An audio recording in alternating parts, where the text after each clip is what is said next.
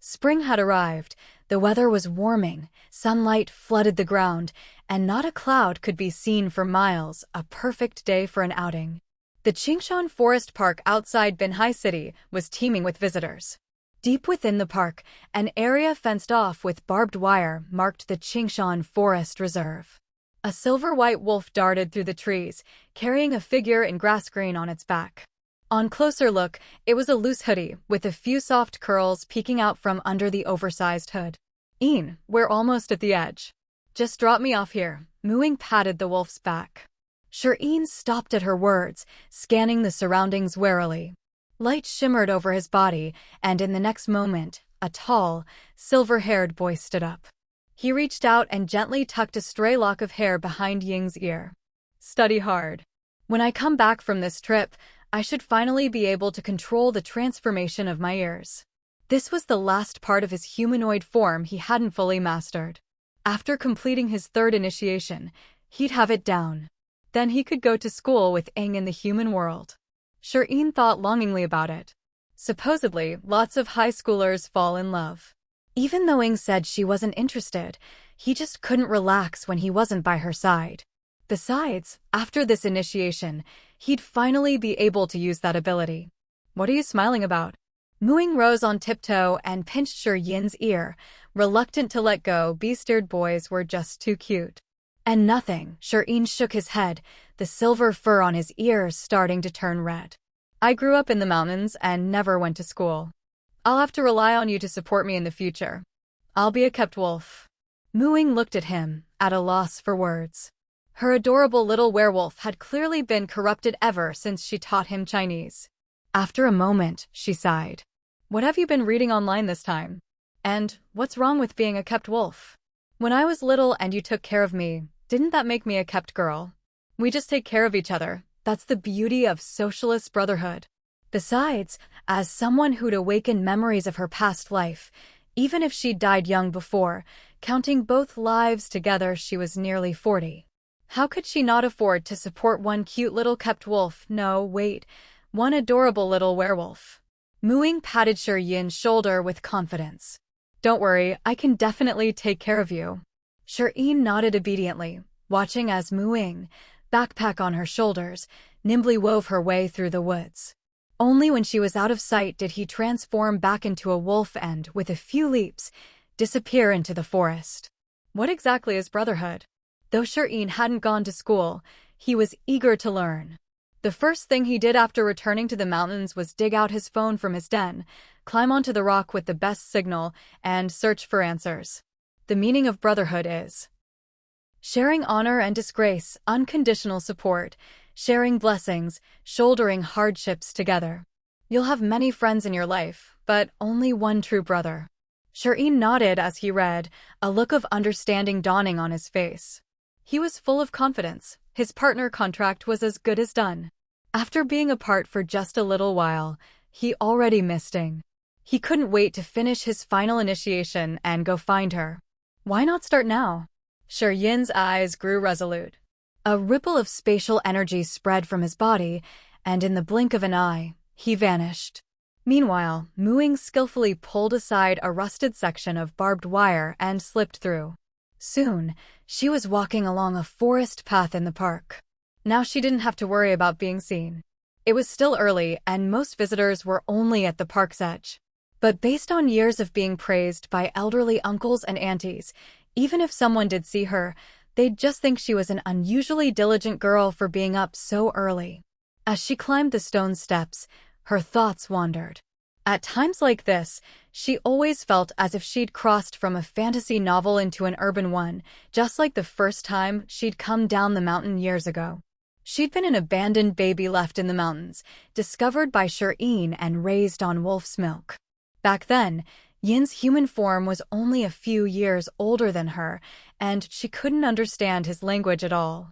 For a long time, she thought she'd been born into some ancient beast world, maybe just in a remote area, with only Ying as a beastman. It wasn't until she finally managed to grow to 5 or 6 and left the valley that she was found by a forest ranger and sent to an orphanage at the foot of the mountain. Ying still remembered how disillusioned she'd felt when she saw the familiar Arabic numerals on the ranger's uniform. So the universal language Ying had taught her wasn't universal at all. Everyone spoke Chinese. Luckily, at that time, Ying's wolf form wasn't very big, and thanks to her feeding, he was a bit chubby, with droopy ears that made him look like a fat puppy. Following her scent, he found the orphanage and disguised himself as a stray dog nearby. After observing for a while, Ying realized this world was very similar to her previous one, yet subtly different. The language and society were the same, but many historical legends and works of literature and film were different. Considering Ying's existence, Ying figured that while this world looked modern on the surface, there were hidden elements of fantasy beneath. Because of the language barrier, she was extremely cautious, never daring to act too out of the ordinary. But since she'd grown up in an orphanage in her past life too, she adapted easily and managed to get by smoothly. When she started high school, Ying's bloodline began to awaken, and he started receiving initiations in the space-time realm. 3 years had passed. He'd already undergone 2 initiations and was gradually mastering his humanoid form. This time would be his last initiation, and supposedly, he'd gain even more amazing abilities afterward. Ying was more than a little envious. All these years, aside from Ying, the world seemed perfectly ordinary, and her only cheat was her past life memories. Over the years, she'd published some web novels online, borrowing a few popular tropes from her previous life. Though none became huge hits, she earned enough to get by. She planned to use more of her past life ideas once she got into college. Since this world favored realistic literature, she figured writing xianxia, cultivation, novels would make her more money. Then she could buy a farmhouse near Qingshan Forest, no problem. Why not move somewhere bigger? Because she loved this forest too much. Well, truthfully, after living in the woods so long, cities just felt stifling and uncomfortable. Plus, after some self-reflection, she realized she did have a tiny bit of a special ability. She was exceptionally good at growing plants. So living near the forest would probably suit her best. She was, after all, a cultivation enthusiast. Her goal in this life was to survive to adulthood, own a house with a yard in the countryside, grow flowers and plants, make money writing, spend her free time cultivating, and have a wolf-eared boy for company. What could be better? That was her dream for this life. But just now, all of that had been shattered. Apocalypse game loading. Load successful. Loading Deep Blue Star module. Load successful. Distributing player qualifications and survival supplies. Please stand by to receive. In her previous life, she'd read countless fantastical web novels. So when she heard that electronic voice, she didn't just laugh it off or dismiss it as an illusion. Instead, she quickly made her way to a nearby scenic overlook with a clear view. From here, she could see tourists climbing the mountain trail below. But what really caught the eye was the meteor shower blazing across the sky. Within just a few breaths, the meteors were right overhead, 2 of them streaking straight toward her. Ying shifted her backpack to her chest, reached inside to grip the handle of her knife, and cautiously stepped back. Of the 2 meteors closest to her, one seemed to lock onto her like it had a homing system, while the other continued toward the center of the overlook. When they landed, Ying realized they were just glowing orbs, floating about a meter above the ground. The one heading toward her grew larger and larger, soon reaching the height of a person. Inside the orb, a human-shaped silhouette appeared, head tilted at an odd angle, flickering in and out of view. She glanced at the other orb on the overlook. It was still only palm-sized, and seemed to contain a square object. That one looked more like an inanimate object. Ying picked up a stick and poked at the glowing orb. The moment the stick touched the thing inside, the light vanished, and a square wooden plaque fell to the ground with a snap. Ying picked it up and read, "Times Lord's Order." The writing wasn't Chinese, but the universal language Ying had once taught her. She could speak it, but wasn't great at reading. She could only make out the last 2 characters. Other than that, she couldn't decipher much. Just then, a nauseating stench of rot wafted over. Ying frowned and turned around. The smell was coming from the humanoid orb. Based on what the electronic voice had said earlier about distributing player qualifications and survival supplies, if she matched them up, the survival supply must be the Lord's order. But could the player qualification possibly be the stinking zombie? Yes, a zombie. Judging by the stench and the rotting flesh, it was the spitting image of the zombies from the Resident Evil movies of her previous life. The zombie twisted and writhed inside the glowing orb, which seemed to restrain it. But the light was thinning at a visible rate. It wouldn't be long before it broke free. Ying looked out across the distant mountain path. Sure enough, every hiker had a conspicuous humanoid orb beside them, like flecks of gold among a swarm of ants. No time to hesitate. Ying took a deep breath, held it, circled behind the zombie, drew her kitchen knife, and aimed for its neck, swinging hard. The moment the blade struck the zombie's neck, the orb's light faded completely. Luckily, the zombie's neck was surprisingly fragile, or maybe she'd just swung with all her might, because she chopped halfway through in one blow. Its head lolled even further, now hanging by just a pinky's width of flesh. But the electronic voice that followed told her the zombie was dead. Player qualification acquired. Logging into Apocalypse game. Login successful. Player handbook issued. Please check it yourself. This game is developed by the Metaverse World Management Center. Final interpretation rights belong to the developer. A thin booklet appeared before her. Fortunately, she was alone on this stretch of mountain trail. No other meteors had landed nearby, so there was no immediate danger. Ying curiously opened the player handbook. Aside from the cover, the handbook had only 5 thin pages. Each page had 5 protruding tab labels: adventure log, character attributes, spell list, item identification, and world forum. You could swipe through each page. Rather than a real booklet, it was more like a system panel with 5 interfaces, just disguised as a book. She could read all the text. It was in the universal language. But strangely, even words she'd never learned before were now familiar, as if she'd suddenly become fluent at level 8. Only the first page, adventure log, could be opened.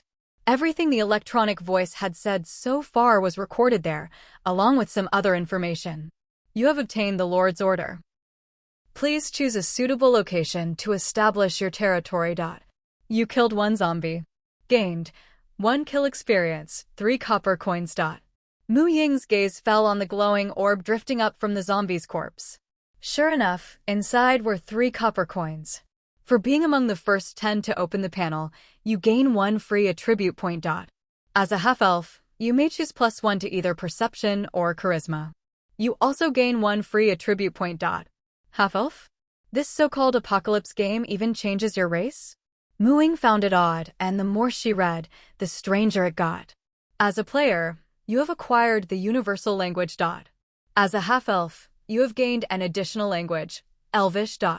So she hadn't misread it. It really was the universal language. Ying was full of questions. Why was the game's language the universal language? Could Ying be connected to this game? She already knew some universal language, but the entirely new Elvish gave her an even deeper impression. When she tried to recall, she realized knowledge of this language had just appeared in her mind out of nowhere.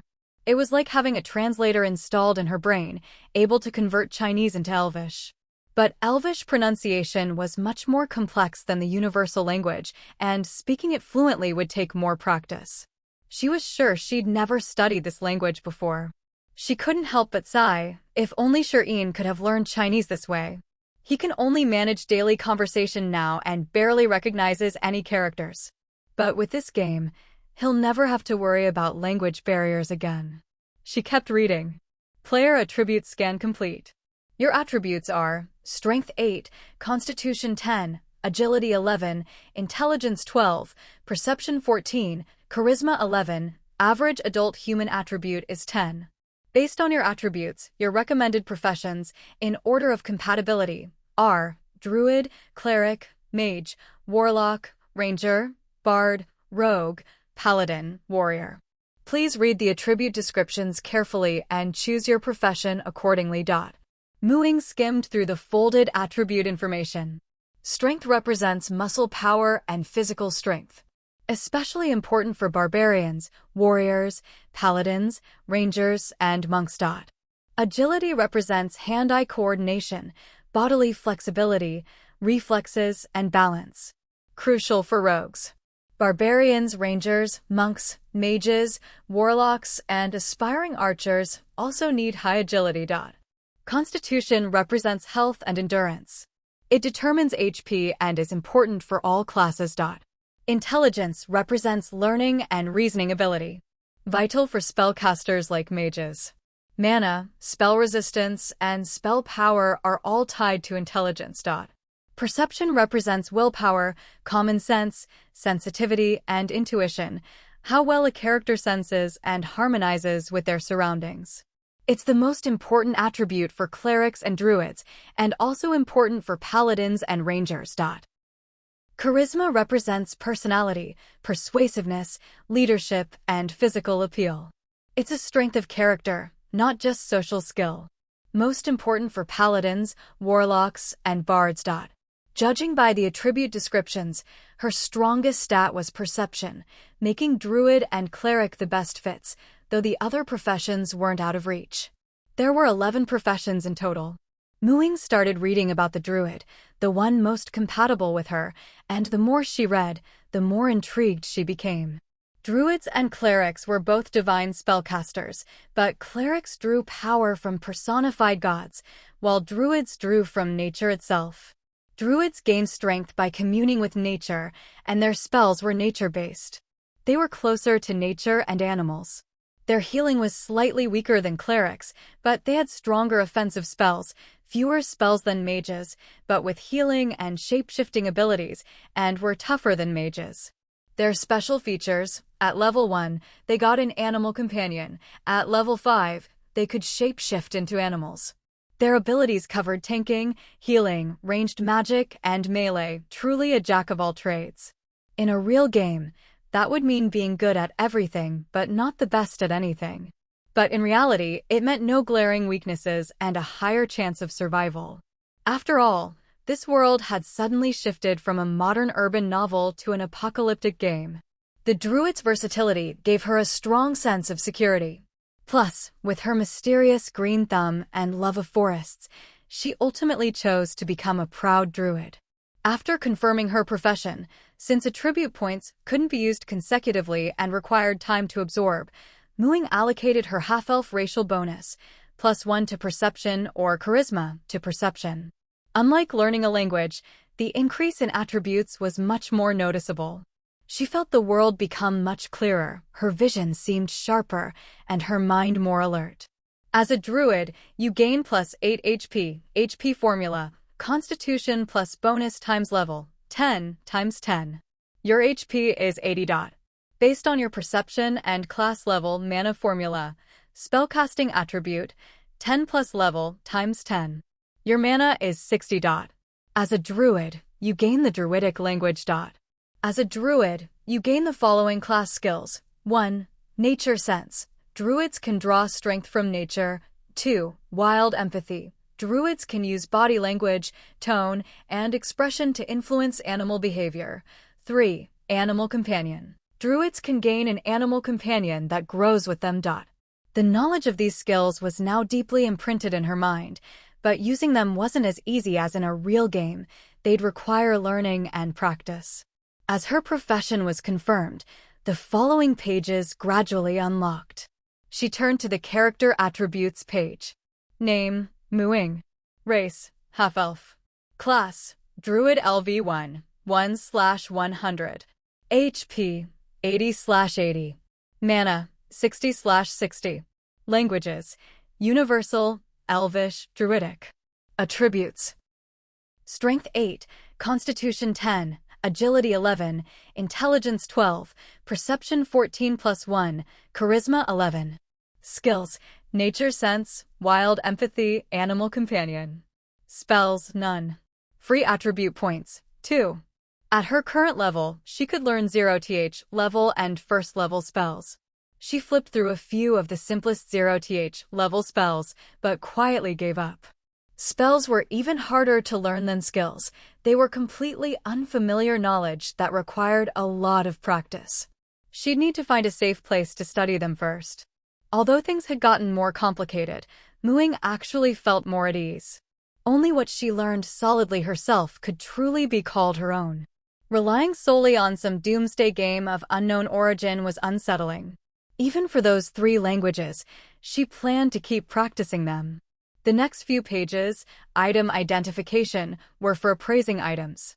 She flipped to the forum interface.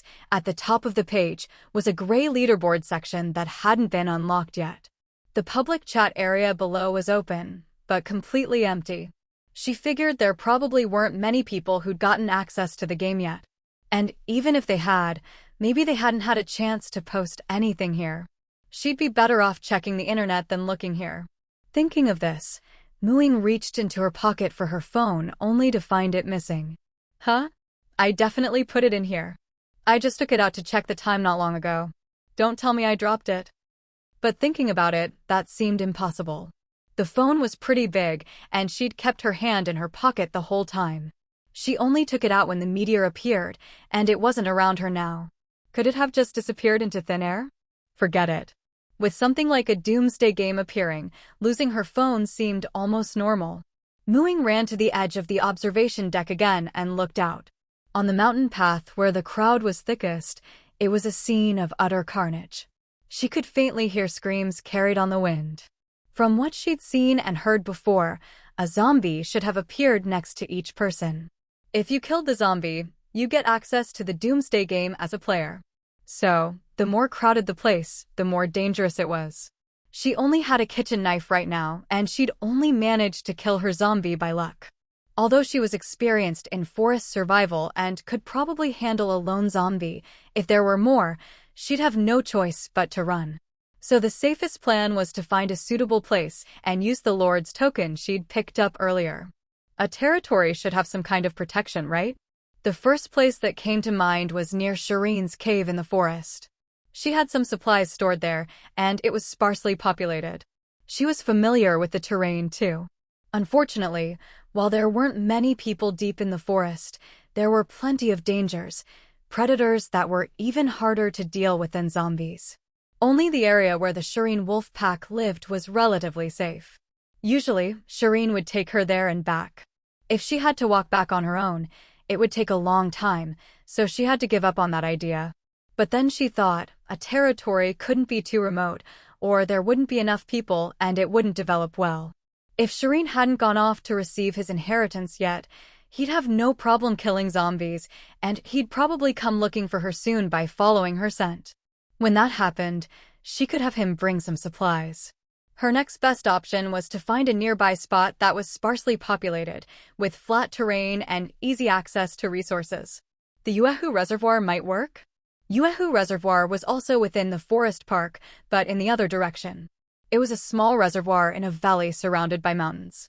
The reservoir itself was small, but the valley was fairly large and densely wooded, but still relatively flat. There was a mountain path leading there, but you had to cross a mountain to reach it from outside. There probably wouldn't be many people there at this hour. The only downside was that it was far from the outside, so resources might be hard to come by. But she still had a bottle of water and a few pieces of bread in her bag, enough to last her through today. Thinking this was a good spot, Muing set off. She knew the park's trails well. She climbed up a stretch, crossed the mountainside to the other side, and then headed down. Holding her kitchen knife, she darted through the woods. Once she reached the far side of the mountain, she found a spot with a good view and looked down. There was hardly anyone around the crescent-shaped Yuehu Lake. It was very quiet.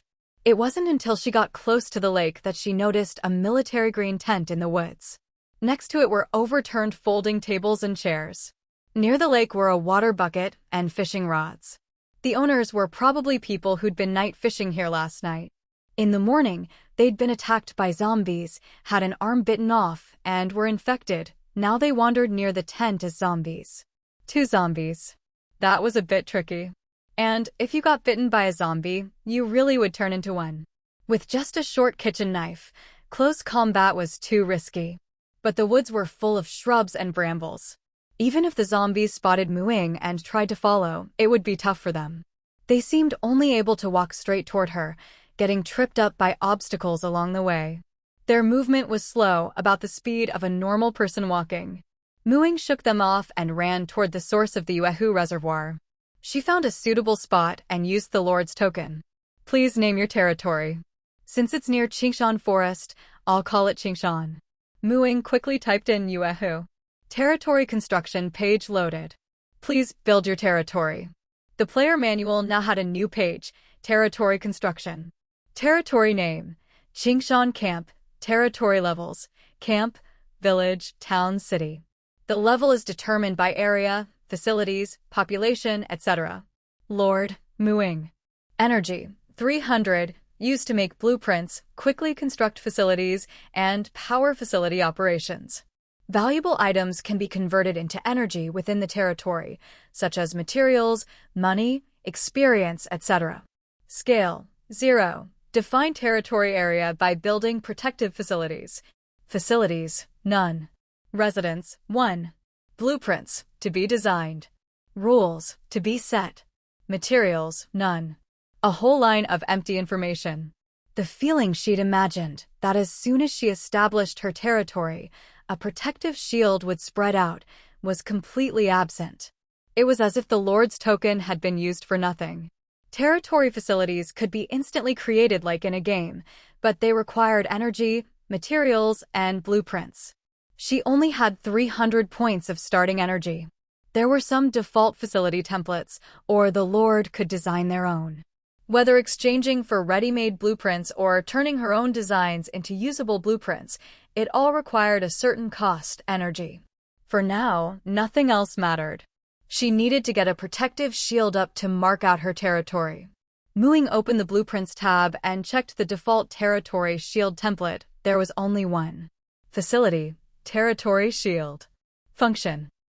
Protects the territory, filters people, appearance can be customized. Default is invisible. In basic mode, covers 500 square meters, defends against level 1 and lower attacks. More features can be added with additional energy. Required materials, initial construction needs 100 energy. In basic mode, consumes 10 energy per day. Expanding the area or enabling more features requires more energy. Blueprint conversion cost, 100 energy. Ying converted the blueprint and built it right away, leaving the appearance unchanged for now invisible. A ring of transparent energy spread out, forming an invisible shield. It quickly vanished from sight, but Ying could sense the boundary.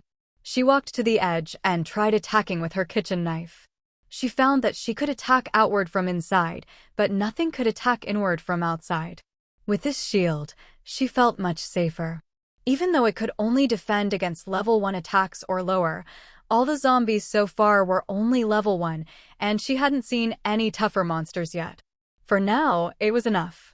With the territory shield in place, Ying now felt confident she could take out those 2 zombies. But building the shield wasn't the end of her troubles. Maintaining it required 10 energy points per day. Ying had only invested enough to keep it running for 2 days, so her initial 300 energy points were down to just 80. A lot of things could be converted into energy. For example, trees within her territory could be turned into either wood or energy, and even weeds and shrubs could be used. But Ying hadn't touched any of those. The trees had taken so long to grow, and as long as they were on her land, she could use them whenever she wanted. As for the weeds and shrubs, their conversion rate was so low they were barely worth considering. It turned out the copper coins she'd gotten from killing zombies were a much more reliable source. 1 copper coin could be converted into 1 energy point. If every zombie dropped 3 copper coins, that would be a pretty decent income. Ying took off her jacket, tore off the sleeves, and cut them into strips. Then she found a sturdy stick and tied her kitchen knife to it. Armed with her makeshift long-handled knife, she carefully made her way back to the tent. The 2 zombies were still wandering nearby. She crept closer, drew their attention, and then moved toward the edge of her territory shield. Sure enough, as soon as she stepped inside the shield's range, the zombies were blocked outside, clawing at the invisible barrier.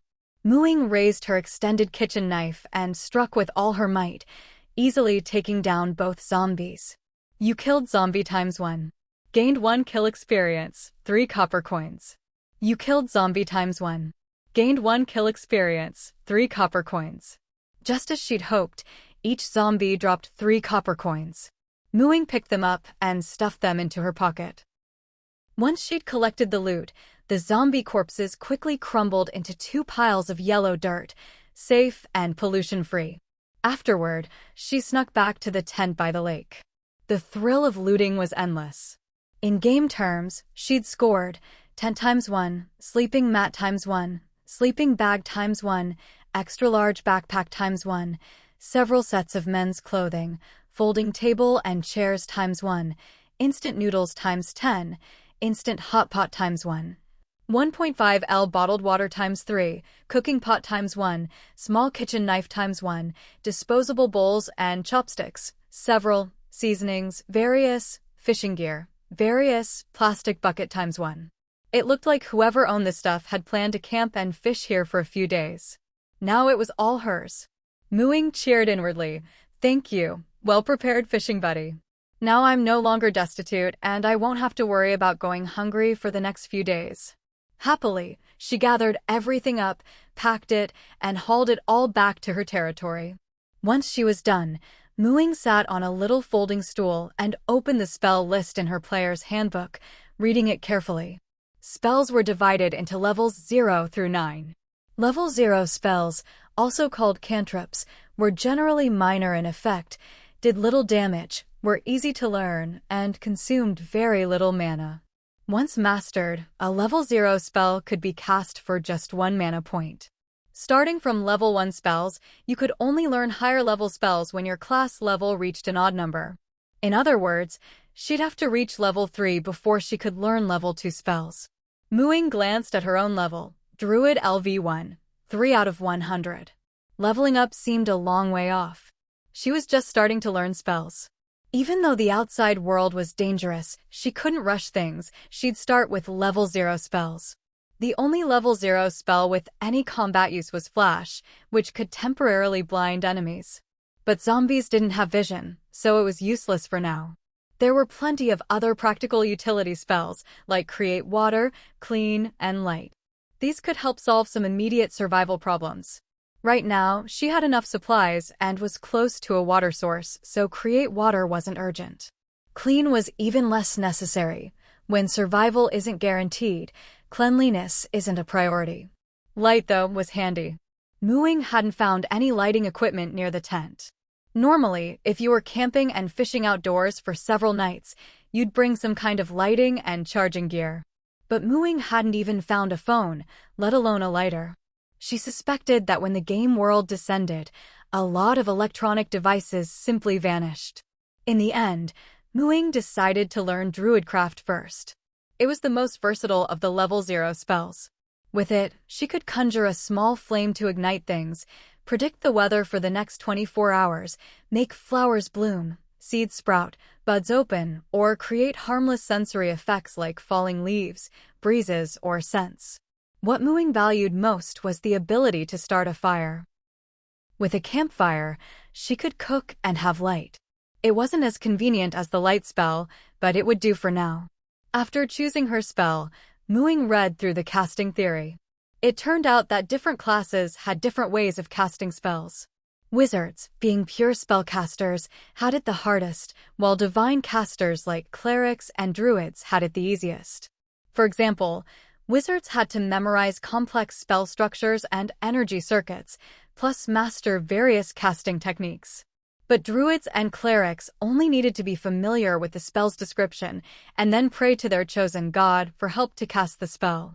The only difficulty lay in how well you could articulate your prayer and whether your god was willing to help. Compared to the deities worshipped by clerics, the god of druids, nature itself, was much fairer. It had no personified will, so asking for help wasn't hard. It was more like communicating with the forces of nature and, through the spell's description, asking them to help you cast it. The higher your affinity with nature, the easier the communication. The higher your perception stat, the clearer and more accurate your articulation.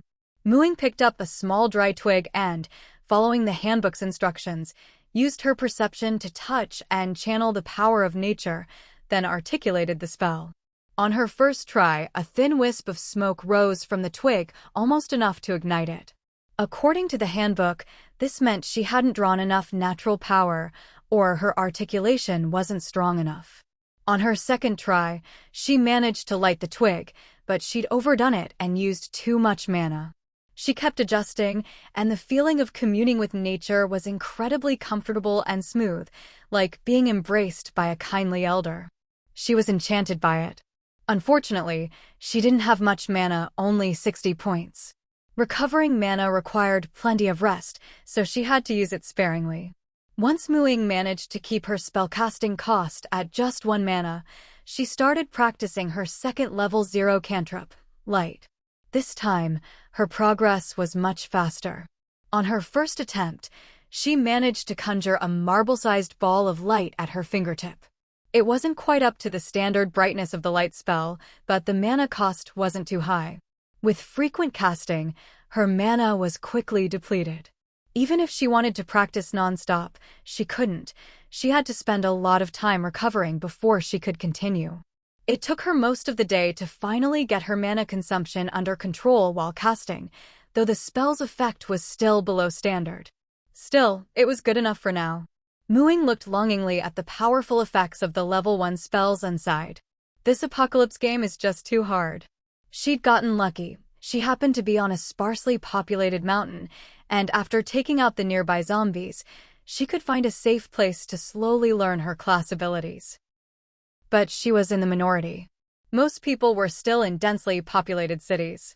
Just imagining that scene, zombies equal in number to humans, and anyone bitten would turn into one too, was terrifying. Even if you got into the game and gained abilities, you'd still need time to learn them.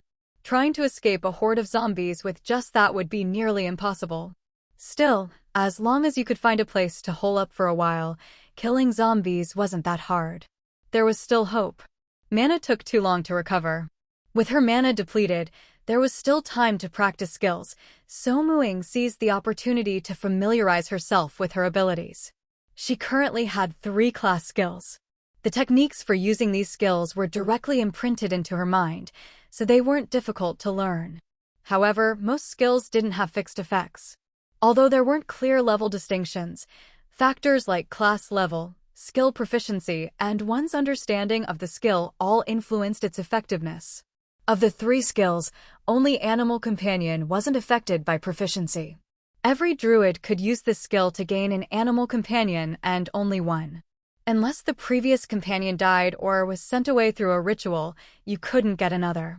With hopes of summoning a powerful animal companion that matched her own aesthetic, ideally something fluffy and easy to care for, Muing used the skill.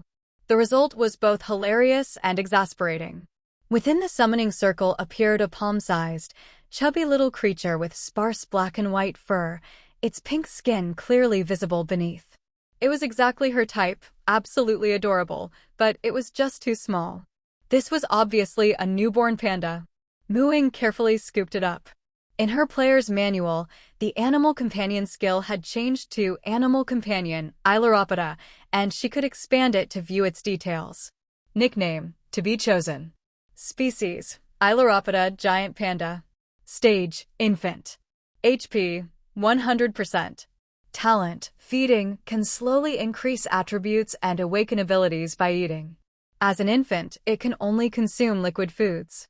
Attributes, Strength 1, Constitution 1, Agility 1, Intelligence 5, Perception 5, Charisma 15. Abilities, Emotional Bond, Loyalty. Perhaps due to its young age, its strength, constitution, and agility were extremely low, but just looking at its feeding talent, it was clear this little one was different from the pandas in zoos, easy to raise, with plenty of potential. Muing was instantly smitten.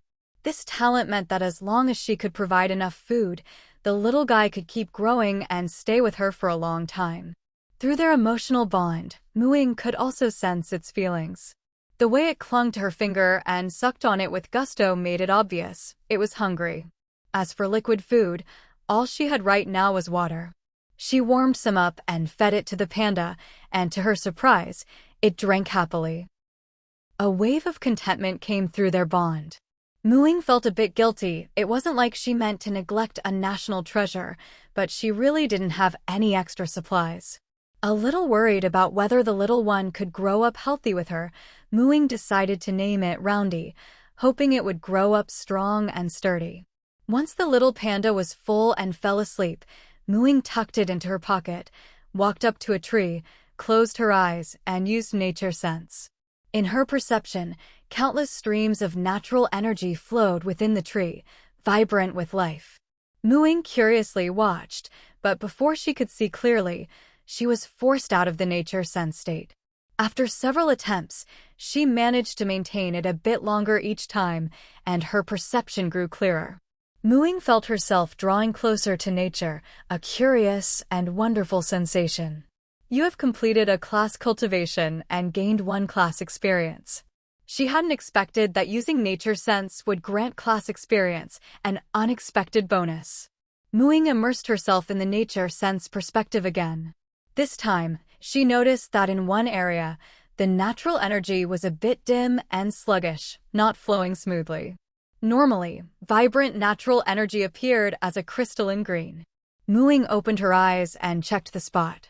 There, she found a daughter seedling parasitizing the tree, absorbing its nutrients. Ying carefully removed the daughter, then used nature sense to harmonize the tree's natural energy. Soon, the stagnant area began to flow smoothly again. You have completed a class cultivation and gained 2 class experience. Ying pondered. A druid's power came from nature. To gain more strength, she naturally couldn't be separated from nature. Drawing close to, understanding, and protecting nature, all of these could count as class cultivation. But what exactly was nature? Ying felt that nature was the environment all living things depended on, with plants being the most important part of that environment. So, places with lush vegetation had the densest natural energy, like this forest. On Deep Blue Star, forest coverage was actually quite low. Human traces covered almost every part of the planet, occupying most of the land. Many mountains and forests had been destroyed, and the natural environment was far from ideal, desperately in need of restoration.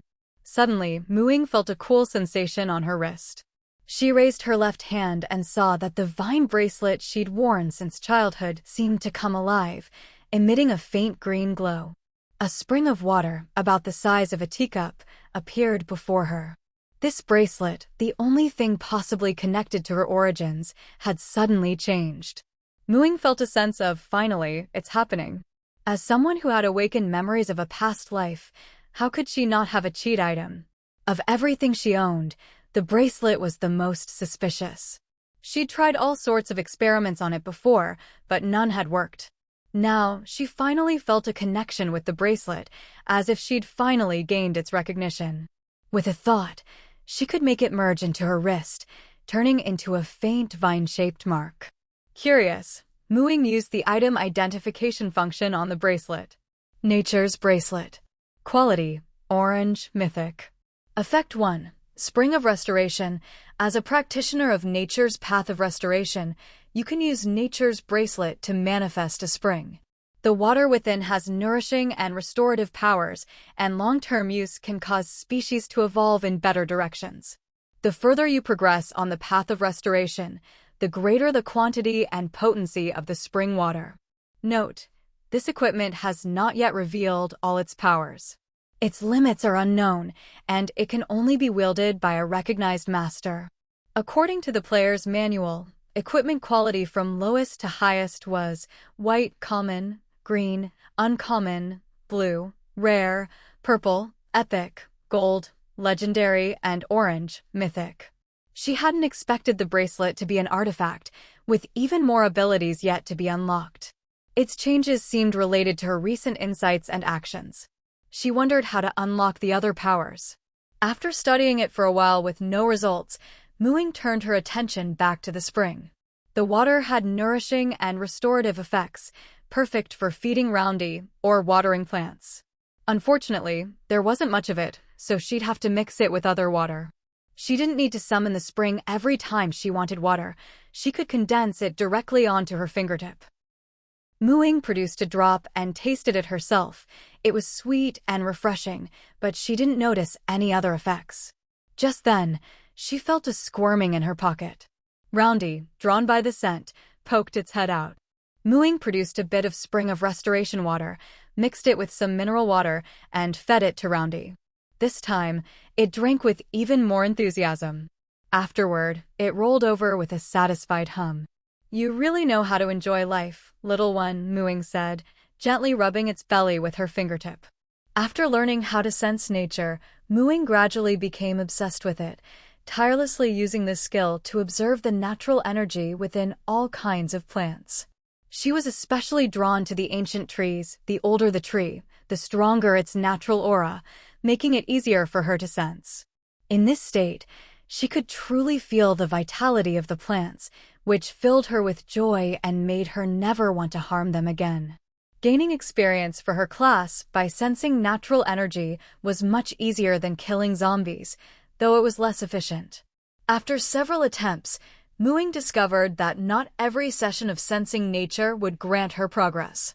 Only when she gained some insight or felt a deeper connection with nature would she earn experience.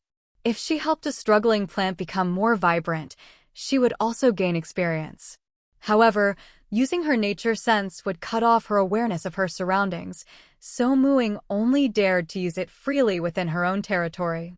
Outside, she had to be extremely cautious and never ventured far. As soon as dusk fell, she would return home. By now, she was already a druid LV1, 21 out of 100, which was equivalent to having killed 21 zombies. Ying was quite satisfied. Cheerfully, she used some collected dry branches to start a fire and cooked a pot of fish soup, even splurging a little by adding some spring of restoration water. She set aside a small bowl of fish soup for Gun and used the rest to soak some instant noodles for herself. The only thing she regretted was losing her phone. She had no way of knowing what was happening outside, and Ying still hadn't come looking for her. He was probably off in another dimension, receiving his inheritance by now. Without novels or online updates to accompany her meal, even the delicious fish noodle soup seemed a bit bland. Ying could only pull out the player's manual to read. By this time, the World Forum was already bustling with activity. The leaderboard at the top of the forum had been unlocked, divided into a level ranking and a battle record ranking, each showing the top 100 players. Ying clicked in for a look. She was nowhere to be found on either the level or battle record rankings. This was no surprise. For trained soldiers, people with some combat skills, or even just strong adult men, killing zombies wasn't much of a problem. If they were in crowded places, they'd probably have no choice but to fight zombies head-on, racking up plenty of combat experience. The top 100 players were all above level 40, with the top 10 all at level 50. There was a lot of overlap between the battle record and level rankings. About 80% of those listed were physical attack classes like warriors. Scrolling down to the public chat area, the first trending post was, "Warriors are OP. Mage classes are so miserable." Posts in the public chat area weren't linked to player IDs, making it feel like an anonymous message board. Ying clicked into the top thread. "Picked mage for nothing, still can't do anything. Where the heck do you even get spells? Is this damn apocalypse game bugged? Told you, warriors are the way to go. Skills are easy to learn, and killing zombies is no problem. No way, mages don't even have spells? At least us priests have a spell list, though it's hard to learn. Guess that's what I get for being an atheist. I'm not great at sucking up to gods." As a veteran game designer, classes that are easy to learn usually have a lower ceiling to keep things balanced. Mage classes are tough early on, but they'll definitely make a comeback later. Browsing the forum chat area felt a lot like scrolling through Weibo, and she picked up a lot of information. For example, when the Apocalypse game went live, some people's phones just vanished while they were playing. Lucky for them. Others were driving and suddenly found themselves thrown onto the road. Those on planes or ships had it even worse. Water, electricity, and transportation systems had all collapsed, and only cold weapons remained. Human civilization had been set back by hundreds of years overnight. One post in particular caught her attention. Found a camp with NPCs. Coordinates: south suburbs of Chu City. I found one too, right in my family's field. It fell from the sky with a meteor. At first, it was tiny, but then it suddenly expanded hundreds of times. There are buildings inside, but I didn't see any people. You need to pay 10 copper coins to get in though, way too expensive. I went in. All the buildings are shops selling all sorts of stuff, and the NPCs are inside. There's even a shop selling spell scrolls. Is our planet really being taken over by a game? Even NPCs are showing up. Are these camps the newbie villages? Can we do quests there? Muing read through a lot of related posts and started to seriously suspect that the Lord's Order she'd picked up was the precursor to these camps. If no one picked up a Lord's Order for a while, it would automatically turn into a camp. Looking around, her own camp had nothing at all. Why did other camps already have shops and NPCs? She checked her territory info and found that there was indeed a type of functional building in the blueprints section: shop. Facility, shop. Function. Can attract merchants to set up shop, and provides protection for shop owners. Scale. Depends on the size of the residential building used in construction. Required materials. Residence X1, merchant recruitment costs extra. Blueprint conversion cost, 100 energy. To build a shop, she'd first need a residence as the main structure. The shop blueprint was more like adding extra functions to a residence, and its size and appearance would depend on the style of the residence. Converting the blueprint would cost 100 energy, but she only had 80 right now. Muing then checked the residence options. There were blueprint templates, but all required large open spaces, and all those trees were her cultivation resources. She couldn't bear to cut them down. To preserve the trees, Muing decided to design her own residence. Creating a blueprint didn't require advanced drawing skills. She could just add conditions to design the building. Residences were for living in, and unlike in real online games, there was no inventory system here.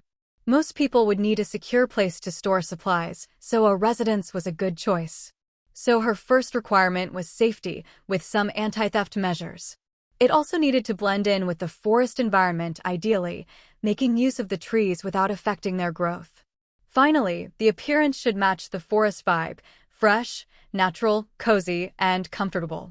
After entering these requirements, the residence blueprint she imagined gradually took shape. Facility: Treehouse residence. Function: for living in, fireproof and moisture-proof, offers some anti-theft and protective features. Scale: depends on the size and number of trees supporting the treehouse. Required materials: large trees, wood, a small amount of energy. Blueprint conversion cost, 50 energy. Blueprints only needed to be converted once and could be reused.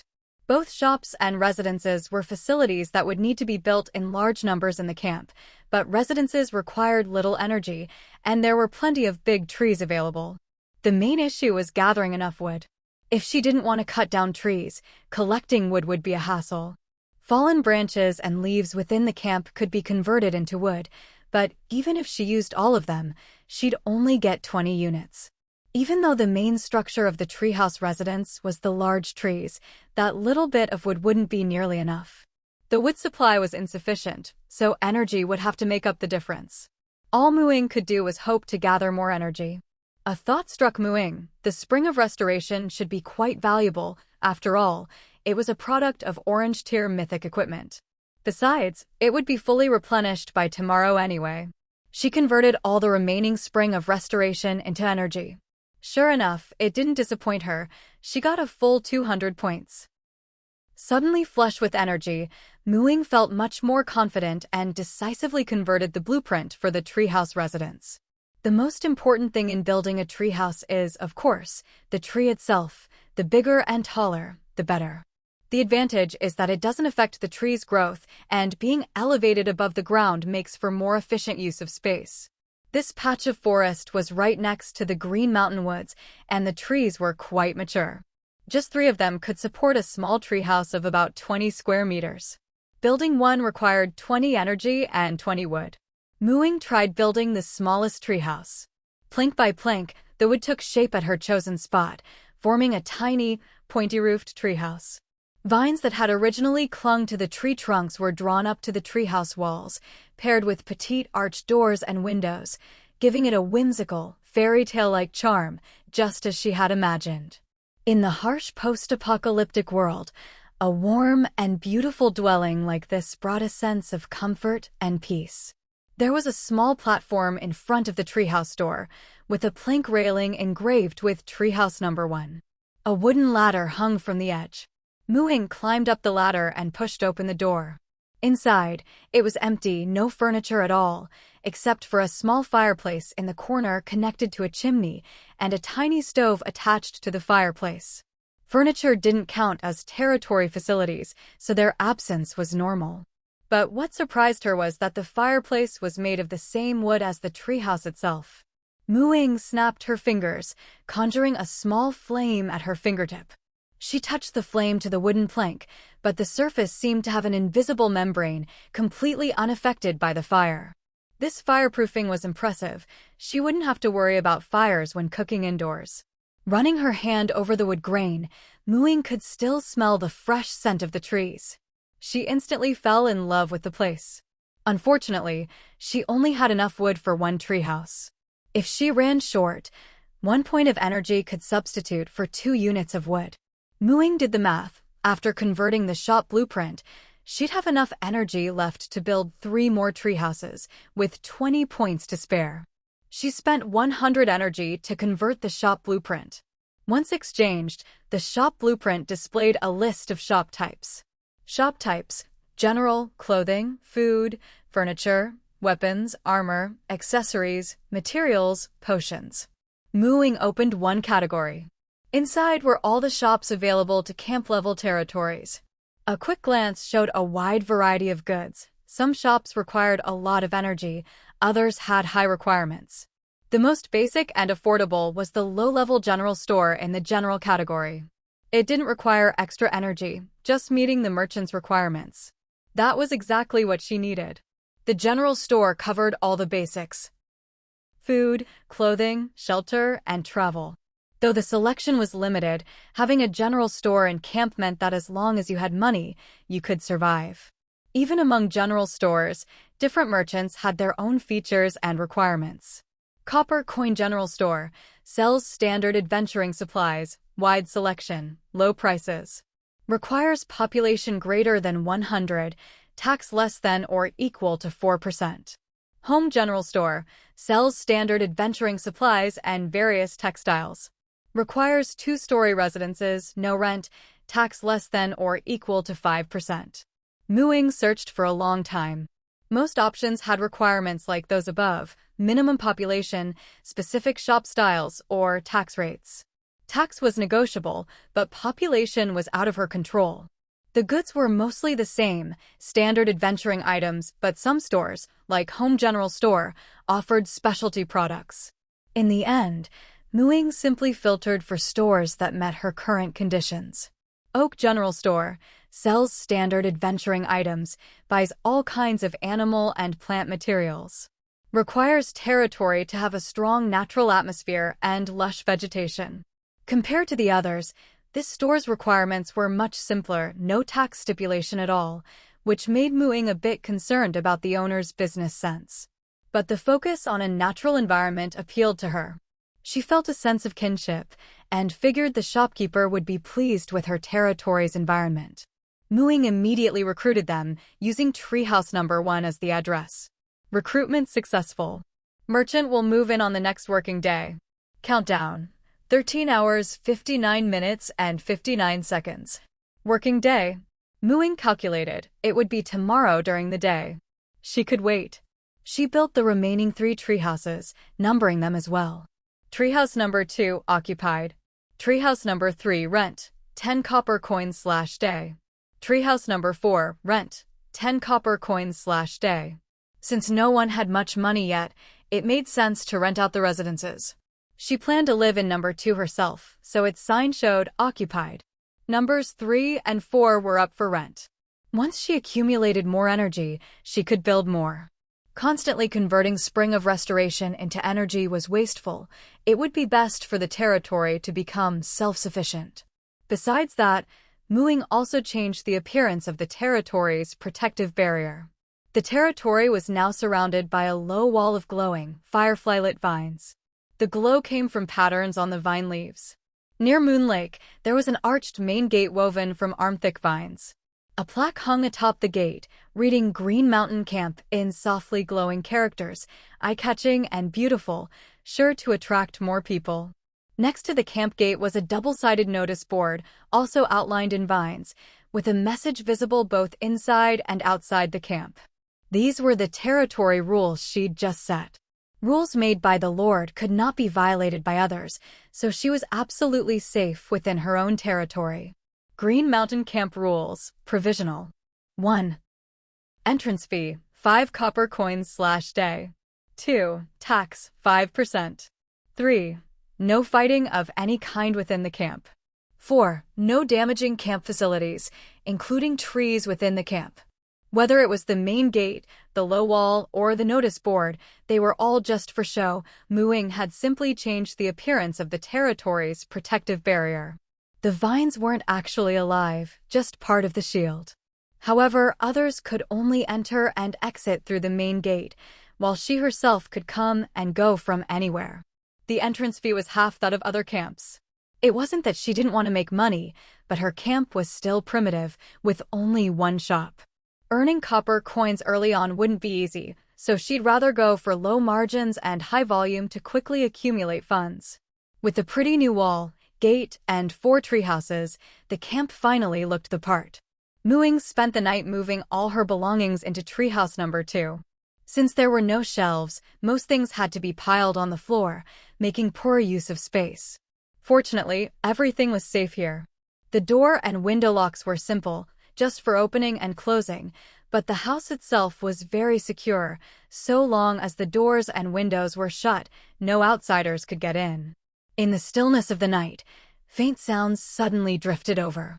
Mooing paused in her cleaning, opened the window, and listened carefully. It sounds like someone's coming? She felt a surge of delight, more money to be made. Grabbing her long-handled kitchen knife, Mooing ran to the edge of the camp and squinted into the moonlight, trying to make out the figures. There were about 5 people, with a dark shadow trailing behind them. Zombies? Over here. Run this way, the main gate's over here. Mooing shouted loudly. Hearing her voice, the group quickened their pace. They were members of the Binhai University Mountaineering Club. Today, they'd come to Qingshan Forest for a club activity, only for the apocalypse to descend, wiping out more than half their group. The survivors barely managed to log into the game, did everything they could to shake off the zombies, and escaped into the forest. In the chaos, they hadn't brought any water, so they headed to the Moon Lake Reservoir to get a drink. But unexpectedly, they disturbed another small group of zombies near the reservoir and had to flee for their lives again. Because the girls in their group didn't have much stamina, they never managed to shake off the zombies completely. Mu Ying's voice was like a lifeline. Without a second thought, they ran toward her. As they got closer, they realized this was the camp mentioned on the forums, and the entrance fee was only 5 copper coins. They'd killed a few stray zombies themselves, so after pooling their loot, they managed to scrape together the entrance fee. The wall's so low, can it really keep zombies out? Luo asked breathlessly, feeling far from safe. Don't worry, zombies can't get in, Mooing reassured her kindly. By the way, you don't mind if I take care of those zombies, do you? No, no problem. How are you going to kill them? Su Shan didn't finish his sentence before seeing Mooing charge toward the gate. The zombies crowded at the entrance, but couldn't get any closer, as if blocked by an invisible barrier. The girl, who looked even younger than them, swung her odd-long knife with practiced ease, hacking at the zombies without hesitation, a look of excitement on her face. He glanced at Luo and Cheng Wei, who had only managed to kill a crippled zombie and log into the game with his and Lu Chang's and Li Wei's protection, and couldn't help but wonder if girls were actually a different species. Cheng, let's get in on this too. Li Wei called to his friends. This was a great chance to farm monsters. They couldn't let someone else take all the credit. Unfortunately, their knives weren't as long as Ying's, so their attacks were awkward and ineffective. Even after a lot of effort, they didn't manage to land the killing blow on any zombies. Since you guys brought the zombies over and helped out, let's split the loot 50-50, Ying offered amicably. Anyway, it would all end up in her pocket eventually. No need, you did all the work, you keep it. But since we just got here, could you help us out and tell us about the camp? Su Shan was too embarrassed to take any copper coins. The three of them, grown men, couldn't even match a single girl at killing zombies. Yeah, you keep it, Li Wei and Lu Cheng agreed. They'd learned from watching her, if they added long handles to their knives, maybe they'd be just as good. Better to make friends. How about this? The treehouses in the camp are for rent, 10 copper coins per night. The loot totaled 30 copper coins, so you guys get a third, just enough to rent a night. Treehouse number 1 is a general store, which opens tomorrow. I'm renting number 2, so you can pick between number 3 and number 4, Ying said, showing them around the treehouses. The three guys thought of the two girls in their group. Having a place to stay would be much better, so they agreed. Lu Luoluo tugged on Cheng Wei's sleeve and gave her a look. Cheng Wei smiled and called out to Ying, who was about to head back inside. It's dangerous for you to be alone. Why not join us? We can team up to fight zombies tomorrow and look out for each other. What do you think? Yeah, it's really dangerous for you to be on your own, Lu Luoluo chimed in. I'm planning to learn a few spells first, so I'm not in a hurry to go zombie hunting, Ying replied. At the very least, she wanted to be able to handle zombies on her own before heading out. Huh? You're a mage too? Did you get a spell scroll? Cheng Wei asked excitedly. No, I'm a druid. I don't need spell scrolls, Ying replied, giving her a sympathetic look. In the early stages of the Apocalypse game, mages really had it rough. Sigh, druids are so much better than mages, Cheng Wei said, deeply disappointed. She'd imagined casting flashy spells and mowing down enemies, but now she didn't know when that would be possible. There are 3 guys and 3 girls in our group. How about we rent 2 treehouses together? Lu Luoluo said, patting Cheng Wei's arm in comfort. Ying gave them a suspicious look. I have enough money.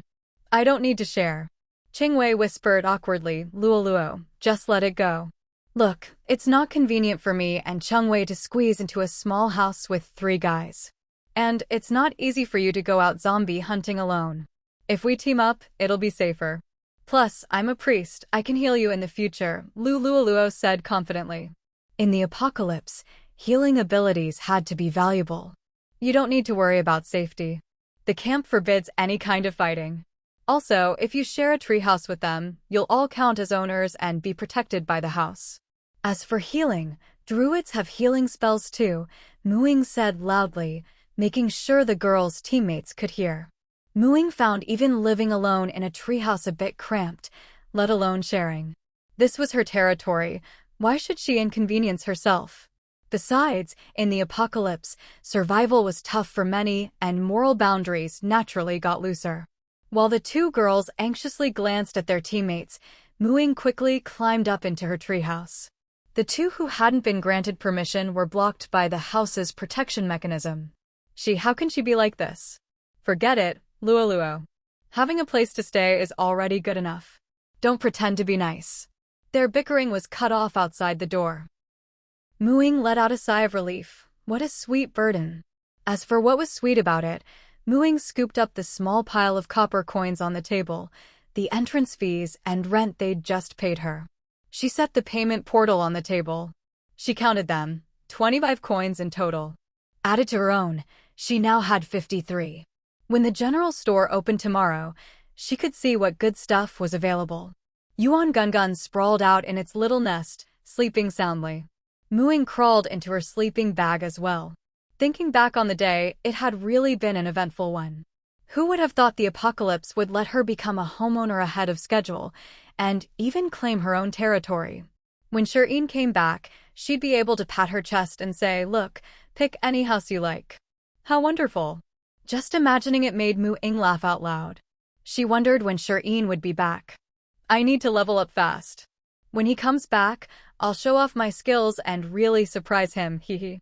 Ever since Shireen started his inheritance, Ying had felt a little anxious. She was just an ordinary person and couldn't help him much. Now, at last, she had a way to improve herself. The unfamiliar sleeping bag was a bit uncomfortable, but given the circumstances, having a place to sleep was already a blessing. Ying felt content. She rolled over, adjusted her position, and soon drifted off to sleep. The morning mist in the forest was thin and pale, and the birds were the first to wake, chirping incessantly. Ying's habit of sleeping had vanished under the pressures of the apocalypse. Woken by the birds, she didn't feel drowsy at all. Instead, she was filled with energy. After a night's rest, Gun's fur seemed noticeably thicker, now almost completely covering its skin. Once they'd eaten, Ying tucked Gun into her arms, grabbed a bucket, and headed out. She glanced at Treehouse number 3 next door, no sign of movement yet, so they probably weren't up. It was still early, the sky just beginning to lighten. Breathing in the damp forest air was refreshing, filling her with a sense of peace, as if yesterday's zombies had only been a bad dream. Ying went to the lake, filled her bucket with water, and added a few drops from the spring of restoration. Back at camp, she began her daily practice. She placed her hand on a tree, closed her eyes, and felt the natural energy within. Finally, she scooped up some water and poured it around the roots. The trees by the lake certainly didn't lack water, but the benefit was in the drops of the spring of restoration she'd added. The amount was small, so the effect wasn't obvious, just enough not to attract attention. Luo, look. What's she doing? Chengwei had just gotten up and saw Ying standing motionless in front of a tree, a few sparrows perched on her shoulders. Luo glanced over and looked away. Who knows? If you want to know, go ask her yourself. Fine, I will. Chengwei huffed, slamming the door as she left. Luo had been snarky ever since they got back yesterday. Why take it out on her just because Ying wouldn't let her move in? As Chengwei approached, the sparrows on Ying's shoulders all turned to stare at her, their beady black eyes fixed intently. What's with these sparrows? Aren't they afraid of people? The closer she got, the largest sparrow gently pecked Ying's shoulder. Ying snapped out of her communion with nature. These sparrows had been drawn by the water in her bucket and were unusually bold, not afraid of people at all. A thought struck her, and she used her wild affinity to persuade them to keep watch while she meditated, offering them water laced with spring water as payment. After taking turns drinking from Ying's palm, the sparrows flew off under the lead of their mother. Are these sparrows spirits or something? Chengwei was stunned. Huh? No, it's just that I'm a druid, so I'm closer to nature. That's why they act like this. In truth, it had taken Ying quite a bit of effort to reach an understanding with them.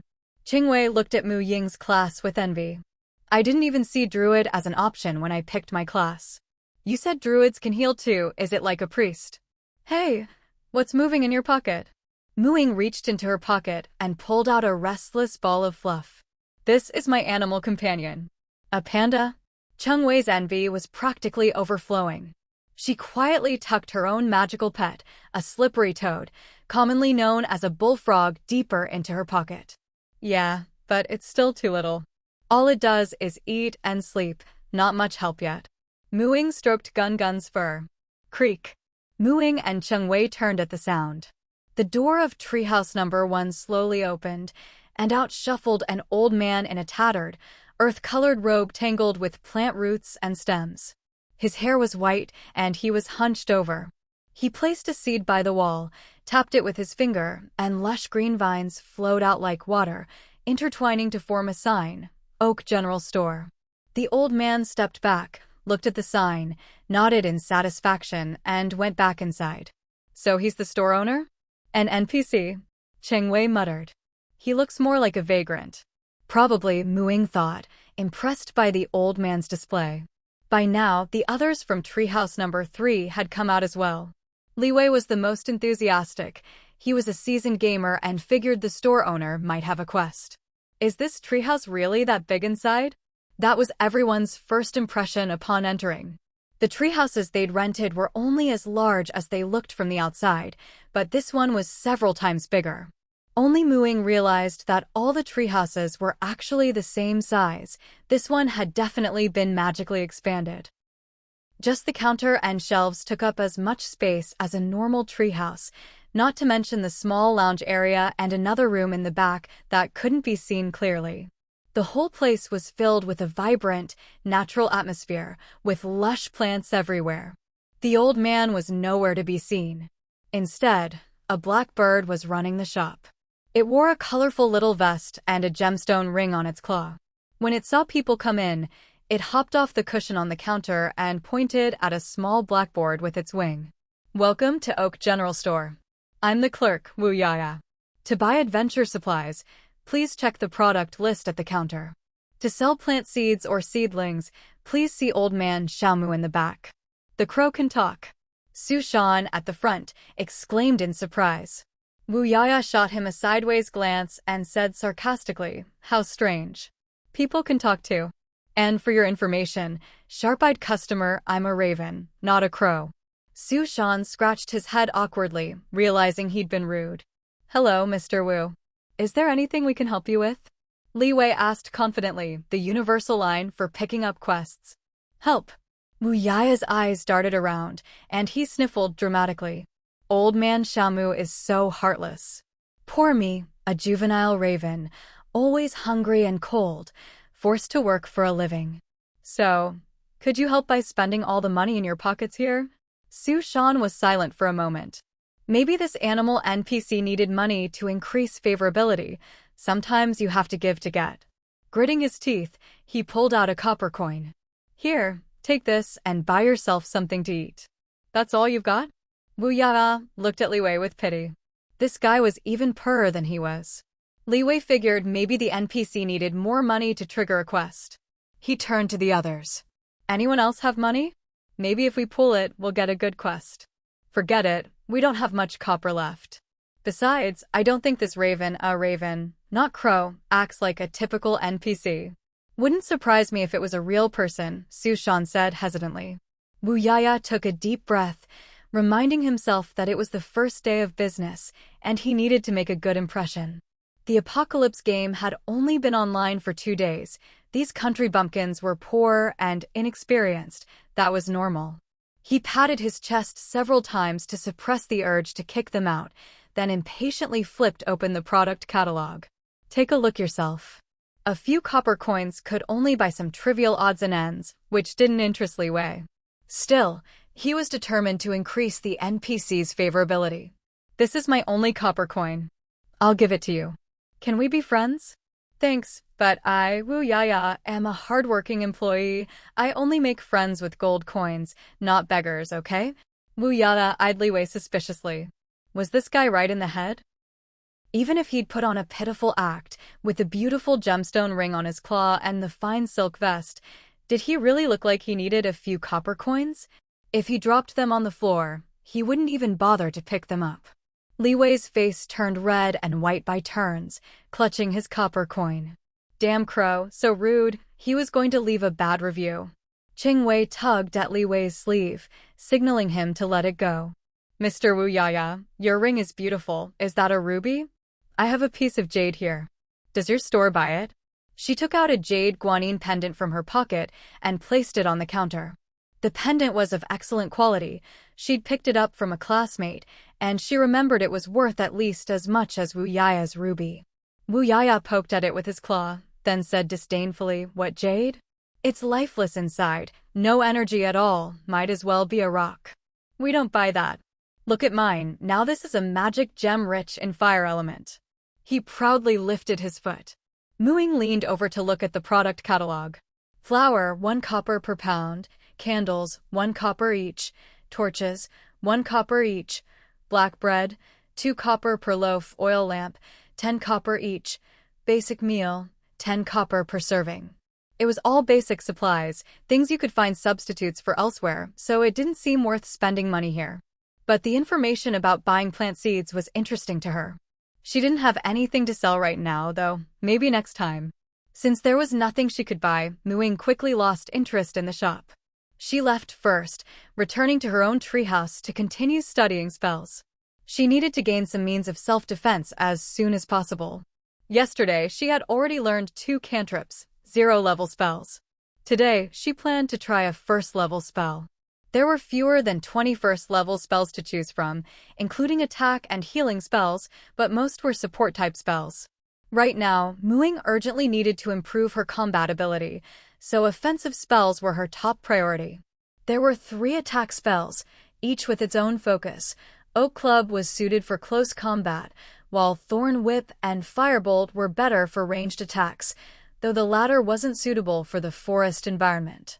After careful consideration, Ying decided to learn Oak Club first. Although all 3 were first-level spells and about equally difficult to learn, mastering them was another matter.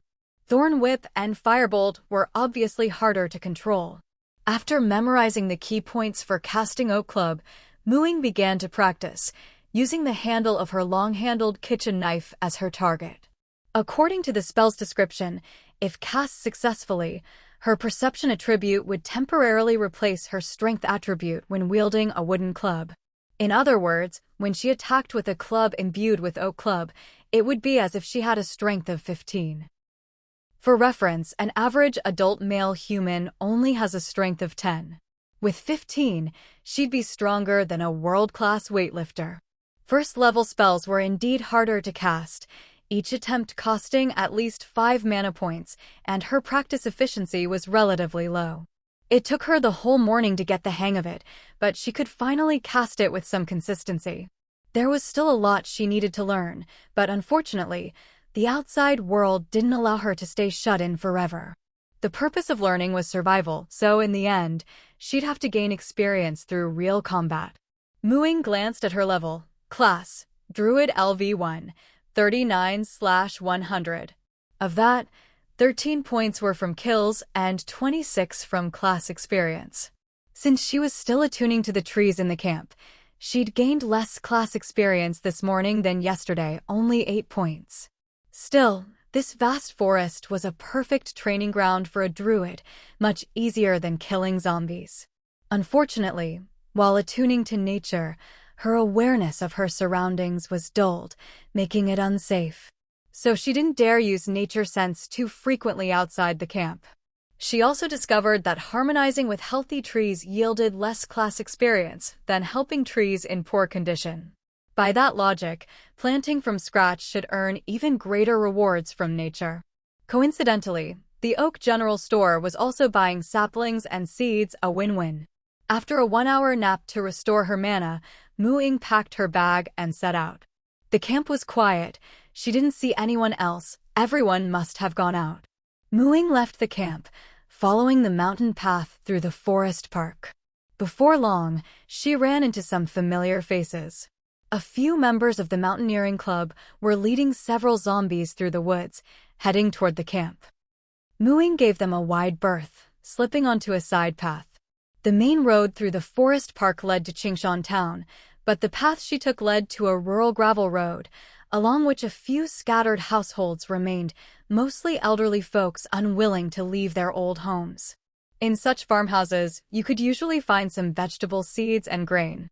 More importantly, the elderly and children were more vulnerable to zombies and had a harder time logging into the game, so there should be zombies around here, but they'd be scattered and less dangerous. The mountain path exited beside a house, and as soon as Ying emerged, she ran straight into 2 zombies. One was wandering outside the outhouse, while the other stood dazed inside. About 10 meters away was a haystack, with an old yellow ox tied to a tree beside it. The zombies seemed uninterested in the ox, ignoring its lowing. Instead, the ox was startled by Ying's sudden appearance. The zombie outside the outhouse started shambling toward her, while the one inside was blocked by the half-broken wooden door, which rattled as it tried to get out. Perfect opportunity. Ying backed away, preparing her spell. The moment Oak Club was ready, she charged forward, swinging her long-handled kitchen knife. With a single stroke, a head flew off, like slicing a watermelon, clean and effortless. Ignoring the splattering rotten flesh and blood, it was actually quite satisfying. This told Muing a lot. While Oak Club was still active, she quickly ran over to the outhouse. The door was too narrow for effective swinging, so she hacked at the door itself. When the zombie emerged, she chopped at its neck. You killed 2 zombies. Gained 2 kill experience.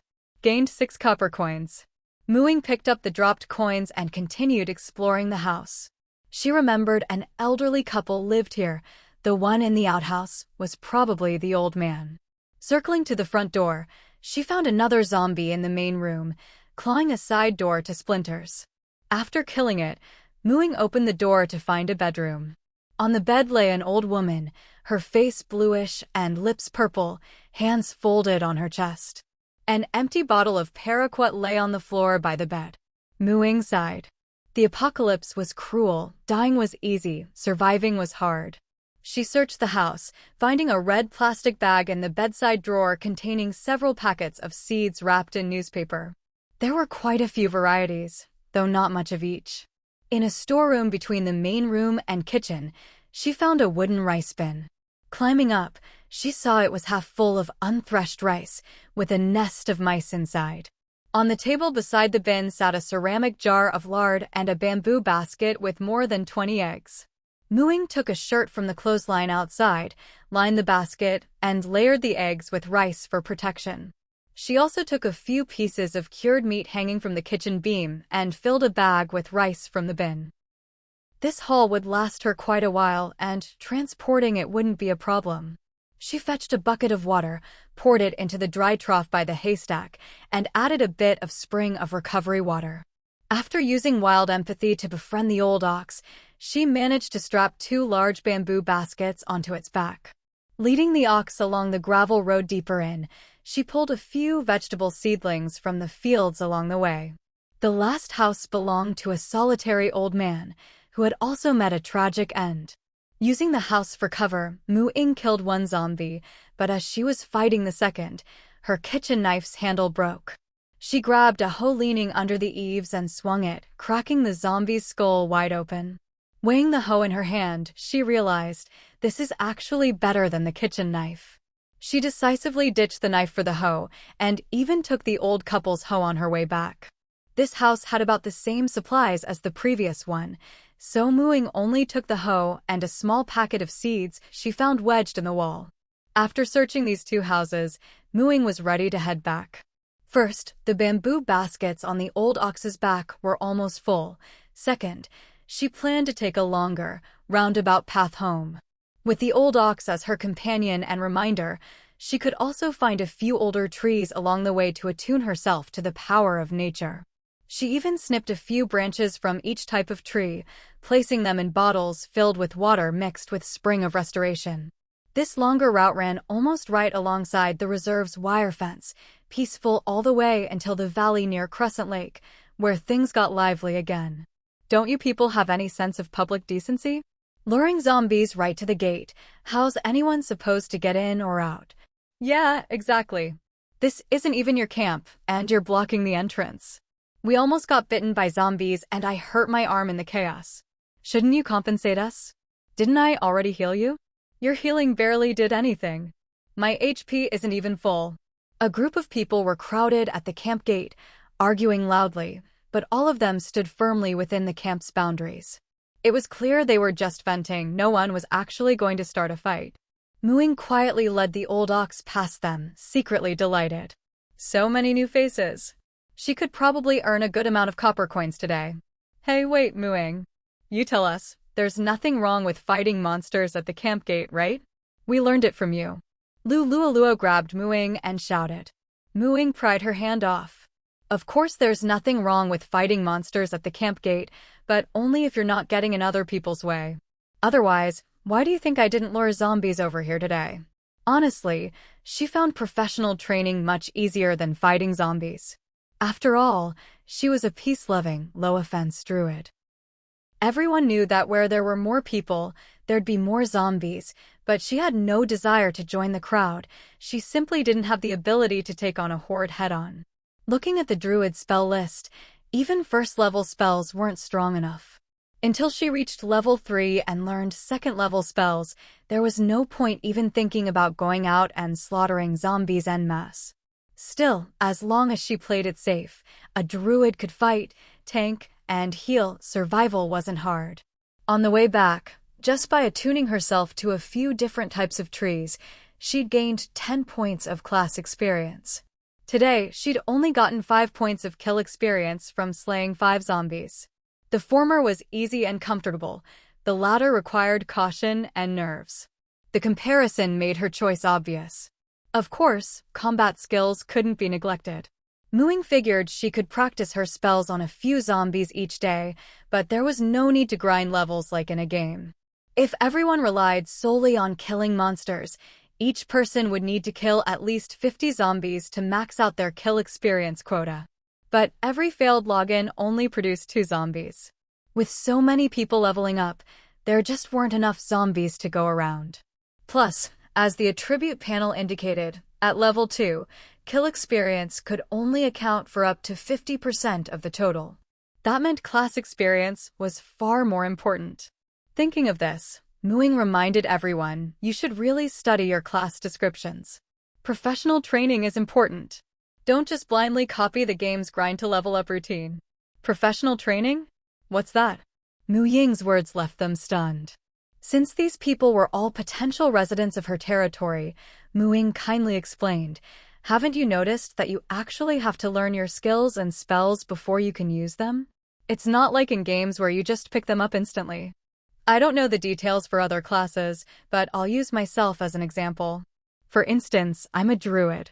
Druids are divine spellcasters whose power comes from nature. So if I want more power, I have to protect nature, in simple terms, build a good relationship with it. That's why I get close to plants and take care of them.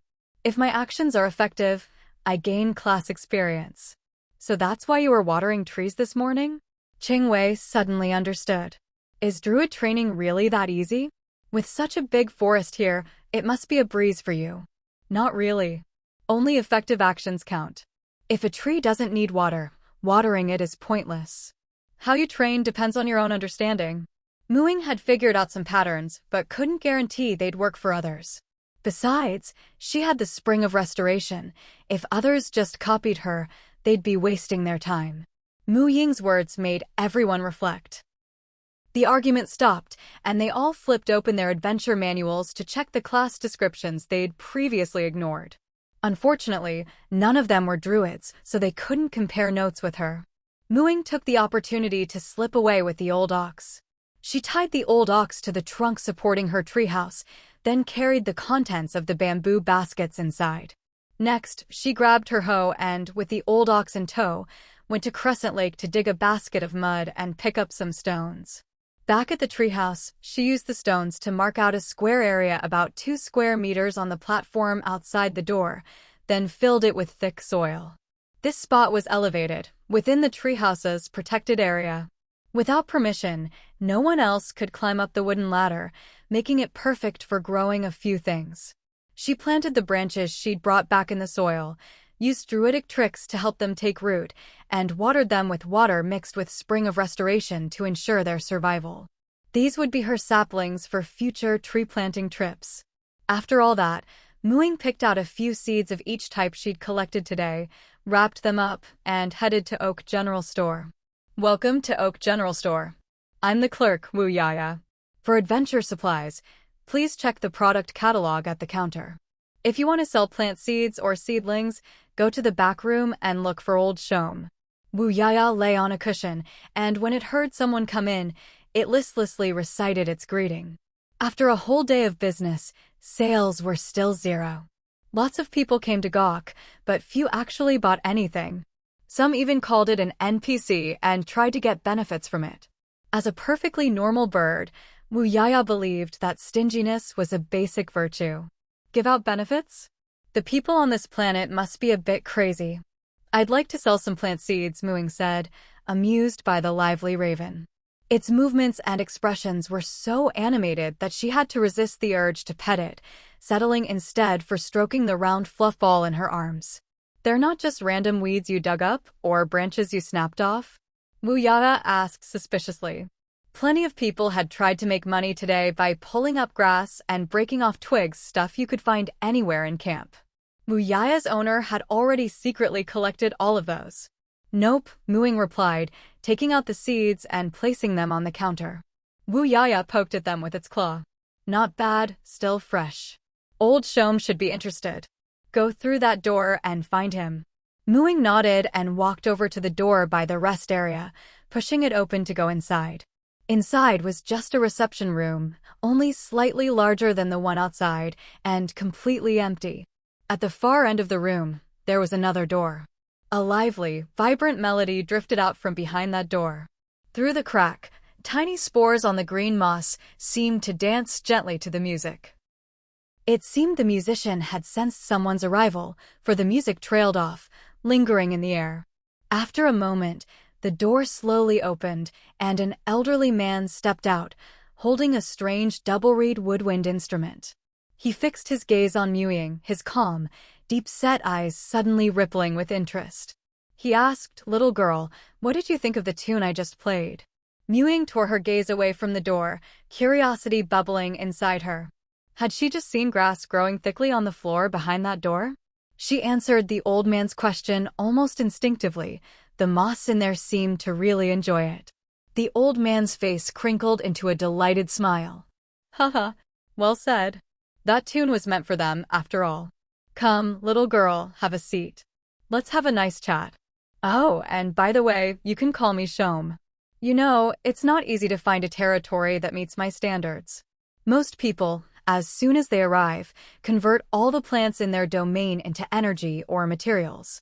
Even druids often don't understand the true meaning of their profession at first. But you went out of your way to set rules to protect these trees. You must have a natural affinity for nature. You really love it, don't you? Huh? You're half-elf too. Even I can't quite see where your bloodline comes from. No wonder, no wonder. Shom stroked his long beard, studying Muing with amazement. Grandpa Shom, isn't the elf bloodline something from the Doomsday game? Muing had long suspected there was something odd about her half-elf heritage. I can't say too much, but everything you have now is real and truly yours, Shom said with a mischievous wink. Muing understood.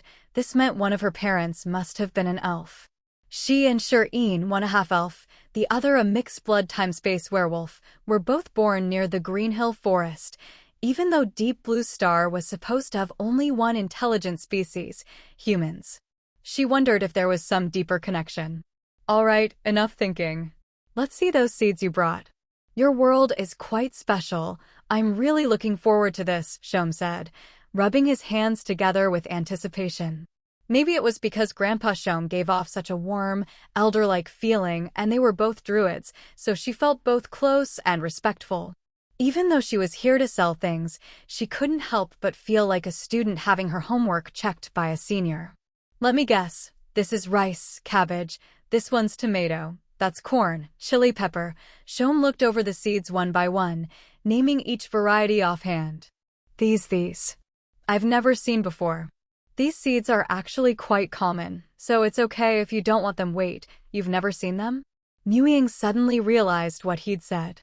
Seeing the girl's eyes widen in surprise, like a startled kitten, Shom burst out laughing. There are words for these plants in the common tongue, of course, so I've heard of them. But the seeds you brought are a little different from what I know. So, to be precise, I've both seen them and not seen them. Can I ask what the differences are? Muing asked, curious. If you want to know, come with me, Shom said, getting up and pushing open the door at the end of the reception room. This time, Muing could clearly see that behind the door was a lush, thriving garden. She couldn't help but follow him in.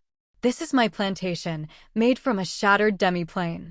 Every tree and flower here was cultivated by my own hands. They're my treasures, Shom said as he walked, pride written all over his face.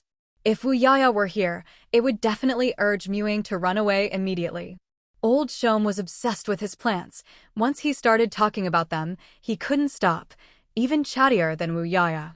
Muing went from amazement to envy, to a look of dawning understanding, then, pretending to understand, she just nodded along. At first, she was genuinely interested and asked questions about things she didn't understand. Grandpa Shom was happy to explain, but the more he talked, the more technical he got, mixing in a ton of druidic and woodfolk words. Ying realized that if she tried to understand everything, they'd never finish discussing even a single plant in a whole day. If she accidentally showed interest in one, Grandpa Shom could go on forever talking about its appearance, uses, cultivation process, original species, mutations, and countless variants. She was both impressed and helpless, so she just kept her mouth shut and became a nodding machine. At last, before nightfall, they reached their destination, a rice paddy. The field was full of rice, some tall, some short, some thick, some thin, in all sorts of colors. But judging by the grain, it was definitely rice. Grandpa Shom, isn't this rice paddy near the entrance? There's just a patch of bamboo in between, I remember it well. I think it's called dwarf soft bamboo. When we passed by earlier, you even broke off 2 bamboo shoots for me. Roundy is still gnawing on one right now. Shom scratched his beard sheepishly. Old folks like me are forgetful, haha. Ying thought to herself, he's got an amazing memory. Actually, how else could he remember so much about plants? You see, these are all rice at their core, but each one is different. The rice seeds you brought yield much more than these, but they seem less stable. Their offspring probably won't maintain such high yields. You're amazing! That's exactly right. We call this hybrid rice. Ying explained the basic principle of hybrid rice, just as she'd learned in her high school biology class. Thankfully, the knowledge was still fresh. Shom was fascinated by the idea of hybridization. He squeezed every bit of biology knowledge out of her, even taking careful notes in his little notebook. But he insisted that this unstable rice couldn't be considered a truly new variety yet, and decided to make it his next research project. All right, that's enough for now. I can't wait to start my research. If you have time, help me collect more of these rice seeds and other seeds or seedlings too. Ying stood at the entrance to Grandpa Shom's plantation, carrying a basket full of dwarf soft bamboo and hugging a thick book bound in bark, grumbling to herself, that old man is a total research maniac. But the rewards were generous. The bamboo in her basket was a snack for Roundy, courtesy of Grandpa Shom, and the bark-bound book was a rare first circle spell. The book was an advance payment. She still owed Grandpa Shom 100 native deep blue star plants and 100 gene of hybrid rice. Ying returned home and immediately began studying the spellbook written in Druidic. Although she had knowledge of the Druidic language thanks to her class, she had never really taken the time to study or use it much. Now, reading an actual book in Druidic, she found it anything but smooth. It was as if there was a Druidic dictionary in her mind, and every time she read, she had to flip through it in her head, then piece together the meaning, sometimes even relying on context to figure out the true intent. Her reading speed was painfully slow. She barely managed to finish the basic introduction to the spell. It was called Identify Plants. Its name was similar to the Druid first-level spell, Detect Plants, and its effect was somewhat alike, but Identify Plants was essentially an upgraded version. Detect Plants could only tell you the type of plant. If you used it on a stalk of rice, you'd simply learn that it was rice. But with Identify Plants, you'd also learn some of its properties. Grandpa Shom had used this spell to discover that hybrid rice couldn't stably pass on its traits. It was a very useful spell, but learning it was a real challenge. The price was having to thoroughly digest the entire book, which was packed with botanical knowledge. Ying had a love-hate relationship with this spell. What she lacked most now was actually time. There were still plenty of spells in the player's handbook she hadn't learned, let alone this rare and even harder to learn spell. So, she had to push it down her priority list. Improving her survival skills was the most important thing right now. At the top of her study list was Entangle, followed by Healing Word. After that came Thorn Whip and Produce Flame. Ying put down the book, picked up a piece of pocket-sized soft bamboo, and started cooking a big pot of bamboo shoot porridge. Naturally, she didn't forget to add some Spring of Restoration water. While the porridge was simmering, she held up her player's handbook and studied Entangle. By now, it was completely dark outside. The hoe handle, enchanted with the light spell, glowed softly from where it stood against the wall, illuminating her small house. Entangle was the spell Mu Ying had chosen to pair with Shillelagh. It could target a point within range and cause weeds and vines to erupt in a 20-foot square, restraining enemies. In areas with dense vegetation, its effect was even stronger. It was a great control spell for use in the forest. Trap enemies with it, then attack with a weapon enhanced by Shillelagh. It would make things much easier. With this spell, Mu Ying would have a fighting chance even against multiple foes. Mu Ying, Mu Ying. A voice from outside snapped Mu Ying out of her spell studies. She walked to the window and looked out. At some point, a large bonfire had been built in the clearing outside Oak Tree General Store. Everyone from the camp was gathered around it. The one calling her was Ching Wei from the Mountaineering Club. Mu Ying, we brought back a pig to roast.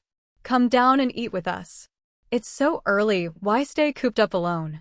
Mu Ying saw that the pig was quite big, probably a domesticated meat pig. Half of it was roasting over the fire. Even Wu Yaya had come out, standing on the railing at the store entrance, a leaf in front of him with a piece of sizzling roast meat on top. Grandpa Shom was nowhere to be seen. He was probably busy studying hybrid rice. The atmosphere was great, as if they hadn't been arguing earlier. Mu Ying was happy to join in the lively, harmonious scene. Her porridge was just about ready, too.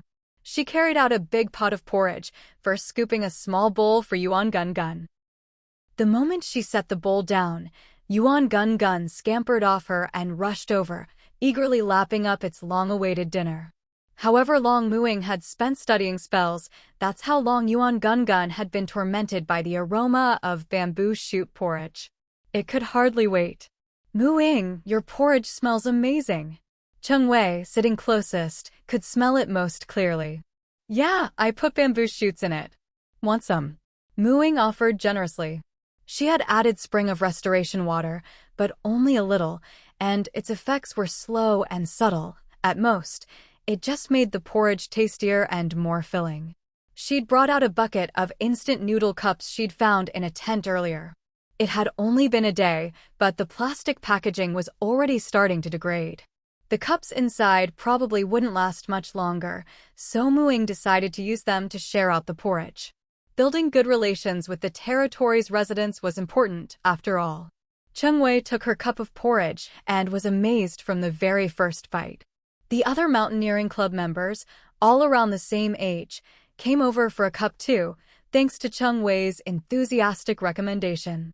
The rest were older, mostly middle-aged folks who came to the forest park for weekend hikes. There were 20 people in total, 15 of them men.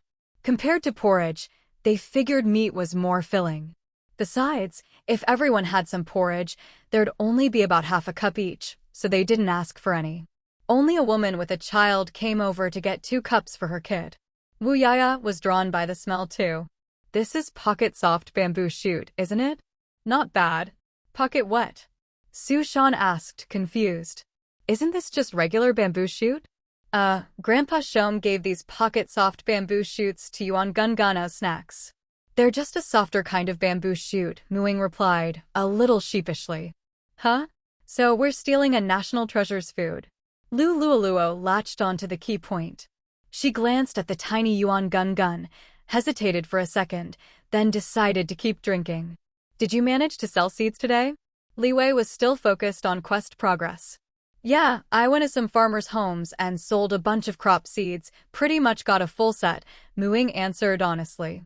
No wonder they wouldn't take ours when we went later, Li Wei groaned. They'd just been a step too late. Thanks to Mu Ying's reminder, their earlier argument had been interrupted. Even though they'd been arguing fiercely at the time, they didn't plan to lure another big horde of monsters back. With the shortcut gone, they had to look for zombies in less crowded places, so they ended up visiting scattered farmhouses, found some seeds, and even got a pig. Now, with no fridge and not much salt, the meat wouldn't keep, so they decided to roast it and share with everyone, helping to ease the day's tensions. But when they tried to sell seeds, they were turned away. Oak Tree General Store only accepted seeds or saplings they hadn't bought before. Hey, kid, you just called that girl Mu Ying, right? Which Mu? Which Ying? An older man next to Lu Cheng patted his shoulder. I don't know. Why do you ask? Lu Cheng looked puzzled. Check the leaderboards. The top player is called Mu Ying. Could it be her? Lu Cheng and his friends had been busy all day and hadn't checked the World Forum. Hearing this, they quickly pulled it up and sure enough, it was true. He excitedly ran over to Mu Ying. Hey, can I ask you something? Is your name Mu as in wood and Ying as in firefly? Mu Ying nodded. Yeah, that's right. Why? Wow, you're amazing. First place on the level rankings, how did you do it? Lu Cheng exclaimed in shock, his voice full of admiration. What? First on the level rankings. Mu Ying quickly opened her player manual and flipped to the World Forum's ranking page. Level rankings. Number 1. Mu Ying, Druid, Level 1, 54%. Number 2. Bai, Warrior, Level 1, 50%. Number 3. Miao Guowei, Warrior, Level 1, 50%. Number 4. Zhan Qing, Rogue, Level 1, 50%. Number 5. Tang Zheng, Warrior, Level 1, 50%. At first glance, it looked almost the same as yesterday, except she had suddenly shot up from outside the top 100 to first place. She checked the battle rankings next. As expected, nothing had changed. Those rankings were based on combat achievements, and she'd only killed 18 zombies so far, so it was normal she wasn't listed. Lu Cheng's exclamation drew most people's attention. Quite a few others were flipping through their player manuals just like her. After reading, they all stared at her in silence. Don't look at me like that. Think about what I said today. Class experience is important too. If you learn how to earn class experience, you can easily get on the rankings too. Those stuck at 50% with good battle rankings are probably just focusing on killing zombies. Their combat experience is maxed out, Mu Ying explained honestly. Boss, I was wrong. I shouldn't have tried to take advantage of you yesterday. Please, help me out. Lu Luoluo clung to Mu Ying's arm, pleading. I'm a priest, just like druids are divine spellcasters. Druids worship nature, so priests should worship their gods, right? After what you said today, I spent ages in my room praising my god, but it didn't do anything. Where did I go wrong? I can only share my own thoughts, not saying I'm definitely right. After seeing Lu Luoluo nod, Mu Ying continued, personally, I think most people don't act unless there's something in it for them, let alone, well, you know what I mean. For us druids, it's not about praising nature, but about contributing to it or getting closer to it. That's when you gain something. Lu Luoluo clapped her hands together. I get it. The priest class description says the god grants power to their followers. Followers' faith. Mu Ying, thank you. She happily threw her arms around Mu Ying. Mu Ying was a bit overwhelmed by the sudden intimacy, but she was genuinely glad for Lu Luoluo's breakthrough. She hoped Lu Luoluo would train hard, get stronger, and contribute lots of money to her territory. After all, you have to nurture your leeks before you can harvest them. With Lu Luoluo's success as an example, the campfire gathering turned into a workshop on class progression. Most of the time, Mu Ying was offering advice, but others joined in the discussion too. Through this, she gained a deeper understanding of other classes and even discovered a new pattern. The difficulty of class progression is also affected by your attributes. For example, for druids and priests, the higher your perception, the easier it is to connect with your source of power. Her perception was 4 points higher than Lu Luoluo's, making it much easier for her to communicate with nature and gain its favor. She also realized how rare spellcasting classes were. Of the 20-some people present, only 4, including herself, were spellcasters. None of the others had a spellcasting attribute above 10, so they hadn't even had the option to choose a spellcasting class. But right now, spellcasters were also the weakest. Divine spellcasters like priests had it a bit better since they had something to learn, but other spellcasters had to collect spells themselves. The group's unlucky mage, Cheng Wei, complained that although the general store sold low-level spells, even the cheapest cantrip cost half a silver coin, about 50 copper coins, which meant killing a dozen or so zombies just to afford one. Mu Ying genuinely sympathized. How rough. But when she heard the cantrip Cheng Wei wanted, Ray of Frost, could both deal damage and slow enemies, she couldn't help but feel a little envious. Looking at the druid's spell list, what did she have for cantrips? Nothing offensive at all. Clearly, Mages were the real pure spellcasting class. Still, Ying preferred her own class. Mage spells were hard to learn, and in this environment, you had to rely on your team in the early stages. If you didn't have reliable teammates, you'd end up as just another pile of dirt. Besides, nature was so wonderful, full of vibrant green life, much more interesting than a pile of complicated books. The campfire gathering brought everyone closer together. Even though the apocalypse was cruel and people's hearts were unpredictable, at least for now, they hadn't lost hope or the moral baseline of civilized society. Many people agreed to form teams and planned to go out together to hunt zombies for money the next day. Qingwei and the others invited Ying to join them again, but she still declined, saying only that if they met and had the same goals, they could act together. Her focus was on training and learning spells, which took a lot of time, so she couldn't fit her schedule to others and didn't want to disrupt her own rhythm. Even during the evening chat, she didn't neglect her spell practice. She'd made good progress on Entangle, and after testing it with the others, found it could restrain several adult men at once, making it even easier to deal with slow-moving zombies. That night, she stayed up late. Back in her treehouse, she cheerfully counted her copper coins. 20 new people had arrived today. Even though the treehouses weren't rented out, entrance fees alone brought in 100 copper coins. Adding the 35 copper from the 5 Mountaineering Club members, she counted and even found 3 shiny silver coins in the pile. She checked her adventure log. Oak General Store paid 3 silver coins for June's rent. No wonder, someone with a demi-plane really was loaded. Ying counted her savings, 203 copper coins and 3 silver coins. 1 silver coin could be split into 100 copper coins, and 100 copper coins could be combined into 1 silver coin. She combined them for a total of 5 silver coins and 3 copper coins, then converted 4 silver coins into territory energy. With the 50 points left over from before, she now had 450 energy points.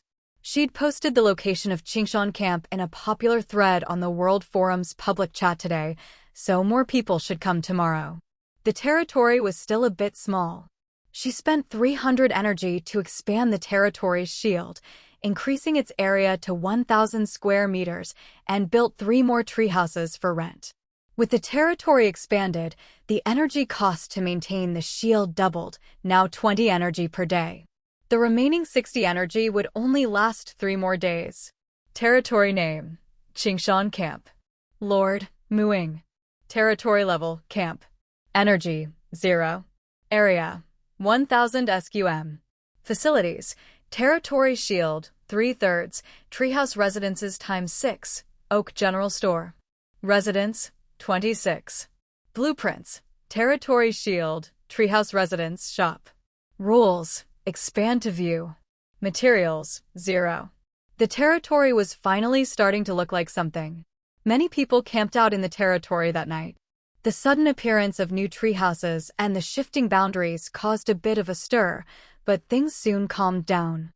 Although Qingshan Camp wasn't as big as some of the others mentioned on the forum, and only had a single general store, everyone was glad they'd ended up here. After all, the entrance fee was half the price. What good were lots of shops if you couldn't afford to buy anything? Now that Qingshan Camp had expanded, the first thing everyone did was check the entrance fee. Only after confirming it hadn't gone up did they relax. A new day dawned. Early in the morning, Ying was once again engaged in her usual professional training. Thanks to Chengwei's exaggerated storytelling, everyone had gotten used to Ying's peculiar cultivation method of standing in front of a tree and zoning out. The only thing that still drew curious glances was the legendary family of sparrows who showed up on time every day to keep her company and beg for water. With the camp expanding, Ying now had even more trees to look after. Although repeatedly attuning to the same tree or even the same type of tree yielded diminishing returns over a short period, Ying never tired of it. All the trees within her territory were, in a sense, intangible assets of the land. Every day, she would use her natural senses to attune and harmonize their energies, then nourish them with water from the spring of restoration. The trees would only grow healthier and stronger as a result. She spent her morning holed up at home, studying spells as usual. Ying was a quick learner when it came to magic, thanks in large part to her higher-than-average perception stat. Nature always seemed willing to respond to her call. Take Lulualuo, for example. With an 11 in perception, she had only just managed to learn a 0-level cantrip for healing minor wounds, and even then her casting was unstable. Opening her player handbook, Ying glanced at her stats panel as she always did. Huh? My perception stat has fully assimilated. She immediately noticed the change. Stats: Strength 8, Constitution 10, Dexterity 11, Intelligence 12, Perception 15, Charisma 11. Her perception had changed from 14 plus 1 to 15, meaning the point she'd previously added had now been fully integrated. She'd already experienced firsthand the benefits of a high perception stat, so she decided to invest her remaining 2 free attribute points into perception as well.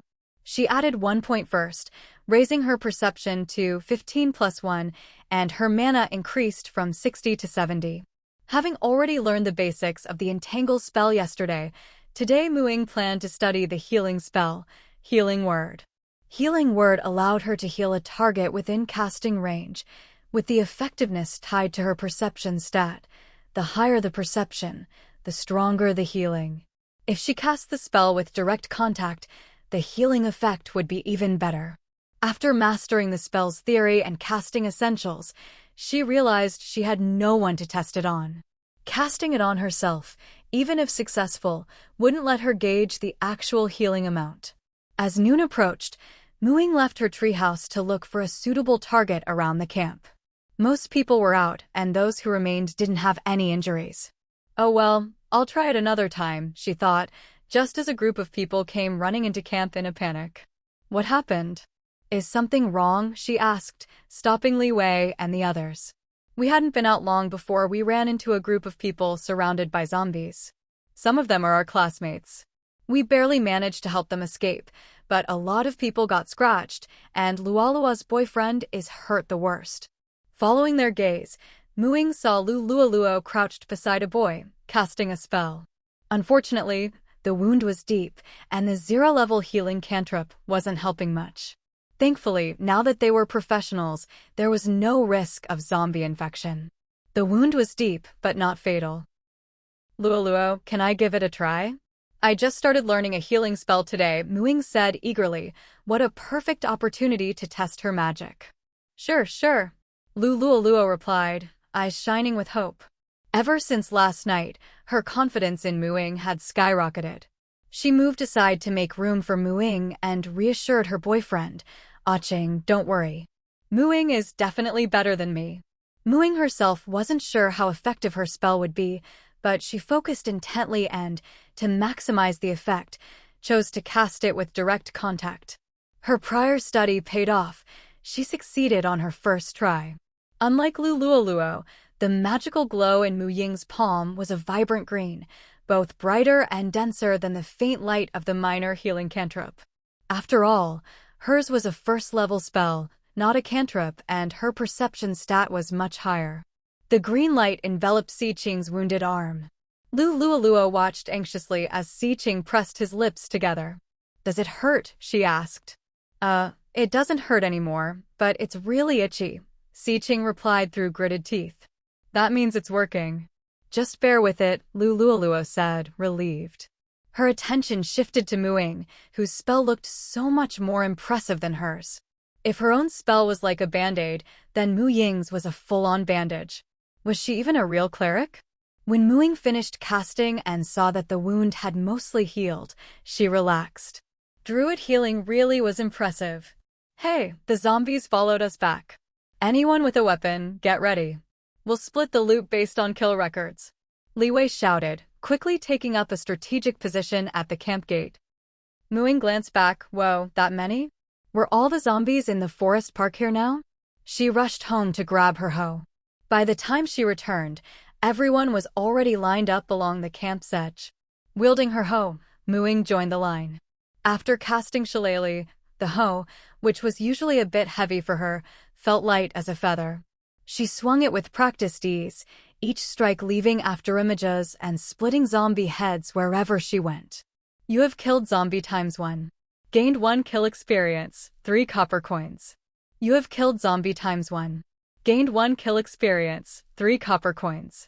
You have killed zombie ×1. You have reached the kill experience cap for your current level. No further kill experience gained. Gained 3 copper coins.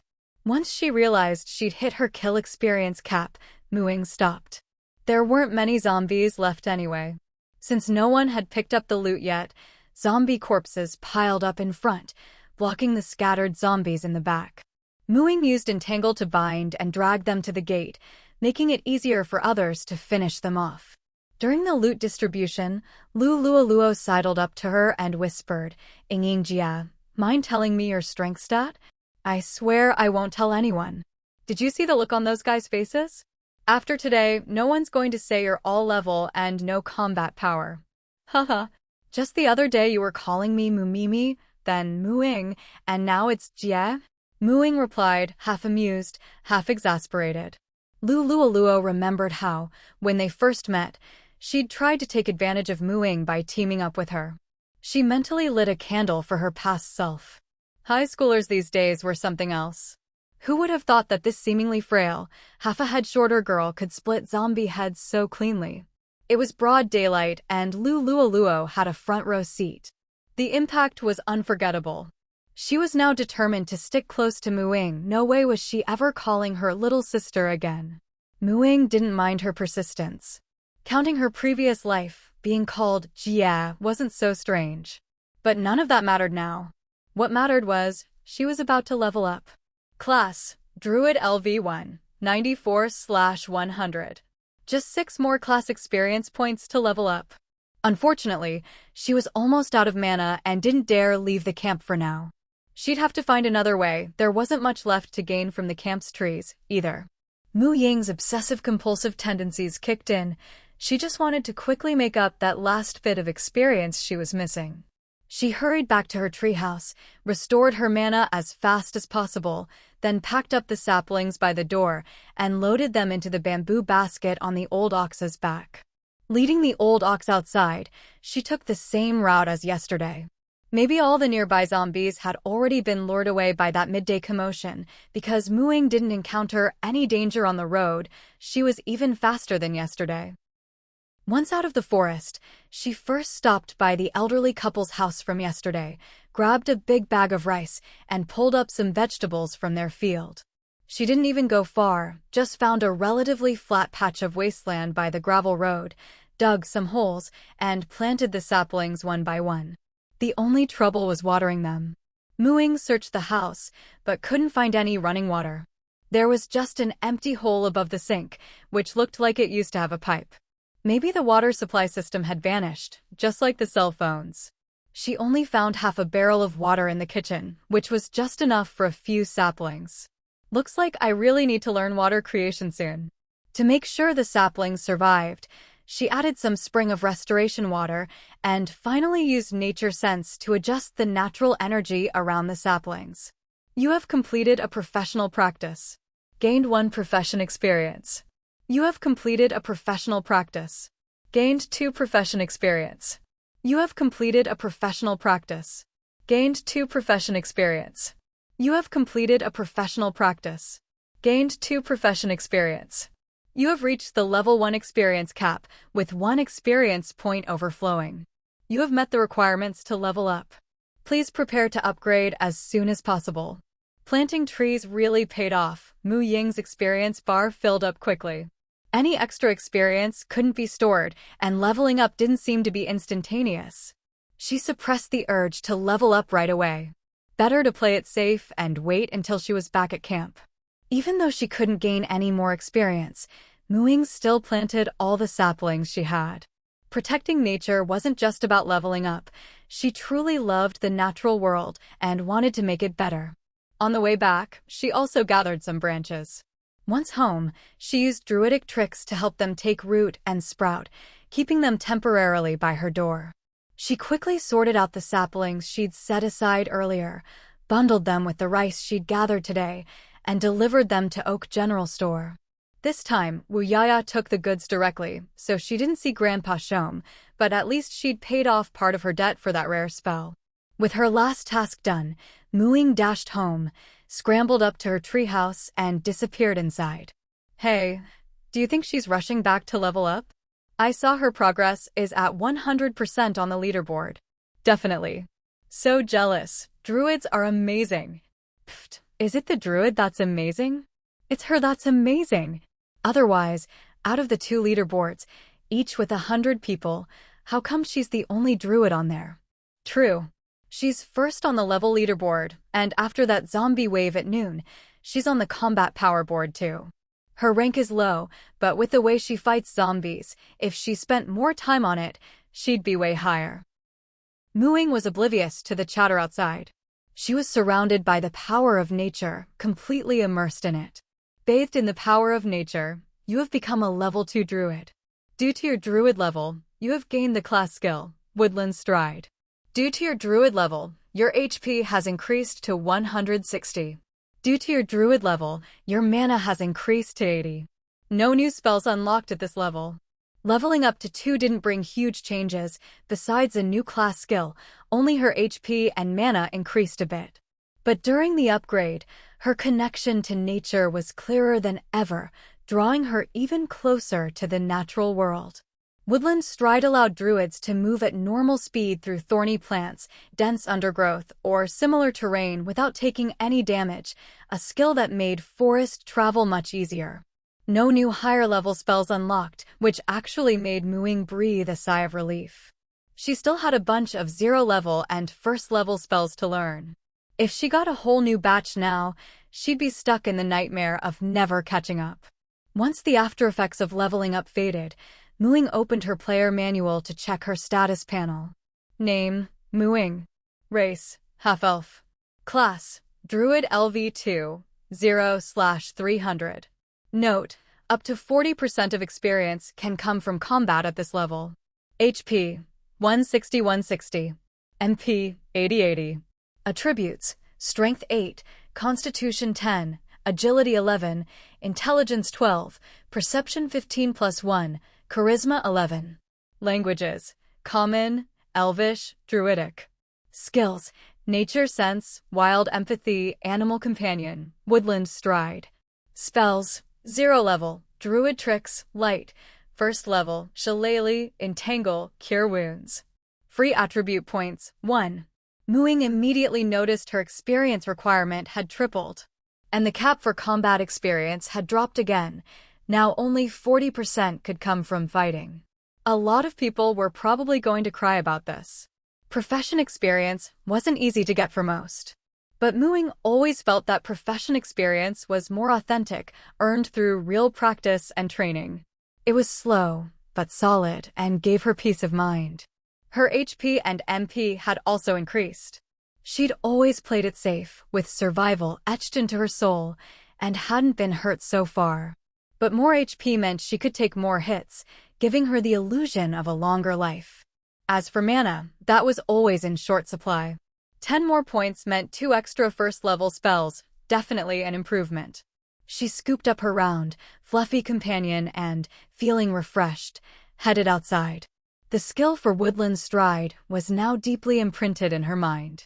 While there was still a gap between knowledge and practice, it was much easier than learning spells. After a bit of practice, she'd basically gotten the hang of it.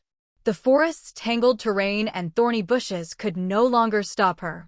When she approached, they either softened or moved aside to let her pass.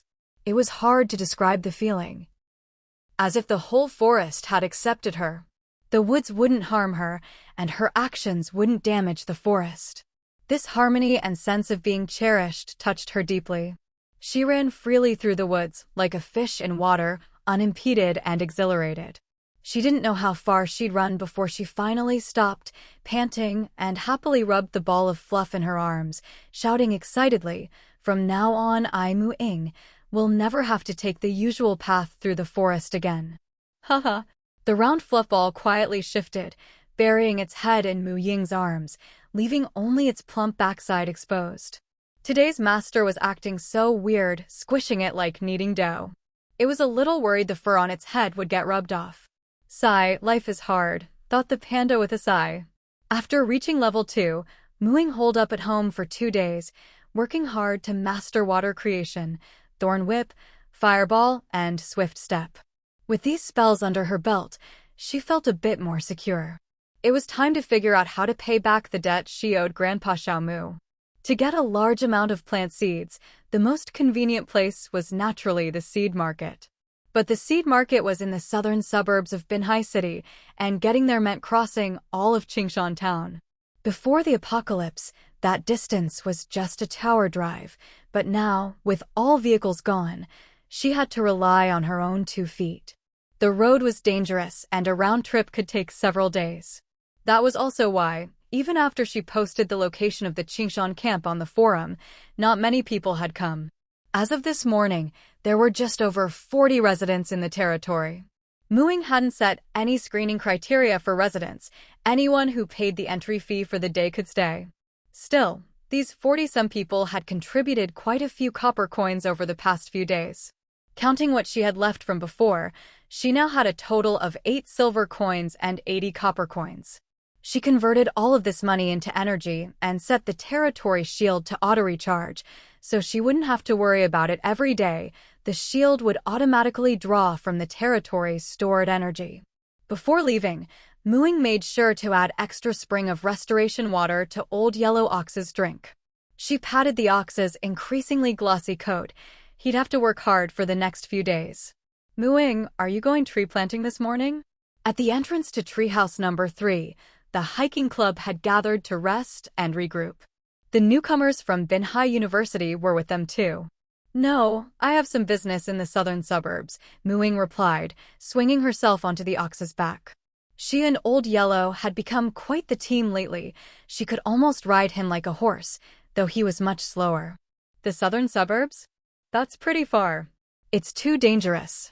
Most things from before the apocalypse have rotted away, and there's nothing good left in the city. Muing nodded.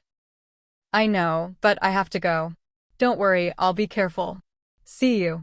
She waved goodbye with a smile, tugged on the rope, and Old Yellow Ox ambled out of the camp.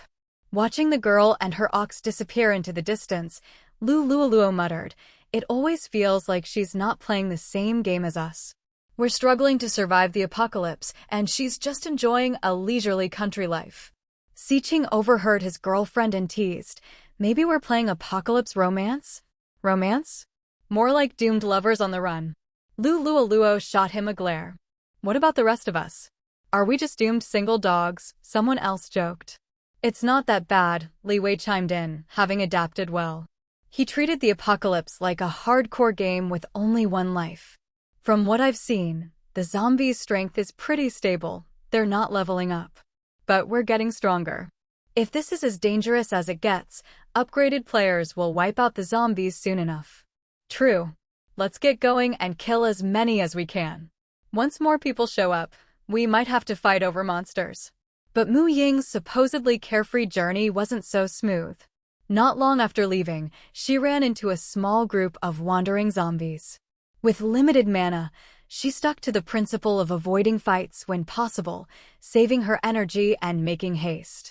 This meant leaving the mountain path and cutting through the forest, using her forest traverse skill to lead Old Yellow Ox along.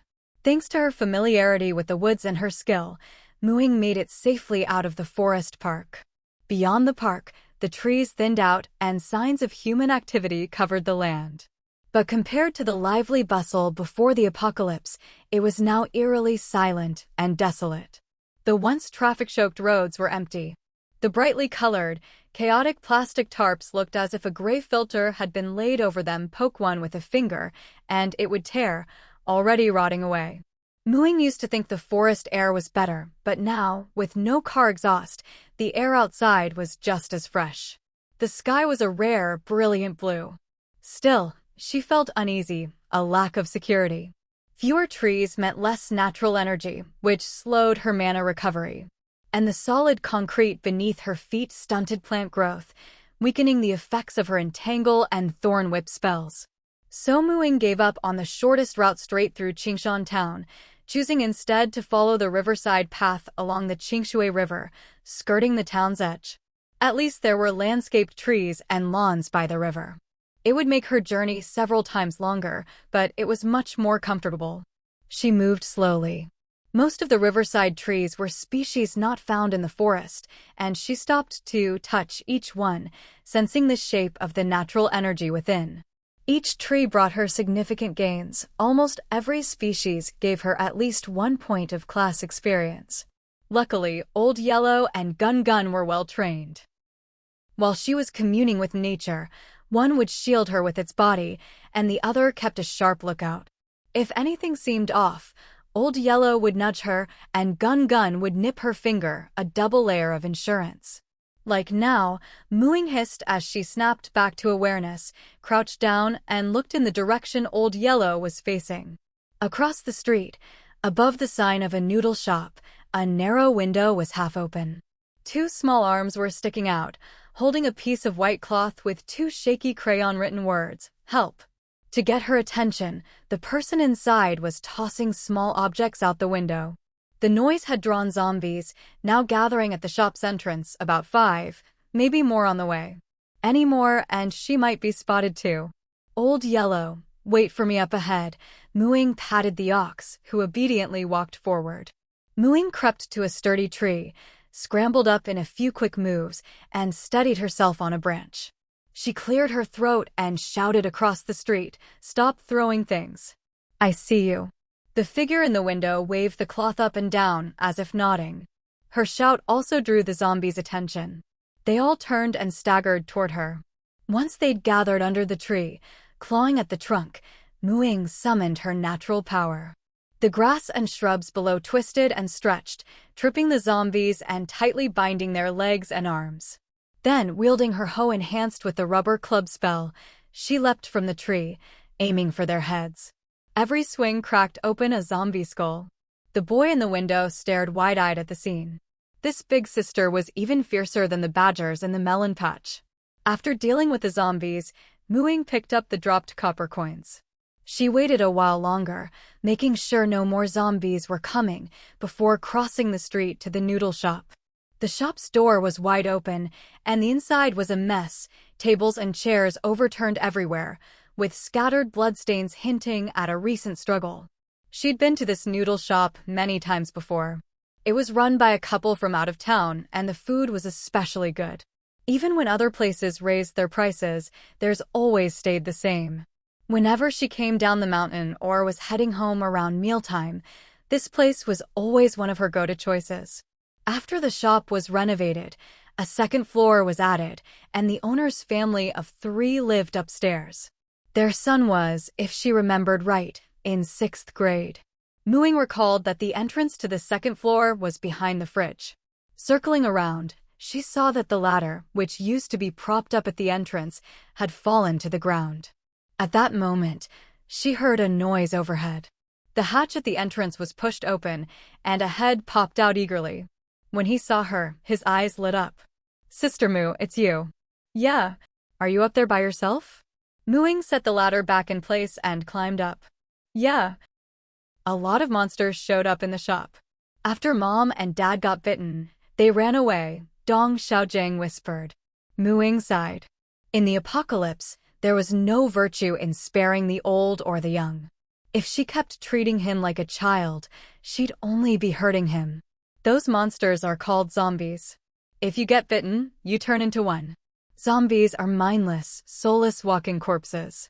So your parents are, for all intents and purposes, dead. Dong Xiaojing's eyes instantly filled with tears. He'd suspected as much. Really? Really? Mooing nodded solemnly. There are still a lot of zombies outside. Without your parents to protect you, you'll have to rely on yourself now. So you need to toughen up quickly and live on, carrying their share with you. Dong Xiaojing lowered his head and was silent for a while. Suddenly, as if something clicked, he looked up at her. "Sister Moo, can I go with you from now on? You're so strong, can you teach me?" "No. I can't take you with me, and I probably can't teach you either," Mooing said bluntly. "I'm heading to the southern suburbs." If I bring you along, you won't be able to run or fight like I can when there are zombies, and I don't have the ability to protect you. Most likely you'd die. This place is still relatively safe, and there's enough food stored here to last you a while. The only problem is water, but before I leave, I'll make sure you have enough. I'll also help you awaken your ability. For the next few days, just stay here, try to figure out your ability, and when I come back from the southern suburbs, I'll take you with me. There's a camp in the forest park that can keep zombies out, but you have to pay 5 copper coins a day to stay there. If you kill about 2 zombies, that's enough for a day's fee. I'll take you there, but after that, it's up to you. Ability? I have an ability too. You've played games, right? Every time you kill a zombie, you can unlock your own ability, just like a game character. Once you learn how, it's not that hard to take down a lone zombie. Ying glanced out the window. Sure, there's a zombie over there. I'll lure it over. She tapped on the glass to get the zombie's attention. Once it was at the door, she moved to the entrance of the loft and knocked on the floor, drawing it step by step to the hatch. Then, using the same trick as before, she bound it with her entangling technique, jumped down, smashed its limbs with a hoe, and stuffed its mouth so it couldn't bite, rendering it basically harmless.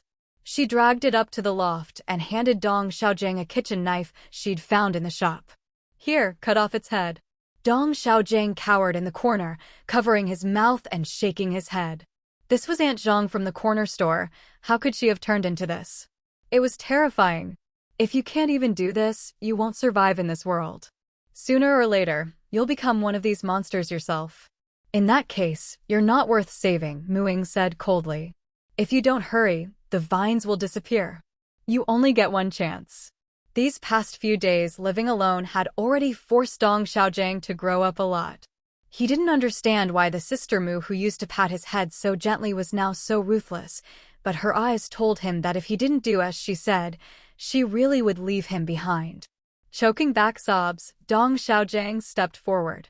Ying shoved the knife into his hand and pointed at the zombie's neck. Chop here. Use all your strength. Don't look at me. If you don't do it, I'm leaving. Dong Xiaojing closed his eyes, his hands trembling as he raised the knife. Open your eyes. Look carefully before you strike. In the future, no one will cut off a zombie's arms and legs and hold it down for you. Ying's stern voice startled Dong Xiaojing so much he nearly dropped the knife. He opened his tear-filled eyes. In the dim light, everything was blurry, and he could barely make out the zombie's face. Gritting his teeth, he struck. Not enough. Again, harder. After the first chop, the rest came easier. Dong Xiaojing's swings grew faster and stronger. That's enough. Ying pulled him back and wiped away his tears. See? Killing them isn't so hard. Their necks are just as fragile as a human's. When you kill a zombie, it drops copper coins. You can use them to pay for entry to the camp. Not bad. There are 3 coins. Pick them up and keep them, Ying said, pointing at the coins on the zombie's body. Dong Xiaojing silently picked up the coins, staring in surprise as the zombie's body turned to dust and vanished. Once you pick up the loot, the body disappears, and the person who was forced to become a zombie can finally rest. You should have unlocked your player handbook just now, right? Open it and take a look. Once you choose your class, you'll get an ability like mine, Ying said, stepping aside to fill empty water bottles with her water creation spell. Pay close attention to the attribute descriptions. Attributes are very important for your class. I suggest you pick a class that matches your strengths. Also, a class with ranged attacks will be safer for you. If you have any questions, ask me. Ying didn't ask about his attributes. Those were private. Once the water was ready, Dong Xiaojing still hadn't said a word, just stared silently at his player handbook. Ying didn't push him. She'd done all she could. She sat quietly to the side, closed her eyes, and meditated to restore her mana. A few hours later, her mana was full again. She stood up and stretched. I'm leaving. Hide well and use this time to practice your class abilities. Dong Xiaojing stayed crouched by the wall, unmoving. Ying didn't mind. She checked the area, then opened the hatch to climb down. Once she was down, she took the ladder and leaned it against the wall. The hatch creaked open a crack. Sister Mu. Yeah? Ying looked up at him. Thank you, Anne. I chose Ranger. With that, he quickly shut the hatch. This kid. I'm glad he's figured it out, Ying smiled. But what kind of class is a ranger? After leaving the noodle shop, Ying led the ox and continued on her way. As the trees of the same species became more and more numerous, Ying was finally able to pick up her pace. Whenever she encountered zombies along the way, she would avoid them if she could. If she couldn't, she would try to lure them together, bind them, and then finish them off with her rubber stick technique, doing her best to conserve her mana. Fortunately, the route she chose was a good one, separated from the residential buildings by a green belt and a road, so there were very few wandering zombies. In fact, if you were careful and looked around, you might not see a single zombie. But if you made even the slightest loud noise, zombies would come crawling out of who knows what corner. After observing for a long time, Ying realized that when they didn't have a target, zombies preferred to stay in dark, shadowy places rather than wander openly in the sunlight on the main road. But they weren't afraid of sunlight. Once they spotted a target, they would pursue it relentlessly. This made her movements much easier, but with the sun about to set, she needed to find a place to spend the night quickly. The greenbelt offered little cover, so it was clearly not an option. Ying turned her gaze to the buildings across the road. Shops with glass windows were too unsafe to consider, and the noise from opening and closing rolling shutters was too loud, also a no-go. Eliminating those options, the only viable choice was the 3-story building of Onping Driving School ahead. With so many rooms, she was bound to find a suitable one, and the building was spacious with plenty of corridors, making escape easier if needed. Ying left the old ox in the greenbelt near the driving school, not bothering to tie it up. The old ox had lived a long life and was already smarter than most animals. After being fed so much Spring of Recovery, it had become even more intelligent and docile. She didn't have to worry about it running away, and if it encountered danger, at least it wouldn't be trapped by a rope. The driving school building was right by the street, with a sizable training lot behind and to the side. But now, there wasn't a single car in sight, nor a single zombie. Ying entered the driving school and saw that the building had 2 glass doors, one locked with a big padlock, the other half shattered. She entered through the broken door. The stairwell at the entrance was blocked by a pile of debris, leaving only a narrow passage. First floor, second floor, she checked each room as she went. There were neither zombies nor people, but Ying couldn't relax. The scattered signs of struggle made it clear that a fight had taken place here. The apocalypse had struck at noon, so the driving school wouldn't have been empty. For it to be this clean now, someone must have cleared it out. On the 3rd floor, there were 3 break rooms, all with their doors tightly shut and the only windows covered by thick curtains. Ying tried the doors, they wouldn't budge. The 3rd floor had the most rooms in the whole building, and the windows were smaller, making it feel safer. Since the door wouldn't open, she simply raised her hoe and smashed down. Bang, bang, bang, bang, bang. Ying was startled by the sound, pulled back her hoe, and took 2 steps back, glancing at the break room next door.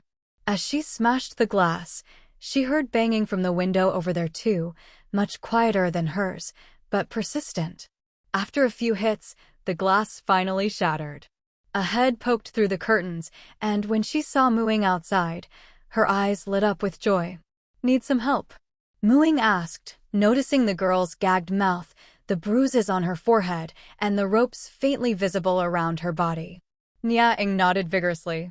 Seeing that the person outside was a girl made her feel much safer. Step back a bit. I'll smash the window open a little more.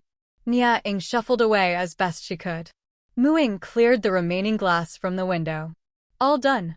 She pulled Ying out through the window and untied the strips of cloth binding her. Before Ying could ask what happened, Ying quickly wrapped the cloth around herself to barely cover her exposed body. Hurry, save Jingjing.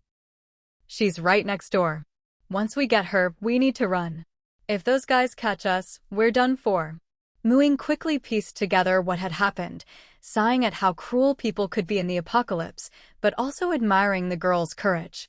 Jingjing's full name was Zheng Jing, and she was locked in the next break room, the same one Muing had just smashed the glass of. Muing pulled back the curtain and, as she got closer, heard a dull thumping sound from inside. A girl about the same age as Ying was tied to the bed, banging her head against the bed frame to make noise. Ying crawled through the window, quickly untied Zheng Jing, and found a few pieces of clothing in the room for them to put on.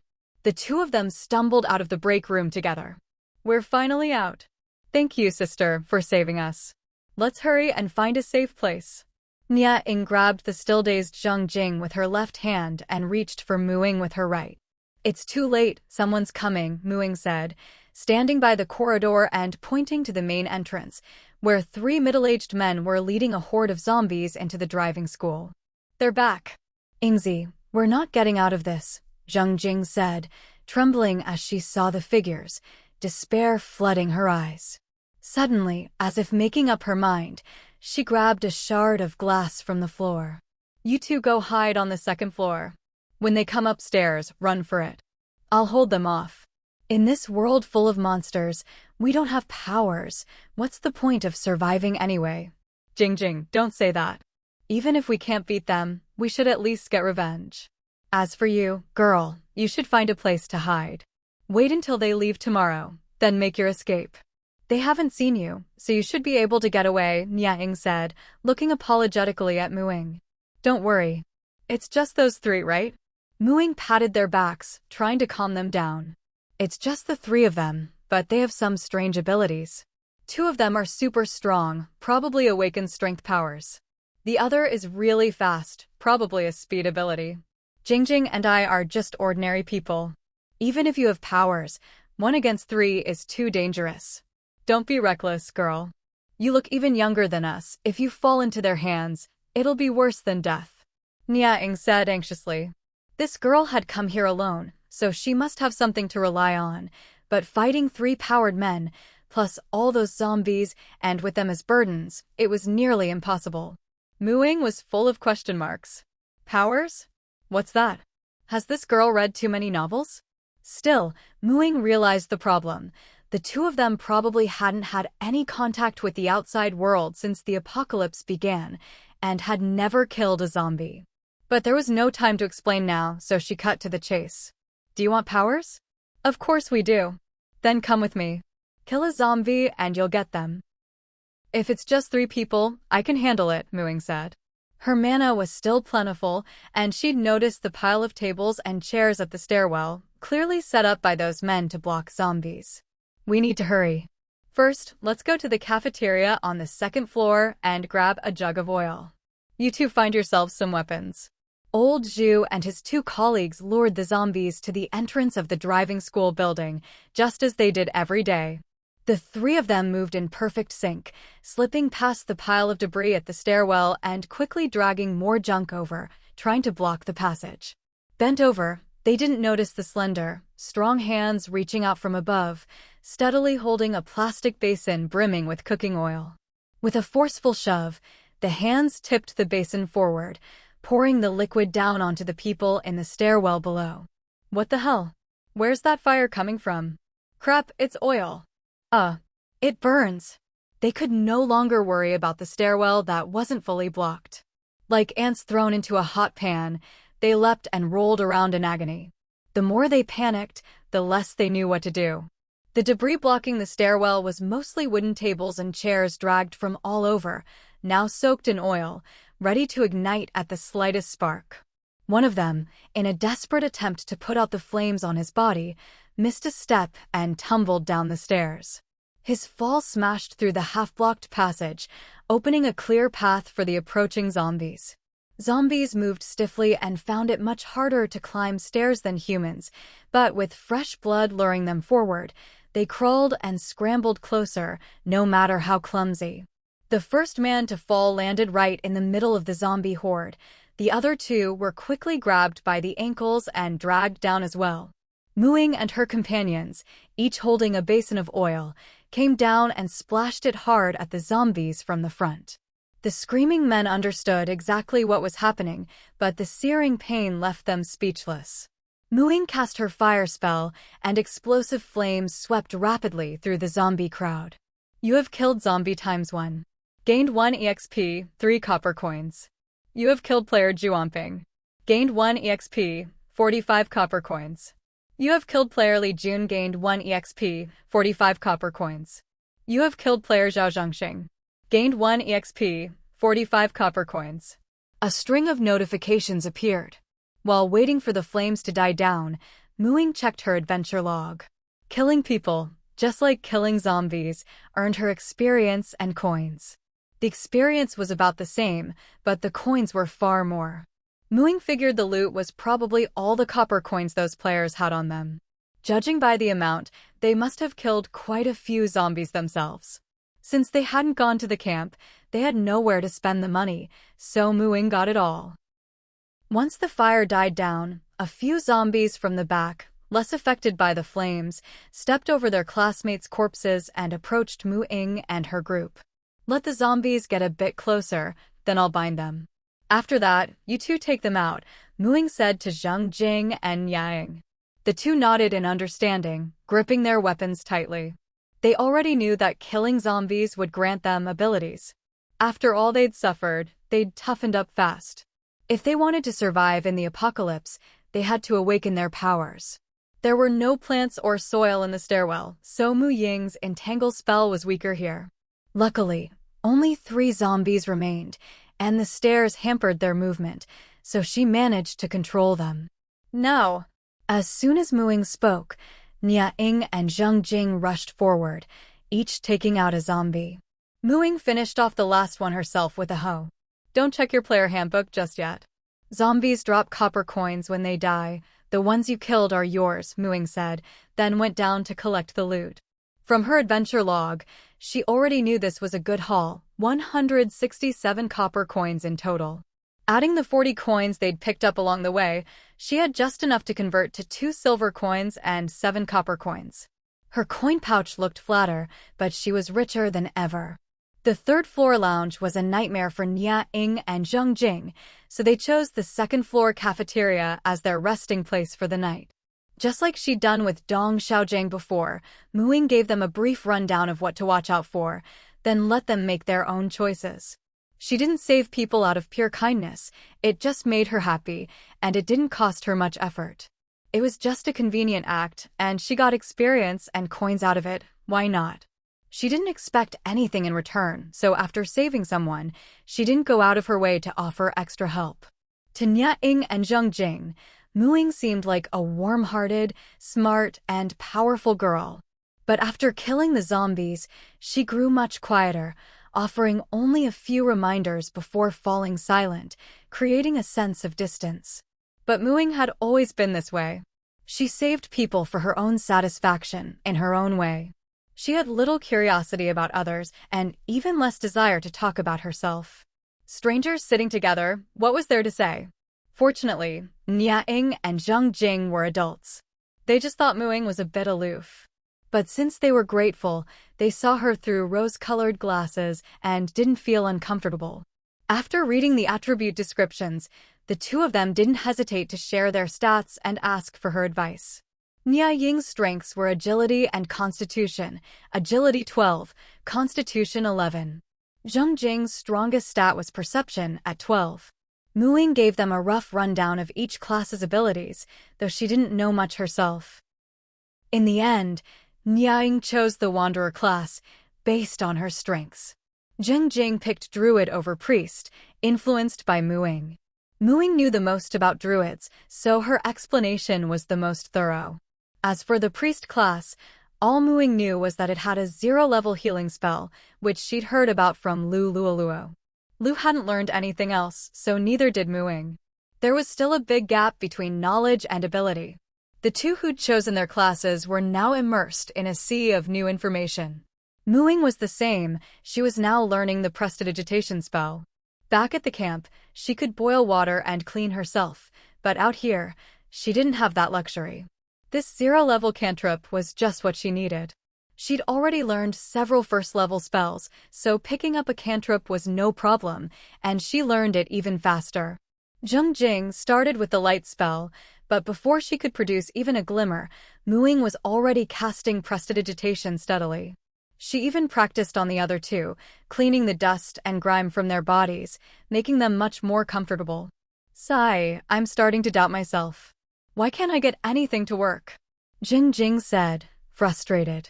Ying was already running around the room, getting used to her new abilities, but Jing hadn't felt any change at all. It took me a long time to learn my first spell too. Take it slow. The first step is always the hardest, Ying comforted her. Besides, there aren't many plants in town, and the natural energy is much thinner than in a forest. That might make it harder for you to connect with nature. Why not try summoning an animal companion? Skills are usually easier to learn. Jing nodded. Who wouldn't want to try out magical powers? If she couldn't learn a spell right away, summoning an animal companion sounded good too. The round panda had already been cuddled by the two girls, who doesn't love a national treasure. Jing wanted a furry little companion too, but she didn't want a helpless baby animal. She wasn't even confident she could protect herself, let alone an animal companion. So she hoped for one with some combat ability to protect both itself and her. The creature that appeared in her summoning circle was much more imposing than the panda, a full-grown gray wolf. The next morning, as soon as it was light, Ying left Onping driving school and once again chose to travel alone. Before noon, she arrived at the northern edge of Qingshan town. Up ahead was a highway leading straight to Binhai City. From a small hillside by the road, she could see the wide highway below, where wandering zombies were scattered everywhere, a clear sign it was not a good route to take. There was still a long way from the north of Qingshan town to the seed market on the southern outskirts of Binhai City. All she remembered about this stretch was the scenery along the highway. Worried about losing her way, she kept to the forested hills beside the highway, always staying within sight of the road. The woods were her domain. Even if she ran into zombies, she could use her skills to move swiftly through the trees, easily shaking off the slow, stiff undead. Along the way, she also encountered many different plants, and her professional experience points soared. Profession: Druid LV2, 128/300. Of these, only 56 points came from killing, the rest were earned by tending to plants and channeling the power of nature as she traveled. At this point, she was firmly in first place on the level leaderboard, far ahead of second place. In contrast, on the combat leaderboard, she was languishing at the bottom. Many people had already maxed out their kill experience for level 1, but that didn't stop them from racking up zombie kills for their combat records. Ying, on the other hand, was an oddity. She would avoid zombies whenever possible. She had her territory to earn money from, and her profession was unusually convenient to level up. She didn't care much for the meager income from killing zombies. After all, her mana depleted quickly and recovered slowly. She was already being delayed by all the interesting plants she encountered. If she stopped to kill zombies too often, who knew how long it would take her to reach the seed market? Even so, it still took her 3 days of wandering through the woods before she finally arrived at the southern outskirts. The southern outskirts were home to the farmers' market, the seed market, and a logistics center, surrounded by several large farms and orchards. Now, there was just one orchard between her and the seed market. She'd been to this orchard once on a high school field trip. It had a huge variety of fruit trees. Pretty much every type that could grow in the Binhai area could be found here. To Ying now, these trees were treasures, all species she couldn't find in the wild. She wished she could take them all back to her territory. It was the season when most fruits were ripening, so there were probably plenty of people who had come to pick fruit, in other words, plenty of zombies. Ying led her old yellow ox carefully into the orchard. As soon as she entered, she saw several zombies gathered under a few peach trees ahead. About half of them were small in stature, children, most likely. She had already developed her own efficient method for dealing with zombies and soon dispatched this group. Once she was sure there were no more zombies in sight, Ying eagerly made her way into the peach grove, stopping in front of an old peach tree that bore no fruit. The old peach tree was festooned with. Jing nodded. Who wouldn't want to try out magical powers? If she couldn't learn a spell right away, summoning an animal companion sounded good too. The round panda had already been cuddled by the two girls. Who doesn't love a national treasure? Zheng Jing wanted a furry little companion too, but she didn't want a helpless baby animal. She wasn't even confident she could protect herself, let alone an animal companion. So she hoped for one with some combat ability to protect both itself and her. The creature that appeared in her summoning circle was much more imposing than the panda, a full-grown gray wolf. The next morning, as soon as it was light, Muing left Onping driving school and once again chose to travel alone. Before noon, she arrived at the northern edge of Qingshan town. Up ahead was a highway leading straight to Binhai City. From a small hillside by the road, she could see the wide highway below, where wandering zombies were scattered everywhere, a clear sign it was not a good route to take. There was still a long way from the north of Qingshan town to the seed market on the southern outskirts of Binhai City. All she remembered about this stretch was the scenery along the highway.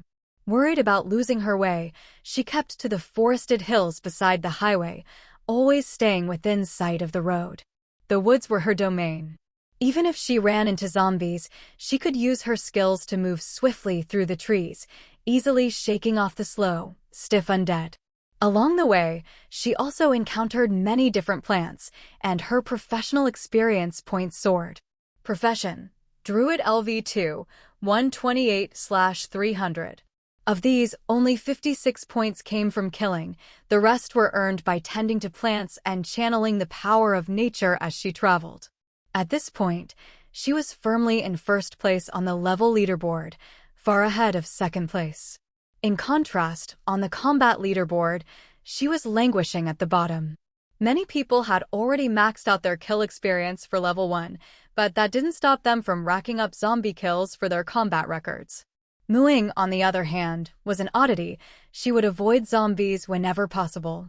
She had her territory to earn money from, and her profession was unusually convenient to level up. She didn't care much for the meager income from killing zombies.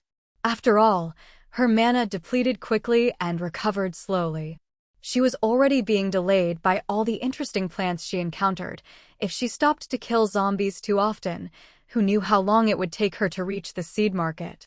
Even so, it still took her 3 days of wandering through the woods before she finally arrived at the southern outskirts. The southern outskirts were home to the farmers' market, the seed market, and a logistics center, surrounded by several large farms and orchards. Now, there was just one orchard between her and the seed market. She'd been to this orchard once on a high school field trip. It had a huge variety of fruit trees. Pretty much every type that could grow in the Binhai area could be found here. To Muing now, these trees were treasures, all species she couldn't find in the wild. She wished she could take them all back to her territory. It was the season when most fruits were ripening, so there were probably plenty of people who had come to pick fruit, in other words, plenty of zombies. Muing led her old yellow ox carefully into the orchard. As soon as she entered, she saw several zombies gathered under a few peach trees ahead. About half of them were small in stature, children, most likely. She had already developed her own efficient method for dealing with zombies and soon dispatched this group.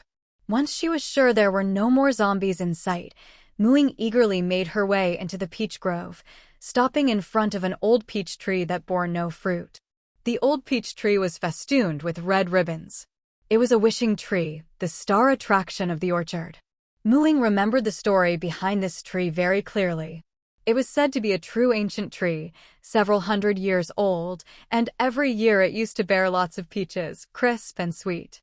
The owner of the orchard had bought the surrounding land and built the orchard all because of this tree. Unfortunately, after the orchard was established, even with the owner's careful care, the tree bore fewer and fewer peaches, and the fruit grew increasingly bitter. Eventually, it was turned into a wishing tree, with red wishing ribbons sold for 10 yuan each, far more expensive than the peaches themselves. Muing extended her senses into the tree. A dense, heavy natural energy unfurled before her, the thickest she had ever seen. Not only was the color deep, but the energy flowed sluggishly, giving a stifling feeling, especially around the places tied with red ribbons. Understanding the problem, Muing began to untie the ribbons one by one. Maybe people had tied them extra tight to make their wishes more secure, But even humans dislike being bound, how much more so would a tree? She spent the whole day at the tree, finally removing all the ribbons. Feeling that such an ancient tree was truly precious, Ying poured all of that day's supply of Spring of Restoration onto its roots. You have completed a professional practice. Gained Spirit Peach ×1, Profession EXP ×10. Spirit Peach. Ying looked at the tree curiously. She saw a green glow appear on a branch before her, growing larger and larger until it became a peach the size of her palm. A sweet fragrance wafted into her nose, making her mouth water. She reached out and picked the peach to appraise it. Spirit Peach. Quality: blue, rare. Effect: increases constitution by 1 when eaten. No effect if used multiple times. Note: the old tree has a spirit. Its fruit is only given to those with a connection. After reading the information, Ying promptly ignored the longing gazes and suspicious drool of Yuan Gungun and the old yellow ox and took a big bite of the spirit peach herself. A wave of deliciousness spread from her mouth to her chest, and then her belly, leaving behind a lingering fruity aftertaste. Her hand was suddenly empty. There wasn't even a pit left. This spirit peach is amazing. Ying finally understood how Zhu Beiji must have felt eating the ginseng fruit. Before you even start, it's already over. Maddening. She checked her character panel. HP: 170/170. Attributes: Strength 8, Constitution 10+1, Agility 11, Intelligence 12, Perception 16, Charisma 11. Her constitution had increased, and her HP had gone up by 10 points as well, a huge gain. How generous. Thank you so much. Ying happily patted the old peach tree. She loved this grateful and generous tree. Like nature itself, it didn't like to take advantage of others, nor did it want to shortchange those who treated it well. A familiar sensation came from her wrist, and Ying looked up in surprise. Nature's bracelet. Quality: orange, mythic. Effect 1, Spring of Restoration. Effect 2, Claw of Recompense.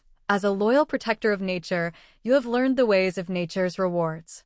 You can channel a trace of nature's reciprocation, imbuing your hand with the Claw of Recompense. Without harming plants or animals, you may use the claw to obtain materials. Note: this mythic equipment has not yet revealed all its powers and will only serve a recognized master. Today was full of surprises. Nature's bracelet had unlocked a second ability. Ying seriously suspected that, compared to the wishing tree, the old peach tree was a real tree of fortune. She reached out her magic claw toward the old peach tree. Somehow, she sensed a peach blossom, a peach branch, and a peach pit. After a moment's thought, she chose the peach pit. The old peach tree's pit should be of excellent quality, right? Ying carefully stowed the pit in her backpack. Each tree could only be harvested once. Compared to the purely ornamental peach blossom or the uncertain use of a branch, the peach pit was much easier to store. The pits from the other peach trees were noticeably smaller than the old trees, making the old peach tree's pit quite special. Previously, she'd regretted not being able to take all these fruit trees with her, but now with the Claw of Recompense, she finally had a way. Even for plants not in their fruiting season, she could still get a few seeds. Compared to branches or saplings, seeds were much easier to store and carry. Ying lingered in the orchard, reluctant to leave, and ended up staying for 2 or 3 days.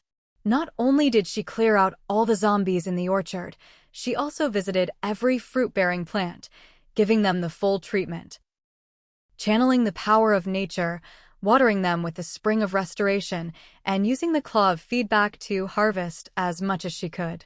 Of course, feedback means you have to give something in return. The plants she tended to yielded even better harvests after her care. The bottom of the bamboo basket on Old Yellow Ox's back was now covered with a thick layer of seeds. By her rough estimate, she had more than enough to pay back Grandpa Xiaomu for the seeds she owed, without even needing to visit the seed market.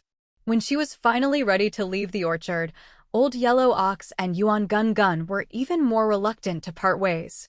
The two of them had pretty much ravaged the entire orchard over the past few days. Any fruit they could get their paws or hooves on ended up in their bellies. Old Yellow Ox was big but didn't eat much, so he was the main fruit picker. Yuan Gun Gun, on the other hand, was small but had a bottomless stomach. Most of the fruit went to him.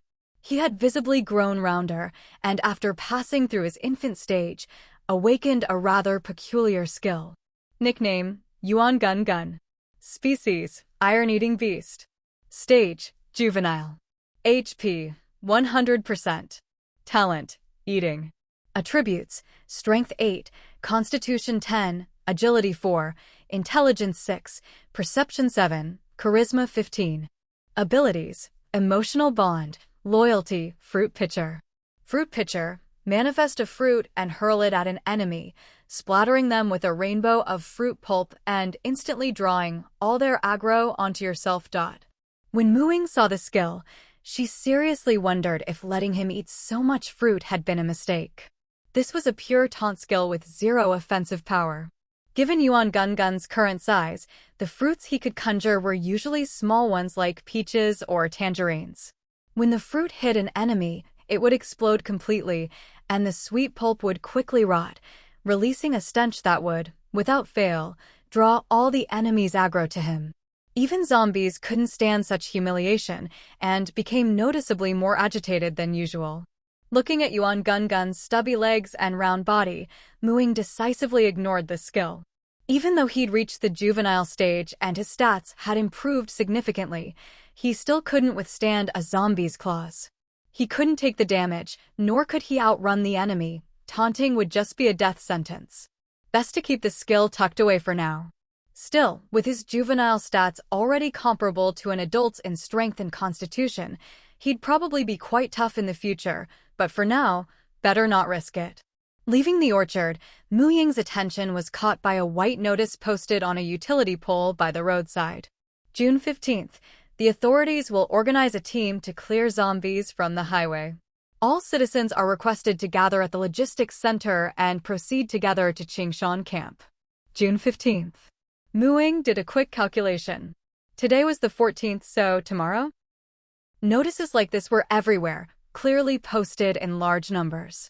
She checked the forums and found the same announcement with even more details. The so-called authorities referred to the local garrison and some civil servants in Binhai City.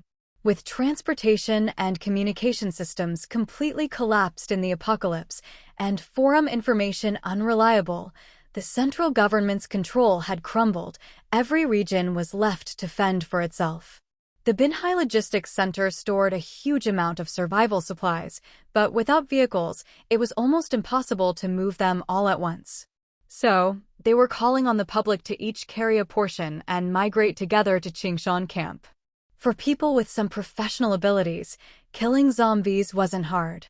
With more people, not only could they attract more zombies, but they'd also have more manpower to carry supplies and a net benefit. In any case, a large group of people would soon be arriving at her camp. Realizing this, Mu Ying immediately decided to pick up the pace and try to get back before them so she could prepare for their arrival. The seed market was vast, covering seeds and saplings of most common plants, but there were hardly any zombies around, probably already cleared out. There were lots of shops, but most sold similar things. Mu Ying went straight to the largest storefront and quickly filled Old Yellow Ox's bamboo basket, piling several cloth bags on top. The basket held the seeds she'd collected for herself, a bit of everything in varying quantities. The 2 cloth bags on top were filled with different kinds of seeds, all set aside for Grandpa Xiaomu. She spent the night at the seed market. Other than leaving a bit of food for Yuan Gun Gun, she gave all her remaining spring of restoration water to Old Yellow Ox. He'd need the energy to carry both the seeds and Yuan Gun Gun on the journey.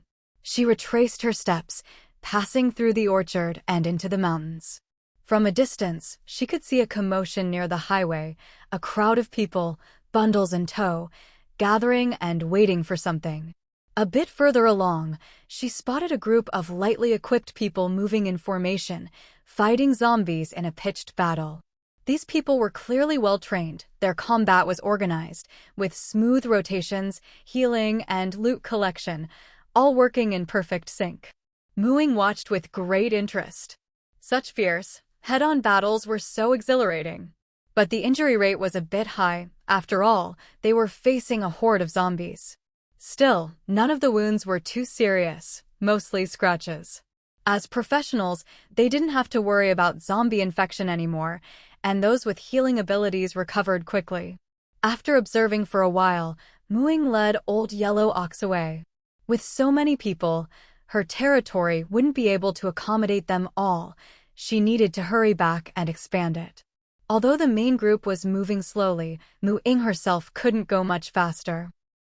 Compared to the flat, straight highway, traveling through the forest was a much longer route. Fortunately, she resisted the urge to mess with the plants along the way and managed to reach Anping driving school by nightfall. Nia Ying and Zheng Jing were already gone. They'd left a message in the cafeteria saying they'd met other survivors and headed to Qingshan camp together. Ying spent the night at the driving school and the next day went to the noodle shop to look for Dong Xiaozhang. The second floor of the noodle shop was empty too. She didn't know if something had happened or if they'd left with Nia Ying's group. There were far fewer zombies in town now, and the closer she got to the southern edge near Ying felt a headache coming on. But when she reached the camp entrance and saw that the area in front of the gate was stripped bare, the ground hard and lifeless, dotted with makeshift shelters made from branches, she was furious. She remembered how vibrant these trees had once been, how she'd carefully tended them, even watered them with the spring of restoration. It was bad enough they'd cut down the big trees, but they hadn't even spared the saplings she'd replanted. Ying regretted setting the camp in the forest. Humans always needed wood to survive, and her camp had drawn them all here. Who knew how much damage it would cause the forest? Now that the camp couldn't be moved, she could only find other ways to restrain these people. As soon as Ying and her group approached, the crowd squatting near the camp rushed to the gate, sighing and looking pitifully at them. Damn it. They're here again. Lu Luoluo and the others were furious. These people are like leeches, you can't shake them off. Even beating them up doesn't work. What are we supposed to do, kill them? No need to kill, just scare them enough, Ying said, eyeing the group. All grown men, yet instead of doing honest work, they were here pretending to beg, really, extorting right at her camp gate, interfering with her business. She had to teach them a lesson. Huh? Before Lu Luoluo could react, she saw Ying wave her hand. A tangle of familiar vines shot up from the ground, quickly binding the men's limbs. Then a thorn-covered vine whip appeared in Ying's hand. Without hesitation, she swung it down hard. The mountaineering club team gulped in unison. That whip looked vicious. How much must it hurt? But honestly, it was satisfying to see. After the initial shock, they soon felt the same thrill as when they'd watched Ying kill zombies. Their inner little devils came out to play. Nice one. Let's see if you dare loiter at the camp gate again. That was just venting verbally. I wish I could get a few swings in too bad I don't have a whip. I know where there's a patch of thorny vines nearby. Not as good as that whip, but I bet they'll do. I'll go grab some. I'm coming with. Bring me a couple too. Some wanted to get hands on. Aching, get that bag of salt from my pack. Let's get some water from the lake and splash them. Some were even more creative. Help. Murder. You're breaking the law. It hurts. Stop hitting us. You witch. Psycho. How can you be so heartless? I was wrong. I won't do it again. Please let us go. Mommy. No matter if they cursed or begged, Ying said nothing, and her whip didn't slow down in the slightest. Only when they were too exhausted to even cry out did she finally stop, dragging them aside with her vines. Next time, be smarter. Head held high, she led her oxen to the camp, tied it under her treehouse, and gritted her teeth as she hauled the 2 heavy baskets inside. Ow, my arms are so sore, she grimaced, rubbing her arms. Gun, wasn't your master super cool and imposing just now? Gun looked at Ying in confusion, scratching its head. Imposing? Was she talking about it? Before she got a response, Ying was distracted by the pile of copper coins on the little table. So much money! She squealed, rushing over and grabbing handful after handful, unable to count them all. She played with them for a long while, the heavy weight making her feel especially happy. After converting them all to silver, she had 52 silver and 50 copper coins. With what she already had, she was now a rich woman with 56 silver and 27 copper coins. Ying ran her hands over the silver coins again and again. The satisfaction of metal coins was far greater than paper money. For someone who'd been poor for 2 lifetimes, money always brought her a special kind of happiness. But while she loved saving money, she was never stingy about spending it. Druids were a thrifty class, and all this money would eventually go into building up the territory. She'd have to think carefully about how to use it. Seeing that it was getting dark and the Oak General Store was about to close, Ying set the matter aside for now. She slung 2 bags of seeds for Grandpa Xiaomu over her shoulder, scooped up Gun and hurried off to the store. Struggling up the wooden steps at the entrance of the general store, Ying set the round, chubby little guy down on the floor. This fellow had put on more than a little weight. She could barely lift it with both hands now. "Welcome to Oak General Store, eh? It's you? Haven't seen you in days." Wu Yaya, sprawled lazily on the soft pillow behind the counter, perked up a bit when it saw Ying. It had to admit, it missed the porridge this girl used to cook. "Yeah, I went out for a bit. As soon as I got back, I came straight here. I can finally pay back the seeds I owe," Ying said with a smile. Soon, she'd be debt-free and might even be able to trade for more good stuff. Wu Yaya shot her a sideways glance, clearly unimpressed. This girl was even stingier than it was never buying anything, always coming to sell things instead. Still, for the sake of her cooking, it decided not to say anything. "You know the rules. Go on in yourself." Ying nodded and pushed open the door to the lounge. This time, she didn't have to wait long before Xiaomu came bustling out from his plantation. "Little Mu, you're here. What good stuff did you bring this time?" "It's all here. I think I've got most of the common plants from this region, though not many of each kind." Compared to last time, when she'd only brought a handful of vegetable seeds, Ying was much more confident now, even a little excited. "Oh? Then I'll have to take a good look. A cypress that bears round cones? Not bad, not bad. Durian? The name sounds like a flower. Fruit tree? The rind is covered in sharp spikes, smells both foul and fragrant.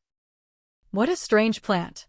Xiaomu picked up each seed, turning them over in his fingers and muttering to himself, sometimes surprised, sometimes sighing. Ying watched as he identified each seed and its characteristics without a single mistake. The names were translated from what they were called on Deep Blue Star, and the descriptions were spot on. There were plenty of seeds she herself couldn't recognize.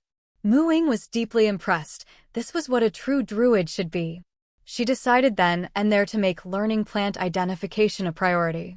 She sat there petting the round little guy on her lap for a long while before Xiaomu finally snapped out of his seed-induced reverie. "I really love these seeds. There are way more than 100 kinds. What should I give you in return? Spells? No, you've got enough general spells already, and learning to identify plants will keep you busy for a long time. Special plants? There'll be plenty growing on this planet soon. No need for that. A portable plantation?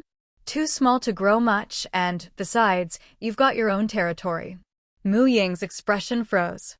There's a saying about whether or not you should say something, but honestly, I'll take any of those. I know. Xiaomu's eyes lit up. He took off the cloth pouch at his waist, reached inside, rummaged around for a while, and finally pulled out a wooden token, tossing it to her. Ying curiously examined the token, which looked a bit like a lord's insignia. On the front were the big characters Trial, and on the back, in small letters, Multiverse Deep Blue Star. You have obtained a Trial Challenger's token. Please integrate it into your player's handbook. A Trial Challenger's token? That's right. It's extremely rare across the entire universe. Each planet and plane only has a limited number. It'll help you grow stronger much faster. I can't say much more. You'll have to explore it for yourself. Xiaomu exaggeratedly winked at her, as if trying to hint at something. So mysterious. What's stopping him from saying more? Ying thought for a moment, then pointed at the token. Grandpa Xiaomu, do you have a player's handbook? Xiaomu burst out laughing, and a book appeared before him. Haha, all right, little one, off you go. This old man's got some reading to do. Muing glanced at the book, those big characters on the cover. What else could it be but Player's Handbook? What an interesting world. She chose to integrate the token into her Player's Handbook. Multiverse Trials page loaded. Please check it yourself. As the token vanished, her Player's Handbook grew a bit thicker. Now it had 7 pages, the last one being the newly added Multiverse Trials. On the page, she saw a pitch-black starry sky above a boundless lake. The water was crystal clear, like a mirror reflecting the whole cosmos, as if it contained another world within. Countless universes floated above the lake, with threads extending from each universe into the water. One universe rapidly zoomed in before her eyes, and the scene shifted to a planet at its edge. Muing instantly recognized it as Deep Blue Star. Within that universe, the threads split into even finer strands, each connecting to a different planet, one of which landed on Deep Blue Star. The multiverse trials begin here. As this line appeared, Muing felt a strange sense of déjà vu. It was just like the opening cinematic of a video game. Important notes. The multiverse trials are trials of the mind. Ensure your physical body is safe before entering. If your trial character dies, you cannot re-enter that trial world. Please draw your first trial world. Draw successful. The entire page shifted, leaving only a few lines of information. Challenger, Muing. Origin, Multiverse Deep Blue Star. Source energy, 0, can be used to transfer things from the trial world to reality, including but not limited to items, equipment, resources, skills, etc. Trial worlds, free trial time, 1 hour per day. First, block world. Second, unlock conditions not met. This multiverse trials felt to Muing like a giant VR game platform with tons of different games. She could play for free for 1 hour a day, but if she wanted more time or new games, she'd have to pay, and the currency was source energy. She didn't know what source energy was yet, but it wasn't the same as copper or silver coins. Still, being able to bring things from the game world into reality was pretty amazing. Once she got home, she immediately tried to enter Block World. First up was the character creation page, which scanned her physical data to build her avatar. But what appeared was a pixelated block figure, completely unrecognizable as her. Above the blockhead was a bar, and on the side were various paid services. Adjust character appearance, 3 source energy. Choose starting location, 5 source energy. Choose character class, 5 source energy. Due to the world's special nature, this is currently unavailable. Muing ignored all these pay-to-win options and jumped straight into the game. In an instant, she became a block person, surrounded by a world made entirely of cubes. Her field of vision now included some game-like interface icons. In the top left were 3 bars representing experience, stamina, and health. Below was an empty inventory row with 10 slots, next to a hammer icon. Clicking it opened a crafting table with recipes for various items. Collect the materials, and you could craft them here. Of all the materials, the most basic and widely used was wood. She tried to sense the power of nature, but felt nothing. Her druid abilities were unavailable. Everything in this world was made of 1 cubic meter blocks. She couldn't even snap off a twig or pick up a stone. No tools, no powers. How was she supposed to get wood from a tree? She walked up to the nearest apple tree and looked at her own square, pixelated fist. She tried punching the trunk with her hand. A circular progress bar appeared on the trunk, but it only filled up a tiny bit. That meant it was working, so she kept punching a few more times. Soon, the apple tree disappeared, dropping 4 wood blocks and 1 apple. It took a total of 10 punches to take down the tree. Each punch made her fist ache, but with her blocky body, it was hard to tell if she was bleeding or not. However, her health bar went down a little, and she lost 1 stamina bar.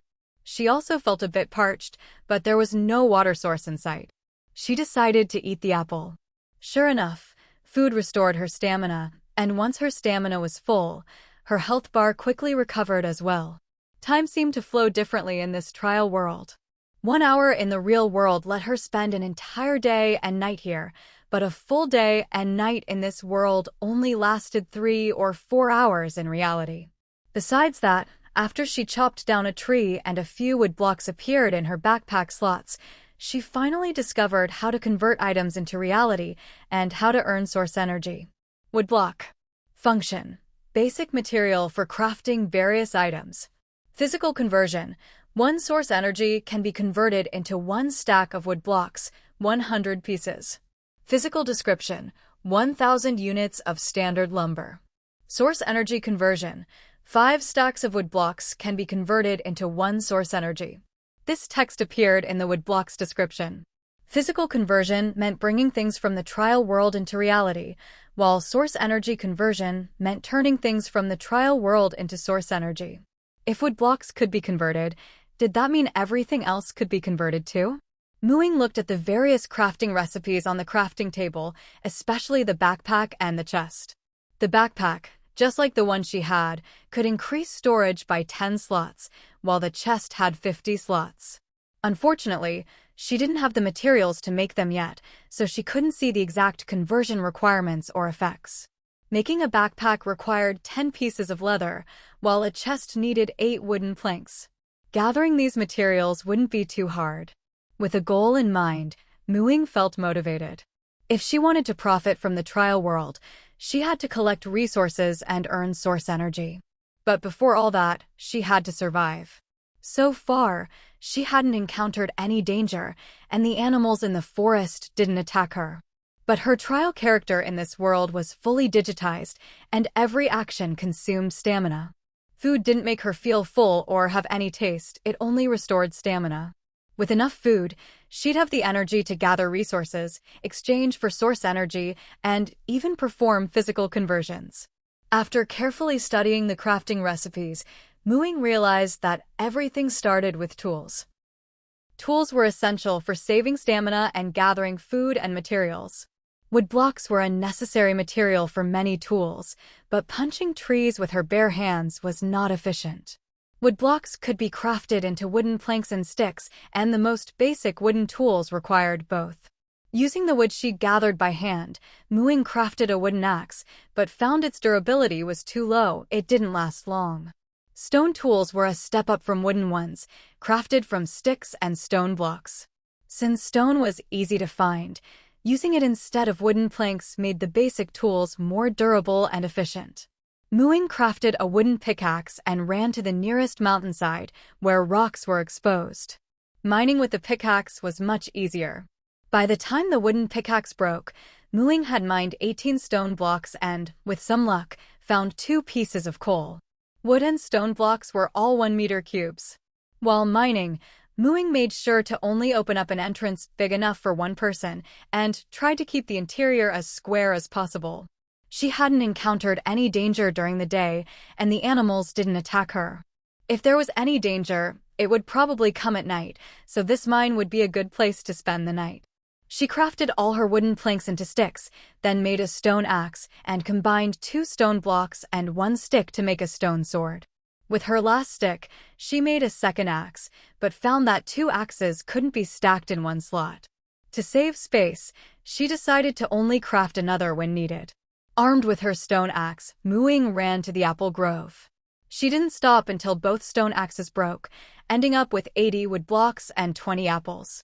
While chopping trees, Muing often had to eat apples to restore stamina, going through 6 in total. Once the axes were used up, she started hunting with her stone sword. The apple grove had mostly chickens and pigs, and she only saw 1 cow by the river. These animals weren't hard to kill, but they weren't easy either. Getting close to them was easy, but after 1 hit, they'd panic and run.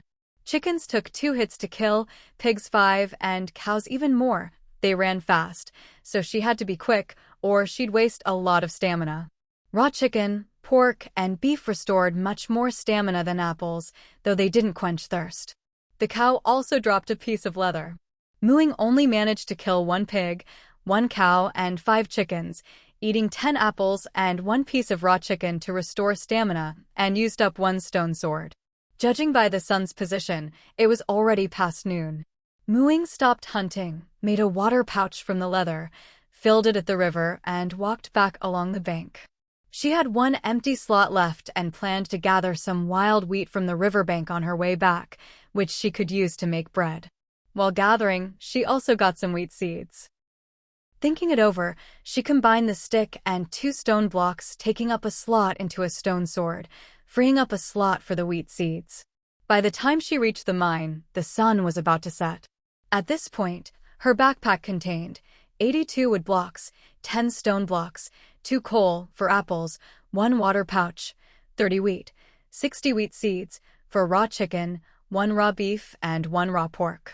Back in the mine, she quickly used a stone block to block off half the entrance, then turned the 2 coal into 8 pieces of charcoal and crafted 1 wood block into 8 sticks. After making 2 stone pickaxes, she used the remaining 4 sticks and 1 piece of charcoal to craft 4 torches. The mine was small, so 1 torch was enough to light it up. Each torch could last for 24 hours. Her inventory was filling up fast, but that was okay. She quickly used 8 wood blocks to craft a chest. Chest. Function. Contains 50 slots. Each slot can hold up to 100 of the same item. Physical conversion. 100 source energy each. Physical description. A wooden storage chest with 50 cubic units of space. Source energy conversion. Not available. The chest couldn't be converted into source energy, and the physical conversion cost was way too high, so she wasn't going to bother with that for now. She placed the chest against the wall and organized her backpack, putting the charcoal, raw meat, apples, wheat seeds, and a stone pickaxe inside. After a day of experimenting, Ying found that everything could be converted into physical items using source energy. Stone, apples, raw meat, wheat seeds, and charcoal. All these common materials had low conversion costs, but they were just ordinary items that also existed in the real world, so it usually wasn't worth converting them. But if she collected enough, she could convert them into source energy. Using 1 source energy as the base, the easier something was to collect, the more she needed, like stone and wood blocks. Items crafted at the crafting table couldn't be converted into source energy, only into physical items, and the price was usually based on the item's function. For example, even though a chest was easy to craft, converting it gave you a wooden storage box with 50 cubic units of space, so the price was sky-high. Still, items crafted at the crafting table, when converted, might not be as magical as they were in this world, but they'd still have some special effects.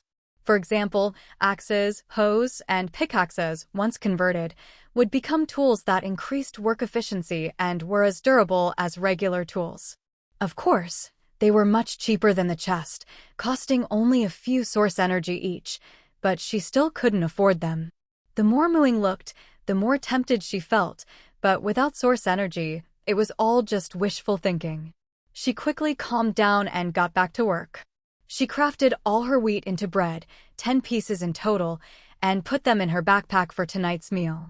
After finishing up, she was about to mine some more stone to make a furnace for cooking meat when darkness fell completely, and strange noises began to sound outside the cave. Ying peered out through the hole she had left and saw flickering ghostly lights of varying heights emerging from the shadowy forest. These ghost lights didn't illuminate the surroundings at all. Instead, they made the woods seem even darker. That eerie sound was coming from the earth around the ghost lights. Although she couldn't see clearly what they were, Ying had the distinct feeling they were getting closer.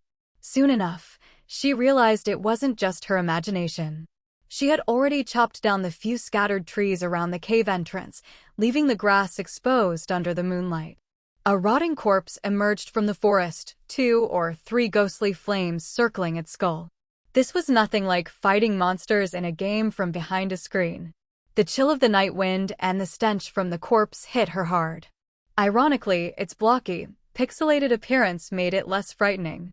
Luckily, she was used to killing zombies, so she adapted quickly. This corpse looked much tougher than pigs, cows, or sheep. Ying decided to give it a try. She placed a stone block in the first slot of her left-hand backpack, ready to block the hole at any moment, and gripped her stone sword, preparing herself.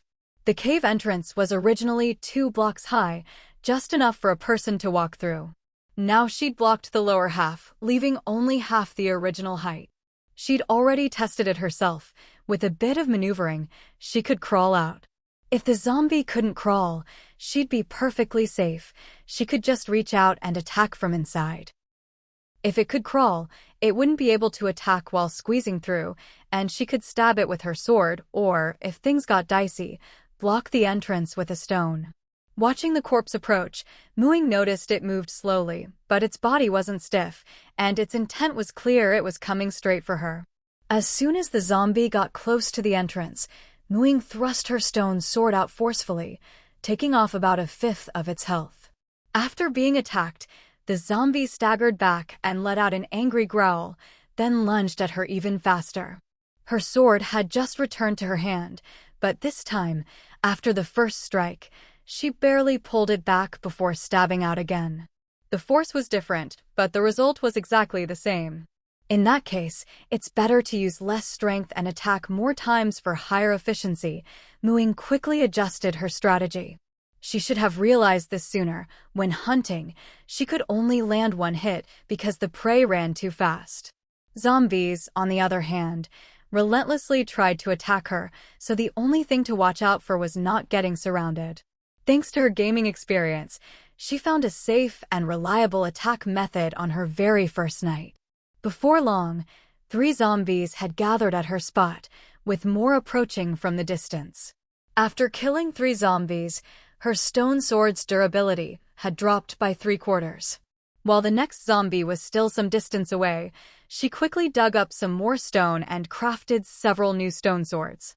As soon as a zombie got close, she rushed over to attack. She kept a close eye on her stamina bar. Usually, when her stamina dropped and she started feeling hungry and thirsty, her health bar would slowly begin to decrease.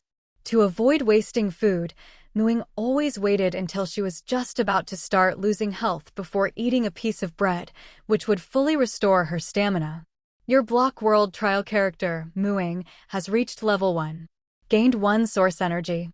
Killing zombies gave about as much experience as mining coal, but the zombies at night were much more densely packed than scattered coal blocks. Ying's experience bar finally filled up, and she leveled up to 1.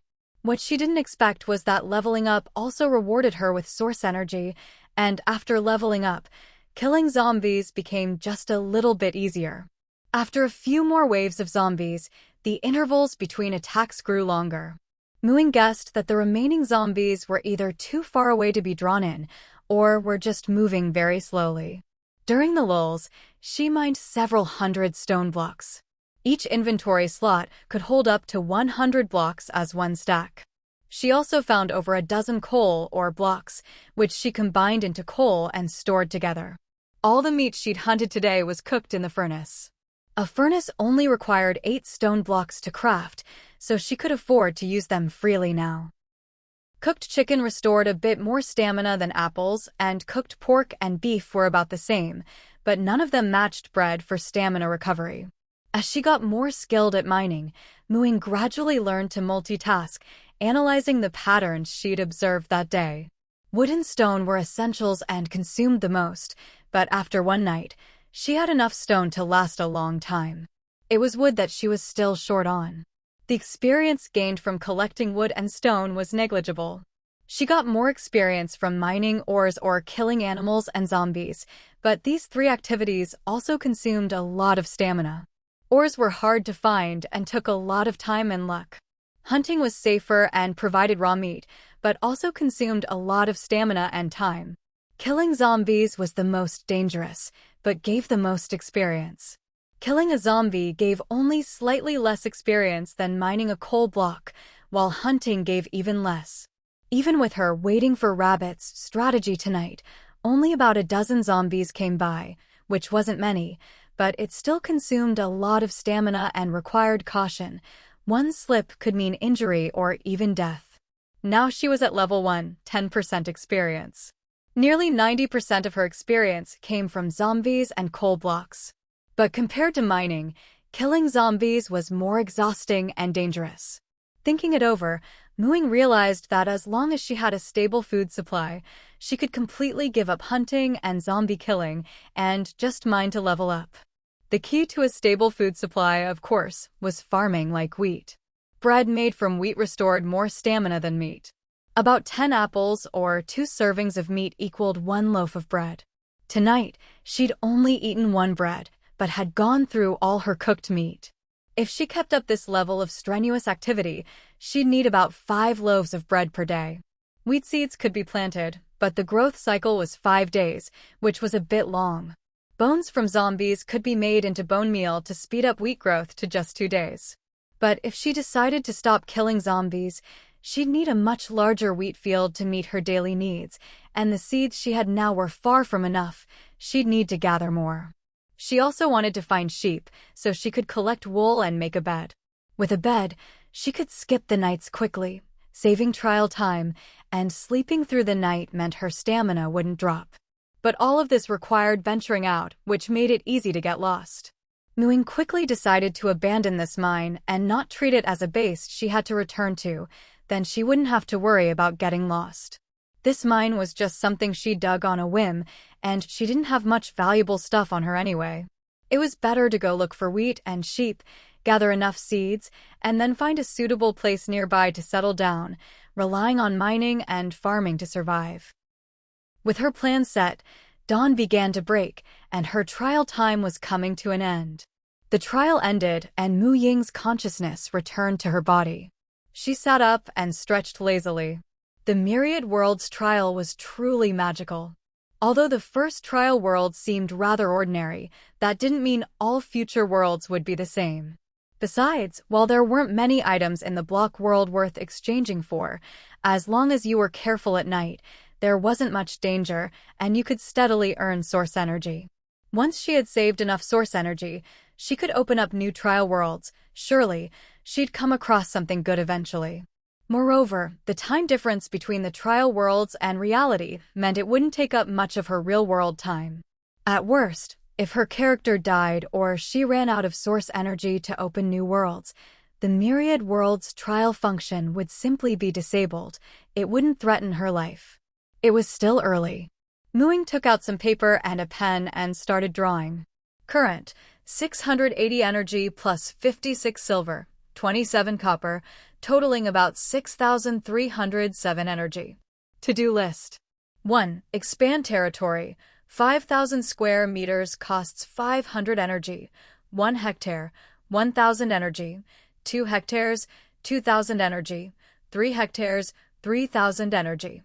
2. Plantation.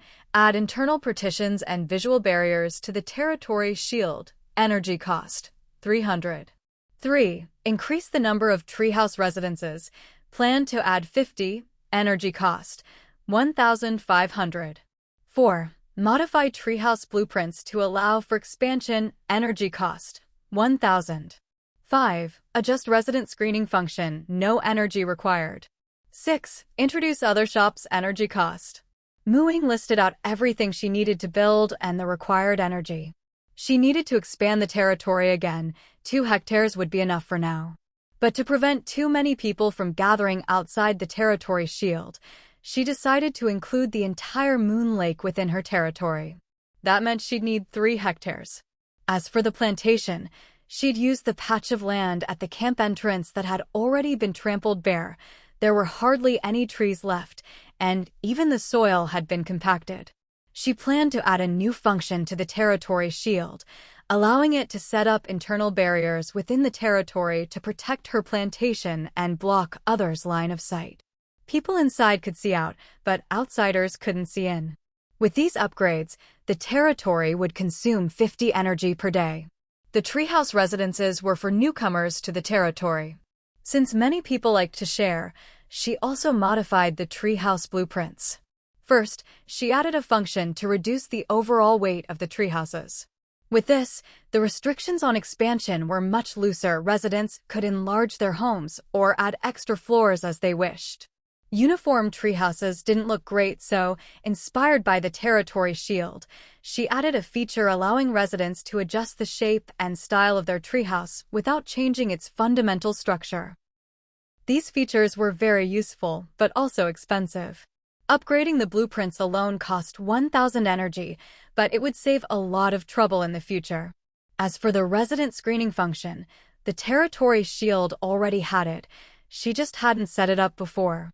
Now, she planned to use it to target those who recklessly destroyed the forest. Regarding shops, during her recent trip out, Ying noticed that many pre-apocalypse items were decaying rapidly, and the general store's goods were too miscellaneous and low quality. She decided to focus on basic necessities. Fortunately, with the camp population reaching 100, many shops now met the requirements for introduction.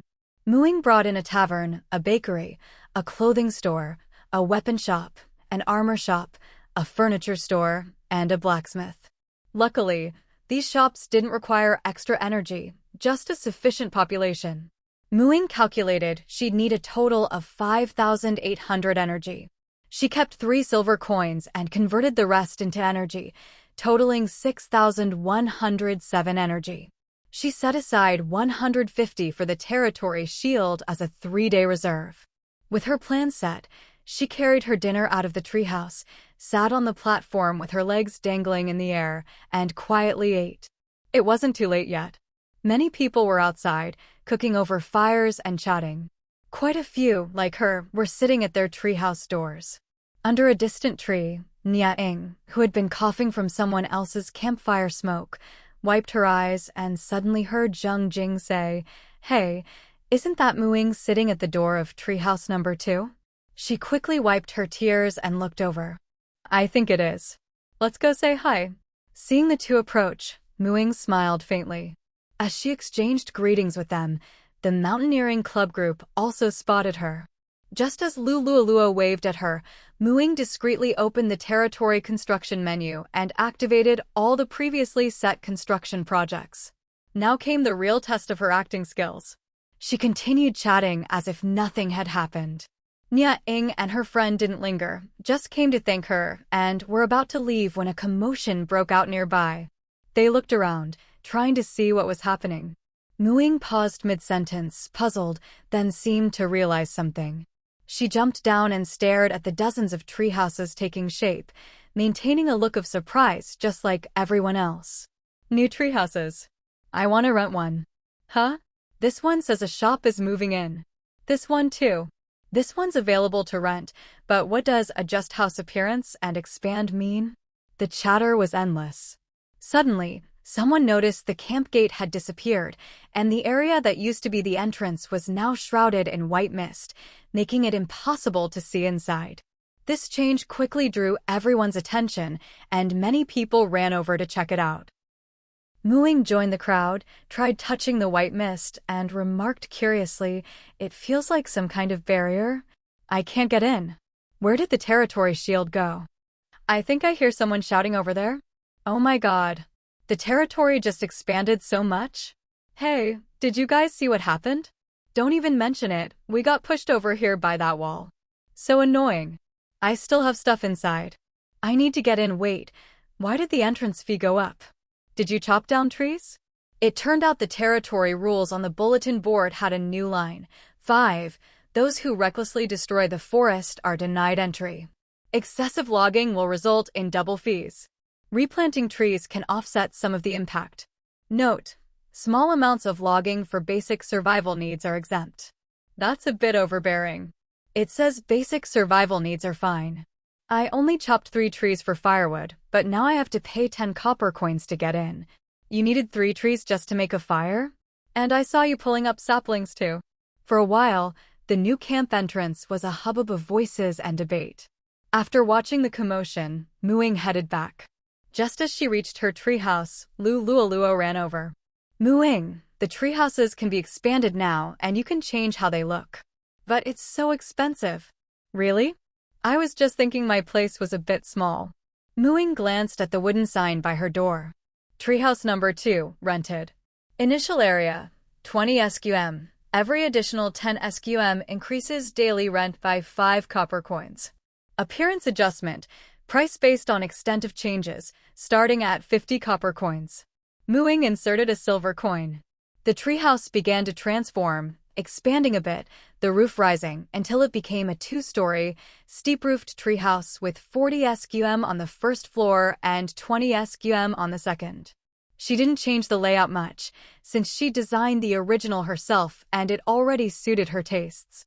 She just split it into 2 levels, added a few windows, and made some internal partitions, costing 20 energy. Of course, if someone else wanted the same changes, it would cost at least 40 copper coins. The rent for the enlarged treehouse was also more expensive. Many people coveted this new feature, but very few actually went through with expanding their treehouses.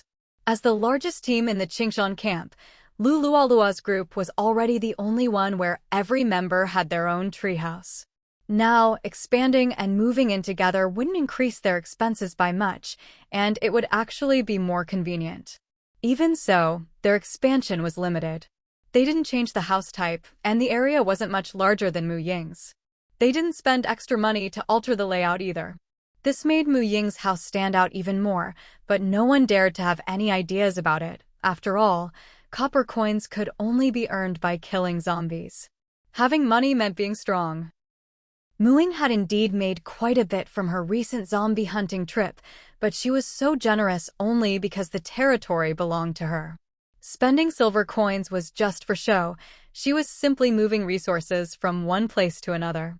Once the treehouse expansion was finished, Mu Ying quickly climbed up, slammed the door shut, and finally relaxed.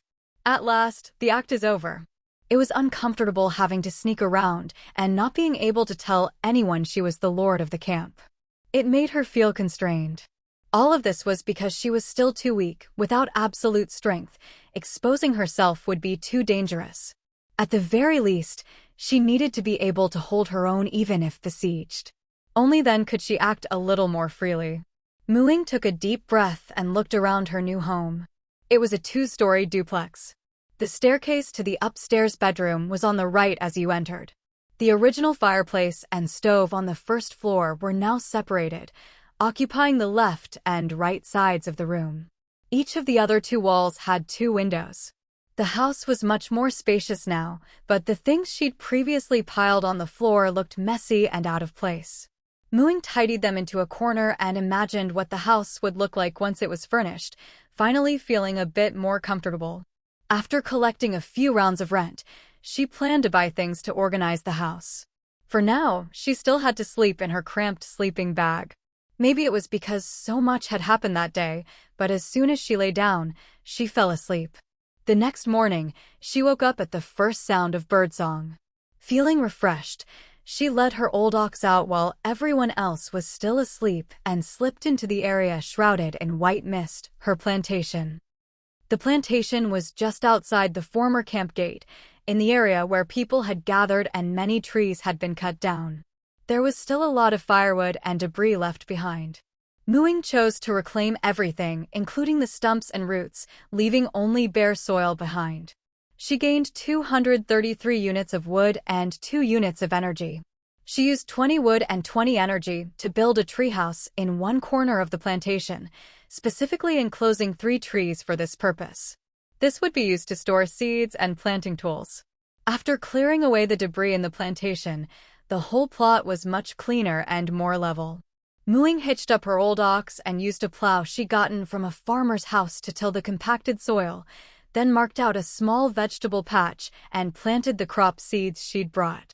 Potatoes, sweet potatoes, peppers, tomatoes, cucumbers, eggplants. She planted a bit of everything she liked to eat, but only a few of each. She didn't bother with the proper planting seasons for these crops, sowing them all at once. She wasn't worried about whether they'd survive, thanks to the Spring of Restoration and her druid abilities. The crop's growth cycles weren't long, so she'd have fresh vegetables to eat before too long. Besides this patch for her own meals, she buried a peach, pear, and jujube seed each beside the vegetable plot. The plantation area was limited, so the rest of the fruit tree seeds would have to wait for the future. She planned to use the remaining space to cultivate saplings or other, more valuable plants. She scattered the tree seeds she'd collected with her feedback claw on the way back, planning to care for them until they became saplings, then transplant them into the forest, much more efficient this way. Planting the seeds was quick, but using druid tricks to help them sprout, then watering them with create water and monitoring their condition was much more time-consuming. Druid tricks and nature sense could only target one thing at a time. She worked all morning and only just managed to finish the vegetable patch and the 3 fruit trees. After working for most of the day, Ying finally finished up at the plantation. The frequent use of nature sense, druid tricks, and create water had improved her control over these abilities. Nature sense was a bit faster now. Druid tricks could stimulate multiple seeds at once, and even the water balls from create water could be shaped into thin films to cover a larger area, with the spring of restoration directly infused. Of course, she also gained valuable professional experience. Planting from scratch always brought nature's feedback, and her experience bar shot up over 70 points in a single day. Profession: Druid LV2, 220/300. Seeing that level 3 wasn't far off, Ying didn't feel relaxed at all. The worries she'd buried in her heart resurfaced. Forget it, I'd better go ask and get a clear answer. Ying headed to the Oak General Store. She didn't leave the plantation until dusk, when she realized the store would soon close. Grandpa Shom, is it possible for a world to exist without the power of nature? What she really wanted to ask was, are the abilities she now possessed actually real? Last night, in the block world, she'd been completely unable to connect with the power of nature. All her current abilities had come after the Apocalypse game descended. But even though it was called a game, none of these powers had come easily. Every skill, every spell, every time she communed with nature required learning and real effort. It all felt so real. She'd never thought of it as fake game data, but last night's experience had shaken her a bit.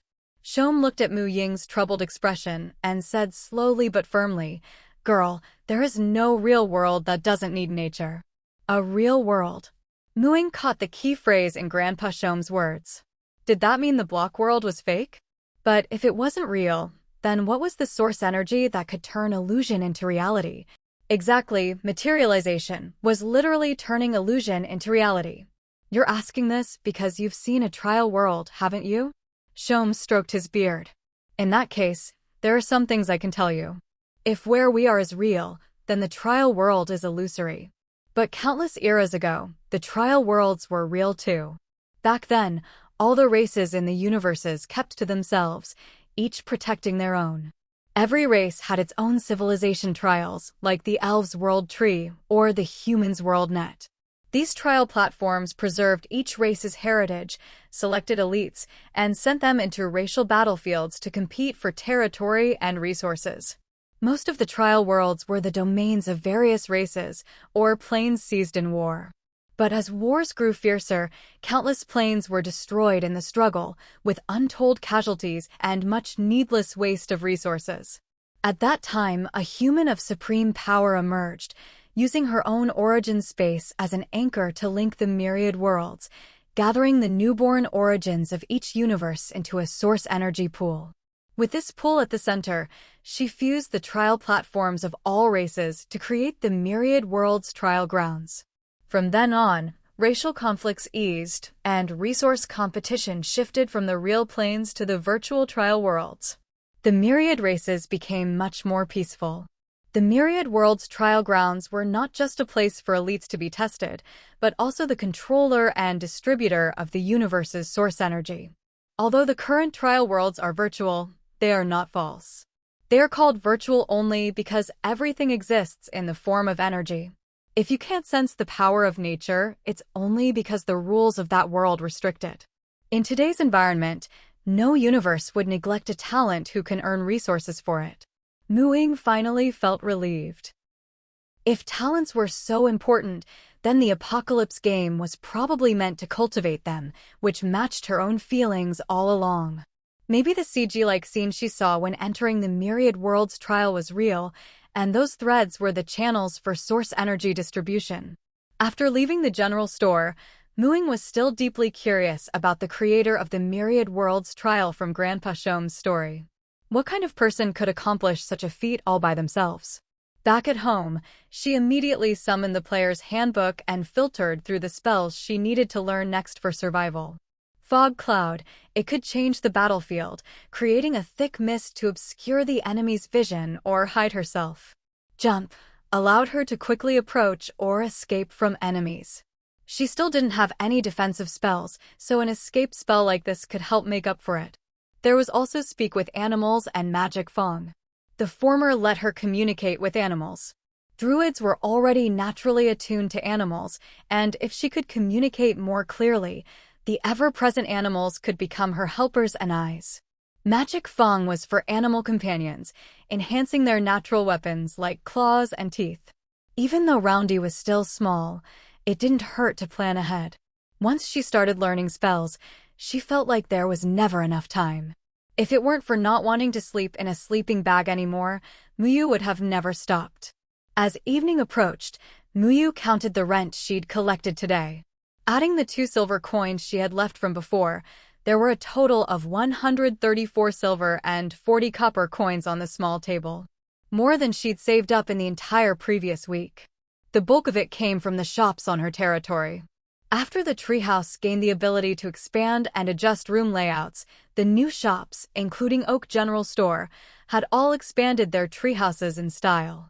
Based on their expanded area, each shop's daily rent now averaged about 50 copper coins, or 15 silver a month. They all paid rent monthly, so Muyu had gotten rich overnight again. She combined 100 silver coins into a shiny gold coin and carefully put it in her purse. This was her very first gold coin, marking a new level of wealth. With her bulging purse, Muyu finally dared to look more closely at the shop catalogs. The 7 new shops were lined up in a row, and since they'd all expanded, they were practically pressed up against each other. You could step from one shop's platform right to the next. Even the Oak General Store had changed its entrance to connect with the others, forming a little commercial street in the shape of a 7. From start to end, the shops were Oak General Store, Penny's Textile Shop, Marlin's Bakery, Bruce's Tavern, Aisha's Furniture, Curry's Weapon Shop, Paul's Armor, and Old Rupert's Blacksmith. Muyu headed to the furniture store first. Of all the shops, the furniture store had the most refined storefront. If the Oak General Store's exterior, almost swallowed by vines and flowers, was pure natural beauty, then Aisha's furniture was crafted natural beauty. It used carvings to express nature's beauty. Vivid sculptures of plants and animals filled every corner, showing off the store's unique craftsmanship and skill at a glance. The shop door was wide open, offering a glimpse of the exquisite interior. But when Muyu walked in, she found that, compared to a furniture store, this place felt more like a real home. All kinds of furniture were arranged in their most suitable spots, making people long to own such a place. Another customer. Aisha, lounging in a wooden rocking chair, looked up at Muyu. Her shop had been bustling all day, but she hadn't made a single sale. But she was all too familiar with the way this girl was eyeing the decor. Finally, a real customer. Her lazy demeanor faded like the tide. She quickly ran her fingers through her messy short hair, put on a businesslike smile, and gave off a shrewd, capable vibe. After a brief introduction, Aisha led Muyu to the living room sofa and served her a steaming cup of tea. This is our product catalog. You can also order custom pieces, but those are a bit pricier, Aisha said, pushing a thick book across the coffee table to Muyu. Muyu opened it. Each page showed a photo of a room, with the furniture for sale inside, along with dimensions, materials, and prices clear at a glance. Each room had a different style, but they all had one thing in common: they were expensive. All those gorgeous-looking pieces were way out of her price range, and the further she flipped, the pricier they got. Realizing she was still short on cash, Muyu turned back to study the sample images at the front. These had a common feature: understated and simple, showing off the natural color of the materials, with minimal decoration, simple yet elegant. Muyu decided to go with the most basic solid wood furniture, tables, chairs, beds, and so on, each costing 1 to 3 silver coins. But she did allow herself a small splurge.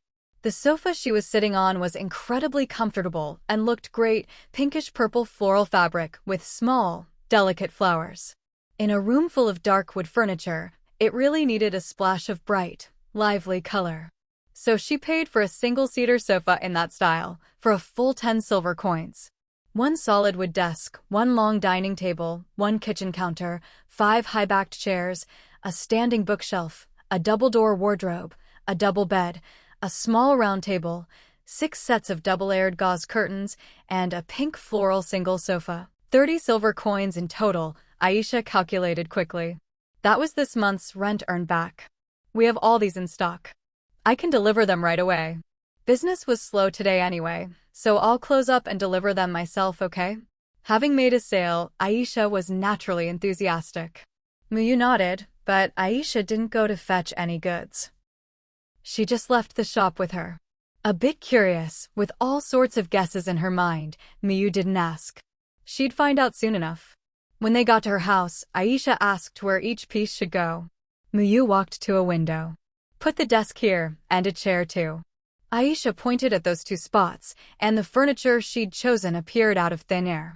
A storage space? Muyu had seen a lot, Grandpa Shom's demi-plane, and her own backpack and chests in the block world all had storage functions. The rest went quickly. After a lap around the house, everything was in its place. All done. Want to go to the tavern for a drink? Aisha counted her new silver coins in a great mood. The new world had so much potential, but for now, things were a bit boring. Muyu hadn't expected Aisha to invite her for a drink. She'd thought shopkeepers couldn't leave their stores so easily. Aisha looked at Muyu's round eyes and her fair, slightly chubby baby face and raised an eyebrow. Don't tell me you're not of age yet? No, I am. Don't you need to get back to your shop? You can shop at other stores too. After meeting Grandpa Shom and Wu Yaya, Muyu no longer thought of these people as NPCs. But as the Lord, she knew they were bound by the territory and wouldn't pose a threat, and their shops were the foundation of their presence here. We're still in the newbie phase. Who else do you think can afford my stuff? And I can't cook, so what's wrong with going to the tavern for food and a drink? Aisha asked, a bit baffled. Seeing Aisha's expression, Muyu realized she'd asked a silly question. But these shopkeepers, who'd appeared from who knows where, clearly knew something about the truth of the apocalypse, like that word Aisha had just let slip. Thinking of this, Muyu shook her head quickly. No problem, I was overthinking it. But as you can see, the new bed doesn't even have a decent blanket. I need to go to the textile shop first, then I'll join you at the tavern. Dinner's on me. Sure, I'll go with you to the textile shop first.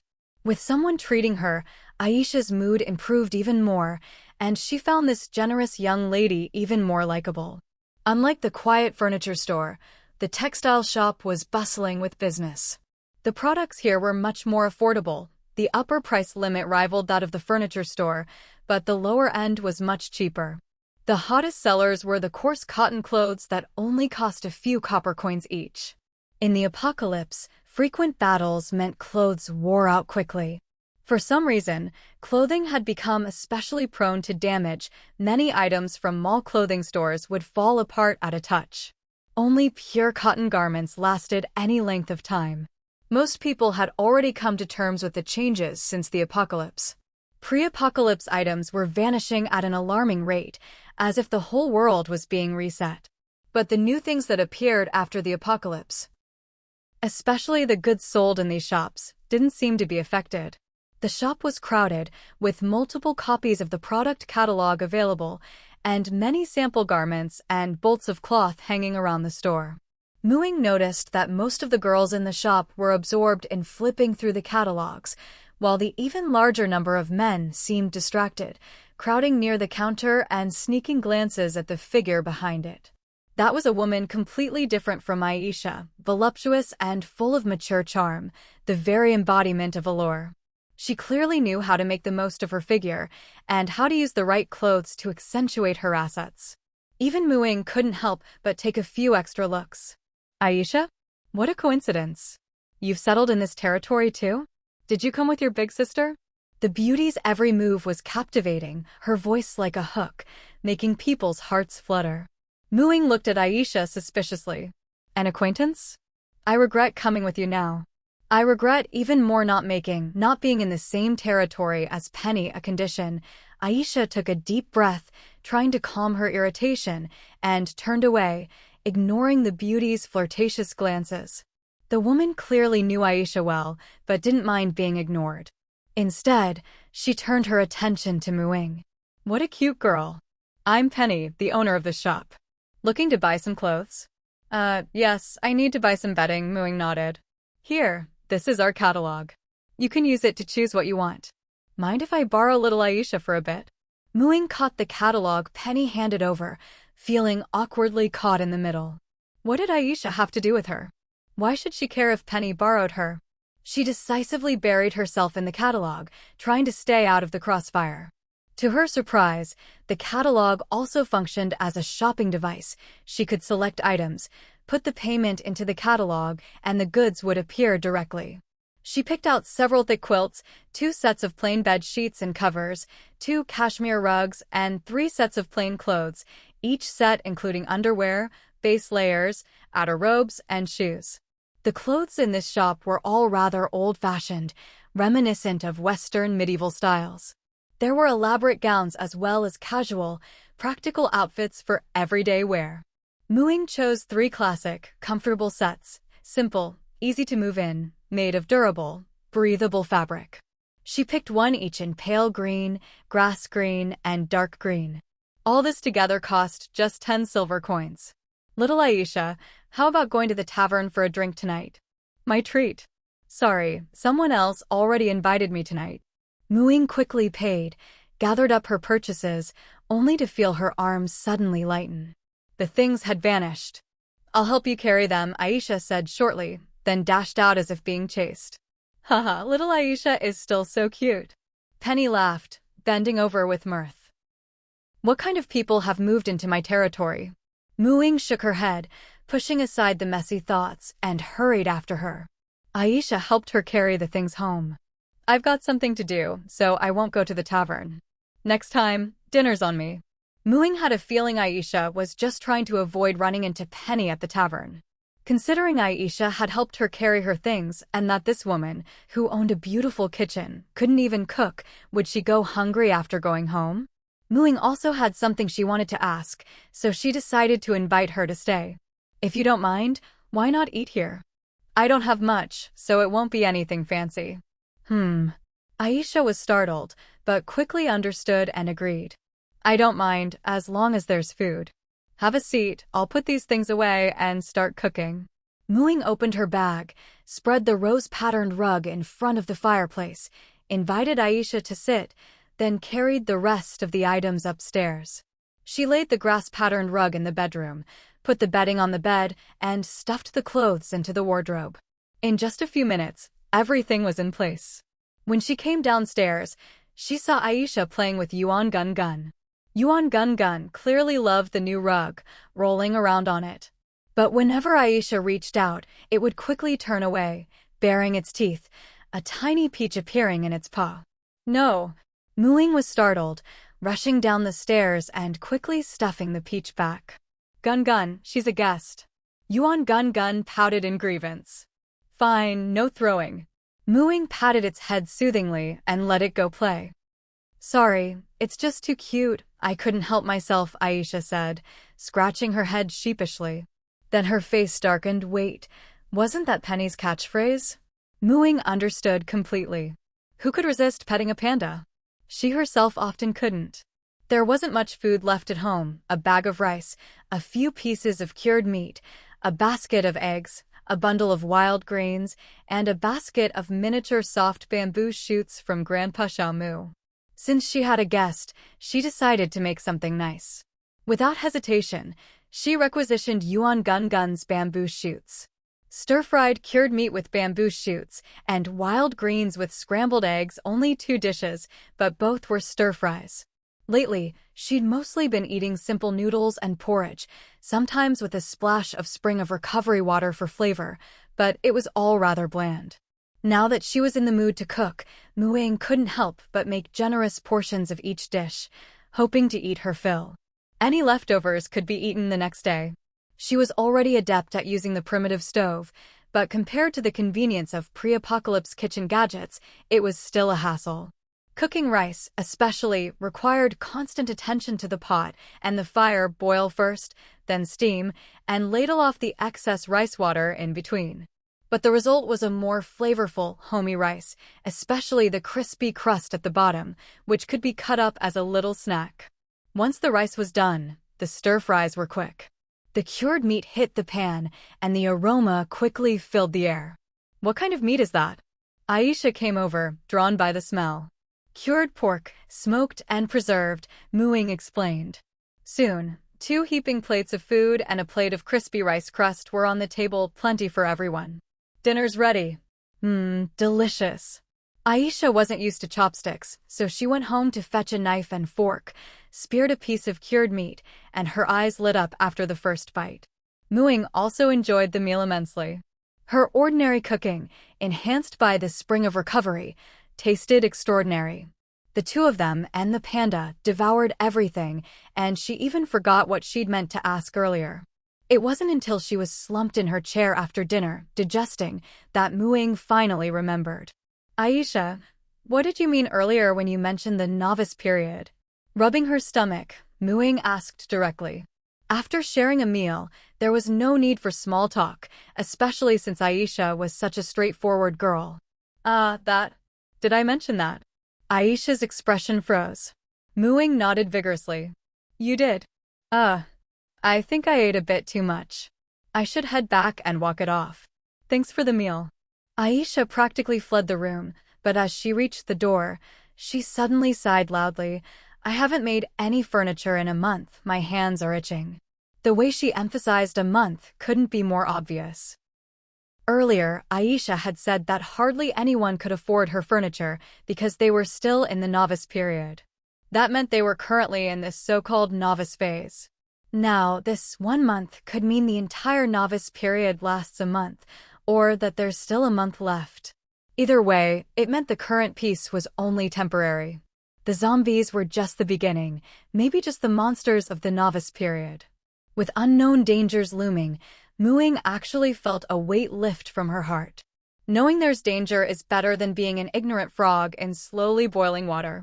It had been over 10 days since the apocalypse game descended. That meant, in another 10 to 30 days, new changes would arrive. "I need to hurry and get stronger," Muing resolved silently. After tidying up the table, Muing went upstairs, made her bed, used a cleaning spell on herself, and lay down, entering the Cube World trial for the second time. By now, the night in Cube World was fading, and the corpses had vanished with the sunrise. Your Cube World trial character, Muing, has survived for 1 day. Gained 1 origin power. As soon as she entered, good news greeted her. Just surviving earned her origin power. Muing was now even more determined to get a bed and speed through the nights. She gathered the 5 stacks of stone she'd mined yesterday and converted them into 1 origin power. Then, as planned, she packed up and set out, following the river to look for wheat. There were more animals near the river. She avoided chickens and pigs since she'd hunted them yesterday and already had some bread to eat. She needed to conserve her strength and collect enough wheat to settle down as soon as possible. But she didn't spare a single cow or the newly discovered sheep. Cows could drop leather for backpacks, and sheep could drop wool for beds. Chests could be converted into storage boxes, and backpacks might become spatial backpacks. Not only did her trial character need a backpack, but it was also the first thing she wanted to convert into a real item. Wool could be used to make a bed and speed through the night. After collecting 3 pieces of wool, she stopped, combined them with 3 wooden planks, and crafted a bed at the workbench. Single bed. Function. Sleep here to quickly pass the night. You cannot be harmed while sleeping. Physical conversion. 10 origin power/bed. Physical description. A single bed that improves sleep quality and reduces sleep time. Origin power conversion. Not available. The bed's real-world effect would be useful for Muing, who always felt short on time. But compared to the backpack, the bed could wait. Backpack. Function. Contains 10 slots. Using it increases your carry capacity by 10 slots. Physical conversion. 50 origin power/item. Physical description. A small storage bag with 10 cubic units of space. Origin power conversion. Not available. The backpack had 1/5 the space of a chest, but was only half the price. On the surface, chests seemed more cost-effective, but they were bulkier and couldn't be carried around. Each had its own advantages. Mooing only had 3 origin power now. She still needed quite a bit to reach 50. But now that she had a bed, maybe things would speed up. For now, she let her trial character use the backpack to increase her inventory slots. As soon as night fell, Mooing took out the single bed from her backpack and placed it on a flat patch of ground. Sleep in the bed. Mooing selected yes, and her body lay down uncontrollably. She closed her eyes, and when she opened them again, the sunset had turned to sunrise. Around her, she could see zombies burning in the sunlight, and she took the chance to collect plenty of bones for bone meal. Your Cube World trial character, Mooing, has survived for 1 day. Gained 1 origin power. Only halfway through her trial time, she'd already survived another day and night, earning 1 more origin power. Daytime in this world was very safe, so Mooing continued her search for wheat. Time in the trial flew by. When Mooing woke from the trial, her bed, layered with several blankets, was soft and comfortable. After all the activity that day, both her body and mind were exhausted, and she soon drifted off to sleep again. She slept early and woke early, once again the first in the territory to rise. After washing up, she opened her wardrobe and changed into the new clothes she'd bought yesterday, a fitted top and pants, knee-high lace-up boots, and a loose, hooded cloak in a fresh grass green that matched the morning forest perfectly. The vegetables in the plantation had grown a lot. The leafy greens would be ready to pick soon, and the saplings had grown taller. By tomorrow, they'd be ready to transplant. Mooing exchanged for some spring of recovery and watered all the plants before leaving the plantation. With the camp expanded, more trees were now included, and with enough time today, she could finally connect with each one. You have completed a profession practice. Gained 1 profession experience. You have completed a profession practice. Gained 1 profession experience. Her understanding of the power of nature grew deeper, and her experience accumulated quickly. It took her most of the morning to connect with all the trees in the camp. Then, Mooing opened her player manual to check her stats. Profession: Druid LV2, 242/300. HP: 170/170. MP: 3/80. Attributes: Strength 8, Constitution 11, Agility 11, Intelligence 12, Perception 16, Charisma 11. She'd gained about 20 experience points today. At this rate, she'd be ready to level up to 3 in about a week. She'd also finished absorbing her last point of Constitution, so she put her final free attribute point into Perception. It was almost noon. Mooing hadn't checked out all the new shops in the territory yet, so she decided to take a look now. She started with the shops to the right of the furniture store. The weapon shop owner, Curry, was a tall, thin young man. The armor shop owner, Paul, was short and stout but solidly built. The blacksmith, Old Luber, had white hair but was still strong and muscular. If it hadn't been for their application stating that the 3 of them, father and sons, wanted to settle in the same territory and have their shops side by side, Mooing would never have guessed these 3, who looked nothing alike, were family. The blacksmith mainly sold daily tools and could take custom orders, all at reasonable prices. The weapon and armor shops sold equipment, mostly ungraded or white-quality gear, with only 1 or 2 green-quality items on display. Mooing found that white-quality gear was a step above ungraded gear, though the added effects were pretty basic. Green-quality equipment, on the other hand, provided attribute boosts. White gear was priced in silver coins, while green gear required gold coins, and not just 1 or 2. She only had enough money for 1 or 2 pieces of white gear, so after some thought, she prioritized armor. Druids could equip non-metal light or medium armor, so she chose a mid-priced leather armor and a low-priced spear. The leather armor would help cover her defensive weakness, and the spear would replace her hoe, which had broken while farming yesterday. She could also cast Shillelagh on the spear. It was lighter than the hoe but sharper. Cowhide chestplate. Quality: white common. Effect: chest and abdomen defense plus 20. Piercing spear. Quality: white common. Effect: penetration plus 10. The cowhide chestplate cost 60 silver coins, the piercing spear 30 silver coins, and she also bought a small hoe from the blacksmith for planting trees. After finishing her shopping, Ying felt a bit hungry. Knowing she'd need plenty of energy for her afternoon magic practice, she decided to treat herself to a good lunch. Bruce's tavern was right next to Aisha's furniture store. The tavern looked old and worn.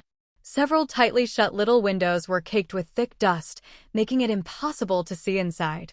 But this place had just opened, so there was no way it could have accumulated so much dust. Ying could only chalk it up to the owner's peculiar habits. She pushed open the tavern's small door. Dim candlelight flickered inside, making it feel like night had fallen all of a sudden. The atmosphere for drinking was set instantly. Unfortunately, there weren't many people in the territory who could afford to come to the tavern. Most of the tables sat empty. Compared to eating and drinking, people preferred to save up for a piece or two of equipment. Ying walked up to the bar and glanced at a small wooden board hanging nearby. Today's menu. Pan-seared steak, 20 copper coins per serving. It looked like there was only one dish to choose from. Ying tapped on the bar. Boss, 2 steaks, please.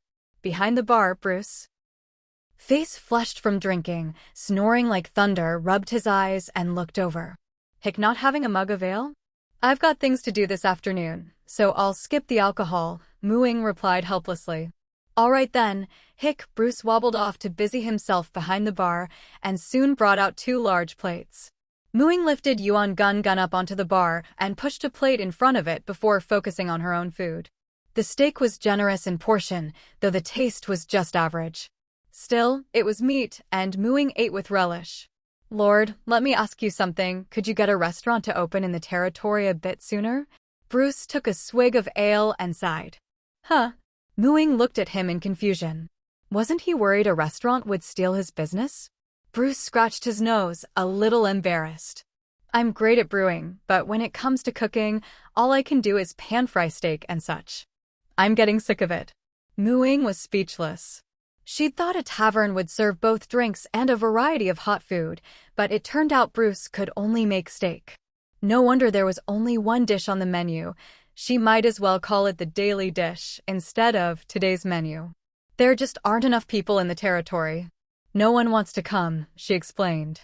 That was the real reason she hadn't opened a restaurant yet. Sigh. Bruce slumped over the bar, utterly dejected. Why hadn't he thought about the food issue before? You could always buy bread from the bakery, Ying suggested. Once we have enough people, I'll definitely get a restaurant set up. The meal left Ying feeling rather anxious. It seemed like all the shopkeepers in her territory were a bit too individualistic. Anyway, until a restaurant was built, she didn't want to see Bruce's resentful gaze again. She'd just eat bread for dinner.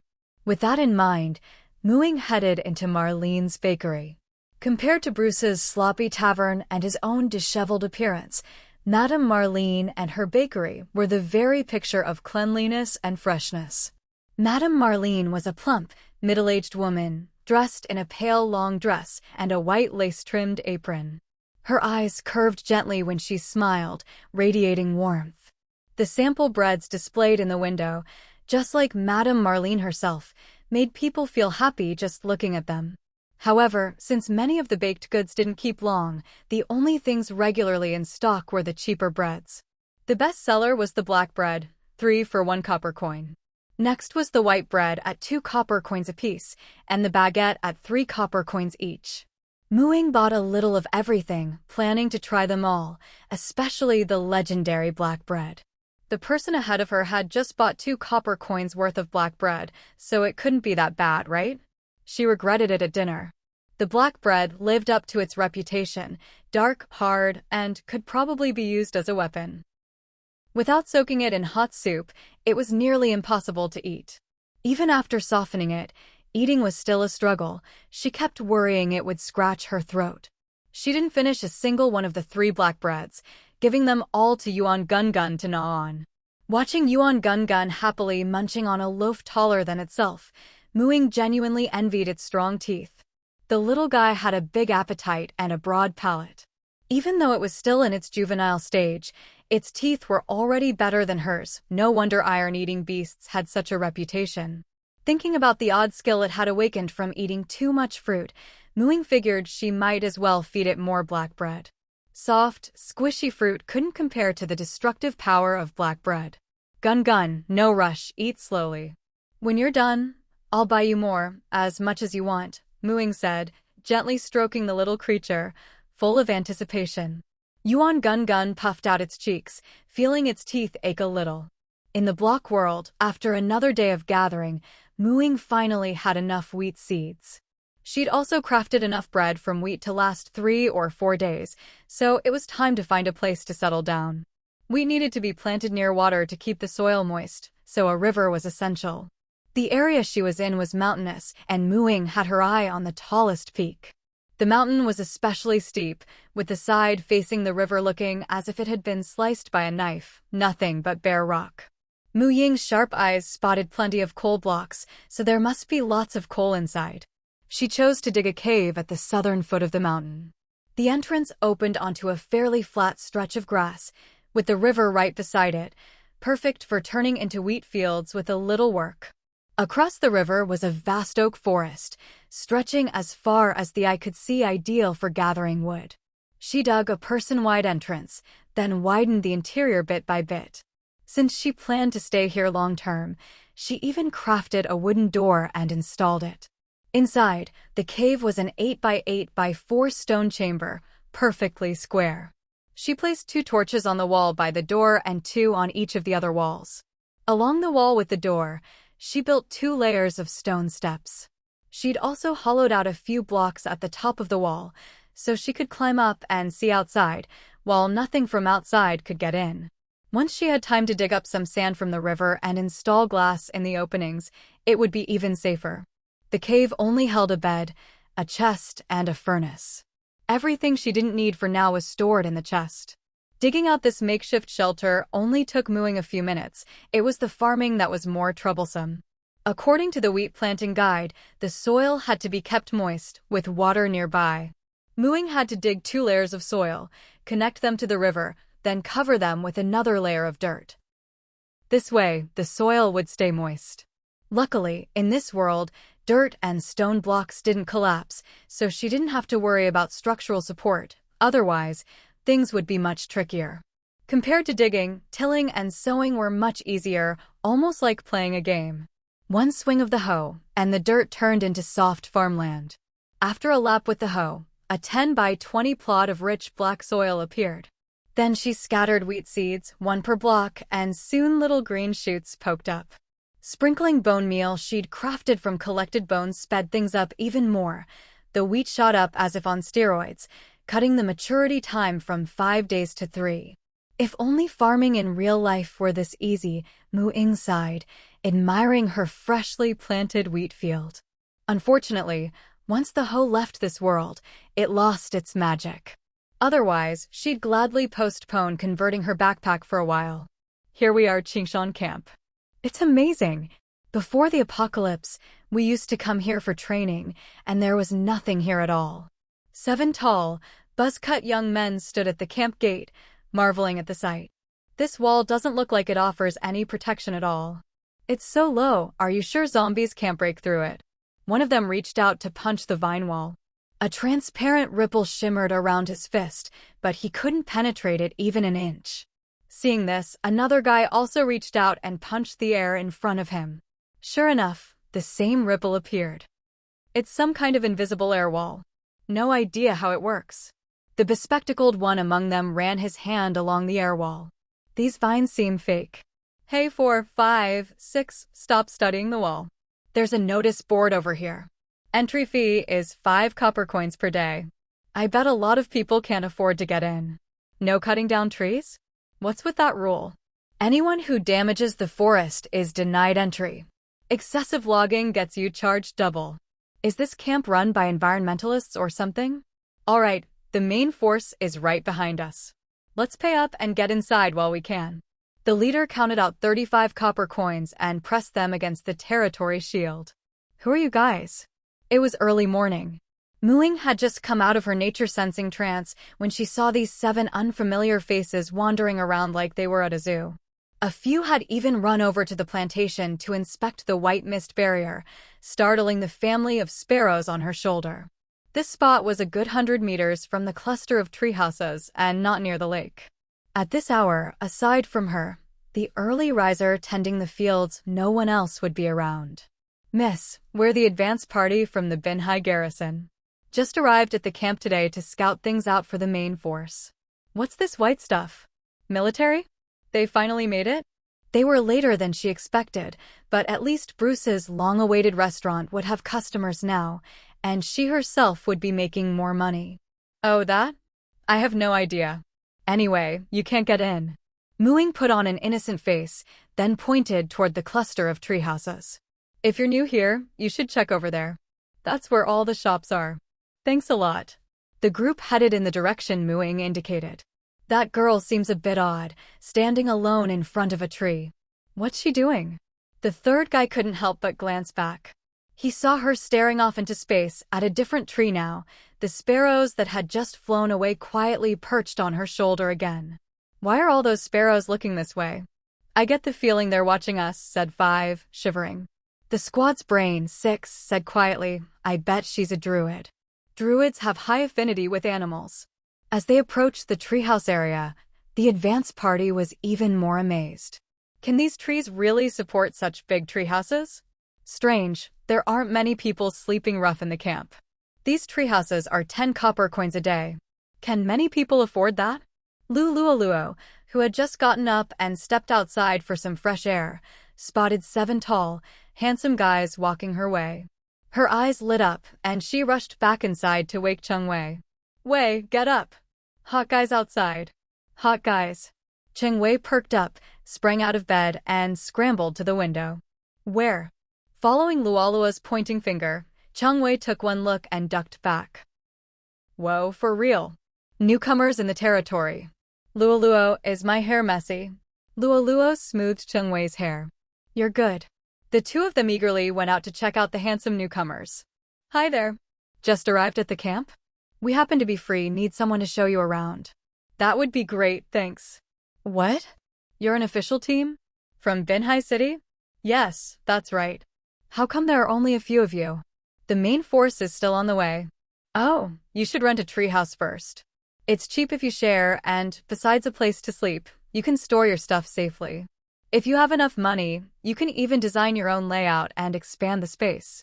Our team is one of only 2 in the camp that have expanded their treehouse. See, that's ours. And the one next to it. Yeah, that's run by Muing, you know, the top player on the leaderboard. She manages alone what it takes a whole team of us to do." "Seriously?" "Of course. See, that's her. She looks gentle, but she's fierce when fighting zombies." "That's her." After her usual morning routine tending the camp's trees, Muing planned to ride her ox out to plant more.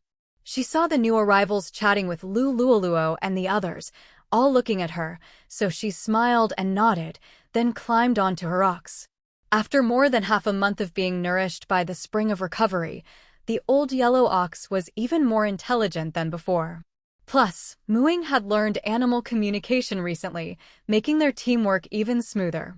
She didn't even need a rope, just a pat on its back, and it would let out a long moo and stride briskly out of the camp. "So cool," 7 exclaimed, awestruck by the sparrows and the ox. "Right? Riding an ox is the mark of a true master living in seclusion," Luoluo agreed. "When we first entered, she was just staring at a tree. What was she doing?" 3 still thought Muing was a bit odd. "Oh, that's how druids train, something about sensing the natural energy in the trees. She gets up the earliest every day to do that. She racks up tons of class experience, let me check. She got nearly 20 points of class XP just this morning, and that's less than the last couple of days." Luoluo scrolled through the leaderboard as she spoke. She checked the top players' progress several times a day to motivate herself. That much. After Luoluo and Cheng-Wei gave them a thorough tour, the advance party had a good grasp of Qingshan camp and left.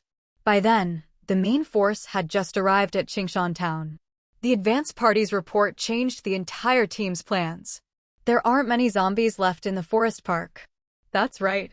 There are very few zombies on the Qingshan town side near the forest park. The camp's entry fee is 5 copper coins per day, which most people can't afford. Besides, the environment outside isn't as dangerous anymore. I suggest we set up camp just outside, establish a safe zone, and only send people into the camp to buy supplies as needed. The camp restricts entry for those who damage the forest, so the best spot is south of Qingshan town, near the forest park, with a river nearby and farmland outside the town for growing food. The camp bakery also sells a kind of black bread, big portions, cheap, 3 for 1 copper coin, enough to feed a lot of people.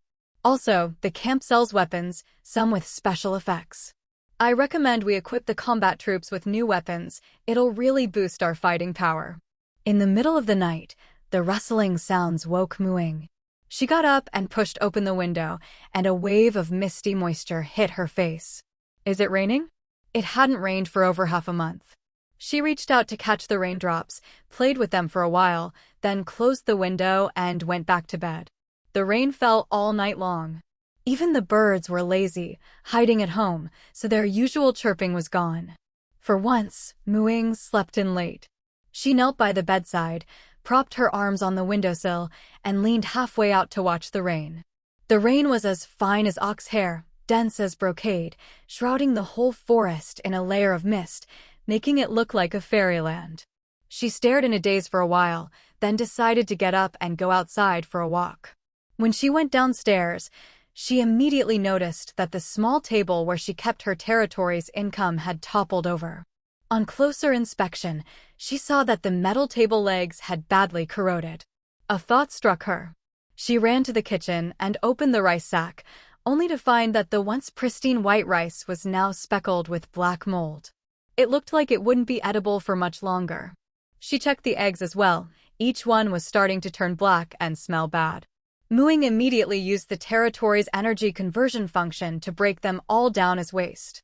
Everything had been fine last night, but after just one night, all the pre-apocalypse supplies seemed to have decayed at an accelerated rate. This familiar feeling reminded Mu Ying of the very first day the apocalypse arrived. But according to Aisha, there should still be at least a week left. Mu Ying's mood grew heavy. She had learned most of the level 2 spells, but she still hadn't reached level 3. Since the food at home was no longer edible, she figured she might as well go to the plantation and get something to eat. She had just dug up a batch of saplings from the plantation yesterday and hadn't had time to plant new ones, but there were still some tender cucumbers in the vegetable patch she could pick.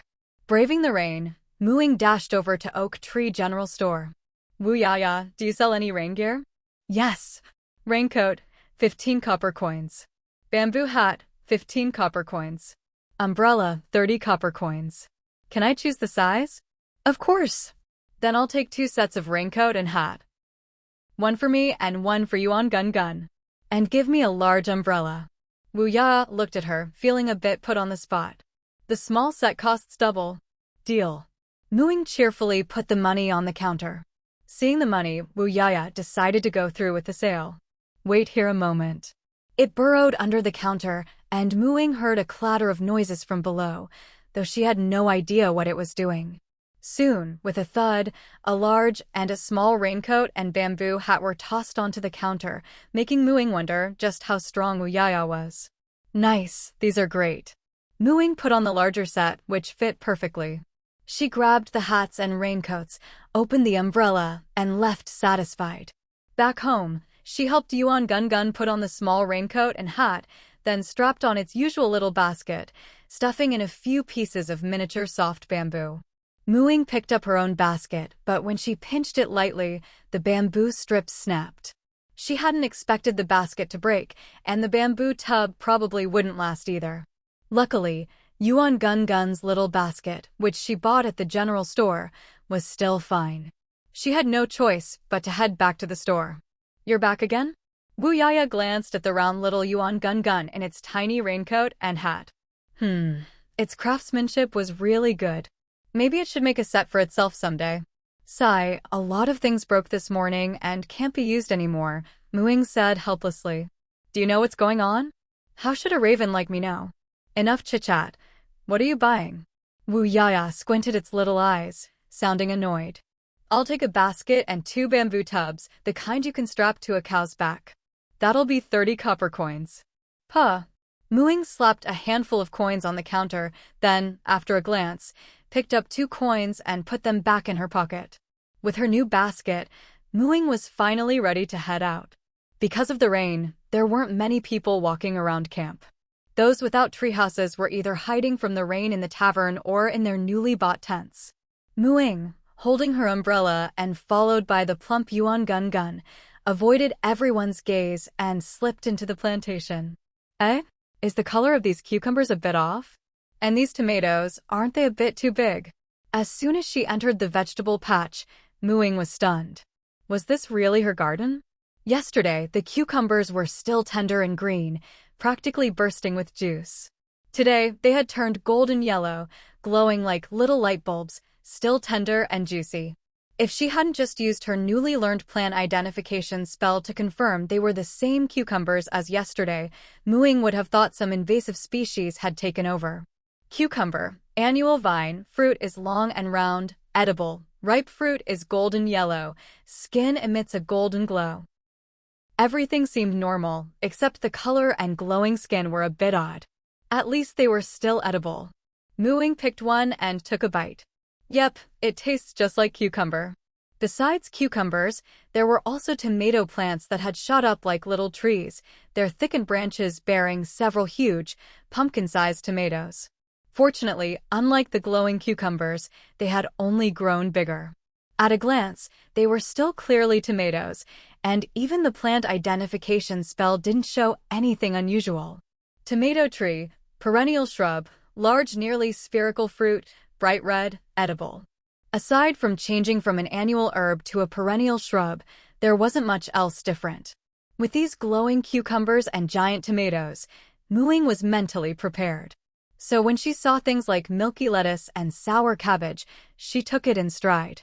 The peach and jujube trees didn't seem to have changed much, except they'd grown a lot taller. Muing ate a cucumber and shared a giant tomato with Yuan Gun, filling her stomach. She still had no idea what had happened to these plants.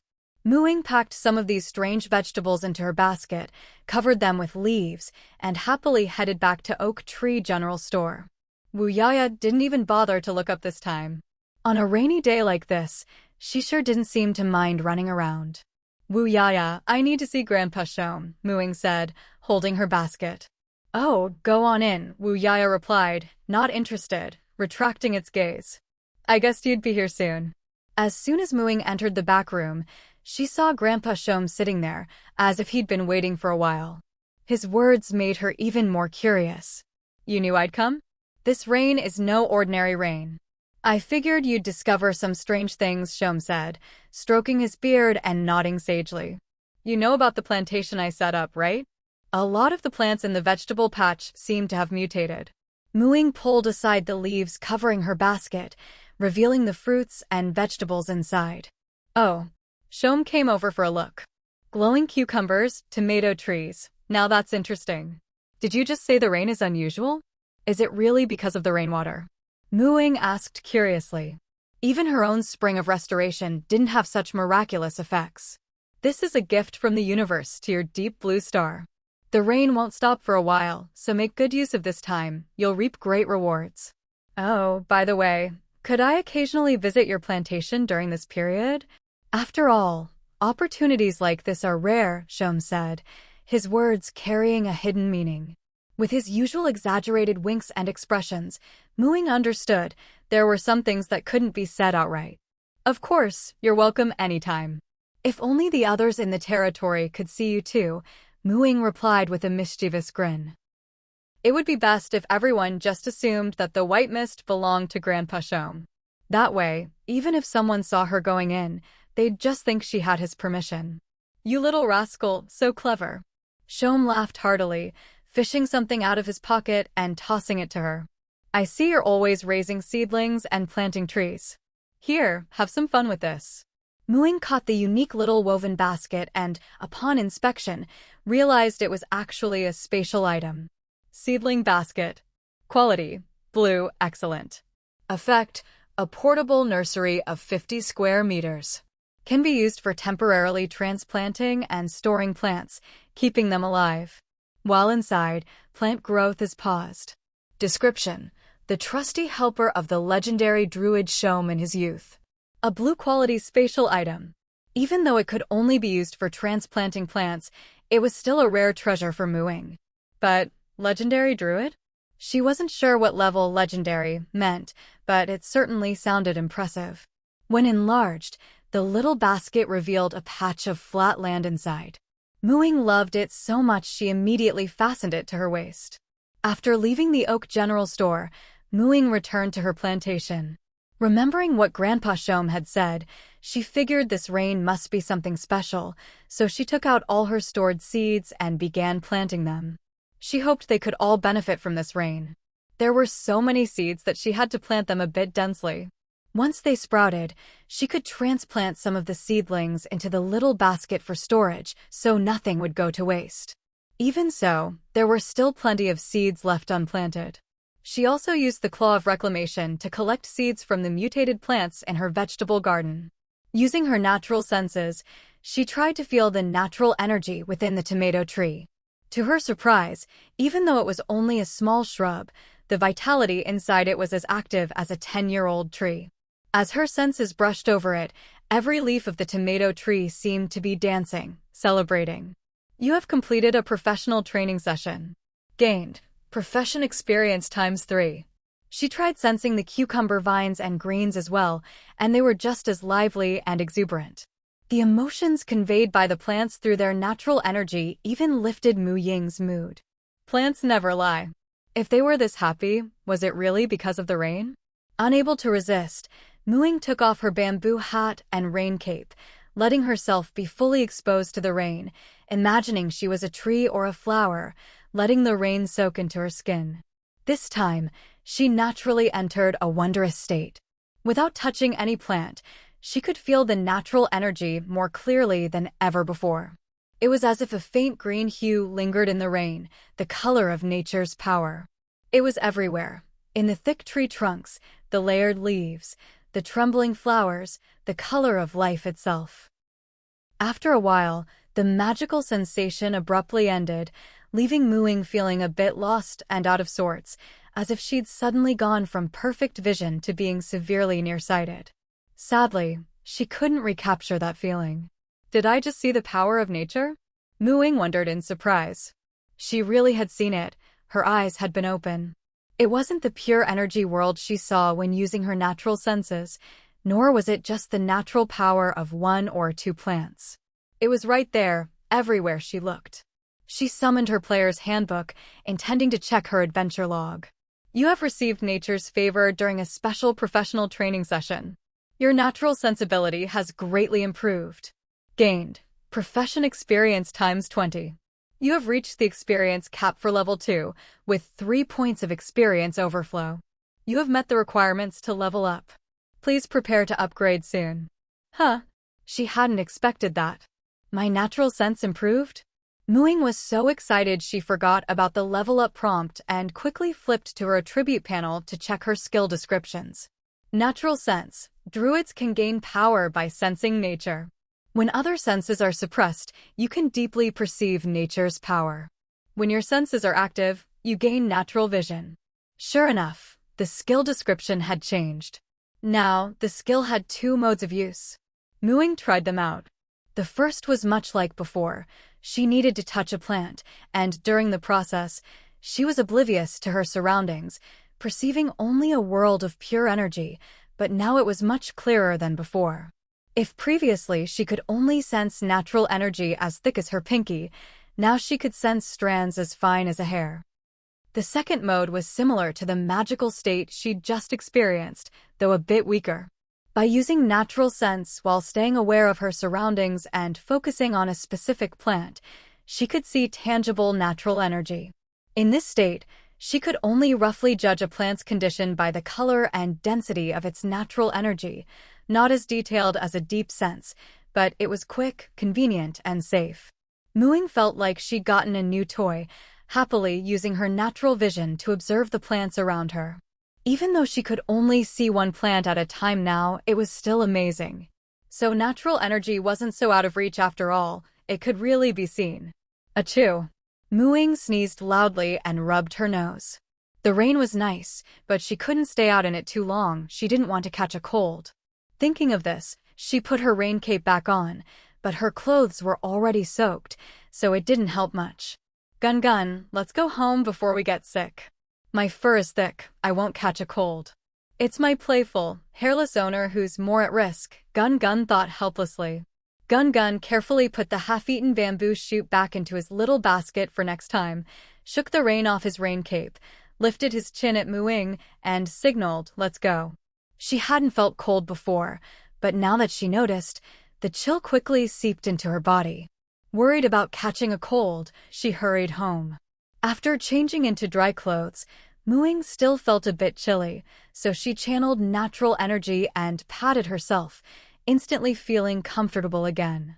She used her newly learned first-level spell, Endure Elements, as a personal air conditioner. Endure Elements allowed her to ignore the surrounding temperature, adapting to both heat and cold. With it active, the temperature around her always felt just right.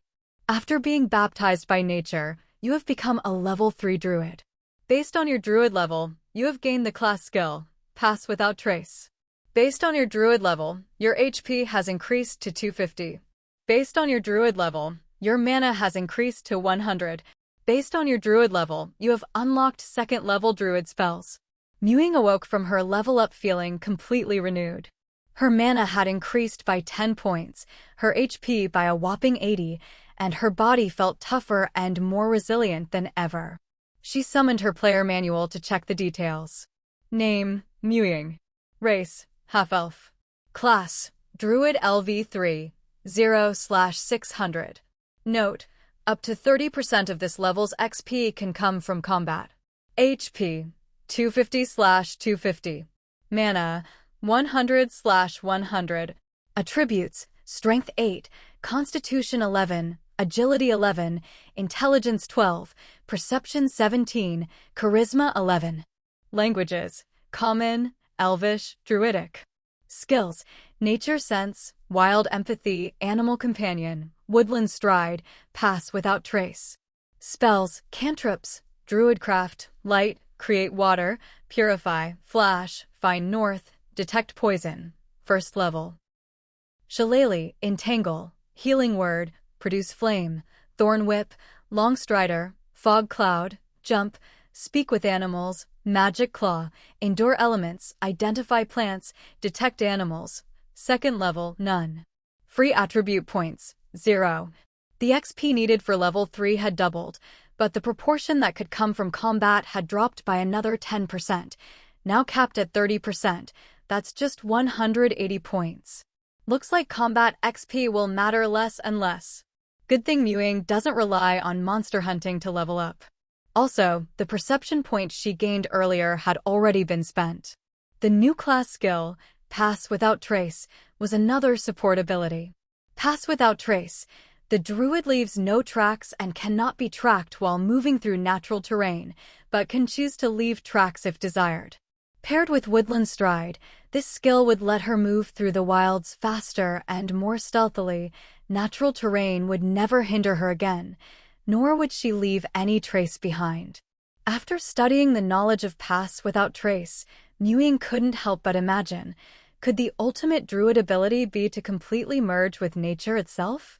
As amazing as Pass Without Trace was, druids are a divine spellcasting class, and at this stage, her spellcasting ability was still the main factor in her strength. Her spell list now included 20 new second-level druid spells. There were 5 attack spells among them, and even better, the defensive spell she'd been longing for, solving her most urgent need. Barkskin. By touch, you can grant a willing creature increased defense, making their skin as tough as tree bark. Ying immediately became engrossed in learning her new spells. Second-level spells were much harder to master, but their effects were incredibly tempting. She practiced over and over until her mana was completely depleted, and only then did she reluctantly stop. At this point, she could barely affect a small patch of her own skin. Outside, Night had fully fallen. The rain kept coming, not heavier or lighter, just the same steady drizzle. Mewing's stomach gave a painful rumble. So much had happened today, rain, leveling up, she'd even forgotten to eat lunch, and the meager breakfast she'd had was long gone. Mewing walked to the stairs, about to head down, when she saw a round little figure lying on her empty basket at the stairwell, looking up at her with eyes full of accusation. Ahem, hungry? Mewing coughed guiltily. Come on, let's get you something tasty. To show her remorse, she did her best to scoop up the chubby creature, who'd grown even bigger, now resembling a plump little bear and getting hard to lift, and headed to Sarah's eatery for a meal. Sarah's eatery had opened not long after the officials group arrived.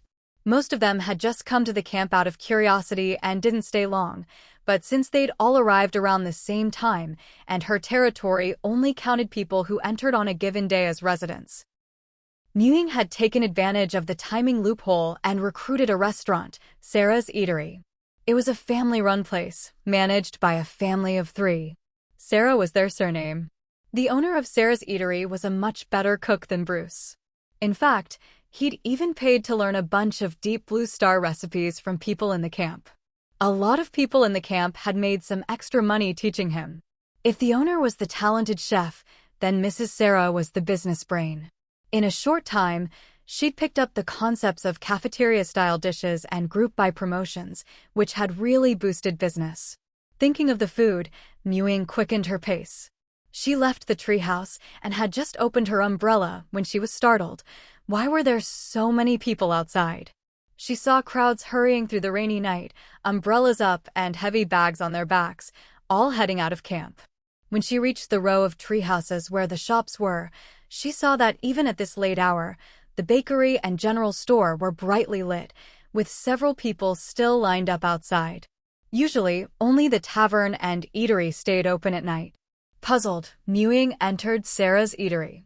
She'd been here plenty of times lately, but tonight, even after dinner hours, the place was still bustling, far more crowded than usual.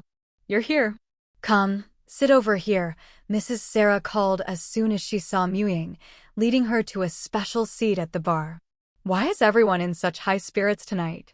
Ying asked curiously as she approached the counter. I heard all your local foods suddenly spoiled today. A bunch of people came from Qingshan Town's coastal safe zone, so the general store's flour and rations and Marlin's black bread are selling like hotcakes. So our camp folks can only get food here or at the tavern. And with the rain outside, everyone's just eating, drinking, and chatting the night away. Mrs. Sarah seemed in a great mood, even giving Ying 2 free glasses of juice. Ying didn't disappoint her either. She opened the menu and ordered several signature dishes, especially those her chubby companion loved. What are we going to do? All the supplies we worked so hard to gather are gone. Just the other day I was complaining about eating instant noodles every day, now I don't even have those. Will we never get to eat instant noodles, spicy strips, chips, or cola again? Ugh, this damn apocalypse. What even is this apocalypse game? Is it really just a game? When will it end? Listening to the noisy complaints around her, Ying felt a pang of worry. If everyone had to buy food, a lot of people really wouldn't be able to afford it. But she couldn't lower the entry fee either. That would cause the population in her territory to skyrocket, attracting more people who just wanted to hide away and delude themselves. Maybe she could start growing food in the camp? But she'd have to wait for the crops in the plantation to mature before she could harvest any seeds. With a new plan in mind, Ying felt much more at ease. Just then, the food arrived. She skillfully summoned her player's handbook and began browsing the forums as she ate. One trending post in particular caught her eye. She'd seen this post before. It was trending for the second time. The thread was active with a group of players fascinated by magic, who had ignored the handbook's class recommendations, given up their advantageous stats, and stubbornly chosen spell-casting classes. Intelligence, wisdom, and charisma were the spell-casting stats. If any of these were below 10, the option to choose a spell-casting class hadn't even appeared during character creation. But as long as you had 10 points, you could pick one, though the recommended order was way down the list. Some players, being more rational, chose classes like Bard, Ranger, or Paladin, classes with minor spellcasting abilities that didn't rely heavily on spellcasting stats. But even among these, Paladin had strict requirements. You had to strictly adhere to a code of conduct, which many found impossible. Bards, on the other hand, were seen as too weak in combat, so there were still some stubborn players who picked pure spellcasters like Wizard, Cleric, Druid, or Warlock. The last time this post trended, it was because those who chose Cleric or Druid discovered that, after taking the class, their spell list only contained 0-level cantrips. No Warlocks had spoken up yet, but later, some Wizards confirmed the same issue. Their revelations were the first clear proof of how crucial stats were to class choice. The class and stat introductions before character selection clearly hadn't wasted a single word. Anyone who ignored them paid the price. Based on the comments in the thread, it was almost certain you needed at least 11 points in your spellcasting stat to cast first-level spells for that class. Some of those who'd chosen the wrong class were filled with regret, while others kept trying. Because of their low spellcasting stats, learning spells was much harder for them than for others. Even cantrips were a struggle.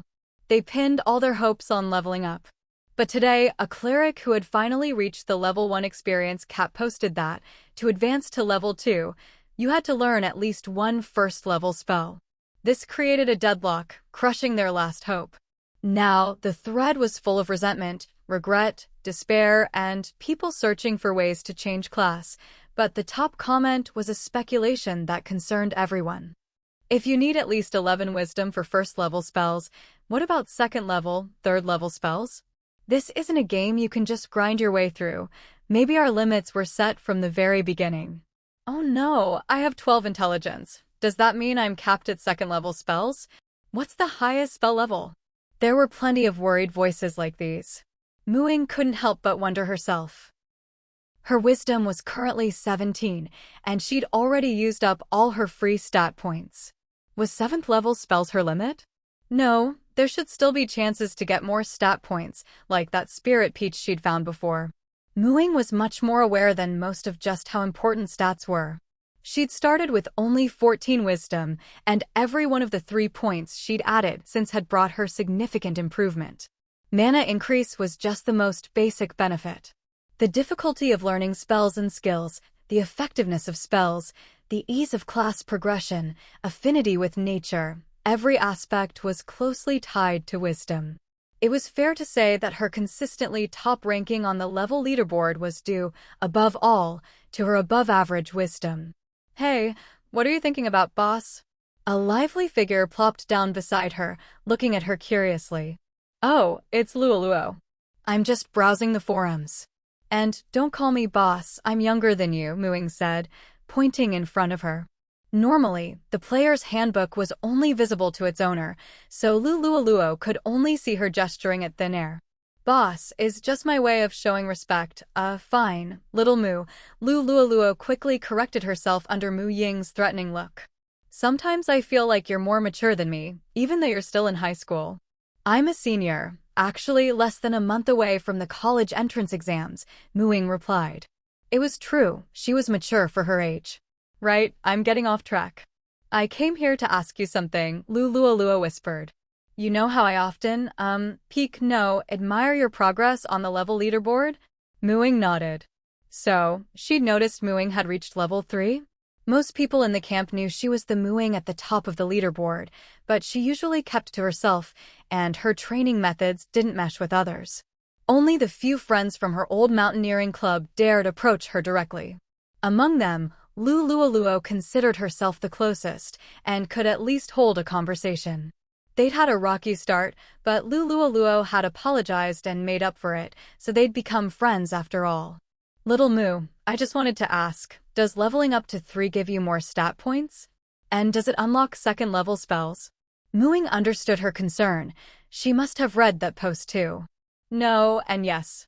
That's it, I'm stuck at level 3, Luoluo said, dejected, and wandered off. Ying didn't think her situation was that bad, though. Spellcasting classes were rare to begin with, especially those with high wisdom. Some people had even chosen druid because of Ying's influence. Clerics were even rarer.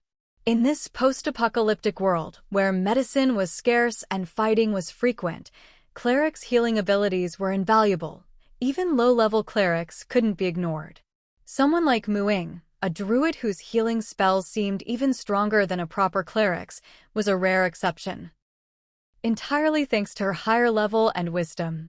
Besides, druids didn't get healing spells at second level. Today was a special day. Some people were busy finding food and drink, others worried about the future, but reality marched on regardless, and all you could do was live in the moment. Ying pulled herself together, went home, and immersed herself in the trial world. Unlike the changes in the real world, the blocky trial world was exactly the same as it had been for the past week. The square sun rose on schedule in the eastern sky. Your trial world character, Ying, has survived for one day. Gained 1 source energy. She climbed out of her single bed, another point of source energy in hand. Life in the trial world had been extremely dull lately. Every day she either planted or harvested wheat, or mined endlessly.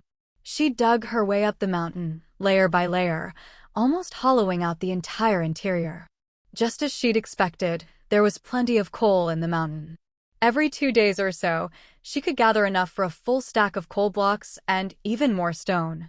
Her source energy had now reached 42 points. She still had 85 coal blocks and 443 stone blocks in her inventory, and her level 2 experience bar was almost full. If she worked hard today, she'd have enough source energy to upgrade her backpack. She quickly ran to the chest, grabbed a bed, a stack of sticks, a stack of bread, and a full water skin, then headed through the innermost door of the stone chamber. Behind the door was the mining tunnel she had painstakingly dug out, with torches set at intervals along the stone walls on both sides. These torches never went out, illuminating the entire tunnel brightly.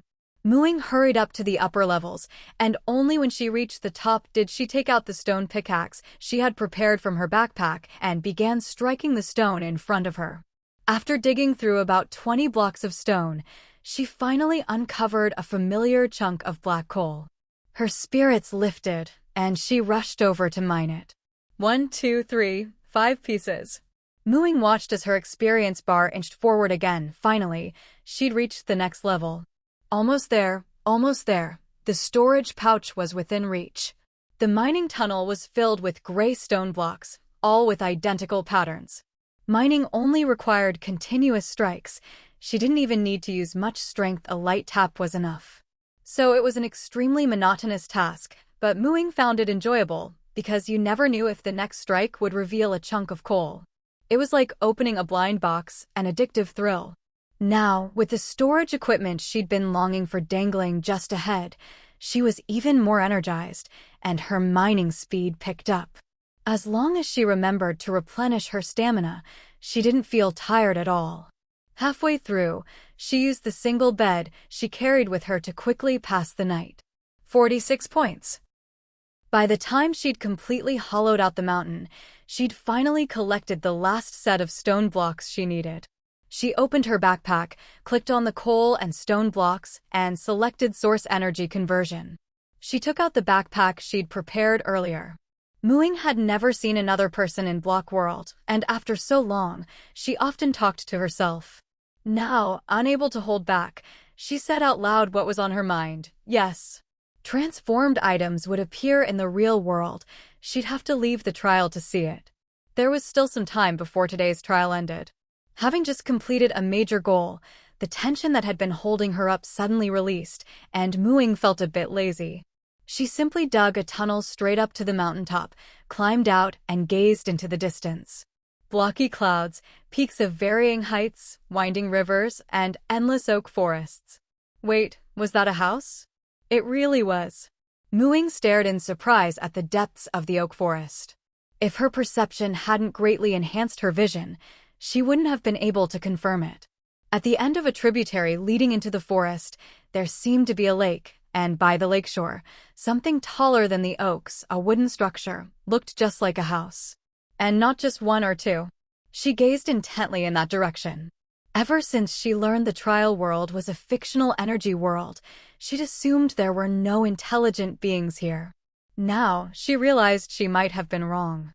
She couldn't help but remember the first night, the tattered clothes on those zombies. Could they have been people once? Ying was well aware of her current appearance, a mass of pixel blocks. With a bit more black, green, and red, she'd look almost no different from a zombie. If zombies were once human, and there were no people around her during the day, where did the zombies come from? Ying was full of questions, but unfortunately, the trial was about to end, and she couldn't investigate further. She took one last look in that direction, then turned and slipped back into the mine, making it back to her stone chamber just before the trial ended. On the second floor of the treehouse, Ying opened her eyes in bed and felt something new in her hand. She sat up with a start, yanked off the cloth covering the glowing cucumber at her bedside, and by its light, saw what she was holding. A palm-sized brown pouch, made of leather, with a familiar pixelated face embroidered on it. Wasn't this the avatar of her Block World trial character? Facepalm. No one else could ever know the secret. Ying opened the pouch's clasp and immediately sensed the space inside. She looked around, then took the glowing cucumber from her bedside and placed it at the pouch's opening. The cucumber disappeared from her hand, and the room fell into darkness. The next moment, she lightly tapped the clasp and thought of the glowing cucumber. It popped right back out of the pouch. Ying spent a while playing with storing and retrieving items before finally stopping. Yuan Gun waddled over with its little basket on its back and tugged at the bedsheet. What is it? Yuan Gun stretched out a furry little paw, patted its basket, then pointed at the storage pouch in Ying's hand, looking hopeful. No, your little basket can't become like this. There's no storage equipment shaped like a basket, and even if there were, your poor owner couldn't afford it. Ying said helplessly. Her source energy was now 0. Yuan Gun put one paw on its hip and pointed with the other at the pile of coins in the corner, as if to say, there's plenty of money right there. That's bought with a different kind of money. These don't work, they're all spent.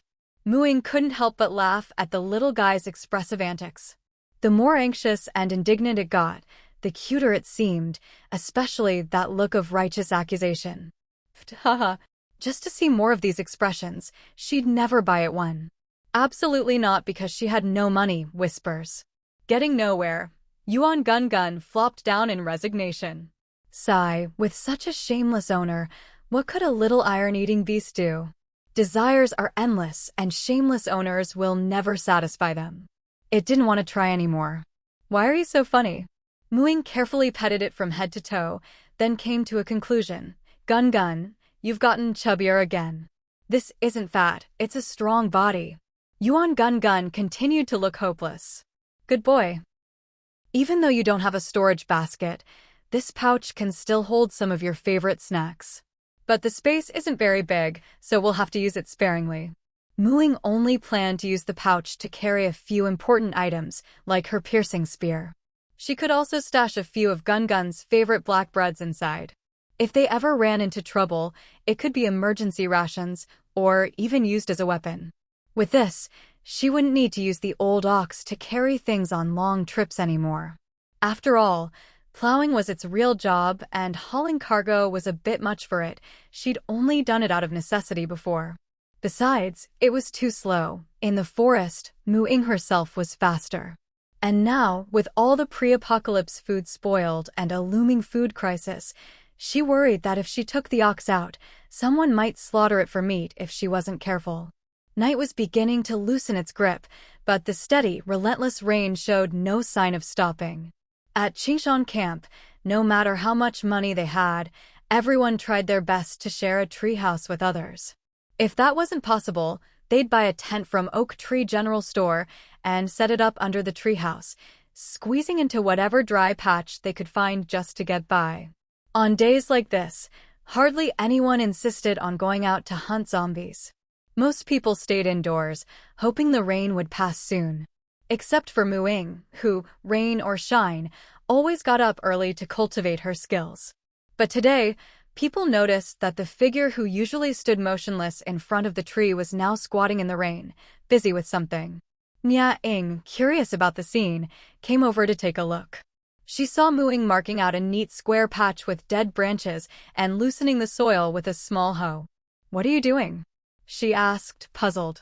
Planting vegetables. This rain seems to be really good for plants.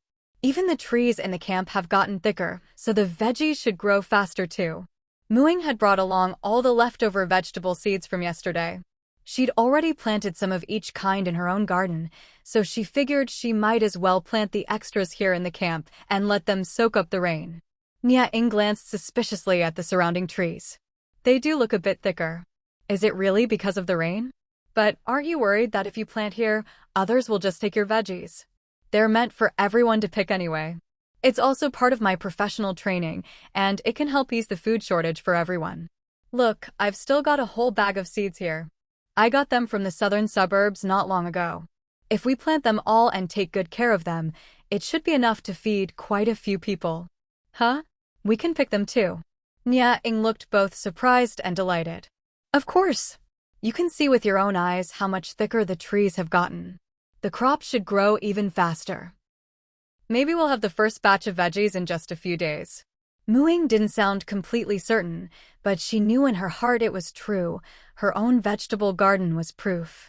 Even if those vegetables had already been half-grown, the rain had made them ripen so quickly. The rain really made a huge difference. In times like these, there was still someone as kind and innocent as Muing. Ying worried that her kindness would be taken advantage of. Well, she couldn't let Muing suffer for it. Wait here, I'll get Jing to help too.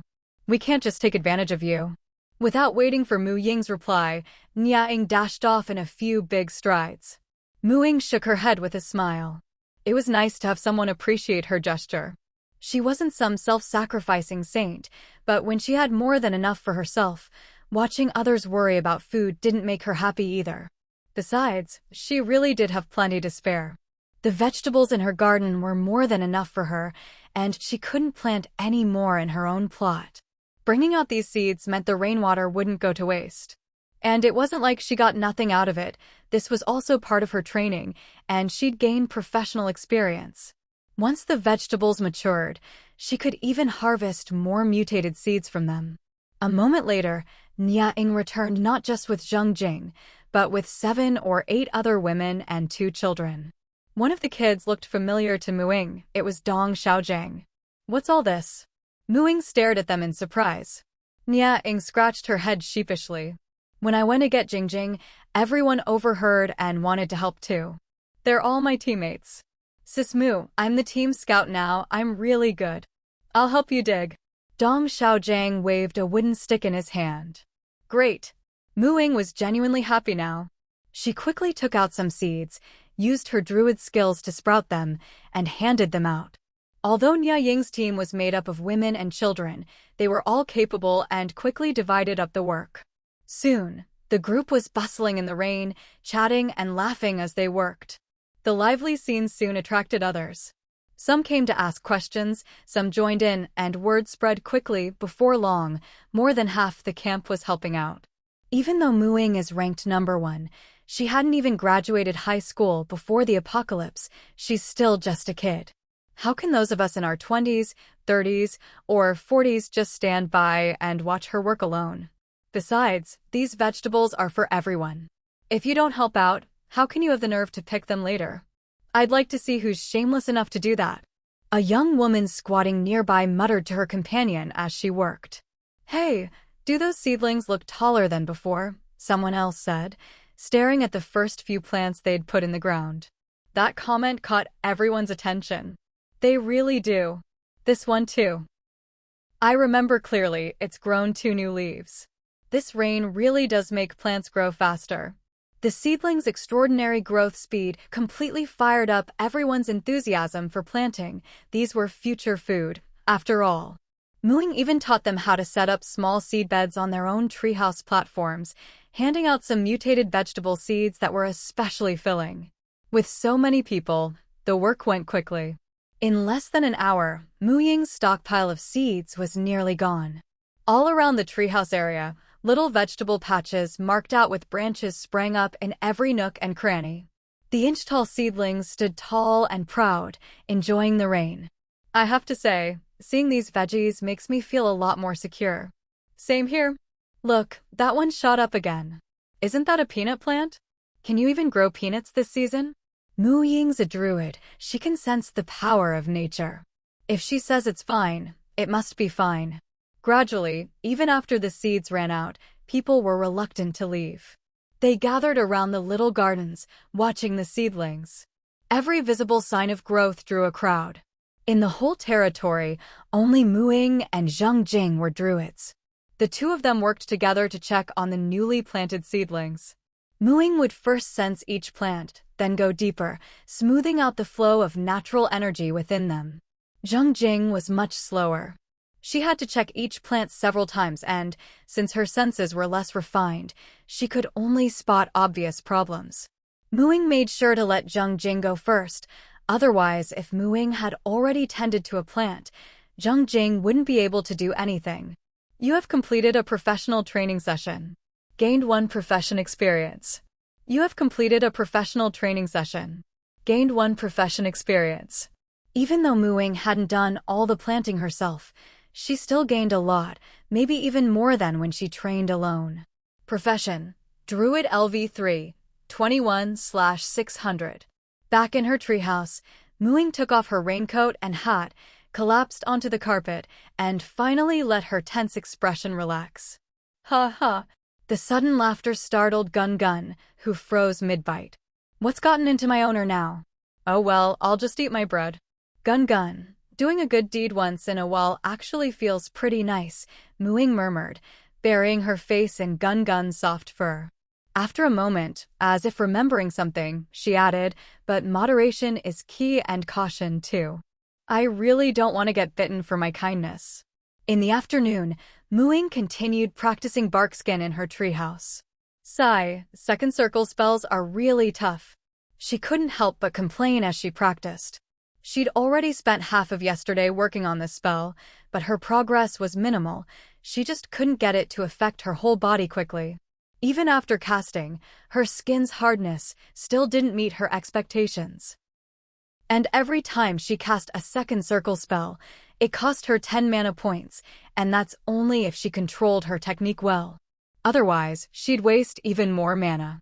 With her current mana pool, she could only cast Barkskin 10 times at most. Practicing at high frequency just wasn't possible. After running out of mana yet again, Mu Ying decided to enter the trial world for a look around. She was still thinking about the house-like structure she'd spotted yesterday. With enough food, weapons, and a single bed packed, Mu Ying left the mountain where she'd been living for days. She hurried along a stream that flowed toward the oak forest. Before sunset, Mu Ying finally saw the scene she'd glimpsed yesterday in the distance. She hadn't been mistaken, it was a village. Unfortunately, it was getting dark, so Mu Ying took out her single bed and went to sleep. Your trial world character Mu Ying has survived 1 day in the block world. Gained 1 origin power. When she opened her eyes again, the setting sun had become a rising one. Mu Ying got up, packed away her bed, gripped her stone sword, and approached the village. Outside the village were vast fields of wheat and pasture, already ripe but left unharvested. The tall watchtower at the village entrance was unmanned. The houses inside were smaller than she'd imagined, and through the windows, she could see their simple interiors. Blocky villagers wandered in and out of their homes, as if they'd just woken up. Surprisingly, Mu Ying's presence, a living, breathing stranger, didn't attract any attention. They showed no intention of attacking her, and talking to them got no response. It was as if they lived in a world of their own. If it weren't for the words, ordinary villager, floating above their heads, Mu Ying might have thought they were some other kind of zombie. After all, they were all just clumps of colored pixels, not much different in shape from the undead. Mu Ying observed for a while but couldn't figure out what they were doing, wandering in and out of their houses. She decided to approach a villager living alone and tapped him on the shoulder. Ordinary villager. Possession, wheat seeds. Desire, bread. Trade, exchange 2 bread for 20 wheat seeds. Mu Ying was startled by the villager's odd cry, but then noticed a new dialogue box. So you can trade? She quickly declined, and the villager went back to wandering around his house. She already had a huge wheat field of her own. Every harvest, she'd get double the wheat seeds for 2 days, and her cave's chest was full of them. No need to trade. Now her interest was piqued. She went around poking villagers to see if anyone had something good.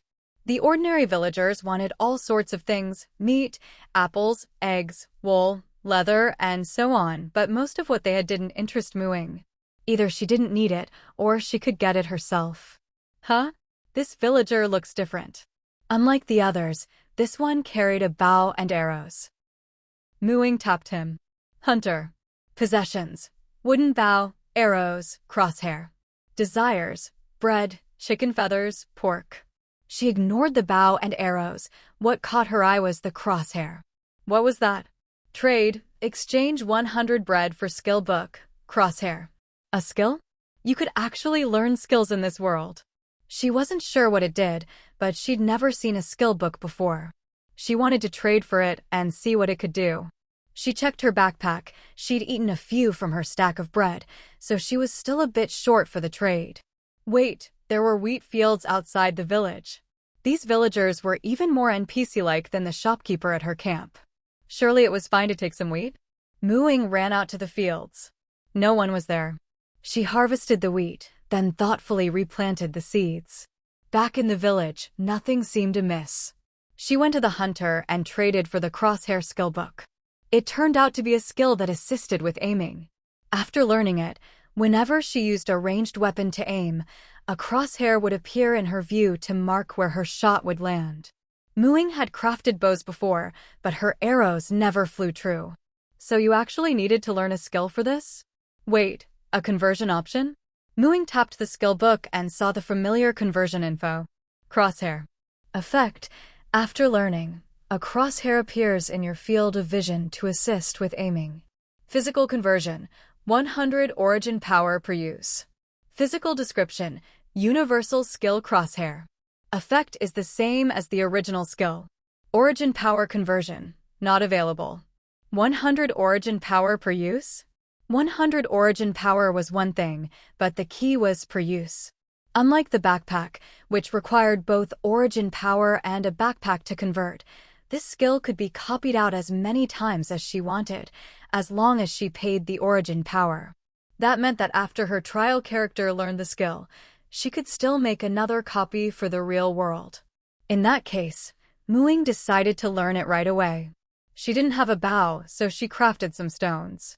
Sure enough, when she threw the stones, a tiny crosshair appeared in her vision, shifting as she adjusted her aim.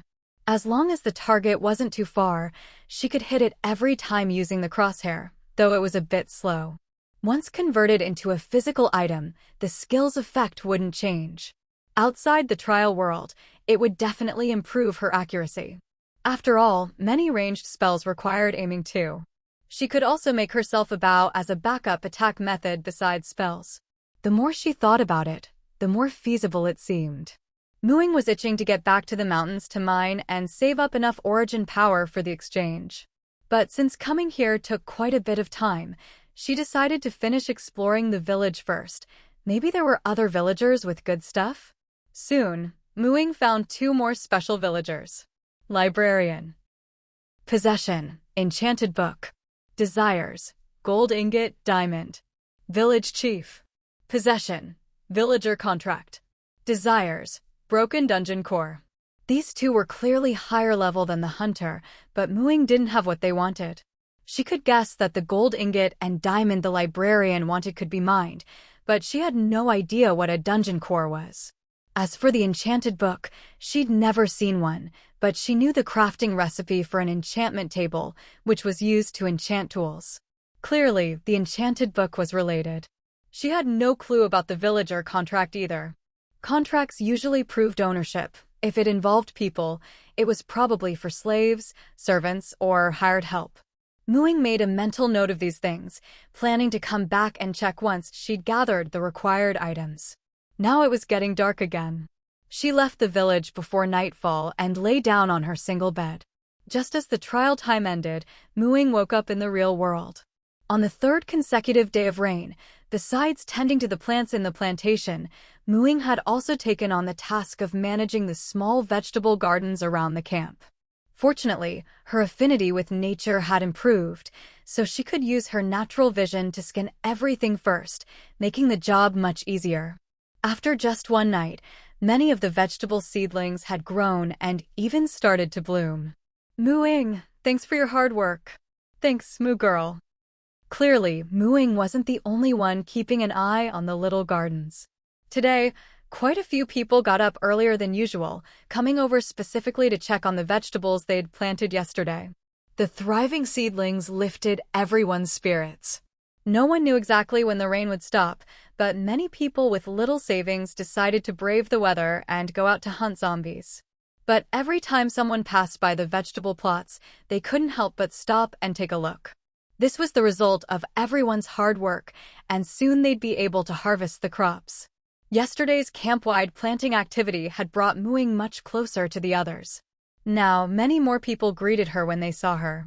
There were many whose names Ying couldn't even recall. At most, their faces looked familiar. All she could do was try her best to return their greetings with a smile. The houses in Qingshan town have all collapsed. What? Are the people from the Binhai safe zone okay? Ying, are you busy? Have you eaten yet? Ying nodded. I have. What's this about Qingshan town? Well, we went out this morning to hunt zombies. When we got to the mountain at the entrance to the forest park, we noticed something was off. The mountain path had completely rotted away, and the concrete steps had turned to dust. Looking down the mountain, sure enough, all the houses in Qingshan town had collapsed. The square at the town entrance was packed with people. When we asked around, we found out that ever since it started raining, not only did all the pre-apocalypse food rot, but the houses and roads started decaying much faster too. Last night, everything just gave out. Luckily, the houses didn't all collapse at once, so there weren't too many casualties, but a lot of people were injured. Some zombies were drawn over, so we managed to pick off a few. The scouts brought more news. There are still a lot of zombies coming from Binhai City, quite a crowd. We came back to get more people. Are you interested? Yeah, I'll go take a look. Great. We'll meet at the camp gate in half an hour. Ying nodded in agreement, went back to her treehouse for a quick bite, and took her piercing spear out of her storage pouch. Gun, you stay here and watch the house. If you get hungry, just take some money and eat at the canteen. Gun patted its chest, signaling that it was no problem. Before heading out, she cast Barkskin on herself. Yes, she'd finally learned the spell. Although her casting speed was still a bit slow, she could now cover her whole body with it. Ying poked her palm with the piercing spear. Her skin didn't even break. You had to know, the piercing spear had +10 penetration. Even a gentle poke could leave a dent in black bread. Barkskin was a sustained spell. At her current level, one cast could last 3 hours, super convenient. With Barkskin on, leather breastplate, and a rain cape over it, she felt more than secure. By the time Ying reached the camp gate, a large crowd had already gathered. Ying! Seeing Ying and the others waving at her, Ying walked over. Sigh. What's going to happen to those people down the mountain? I heard there's still a big group hiding in the camp, too scared to face the zombies, Zheng Jing lamented. Sometimes I'm actually grateful for what we've been through. Otherwise, I don't know if I'd have the guts to do what needs to be done. Don't overthink it. In times like these, if it's not one crisis, it'll be another. Maybe those people are still hoping the authorities will save them. Ying said, a little exasperated. All right, looks like everyone's here. Let's move out. Li Wei called out loudly. This time, their group was leading the operation. Climbing the mountain at the entrance to the forest park, Ying immediately noticed the changes. The trees here had always been tall, with little sunlight reaching the forest floor. Only wild grass and shrubs used to grow. Later, the outer mountains of Qingshan Forest were incorporated into the park, and cement steps and paths were built, especially on this outermost mountain. The main entrance to the park was here, with an asphalt walkway leading up, scenic platforms along the way, and the wild grass replaced with uniform plantings of mondo grass. But even before the apocalypse, the mondo grass hadn't grown well, and bare soil was visible everywhere. Now, though, lush green leaves crowded together, carpeting the forest floor, and flowers had bloomed. Clusters of flower spikes stood tall among the leaves. But the colors were off. Normally, the flowers should be pinkish-purple, but now pink, mauve, powder blue, light purple, magenta, deep purple, sky blue, misty blue, navy blue. All mixed together, strangely beautiful. If she weren't in a hurry to get down the mountain, Ying would have stayed to see if these mondo grasses had undergone any new changes. The original mountain paths and scenic platforms were completely gone, with only empty clearings marking where they'd been. From a distance, Ying could see the ruins at the foot of the mountain. It looked even more shattered than after an earthquake. Before they even reached the bottom, the noise of the crowd could be heard. It turned out that everyone from the safe zone below had moved up the mountain. Official soldiers were blocking the mountain pass, and beyond them were zombies drawn by the scent. More zombies were still arriving. Many of the soldiers in the front line were already injured. Although, as professionals, they no longer risked turning into zombies, the smell of blood kept attracting more. With so many people here, the blood scent was especially strong, drawing in even more zombies. The newcomers from the camp were shocked by the sight. There were more zombies than they'd expected. Although not too many had arrived yet, this was clearly just the beginning. Many more would come. Aren't there a bit too many zombies? Are all the zombies in Binhai City heading this way? With just our numbers, I don't think we'll last long. Seeing this, Ying found a few team leaders. Almost everyone from the camp is here. Since we can't hold the bottom of the mountain, why not lure the zombies to the camp instead? But there are still so many people here, and some probably can't even afford the entrance fee, someone worried. If they stay here, they'll die anyway. Better to let them scatter and escape first. We'll hold the zombies here for a while, give them time to get away, then lure the zombies to the camp. With the camp's defenses, we'll have a better chance. In Ying's view, those willing to fight and face danger were far more valuable than those hiding at the back. Every loss would be a real blow, especially since no one knew what dangers lay ahead. Maybe by forcing the issue this time, those still clinging to false hope would finally face reality. Human potential was limitless. Ying's right. With such a huge zombie horde, we might survive the first wave, but not the second or third. We'll need to rest at some point, Li Wei agreed. I'm in, Ying added. They weren't the only ones frustrated with the people at the back. There weren't really any elderly, sick, or disabled left. Those had been weeded out when the apocalypse first hit. And since the houses hadn't collapsed all at once, there'd been enough time to escape. Most injuries were just scrapes from running, nothing like the wounds suffered by the fighters in front. Captain, we can't hold on much longer. Hua Xiaobai glanced back, his brows deeply furrowed. Tell the people in the rear to start retreating to Qingshan camp. We'll hold the line a bit longer to buy them time. Captain Hua, I think it's better if everyone scatters and retreats on their own. Ying and her group emerged from the woods, with Li Wei interrupting Hua Xiaobai. Ying, that's the leader of the Binhai safe zone, Lu Lualua whispered to Ying. His surname is Hua. He's probably the one ranked 10th on the level board, and first on the battle record board, Hua Xiaobai. Ying nodded. This man, like the advance squad that had visited their camp before, had a clear military bearing. What do you mean by this? Someone next to Hua Xiaobai said angrily. Go take a look up the mountain and you'll see. There are even more zombies approaching. Even if everyone from our camp comes over, we won't last long. The only way is to lure the zombies toward the camp and use the camp's defenses to kill them. That way, those who can't afford to enter the camp might have a slim chance to escape, Li Wei explained. Hua Xiaobai nodded at the man beside him. Old Five, go check it out. Old Five quickly returned and confirmed what they'd said. The two sides finally reached an agreement. Hua Xiaobai's group sent people to disperse the crowd, while the rest split into teams to hold off the zombies. In an hour, they would retreat to the camp. Ying was skilled in combat, defense, and healing, but she wanted to test her new equipment, so she volunteered for the frontline combat group. The combat teams were split into 4, 2 from the camp, 2 from the Binhai safe zone, each side arranging their own rotations. Ying was grouped with Nia Ying and Zheng Jing, mostly with members from their own team. They got ready, and as the front line fell back, they immediately stepped up to hold the position.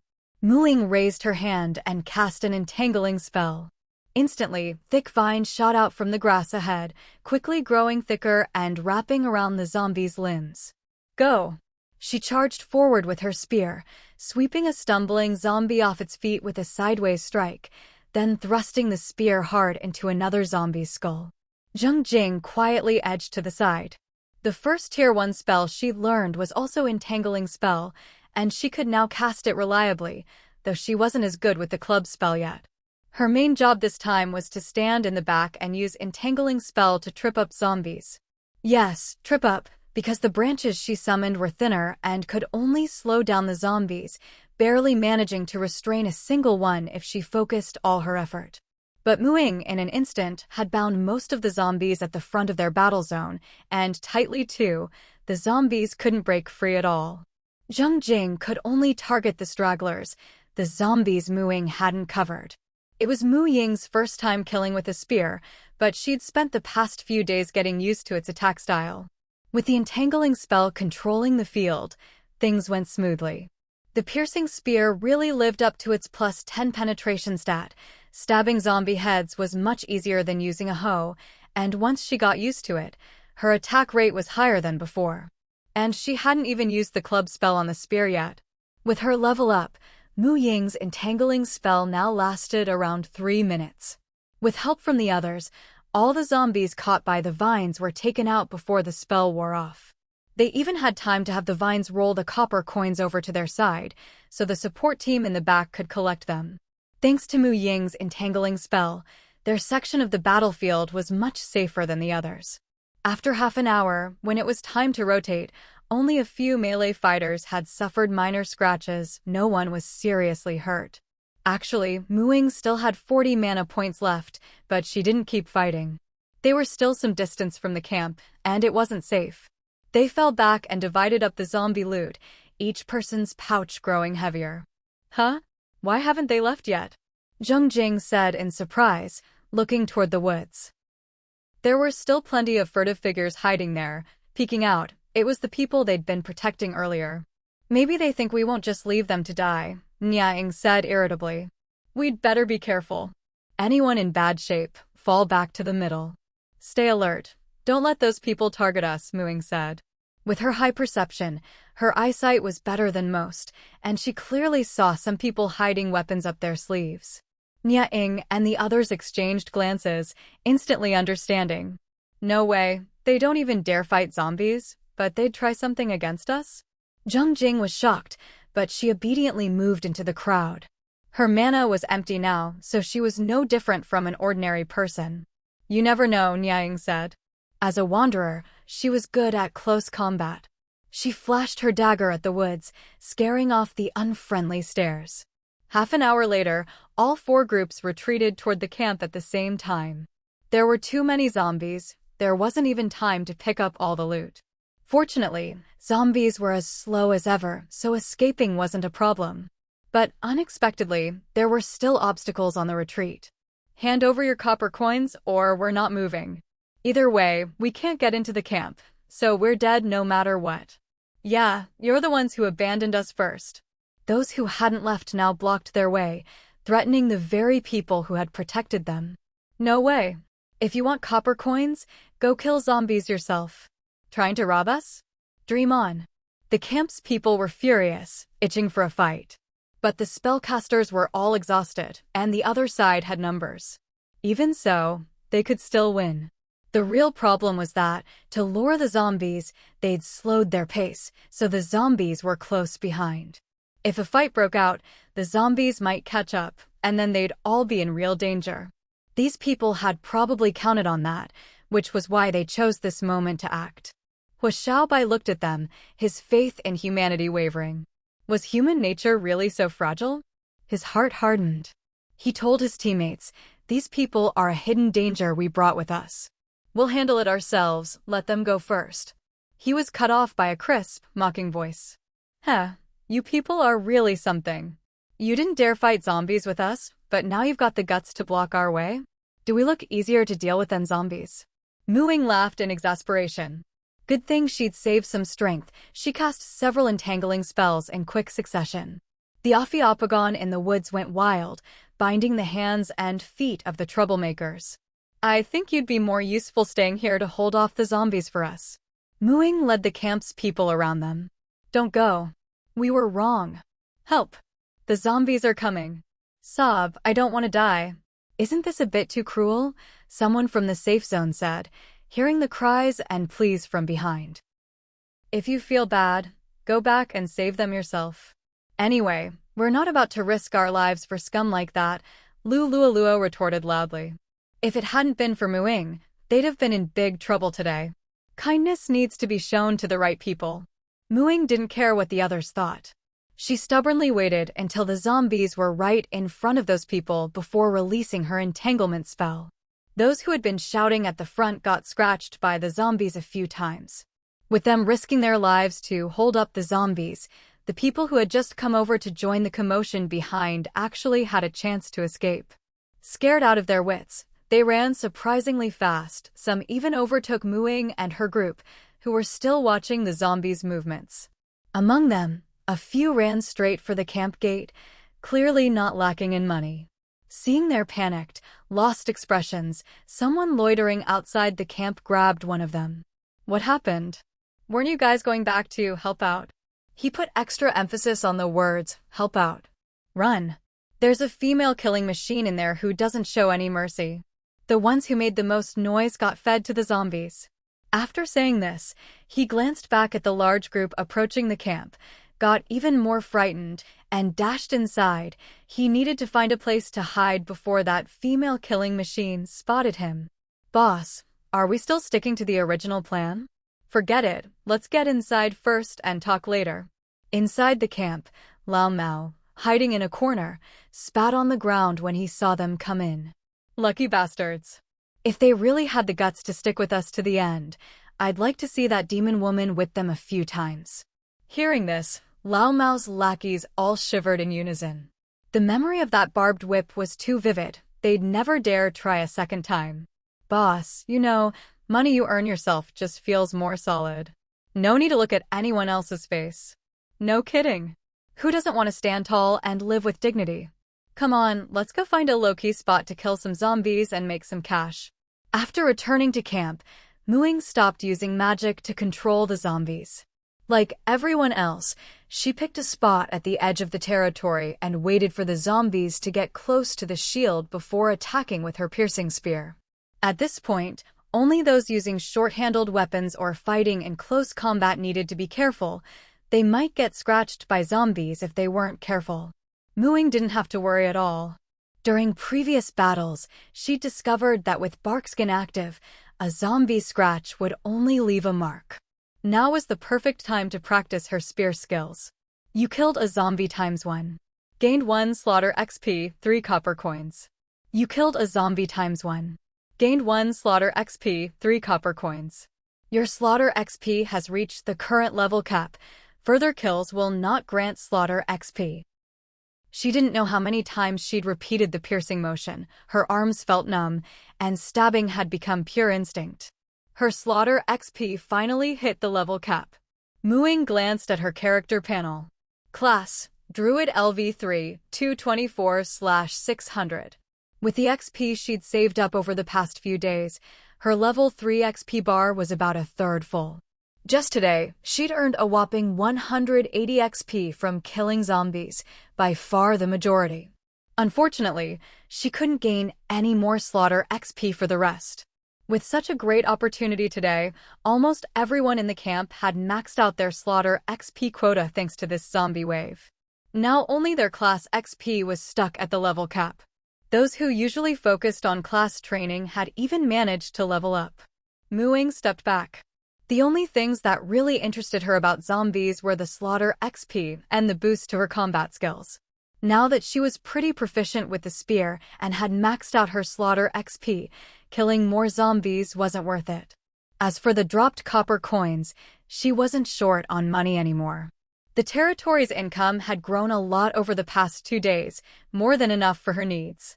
By now, it was already dark. Rubbing her sore arms, she returned to her treehouse. Gun Gun. The house was quiet. Did Gun Gun go out to eat? Mooing put her spear into her storage pouch and went out.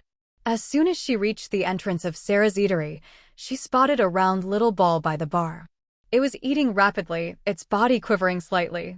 Two girls stood nearby, holding food, seemingly wanting to feed it, but the little guy only focused on its own plate. Gun Gun, Mooing called as she walked over.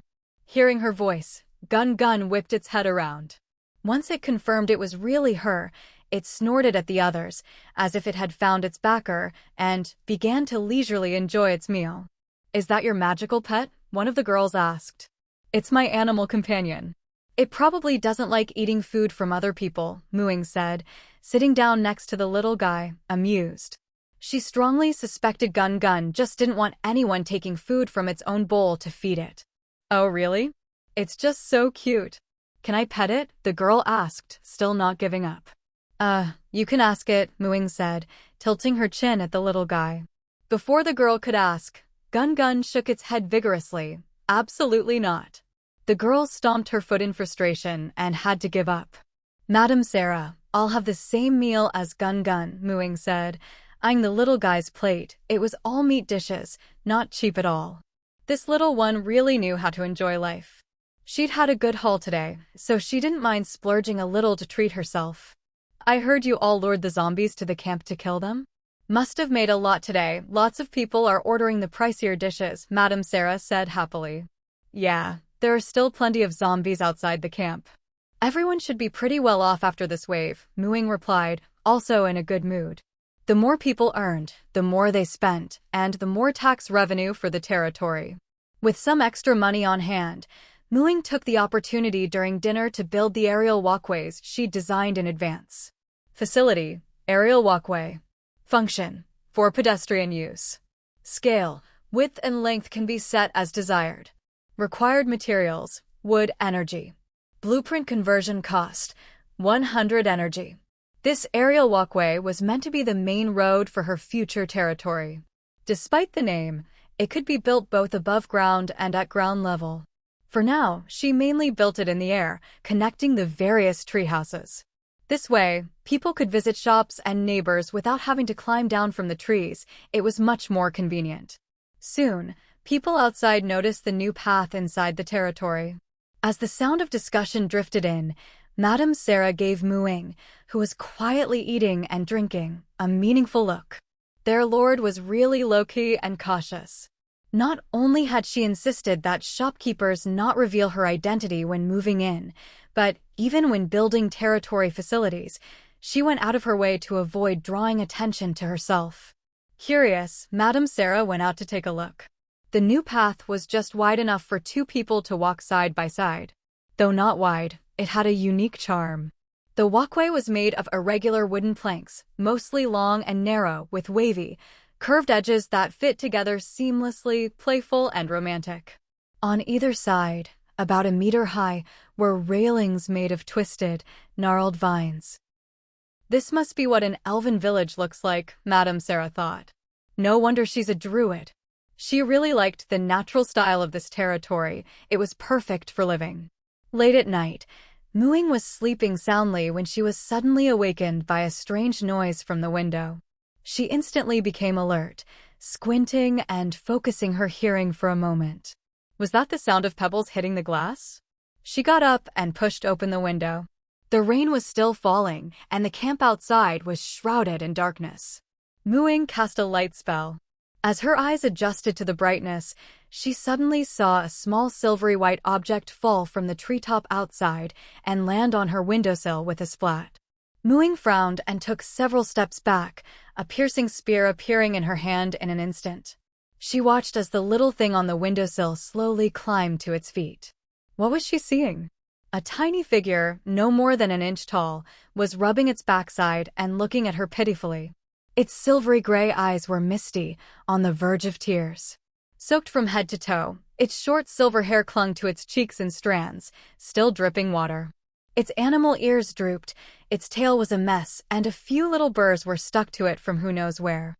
Its clothes were filthy too, stained with green grass juice and brown dirt, looking just like a little beggar. Although the size was all wrong, like a figurine, Ying recognized it at a glance and was utterly shocked. It was Shireen. How did you get so small? And why is your tail out too? Ying was full of questions, but seeing how bedraggled he looked, she guessed he'd been caught in the rain for quite a while. Without waiting for his answer, she quickly scooped him inside. She gently removed the burrs tangled in his tail, then used a cleaning spell to get rid of the dirt on him, warmed him up with an elemental resistance spell, and finally wrapped him up in a blanket, drying him off. Miniature Shireen sat stiffly, not daring to move a muscle, his skin flushing red at an alarming rate, his eyes sparkling as he looked at Ying. Far away, deep in the starry sky, the real Shireen seemed to sense something too. His ears popped out uncontrollably, and his face turned red. Why are you so red? Are you running a fever? Ying asked worriedly, touching his forehead. He really was a bit hot. Only then did Miniature Shireen react. He shook his head, lips pressed together, and wriggled his arms out of the blanket to pat her finger reassuringly. Then, from who knows where, he produced a tiny blackboard and began to draw on it. First, he drew a circle, colored it blue, green, and white. It looked like a planet. Around the planet was a yellow ring with several eyes on it. A little silver dog crashed into the ring, then, crying, plucked out a few hairs and tossed them into the ring, turning into a tiny dog. It was pure childish doodling. If she and Shireen hadn't grown up together and shared such a strong bond, Ying probably wouldn't have understood it. You're saying this is your wolf hair avatar? Miniature Shireen nodded, pointed at his chest, and pouted, pulling out chest fur really hurt. So Deep Blue Star is protected by something, and your real body can't return? You can only use this little figurine form? And Deep Blue Star is being watched by a lot of things. Miniature Shireen nodded again and gave her a thumbs up. Did your inheritance go smoothly? Ying looked at the tiny Shireen, finding him unbearably cute. Miniature Shireen patted his chest, then gestured a long distance with his hands. So the inheritance went fine, but there's still a long way to go? And does your avatar need to stay with me? Miniature Shireen shook his head, silver light flashing in his eyes. He transformed into a few strands of silvery white wolf hair, which floated to Ying's left hand and wrapped themselves around her ring finger. It looked just like a silver thread ring. The silver thread shimmered, then merged into her finger, leaving only a faint silver mark. Shireen's quality. Effect 1, Avatar. A clone formed from wolf hair at the heart, visible only to the two of you, connected to the main body. Effect 2, Sharing. In times of danger, you can temporarily borrow Shireen's bloodline ability for spatial movement. Note, the one and only treasure of the space-time werewolf of a rare cosmic species. Bound, non-transferable. The player's manual displayed some very strange item information. Several words were still unreadable, so she wasn't sure exactly what it was. Let's just call it a ring for now. Although the ring's effects weren't as magical as the bracelet of nature, and the mini Shireen couldn't talk or write, nor retract his ears and tail, its only real use was to keep her and Shireen updated on each other's status. The second effect, Sharing, did give her a trump card, but it couldn't be used often. Every use was a huge burden on Shireen, so it was only for emergencies. All in all, this avatar was more like a little accessory. But maybe it was for the best that Shireen couldn't return. Deep Blue Star wasn't as safe as it used to be. Space-time werewolves were meant to grow by traveling through different planes. The starry sky was his true trial ground. Dear best. We're both still too weak, Ying said, pinching the wolf ears of the mini Shireen. Feels just like the real thing, just smaller. Miniature Shireen shyly transformed into a ring, the silver band tinged faintly red. Far away in the starry sky, the real Shireen quietly covered his ears. The next day, the last batch of zombies outside the camp was finally wiped out. Ying set out early to scout the area. Using Forest Stride and Ghost Step, she easily avoided the few zombies wandering in the woods and reached the outermost mountain of the forest park. Liriope. Perennial evergreen herb, extremely hardy, tolerant of trampling. Flower spikes range from deep to pale blue or purple, and the blossoms glow at night in the same color as the petals. After flowering, it produces small spherical berries, which are sweet and edible. The tuber, when dried and ground, can be applied to wounds for mild hemostatic effect. Under the scrutiny of her plant identification spell, nothing about the liriope could escape her notice.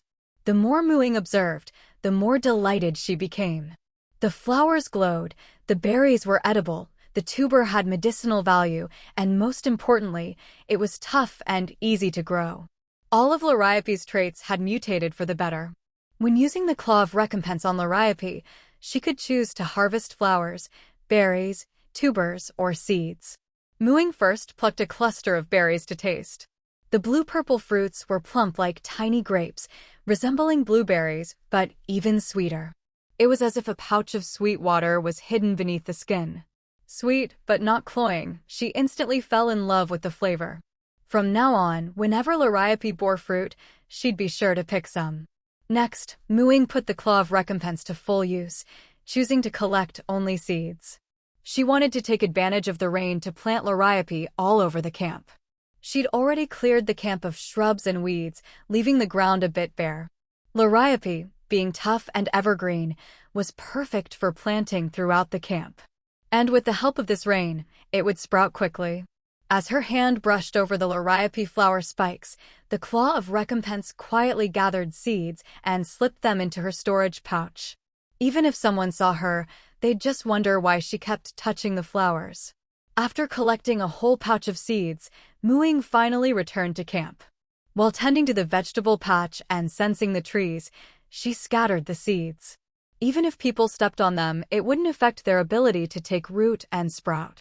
Attracted by the large horde of zombies outside the camp, the residents' wallets were now bulging.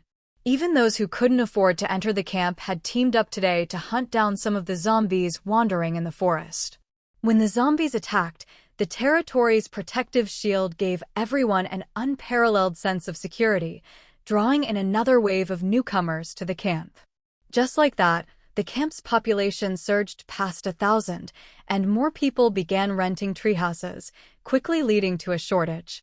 Ying hurried to build more treehouses, bringing the total up to 100. The treehouses were spaced far apart, leaving room for residents to modify them in the future. These treehouses now occupied most of the camp's space. As soon as the treehouses were completed, a slew of new options appeared on the territory construction page. First were 3 new functional blueprints. As the Lord, Ying could design various building blueprints in the Blueprint tab and even add her own functions. Living in the age of information explosion, Ying actually had a lot of ideas about territory construction, but in the end, she hadn't been able to realize them. She'd tried designing blueprints for things like subcamps and teleportation arrays before, but it never worked out. Now she realized it was because her territory level was too low. As for the Mercenary Guild, it was a type of shop, just a chain store. When she'd previously tried to recruit shopkeepers, she couldn't even see the option for the Mercenary Guild, let alone invite them. Turns out, that too was locked behind territory level. Ying casually clicked approve, then assigned a treehouse near the shop street for the guild. It would take some time for them to move in. She took the opportunity to open the 2 newly unlocked blueprints. Facility, Subcamp. Function, allows a small piece of land within the territory's range to be brought under the territory's protection. Size, 500 square meters to 1 hectare. Required materials, Territory Shield, Short-Range Teleportation Array, 50,000 energy. Blueprint conversion cost, 1,000 energy. Facility, Short-Range Teleportation Array. Function, enables short-range teleportation within the territory. Size, variable, area determines maximum number of people per teleport. Required materials, 50,000 energy. Blueprint conversion cost, 1,000 energy. Looking at the long string of zeros in the material requirements, Ying clutched her wallet. That's way too expensive. Not even counting the 2,000 energy needed just to convert the blueprints, building both the teleportation array and subcamp would cost a total of 100,000 energy, the equivalent of 10 gold coins. But right now, she only had 9,864 copper coins in her pocket, not even enough for a single gold coin. After converting the 2 blueprints, she'd be left with just 7,864 copper coins. So, the subcamp would have to wait. Just a couple of days ago, she'd been feeling smug about how rich she was. With the territory acting as a cash cow, she thought she'd never have to worry about money again.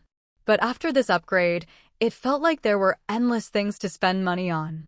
The daily copper income was a drop in the bucket. The territory was turning out to be a giant money pit.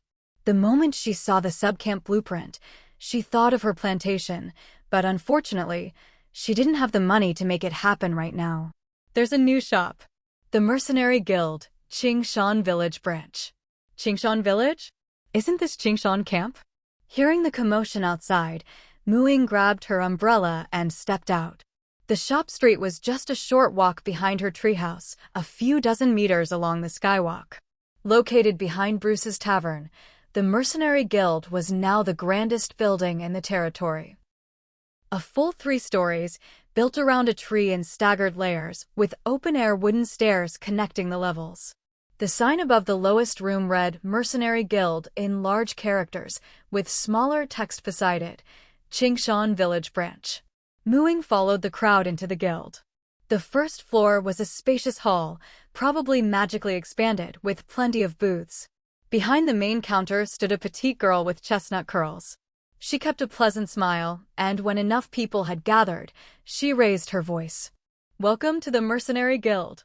I'm Kana, the reception hall manager for this branch. Become a mercenary to take on commission quests and earn rewards. Senior mercenaries can also receive monthly financial support from the guild. Registering as an adventurer costs just 1 silver coin. Forming a mercenary group costs only 10 silver coins." The lively chatter in the hall couldn't drown out Kana's voice. In fact, her clear, ringing tones startled everyone into silence. 1 silver coin wasn't a trivial amount for many, but after the recent zombie horde, quite a few people could afford it. So that's why we couldn't get quests from other NPCs. The Apocalypse Games quest system is here. Li Wei's eyes lit up at the mention of commission quests. He immediately decided to represent the Mountaineering Club's team and give it a try. Other teams weren't as obsessed with quests as Li Wei, but the news about adventurer teams piqued their interest, and they each chose a representative to register. For example, Nya Ying from the women's team, and Hu Xiaobai from the former Binhai Safe Zone team. Ying was the only one registering as an individual. She stepped forward mainly because she saw Li Wei, the first to register, receive a wooden token. The token looked a bit like the Lord's Order or the Universal Trial Token. As soon as he got it, it turned into a beam of light and disappeared. Ying guessed it had merged into the player's handbook. After paying 1 silver coin, Ying also received her own wooden token. Just as she expected, it unlocked a new page in her player's handbook. Mercenary Guild. Mercenary rank, F. Team, none. Quest record, none, viewable. Once you've registered, you can head upstairs to the quest hall, Kana said, pointing to a nearby door. The newly registered group went upstairs and found a hall much like the one below. Behind the counter stood another girl who looked almost identical to Kana, though her workspace was a bit larger. "Welcome to the Mercenary Guild. I'm Kelly, manager of the quest hall. Please materialize your mercenary ID and insert it into the quest compass to accept quests." Kelly pointed to several floating discs in the hall. If you don't mind me asking, are you and Kana twins?" Li Wei asked curiously. "Yes, I'm the older sister." Kelly winked. Li Wei's face instantly turned bright red. Ying shook her head and walked to one of the quest compasses. Sure enough, there was a slot for the ID token. She materialized her mercenary ID and inserted it. Identity verified. F-rank mercenary Ying, welcome to the Qingshan Village mercenary quest platform. After 2 notifications, a yellowish light screen appeared in front of her. She glanced at the others. They had similar screens, but theirs were blank. Clearly, only she could see her own screen. She looked back. The screen had 2 options, accept quest and post quest. She tapped accept quest, and a flood of quest information appeared before her eyes. Qingshan Village Commission Tasks. Plant Collection. Time Limit. None. Reward. Detailed information on the sample's functions. Additional rewards for rare samples. Ingredient Collection. Commissioner. Madam Sarah. Participant Limit. None. Task. Collect local ingredients for Sarah's eatery. Time Limit. None. Reward. Money equivalent to the value of the ingredients. Wood Collection. Or Collection.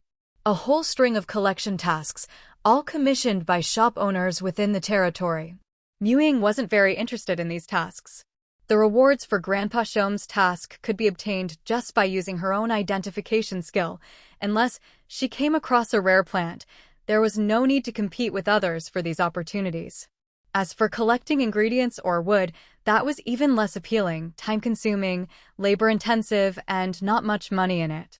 She'd be better off just planting a few more trees.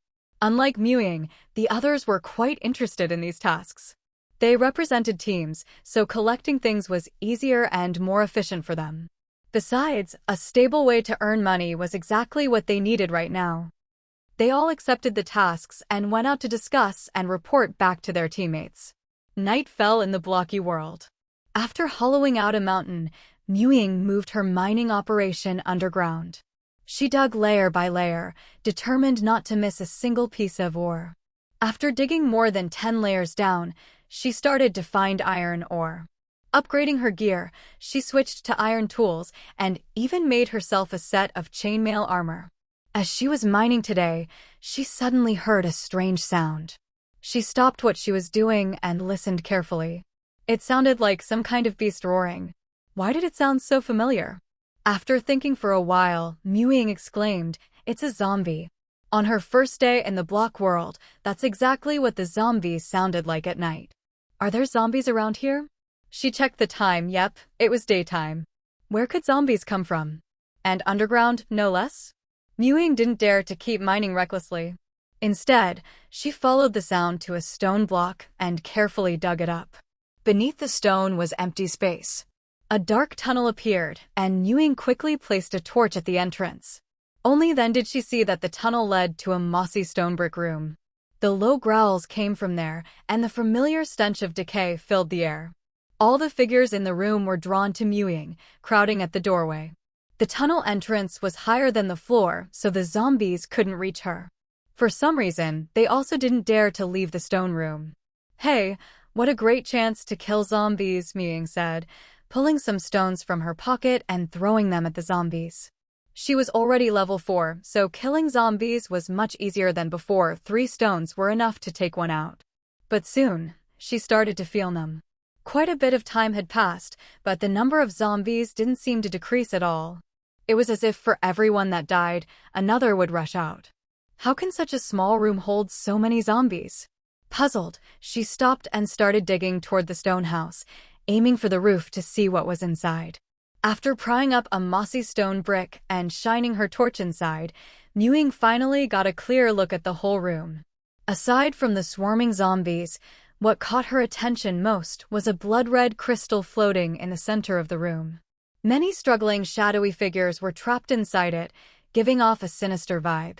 She flicked a stone at the crystal and, seeing the long health bar appear, finally breathed a sigh of relief. As long as it has a health bar. Even though the health bar was ridiculously long, her days of mining had trained her patience well. Crack. You have shattered the dungeon core, freeing a small number of imprisoned souls. Gain source energy times 10. Dungeon core? Source energy? Ying grinned. Now that's a good find.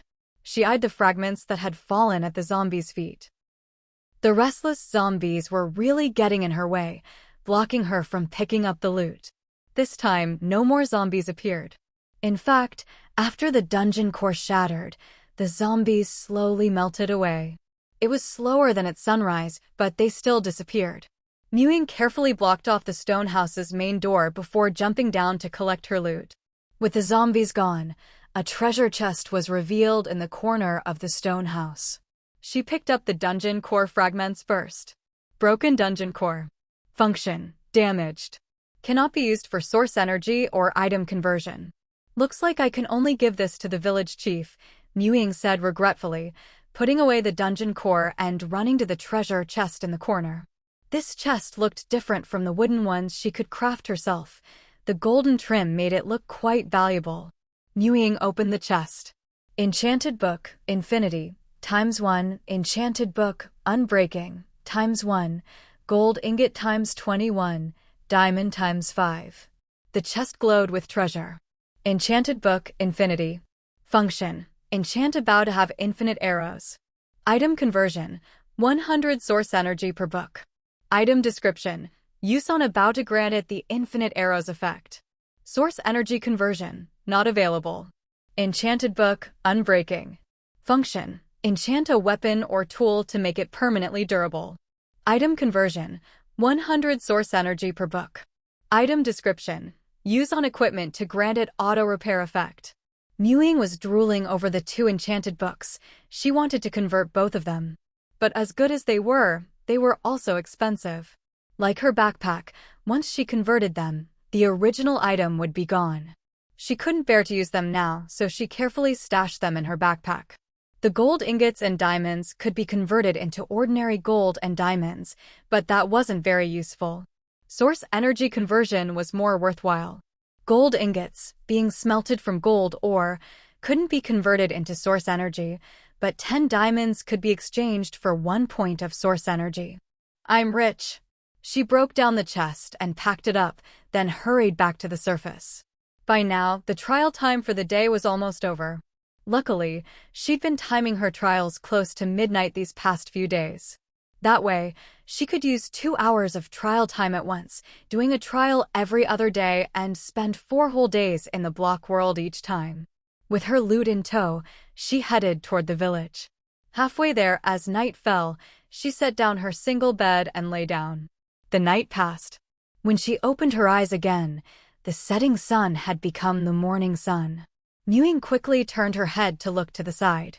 A purple-black figure was slowly fading away in the sunlight. When did this person get here? And how did they disappear so suddenly? He was clearly not a zombie. Zombies disappeared in flames, burned up by sunlight. This person seemed to vanish on his own. His head shape was different from others, probably because he was wearing a purple-black hat. There was an ID tag above his head, proving he was a native of the block world, but the tag was just a jumble of garbled text, impossible to read.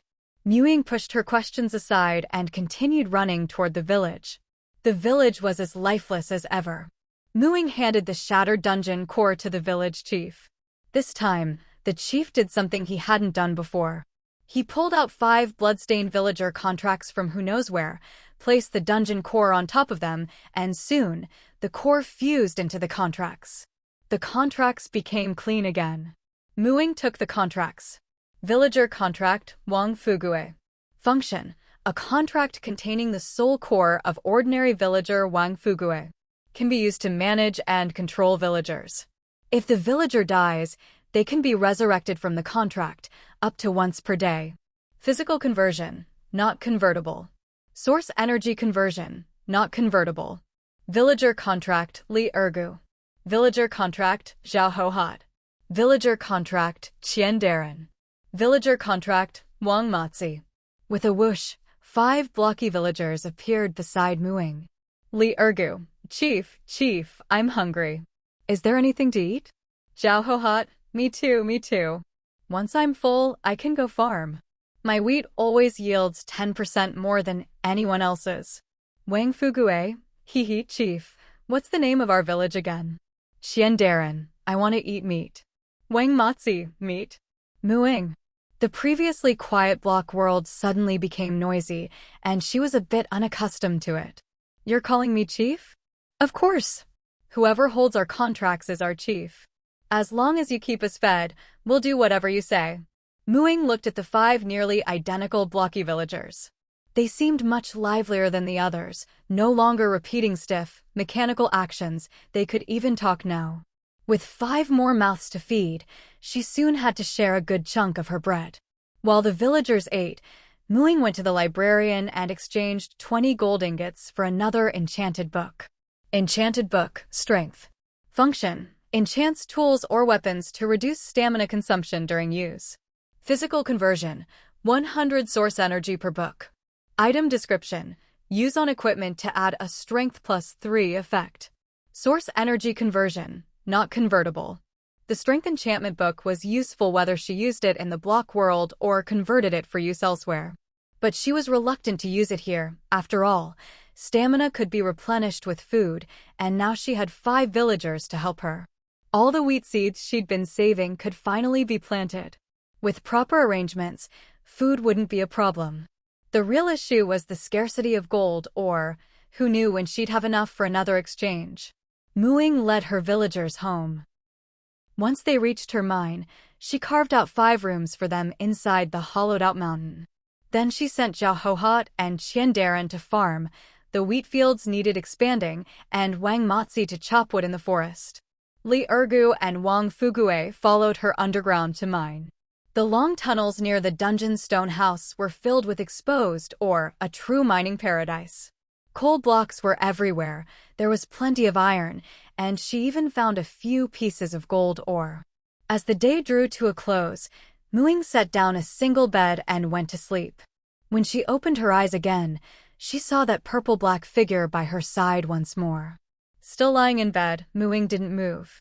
The purple-black figure lingered even longer than the day before finally disappearing. It seemed, like the zombies, it couldn't appear during the day, not just because of sunlight, but sunlight did speed up their demise. Only the room where the dungeon core had been was an exception. The dungeon core seemed able to protect the zombies through the daylight hours. Huh? Where are Ergu and Fugue? The 2 miners were gone from the tunnel. Ying had wanted to see if they could keep mining while she slept. She checked the contracts, her 5 villagers were all dead. She quickly revived them. Wang Fugue, wah, that was terrifying. The evil wizard came again. Zhao, I was just walking to the cave with Darren, then suddenly I didn't know anything. Wang Motzi, so hungry. I got some pork yesterday, can I eat it? Li Ergu, all you ever think about is eating. What's this about an evil wizard?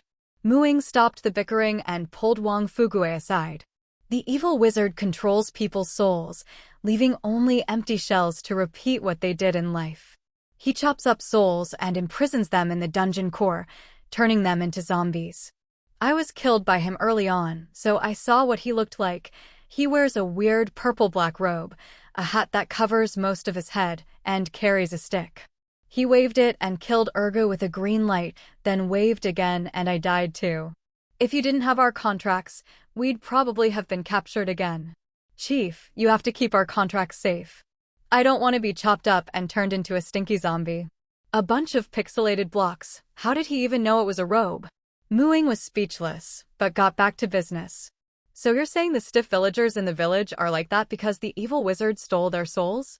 Wang Fugue nodded vigorously. The others seemed to know about it too and all agreed. No wonder, even for game NPCs, those villagers had been way too mechanical. Ying looked at her 5 subordinates. Could the dungeon core she smashed have been controlling their souls? Were all those zombies actually them? That evil wizard sure was efficient. 5 villagers could make so many zombies. There were still plenty of people in the village, so there must be other dungeon cores. No wonder the chief still had the option to exchange the core for contracts. Once she rescued all the villagers, could she just lie around every day and have endless materials delivered to her? Wouldn't source energy be at her fingertips? Ying was intrigued. She stopped mining and took everyone back to the cave to ask more about this world. She'd thought this was a rigid, game-like world, but the 5 villagers in front of her proved otherwise. She needed to set aside her old assumptions and get to know this world anew. Wang Fugue and Zhao were the smartest of the 5. In the past, there was never any danger, day or night. The village always had the same people, but we never lacked food or clothing. We got tired of eating bread and no one ever experienced death. Until one day, the village wizard went mad, saying we were all frogs at the bottom of a well, trapped in this tiny world. Not long after, he said he was wrong, that he alone was the pitiful frog, and we were the well that trapped him. To escape, he created dungeon cores to control us. When he tried to steal the chief's contracts, the chief sensed it and destroyed the wizard's contract ahead of time. From then on, The wizard lost the world's protection, became afraid of the light, and couldn't resurrect anymore. But the wizard's powers were strange. He kept sending zombies to attack the village, and the chief couldn't escape either.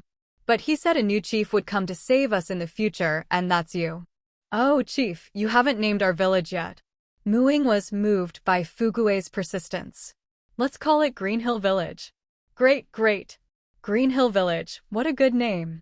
Good name. Nice. Faced with a group of villagers who couldn't even come up with new words to flatter her, Muing could only force a smile and send them off to work. A new day began, and as usual, Muing was the first to wake up. The moment she opened her eyes, she sensed something different. The rustling sound outside had stopped, and the birds were lively again, chirping nonstop. Muing sat up with a start and pushed open the window by her bed. Sure enough, the rain had stopped. Sunlight filtered through the gaps in the leaves, casting its glow on the morning mist in the forest.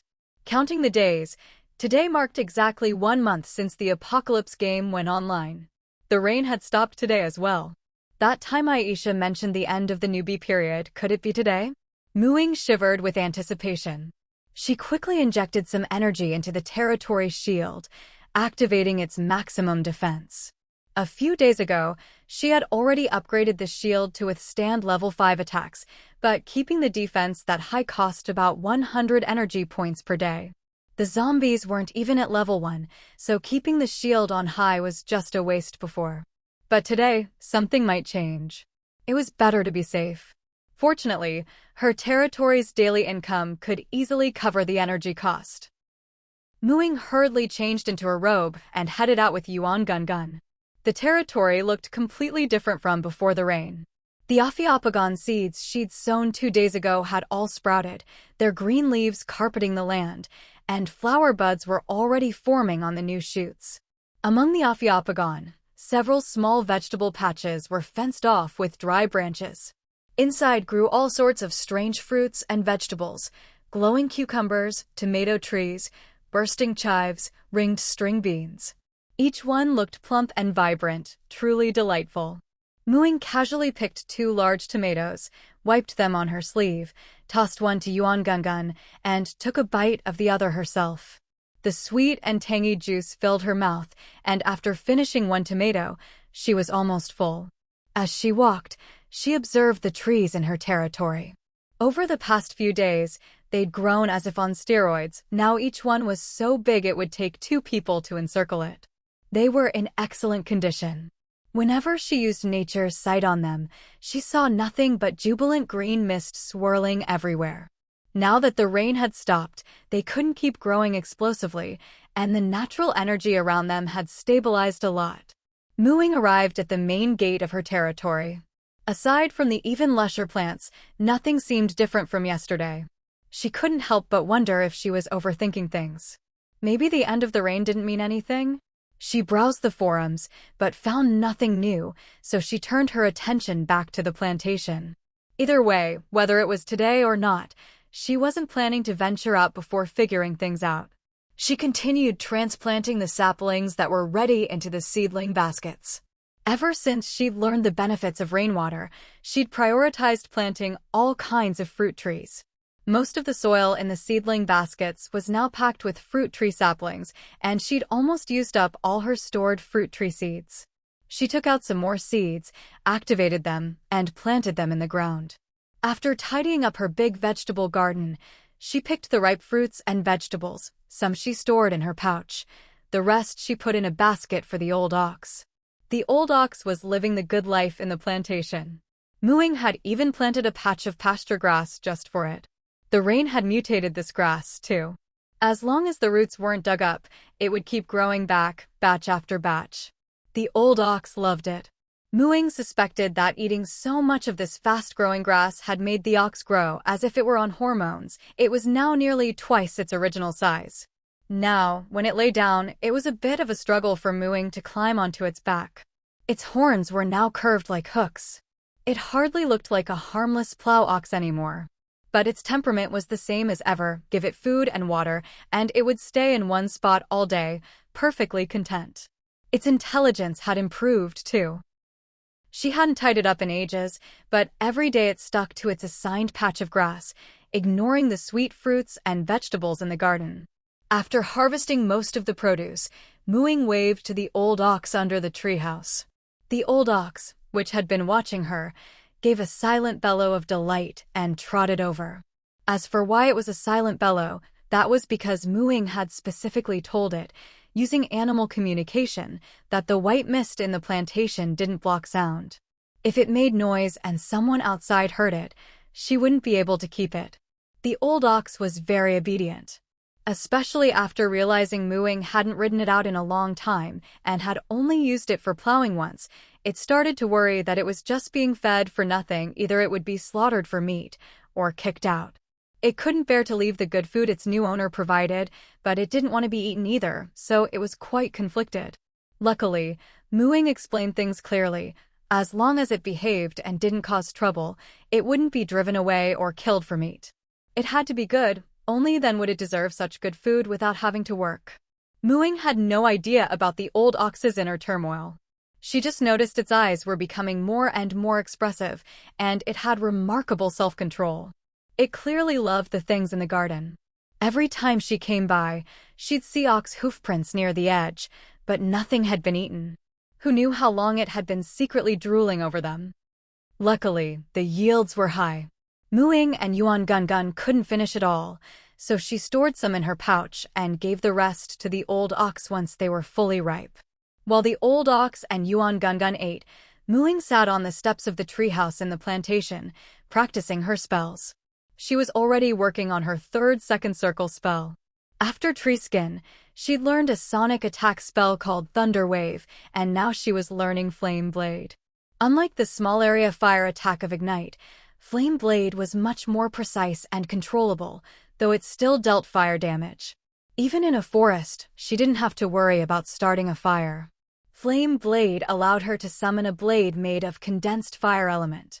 Not only did it have impressive attack power, it could also burn enemies. And since the blade was conjured out of thin air, once she got faster at casting, it would be great for surprise attacks. Unfortunately, her spell learning speed still hadn't improved. After casting over and over, nearly exhausting her mana, she realized it was almost noon and decided to go out for lunch. Just then, a familiar light streaked across the sky. Mooing frowned tightly. This light was exactly like when the zombies first arrived, except this time, there was no advance warning. Of course, noon. Strictly speaking, this was the exact 1-month mark. What could be in that light this time? The plantation was the only spot in her territory not covered by big trees, so she had a clear view of the nearby meteors' trajectories. Most landed elsewhere, but one came down with a crack, hitting the territory shield right above the plantation. Ripples spread across the transparent barrier, but the shield was unharmed. The meteor slid down the shield toward the edge of the territory. Mooing grabbed her piercing spear and ran toward where it was landing. Hey, why is Mooing in such a hurry? Someone noticed Mooing rushing past and exclaimed in surprise. In their memory, Mooing was always a quiet and gentle girl, never in a rush for anything except when she was in battle, where she became swift and decisive. Could something have happened? The group exchanged glances and followed after her. The further they went, the stranger it felt. This wasn't the direction of the territory's main gate, was it? She stopped. What's she doing here? Look, what's that thing? Outside the low wall of the territory stood a humanoid creature, only slightly taller than the wall itself. It had pointed ears, red eyes, a hooked nose, green skin, a short and stocky build, and thick limbs that looked oddly out of proportion.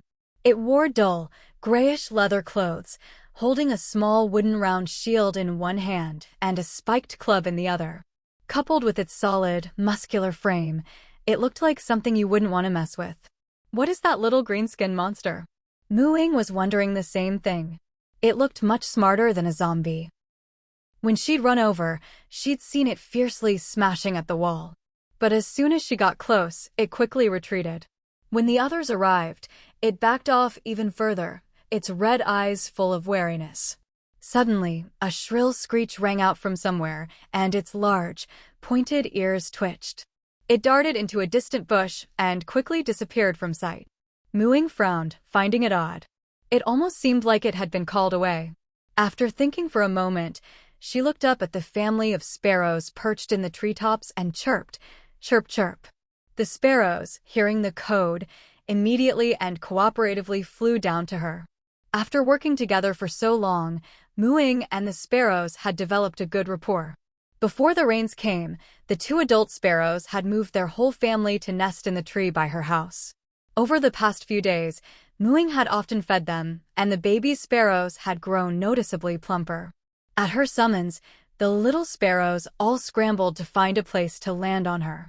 One particularly mischievous, chubby sparrow landed on the back of Mu Ying's outstretched hand, taking over the mother sparrow's spot, only to be pecked off by the father sparrow, who'd landed on her wrist.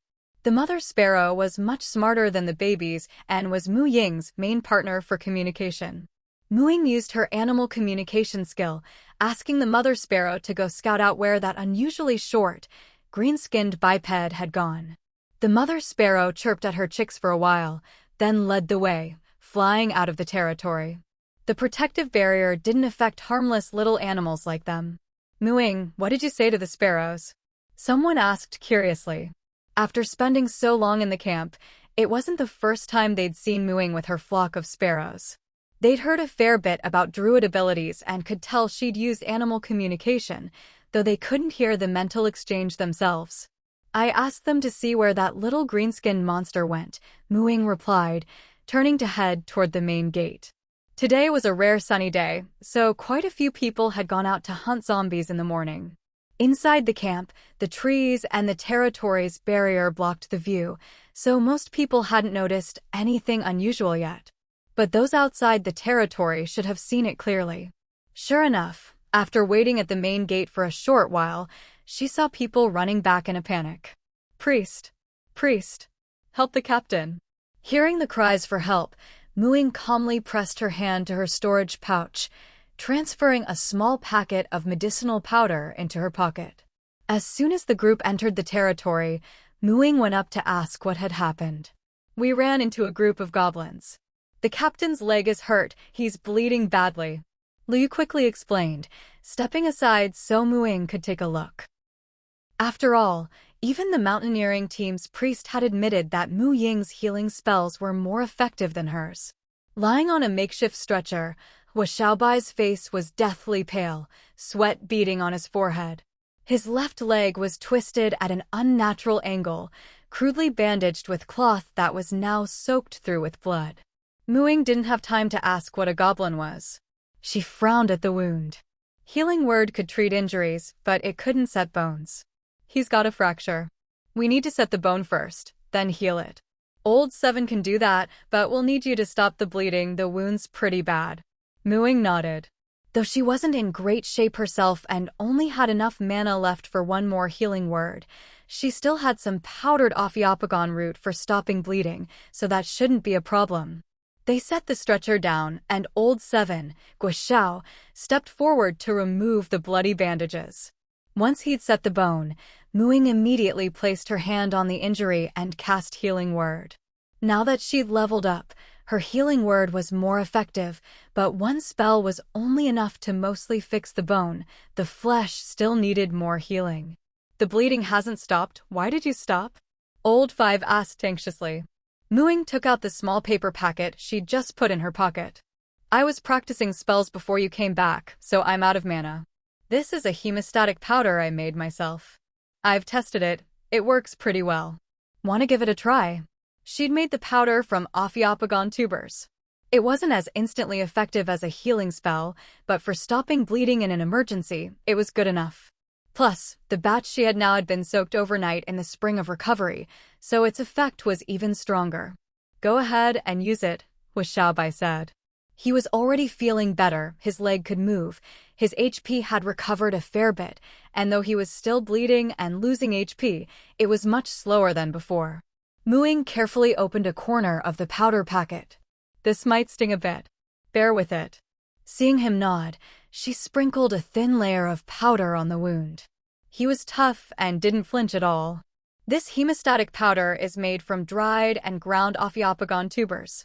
The mutated Ophiopogon roots can stop bleeding. There's some in the camp, but you can't dig up too much from each plant. There's also a lot on the mountain at the entrance to the forest park. You can gather some for emergencies, or plant a few on your treehouse platforms. Once the bleeding stopped, Muing had Guoxiao rebandage the wound and took the opportunity to mention the Ophiopogon roots. After all, there was only one priest, Luluoluo, in the territory, and she often went out with the team, so she wasn't always available. Now that they had access to mutated plants, they could ask Xiaomu to help identify their effects and uses. Muing didn't need to keep her plant knowledge secret anymore. Not long after everyone had planted vegetables together, Muing had quietly updated the territory rules to include all plants, not just trees. Of course, the protection for non-tree plants wasn't as strict. Harvesting plants was allowed, and accidentally damaging a few wasn't a big deal. Only large-scale destruction would count as breaking the rules. Those Ophiopogon plants with the changed flowers? Guoxiao had studied some traditional Chinese medicine and knew that Ophiopogon didn't normally stop bleeding, but the powder Muing had produced was proof enough. He sighed. His old herbal knowledge was probably outdated now. It's not just the flowers that have changed.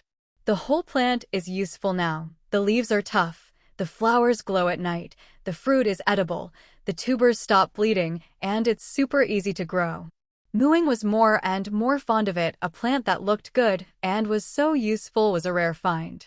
After hearing this, everyone started looking at the Ophiopogon in the territory differently. Digging up the tubers would damage the plants, and the rules meant they couldn't take too much from those inside the territory, but there was plenty on the mountain outside. And once the Ophiopogon bore fruit, picking the fruit to eat wouldn't count as damaging the plant. Seeing that the captain's condition had stabilized, Li wiped the sweat from his forehead and let out a deep sigh of relief. He quickly fished out a handful of copper coins from his pocket and tried to hand them to Muing. "Thank you. This is for your healing. When your mana recovers, I'll have to trouble you to heal him again." These days, hiring a priest to cast healing spells really did cost money. The going rate was 5 copper coins for a cantrip, 0-level spell, and 10 copper coins for a first-level spell. Liu was actually offering a bit more than the market price. Muing smiled and gently refused. "I won't take your money, but I'd like to hear more about what's going on outside, especially about those goblins you mentioned earlier. It just happens to be mealtime. Why don't we treat you to dinner as thanks, and we can fill you in on everything you want to know?" Xiaobai stopped Liu from insisting on giving more money. He figured their team didn't have a priest, so injuries were always a hassle. It was best to build a good relationship with Muing. If they could recruit her, even better, and if not, it'd still be easier to ask for help in the future. Muing thought it over and agreed. Since her leg wasn't fully healed yet, they sent a few guys to Sila's eatery to order food and planned to bring everyone back to eat at home. Their group had arrived at the camp late, so they were staying in one of the treehouses with a higher number, farther from the shops. The treehouses had clearly been expanded. But the expansion was a bit rough. They'd just enlarged the interior space without adding any room dividers. It was basically one big open area where they ate and slept. Even though they were all young men, their military backgrounds showed in how tidy they kept things. Their bedding was neatly folded and stacked to one side. "Sorry about the simple conditions," Xiaobai said, a rare look of embarrassment on his face. Usually, it was just a bunch of guys sitting on the floor to eat, but it felt a bit improper when hosting a guest. Muing didn't mind at all. Before she'd bought any furniture, she'd eaten on the floor every day herself. At least they had a big low table here. Even Shubin Shireen made a rare appearance. Normally, when there were outsiders around, even if they couldn't see him, he wouldn't show up. After coming out, Shubin Shireen obediently perched on her shoulder. Muing glanced at him and let him be. Xiaobai felt a strange prickling on his back for some reason and didn't dare look too closely at the girl across from him. While they waited for the food, Liu started recounting their experiences that day, with Xiaobai occasionally adding details. It turned out they still hadn't given up on the idea of establishing a safe zone outside. While the territory was secure, it couldn't support itself. There was no place to grow crops. Qingshan town was gone, but it had left behind a large open area, perfect for building or farming. Since the weather was clear today, they'd gone out to survey the area. Things went smoothly in the morning, but around noon, a meteor shower appeared in the sky, almost identical to the one on Doomsday. Although there were fewer meteors this time, as soon as they hit the ground, the things inside those glowing orbs appeared. Sensing something was wrong, they decided to head back to the territory. They were already in the forest when they ran into a group of little green-skinned monsters who attacked them on sight. The monsters were surprisingly organized and agile, and even had an archer. The captain fought through his injuries to kill the little leader, which finally made the rest lose their nerve and retreat. The kill notification called these monsters goblins. Killing them gave much more experience than zombies, and they found quite a bit of money on the goblins' bodies. They'd brought back some of the goblins' gear too, armor and weapons, but everything was too small for them to use, so they planned to see if they could sell it. There was something else odd. After picking up the goblins' loot, their bodies didn't disappear like zombies did. Chirp, chirp, chirp, chirp. Suddenly, urgent sparrow calls sounded outside the window. Mu Ying's ears twitched, and she excused herself before leaving the treehouse. She'd just recovered enough mana to cast animal communication again. North? The big meadow. Mu Ying listened to what the mother sparrow was telling her and immediately realized that a goblin had left the forest. Animals weren't as intelligent as humans, and their descriptions were different, but north meant out of the forest. After human traces had vanished, rain had helped wild vegetables sprout and take over the land. Chirp, the mother sparrow flapped her wings, shooed her bothersome chicks aside, and gently pecked the back of Mu Ying's hand. Mu Ying counted the pecks 12? There were 12 goblins? But Hua Xiaobai's group had only run into a few. Each meteor should have only contained one monster, so how had a dozen goblins gathered together? Mu Ying suspected it had something to do with that piercing screech earlier. Maybe it was some kind of signal they used to communicate. Who knew if there were even more goblins on the way? The more she thought about it, the more she felt the threat needed to be dealt with quickly. That clearing outside the forest was where she planned to put her plantation in the future. Based on what she'd just learned, goblins were numerous and agile, making them tricky opponents. But Hua Xiaobai's group had been so badly injured mainly because the goblins were small and hid in the bushes, catching them off guard. In fact, the goblin leader Hua Xiaobai killed was only level 2. Level only represented part of combat ability, but if the leader was just level 2, the others must be even lower. As long as she was careful, it shouldn't be a big problem. After feeding the sparrows some millet soaked in the spring of recovery, Mu Ying went to visit a few other teams that had just returned. Most had come back safely, with only a few encountering monsters. For those who did, injuries were the least of their worries. Some teams had even lost members. By now, everyone was at least somewhat familiar with their class abilities, and each team had developed some attack strategies. Moving in groups made things much safer. The worst that happened fighting zombies was a few injuries. Deaths had become rare. But it seemed like everyone was running into goblins. Could this be a worldwide goblin invasion?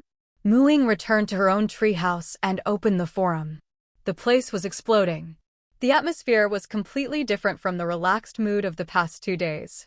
Posts speculating that zombies were no longer a threat and the apocalypse was almost over were still trending, but the comments underneath were now full of pessimism. Zombies really aren't a threat anymore, but the apocalypse has only just begun. You never know what else might fall from the sky. Never thought I'd end up as a snack for some dog-headed freak. Is it because I ate too much dog meat? Whatever, I'm too tired to call for help. Don't give up hope, man upstairs. I just want to know, are they going to roast me, boil me, or deep fry me? I was wrong. They're not killing me before eating. They're starting a fire. Are they going to roast me alive? I'm scared. Help. I'm at the north side of Linshi Camp, by the stone hill. These dog-headed things are loaded. Someone come save me. Warning, don't treat these monsters like zombies, or you'll die a horrible death. My spellcasting stat is too low, I can't learn spells. If I can't learn spells, I'm stuck at my level. If I'm stuck, I can't get stronger. There's no way out. Is my only option to wait for death? Stupid game, why isn't there a reset button? After scouring the forums, even though many people didn't know the names of the monsters they'd encountered, just from the descriptions it was clear, this time, more than one type of monster had descended. And goblins hadn't just appeared in their area.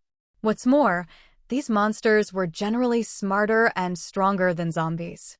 The old trick of luring monsters to the territory and then killing them was now completely useless.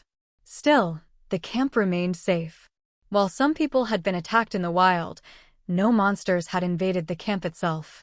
Muing wanted to figure out the strength of these monsters, but there was still too little information on the forums. After thinking it over, she headed to the general store. What? A monster manual? Wu Yaya stared wide-eyed. This is a general store, not a bookstore. Muing smiled. So there really was one. Normally, if Wu Yaya didn't have something, it wouldn't bother to argue. After all, there's no money to be made from talking, and it's too lazy for that. After spending so much time here, Muing had more or less figured out the basic personalities and quirks of the territories, NPCs. The shopkeepers weren't ordinary people. They even had things similar to the players' handbooks and were all professionals of a certain level, though none above level 5. They didn't spend time cultivating, instead focusing on running their shops, and they couldn't leave the territory. But among them, Grandpa Shom, Wu Yaya, and Tom, the son of the Seraph couple, were exceptions. Tom was about the same age as Dong Xiaojiang and even had the same class. The two became friends while learning archery skills together, and Dong Xiaojiang had received a lot of help from Tom's parents because of it. Tom had chosen his class not long after the shops had moved in and was now a level 1 ranger. He was the only NPC who trained his class skills daily. On the day the zombies besieged the camp, he'd even join the fight. He could leave the camp, though Mrs. Seraph usually wouldn't let him. Wu Yaya also wasn't restricted by the territory, but it was lazy and obsessed with money, rarely moving around. Still, it had plenty of good stuff. As for Grandpa Shom, he was probably the strongest of all the shopkeepers. None of the others could expand their shop's interior space, let alone have a sizable plantation. He barely managed the general store, devoting himself to plant research. Thinking back to the general store's odd requirements for moving in and his later habit of buying seeds and mutant plants, Muing figured he'd come here out of interest in Deep Blue Star's flora. He was also restricted by the territory and couldn't leave. Comparing them all, the general store's catalog might be the most ordinary, but its strength was the greatest. Many items weren't listed, but that didn't mean they didn't have them. And with Wu Yaya's greed, as long as you could pay, you could negotiate. But Muing wasn't about to be taken advantage of. With the territory shield set to maximum defense, daily energy consumption had shot up, so she had to save wherever she could. She decided to try tricking Wu Yaya first. Isn't today the end of your so-called newbie period? You and those new monsters all come from the same place, right? Don't tell me you don't know anything? This is a golden opportunity to make money. If you can't even think of that, how do you expect to get rich? Bullshit. Of course I know there's money to be made, but I'm not XXXXXX. Wu Yaya started cursing. So they really did come from the same place. Muing nodded in satisfaction, having fished out another piece of information for free. These NPCs were always bound by certain rules and couldn't reveal information proactively, but as long as you caught on, you could use wordplay or actions to get around the rules. Passive or accidental leaks were tolerated, after all. Wu Yaya realized it had been tricked. It could accept not being able to make money, but being taken advantage of was basically like being robbed. But because of its old man, it could only fume helplessly. Muing had teased it enough. She tossed it a silver coin and tried to smooth things over. Well, if you don't have it, forget it. Let's talk about something else. I picked up a special packet of seeds the other day. I was planning to sell the harvest at the Mercenary Guild. Even though the guild only takes commissions, if you set the quest target as money and the reward as goods, you can still sell things. I should make a good profit. Too bad I don't know who dropped the seeds, otherwise I could split half the reward with them. Muing deliberately emphasized certain words.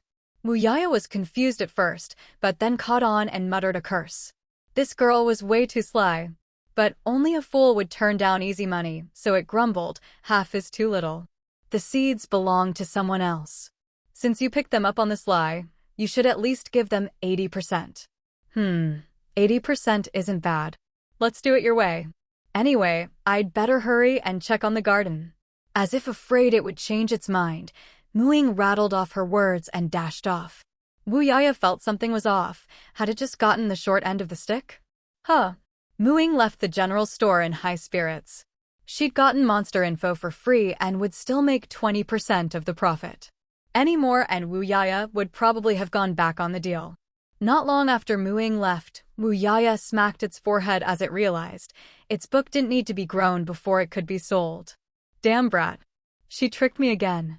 Ying strolled back to her treehouse, deliberately pausing along the way. Oh no, my mana hasn't recovered yet.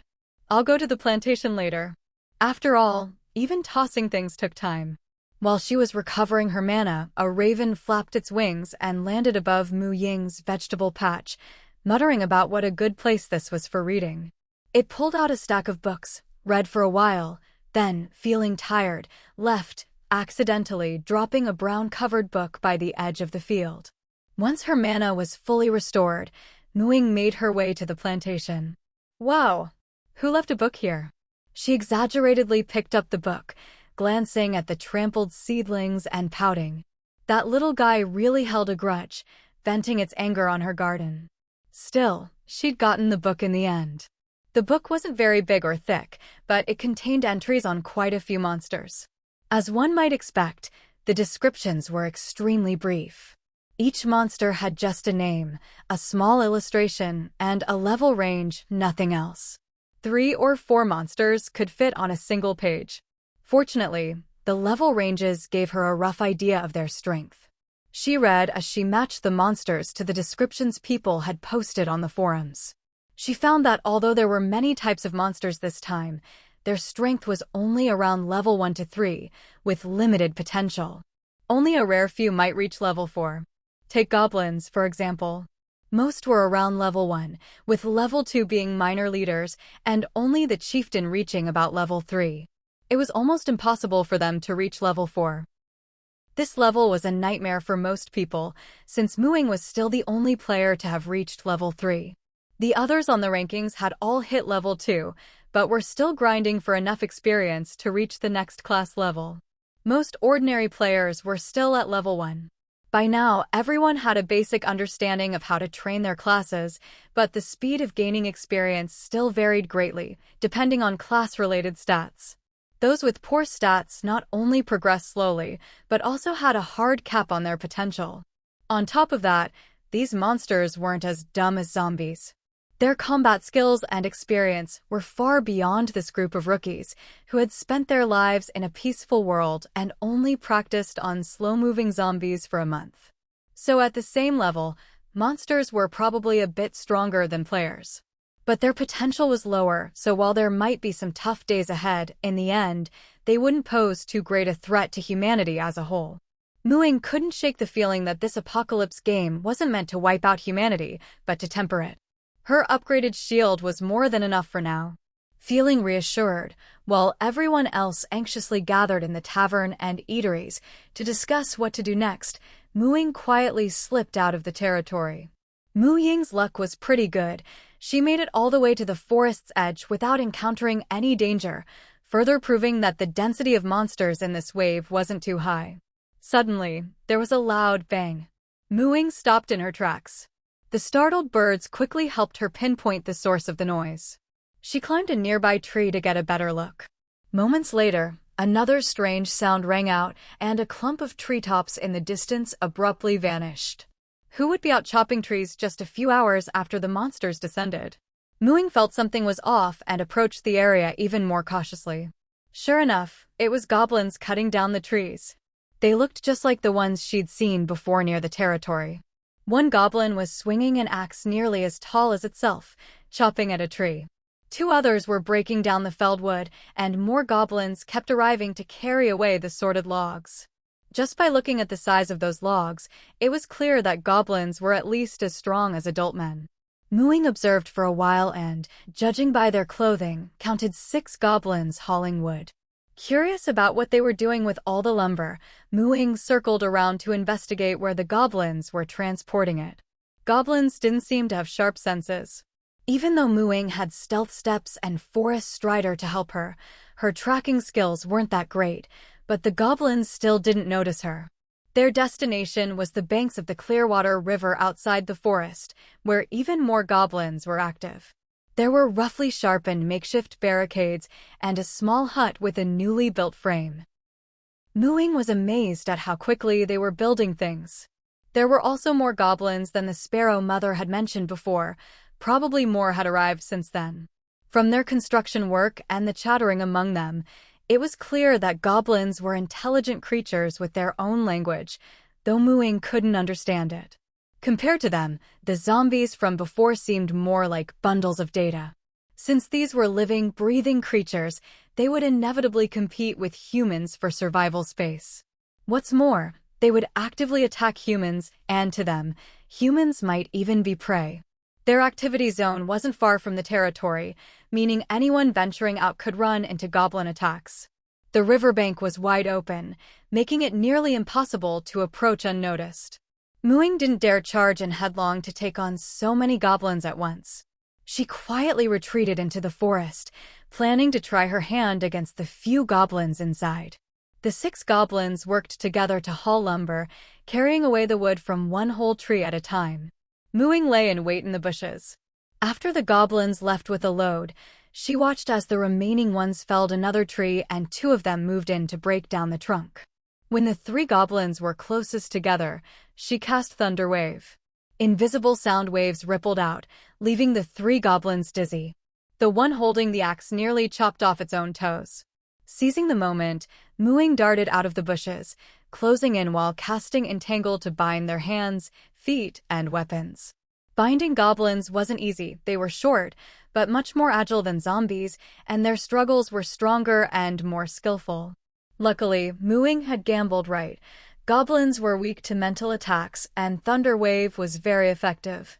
To be extra safe, she also cast Fog Cloud to block their vision. Then came the Oak Club spell combined with a spear thrust. She skewered the 3 goblins one after another like candied hawthorn. You have killed goblin ×1. Gained 5 slaughter EXP, 5 copper coins, 1 set of tattered clothes, 1 blunt machete. Your slaughter EXP has reached the current level cap. Excess EXP stored. You have killed goblin ×1. Gained 5 slaughter EXP, 5 copper coins, 1 set of tattered clothes, 1 blunt machete. Your slaughter EXP has reached the current level cap. Excess EXP stored. You have killed goblin ×1. Gained 5 slaughter EXP, 15 copper coins, 1 set of tattered clothes, 1 sharp axe. Your slaughter EXP has reached the current level cap. Excess EXP stored. Phew, only after the kill notifications appeared did Ying truly breathe a sigh of relief. Looks like as long as she was careful, killing goblins wasn't a problem. Too bad she'd already maxed out her EXP for level 3 from killing zombies earlier. Following the kill prompts, Ying searched the goblins' bodies for loot. The goblin who'd been chopping trees seemed a bit richer, its axe was newer and it had more money. The other 2 barely had a couple of coins in their pockets, and their machetes were not only old but also blunt. It must have been tough for them to work with such lousy blades. The tattered clothes were just what the goblins were wearing, gray, covered in all sorts of unknown stains, as if they'd never been washed, caked with thick grime, and reeking to high heaven. Absolutely worthless. Unlike zombies, copper coins didn't just appear on the corpse. She had to hold her nose and dig them out herself. Given the goblins' appalling hygiene, Ying figured she really needed to prepare a pair of gloves just for picking up loot. Sigh, this really is reality and not a game. Sometimes picking up loot feels just like rummaging through a trash heap. Her muttering was abruptly cut off as she found herself staring at 7 or 8 goblins dragging a wild boar out of the bushes ahead. Jibber jabber caraba. She couldn't understand what they were saying, but their ferocious faces and furious tone made it clear this wasn't going to end peacefully. Worse yet, their gear and weapons were clearly much better than those of the woodcutting goblins. One even had a bow. Ying didn't hesitate, she turned and ran. Her flight only further enraged the goblins, who charged after her with reckless abandon. Goblins were short and had short legs, but they weren't slow at all. She didn't manage to shake them off by much. A short arrow whizzed past, striking her in the calf. Ying felt a sharp stab in her lower leg, nearly tripping her up. Fortunately, she still had barkskin active, so the arrow didn't penetrate her calf, just barely stuck in before falling out. It hurt, but it was bearable, nothing compared to running for her life. She dashed madly, diving into every bush and thicket she could find. After being shot twice more, she finally made it out of the goblin archer's range and slipped through the territory gates, shaken but safe. It was the first time she'd returned to the territory in such a sorry state. She turned to glare back at the path she'd come from. Unfortunately, the goblins didn't approach the territory. They stopped a good distance away, shouting and jeering at her. "I don't know what you're saying, but you're definitely cursing me." Unwilling to be outdone, Ying shouted back in Mandarin, Common, Druidic, and Elvish all at once. Clearly, goblin education wasn't up to par. They didn't even know the common tongue provided by the Apocalypse game. The pointless exchange ended as abruptly as it began. Sooner or later, she'd pay them back for those 2 arrows. "You went out just to hunt goblins?" Liu rushed over after hearing the commotion, only catching a glimpse of the goblins' retreating figures. Killed a few stragglers, then ran into a hunting party and got shot twice, Ying replied, rolling up her pant leg and sleeve as she spoke. There were fingernail-sized wounds on her calf and arm.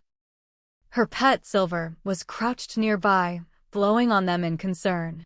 Liu stared at her almost comical arrow wounds, speechless. He said stiffly, "You've got some amazing constitution, huh?" In their team, the same kind of arrow wound would still have the arrowhead stuck in it.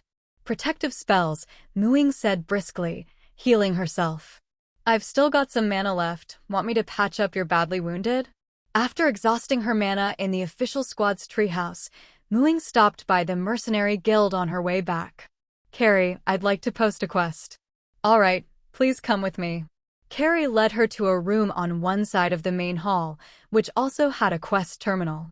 "This is the quest posting terminal, just like the one outside. Insert your ID card and you can operate it." Ying nodded, she knew how to do this. After inserting her ID card, a quest creation interface appeared before her.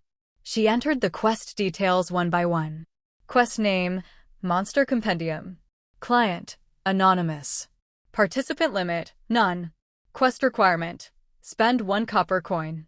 Time limit, none. Reward, information on any monster from the compendium. Once she finished filling out the quest info, an option popped up for the quest's posting range. To her surprise, Ying discovered that quests could be posted not just in this branch, but also synced to mercenary guilds in other territories for a small additional fee. She didn't hesitate to choose the sync option. After all, her quest was really just a thinly veiled information sale. There was no need for any item exchange, and the extra fee was negligible. She scanned her monster compendium into the quest platform.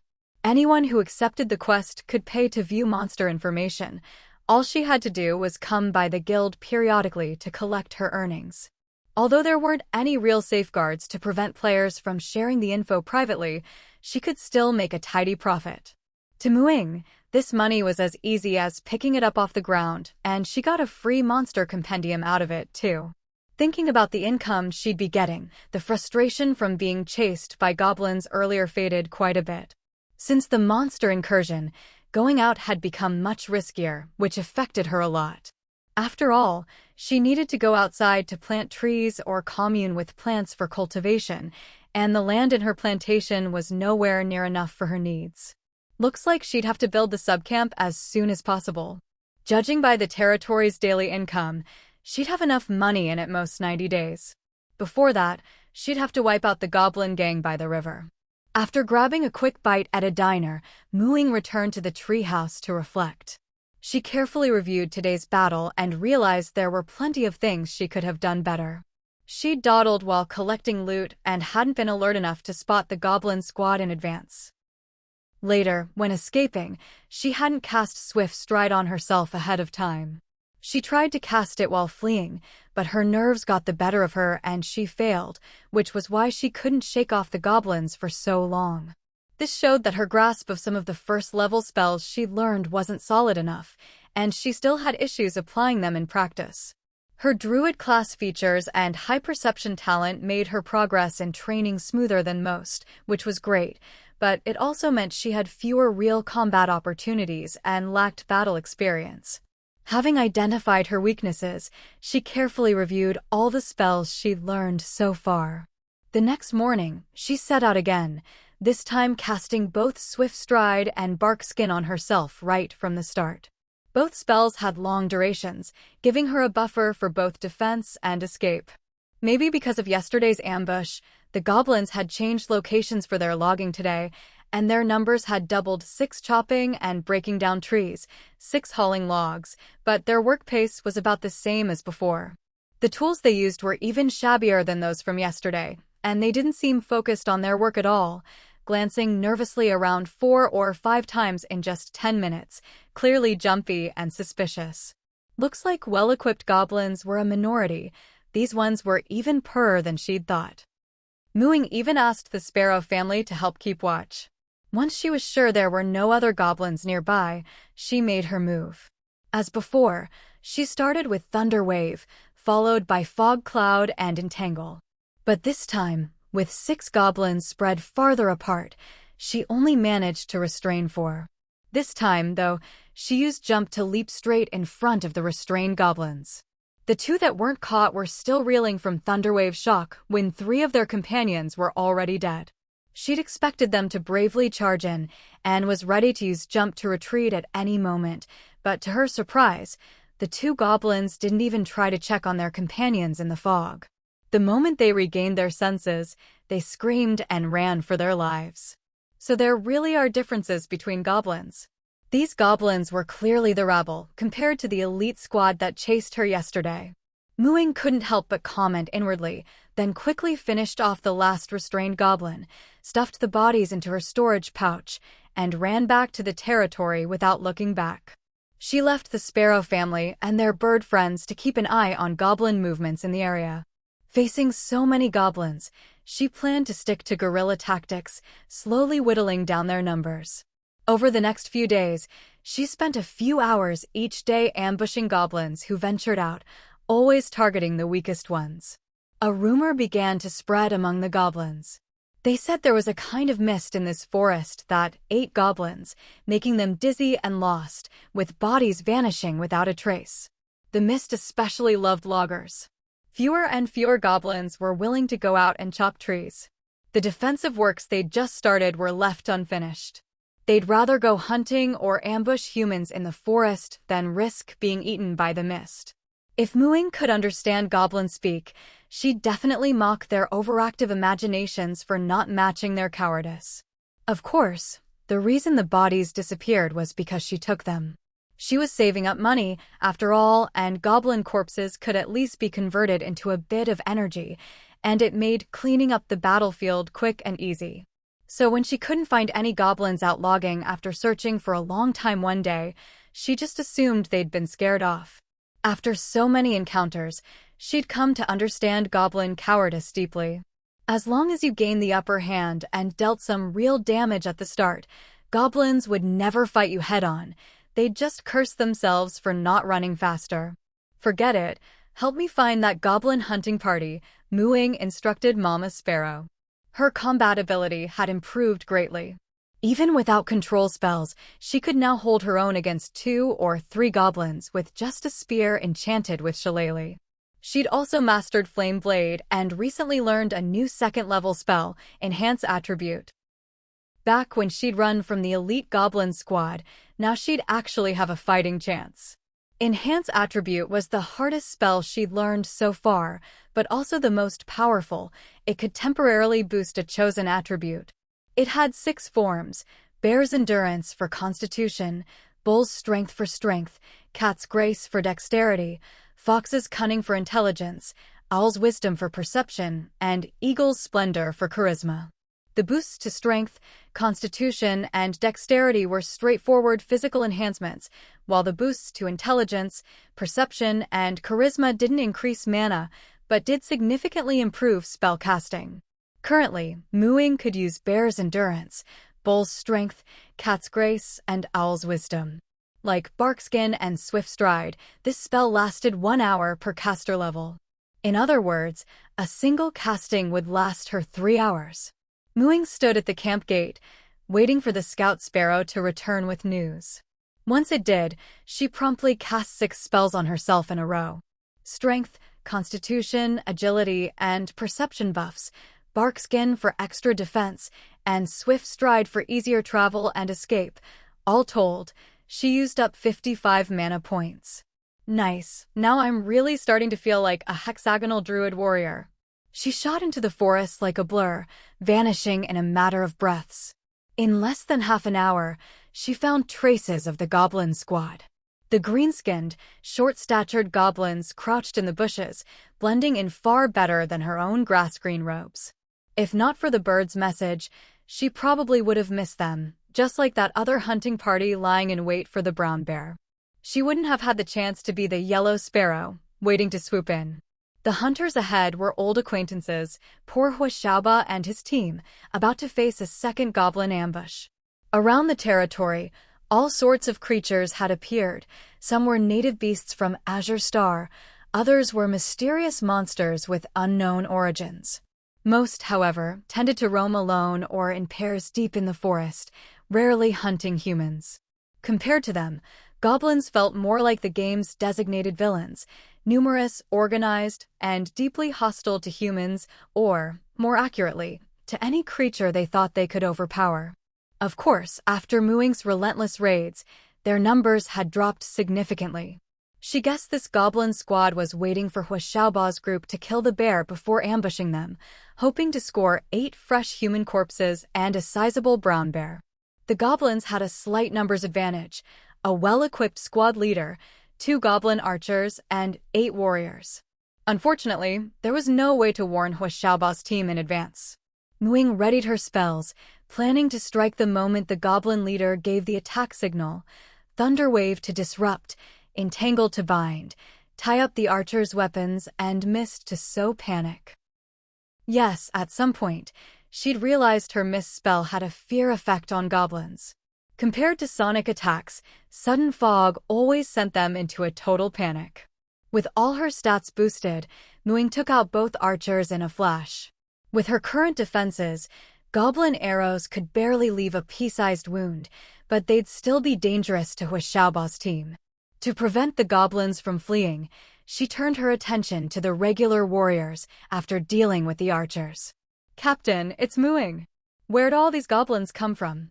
Huashaoba's team had just killed the bear and barely had time to celebrate before the chaos behind them caught their attention.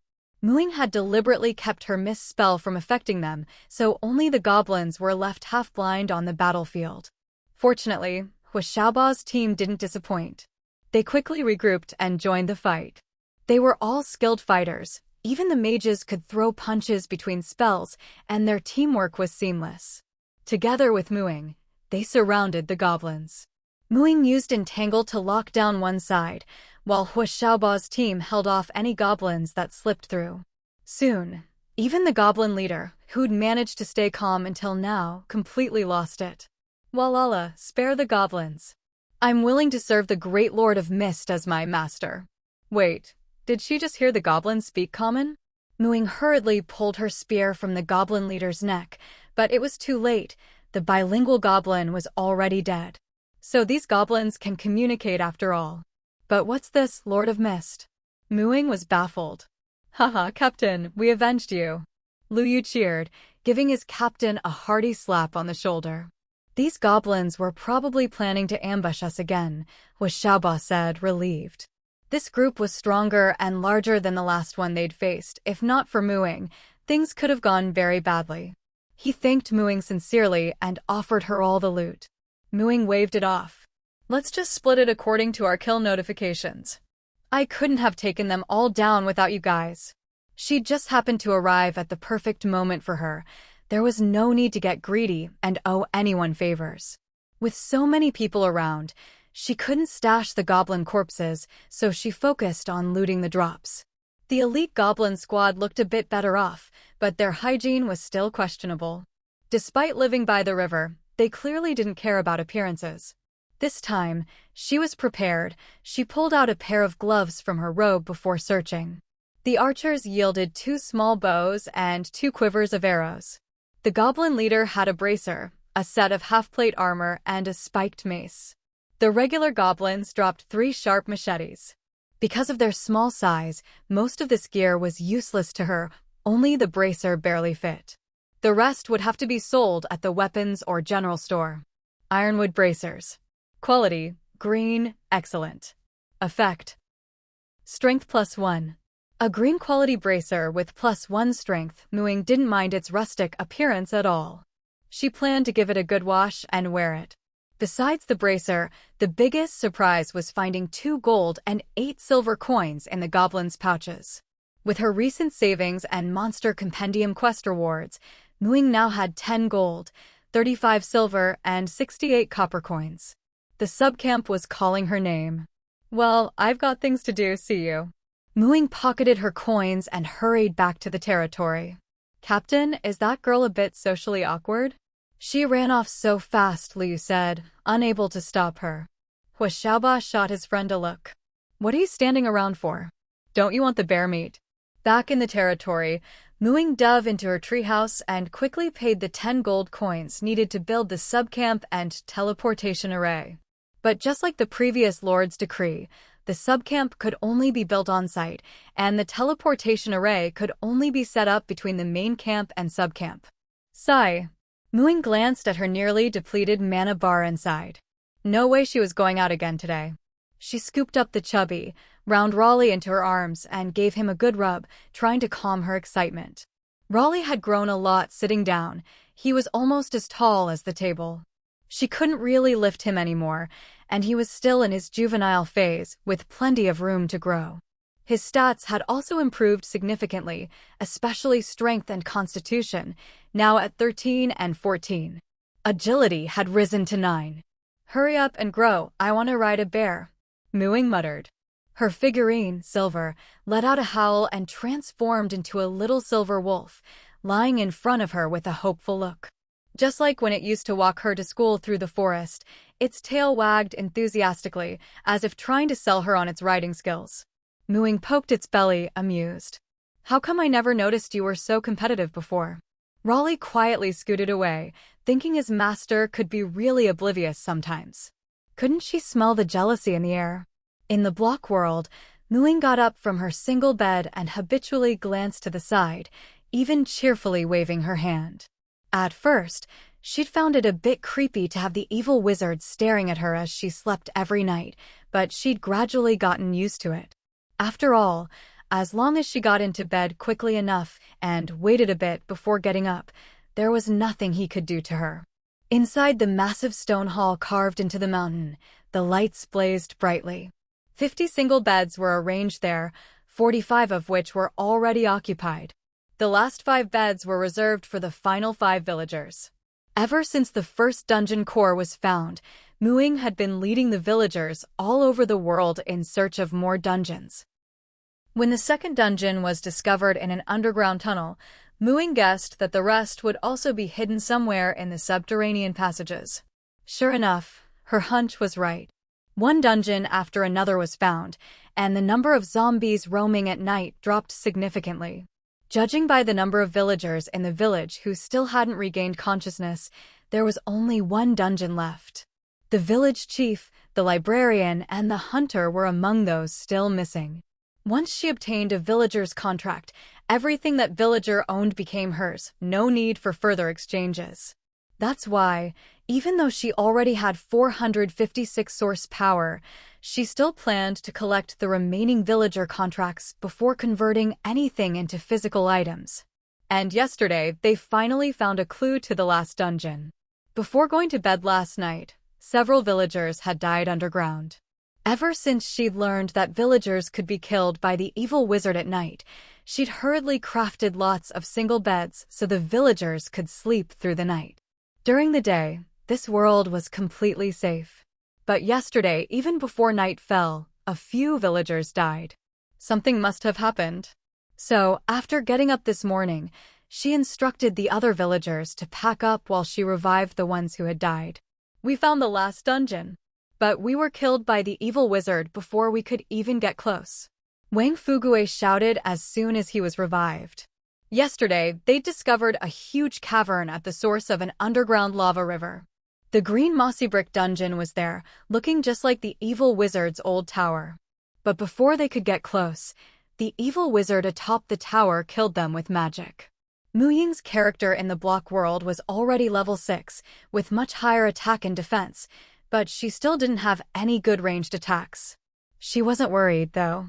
The most broken ability in this world was digging blocks. She had the villagers bring along the stones they'd mined yesterday and follow her. Once they reached the cavern near the lava river source, she had them line up and start placing stone blocks.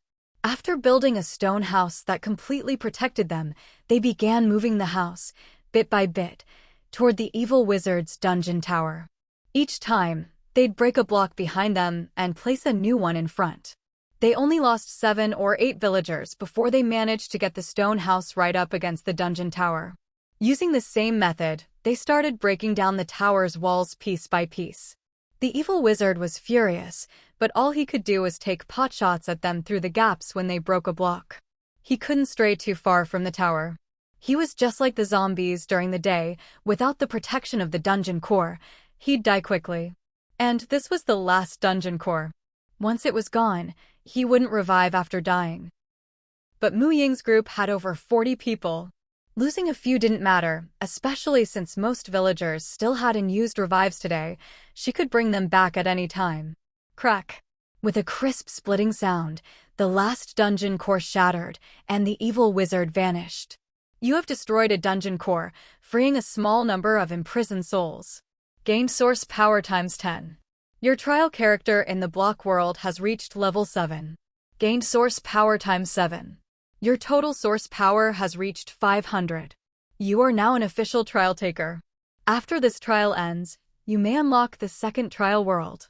Mu Ying now had 473 source power, and counting the 50 she'd spent earlier to convert a storage pouch, she'd indeed surpassed 500.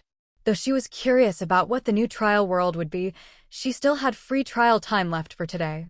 She hurried back to the village and exchanged the shattered dungeon core for the last 5 villager contracts. So you're the new village chief? The old chief's first act upon regaining consciousness was to grab his successor, who had saved the whole village, and look her up and down. Mu Ying nodded, glancing awkwardly at the empty village and pointing toward the mine. Your villagers have all moved over there. She thought the best thing about block people was that no one could read your expression. They're your villagers now. Here's the village chief's seal. I'll hand it over to you, the old chief said cheerfully. Mu Ying accepted the small, multicolored block. Village Chief Seal / World Core. Function: controls resource respawn in the block world. Controls the souls of the block world's villagers. Physical conversion: 1 million source power per use. Item description: a fragment world containing 50 original souls. Source power conversion: not convertible. Looking at the village chief seal, or rather, the world core, Mu Ying's breath grew heavy. A fragment world. Right now, her greatest wish was to have a plantation like Grandpa Shome's. What druid doesn't dream of having a little world where they can plant whatever they want? Now, she finally saw hope. Grandpa Shome's plantation was made from a broken demi-plane even smaller than the block world, much like a fragment world. Even seeing that long string of zeros in the physical conversion cost, Mu Ying still felt genuinely happy. Haha. There would be no more zombies at night in the block world, and from now on, these 50 villagers would be her best helpers for earning source power. No need to pay them wages, and each could gather enough resources every day to convert into at least 1 point of source power. She didn't have to worry about the world being mined out either. Soon, she'd be able to control resource respawns herself. After settling her diligent new workers at the mine, She immediately spent 200 source power to exchange for the crosshair skill and an infinite arrows enchantment book. You have acquired the general skill, crosshair. Your eyes now have a built-in targeting reticle, allowing you to accurately judge the landing point of ranged attacks. A new prompt popped up in the player's manual, and Mu Ying's mind filled with knowledge about aiming and shooting. She opened her character panel. Name, Mu Ying. Race, half-elf. Class, druid LV3, 214/600. Note, up to 30% of this level's XP can come from kills. HP, 250/250. MP, 100/100. Attributes, Strength 8 + 1, Constitution 11, Agility 11, Intelligence 12, Perception 17, Charisma 11. Languages, Common, Elvish, Druidic. Skills, Nature Sense, Wild Empathy, Animal Companion, Woodland Stride, Pass Without Trace, Crosshair. Spells, Cantrips, Druidcraft, Light, Create Water, Clean, Flash, No Direction, Detect Poison, Level 1, Shillelagh, Entangle, Cure Wounds, Produce Flame, Thorn Whip, Long Strider, Fog Cloud, Jump, Speak with Animals, Mage Hand, Endure Elements. Identify Plants, Detect Animals, Level 2, Barkskin, Thunder Wave, Flame Blade, Enhance Ability. Free Attribute Points, 0. As soon as Mu Ying exited the trial world, she received several notifications in quick succession. She hurriedly opened the Multiverse trial page. Trial participant, Mu Ying. Origin, Deep Blue Star Multiverse. Source energy, 273/523. Trial worlds, free trial time, 1 hour per day. 1. Block world. 2. Emerald world. 3. Unlock conditions not met. The name Emerald World didn't give any clue as to what kind of world it was. Unfortunately, she'd already used up today's trial time and couldn't check it out right away. So many cliffhangers today, huh? Mu Ying helplessly suppressed her curiosity and forced herself to sleep. Early the next morning, she took a pile of loot from hunting goblins to the weapon shop and successfully exchanged it for a white-quality longbow. Among white-quality weapons, this bow was top-tier, almost reaching green quality. Greenwood Longbow. Quality, White Common. Effect, Crit rate plus 30%, Penetration plus 30. Don't want to buy some arrows?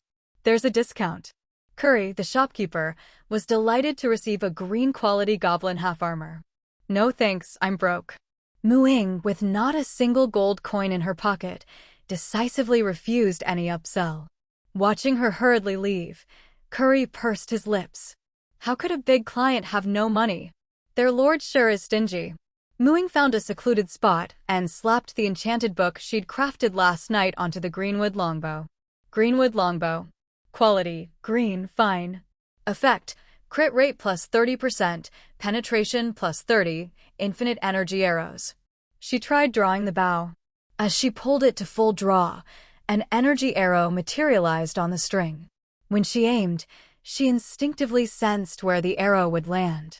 Letting go, the arrow shot out with a whoosh. Mu Ying ran over and found only a small hole in a lettuce leaf. She'd actually been aiming for a glowing flower melon, but her hand wobbled at the last moment, causing her to miss. Still, it was impressive. Her aim was fine. She'd already anticipated the arrow's deviation as her hand shook. She now possessed the most crucial skill of a sharpshooter, accuracy. What she lacked was bow technique and arm stability. With a new ranged attack method, she'd made up for her weakness in long-range combat in the forest. She slung the Greenwood Longbow over her back and ran toward the forest's edge. Huh? Where did all the goblins go? Climbing her usual observation tree, Mu Ying saw that only an empty, half-built goblin camp remained by the Clearwater River.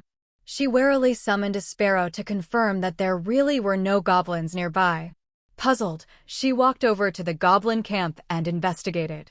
Scratching her head, she muttered, could it be the hunting goblins didn't return and scared the rest off? These goblins sure were timid. After all that hard work chopping wood, they'd ended up leaving it all for her. Taking advantage of the emptiness, she immediately built a subcamp on the spot. The subcamp could be expanded to a maximum area of 1 hectare, just like the plantation in her territory, and it also had a shielding function to block outside view. But this time, the shielding was even more sophisticated. 1 hectare is about 15 mu. She divided it into 2 neat sections, 10 mu for her own use, and the remaining 5 mu split into 50 plots to rent out to others. After all, building this subcamp had nearly emptied her coffers, and she'd likely need more money in the future. The camp's population had stabilized at nearly 2,000 people, so she had to find new ways to earn income. At a monthly rent of 2 silver coins per plot, she'd get an extra gold coin each month. 50 plots should be enough for others to use for a while. Each plot was separated, so no one could see what was happening in the others. This way, she wouldn't have to sneak around when she came to farm. The teleportation array didn't need to be placed physically. Once activated, she could teleport from anywhere in her territory to any spot in the subcamp. Since it was a short-distance teleport, it only used 1 energy point per 10 uses. She set the teleport fee at 1 copper coin per trip, a lucrative business. She'd already packed up most of her small plantation. The vegetable and tree seedlings were temporarily transplanted into nursery baskets, leaving only some pasture grass, a few fruit saplings, and the recently sown mondo grass. She teleported back to fetch the old ox and led it to the new plantation, then moved the farming tools and seeds from the treehouse to the new wooden house. She even brought in a seed shop. Once the seed shop was set up, Ying teleported to the subcamp and simultaneously lifted the shielding on the original plantation. The area, once shrouded in white mist and inaccessible, had sparked much speculation. No one expected it to suddenly open up one day. Jing, who was attuned to the natural power of the trees in the territory, was the first to notice the white mist had vanished. A sea of mondo grass flowers bloomed here. Behind a few thriving saplings stood a basic treehouse, and in the lawn before it was a round stone platform with a signboard. Plantation Camp Guidelines. The planting subcamp is now open, with large tracts of land available for cultivation. Spend copper coins to teleport from anywhere in the territory to your rented plot in the plantation camp. Teleportation fee, 1 copper coin per trip. Land rent, 2 silver coins per plot per month, 10% discount for the first month. Farmland. Jing was overjoyed. Farming was in every Chinese person's bones. She hurried back to inform her companions. More and more people gathered at the teleportation array, and some discovered the newly opened Anong seed shop. Jing and her group were the first to spend silver coins to rent a plot. Ying squatted in the new plantation, watching the activity outside. She immediately spotted Jing and the others. These white mist-like shields only blocked others' view. She herself was unaffected. From now on, even if she suddenly appeared somewhere in the territory with the old ox, no one would find it suspicious, and there was a legitimate source for her crops. Ying felt completely at ease as she drove the old ox to plow the entire plantation. The old ox had grown much stronger, and with the power of a bull, it plowed effortlessly, like a living tractor. Watching others struggle with hoes while she worked with the ox made her feel even more refreshed. Happiness really is relative. Hey, old Huang, do you think there's a market for ox rental services? Ying stroked her chin. Moo, the old ox bellowed happily. It wanted to go out and earn money. Lualua's ears twitched. Ah-Ching, did you hear a cow moo?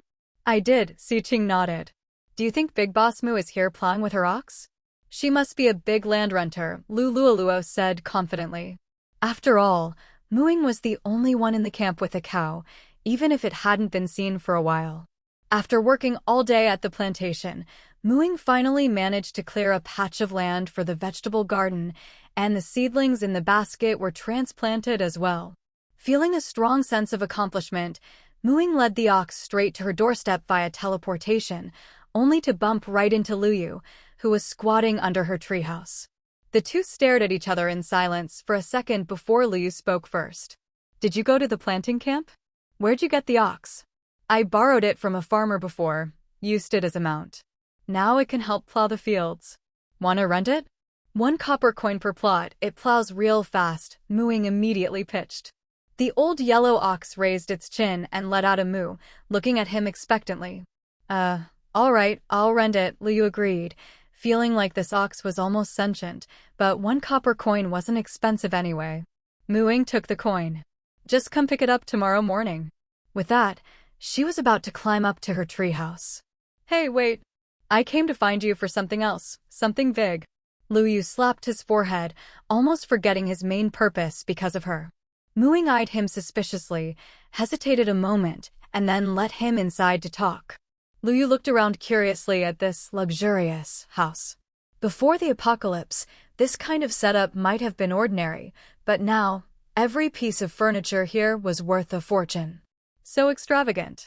Liu couldn't help but exclaim. What are you mumbling about? Ying invited him to sit and poured him a glass of plain water. After we killed the goblin yesterday, we went to check out that brown bear's den and found a dungeon entrance.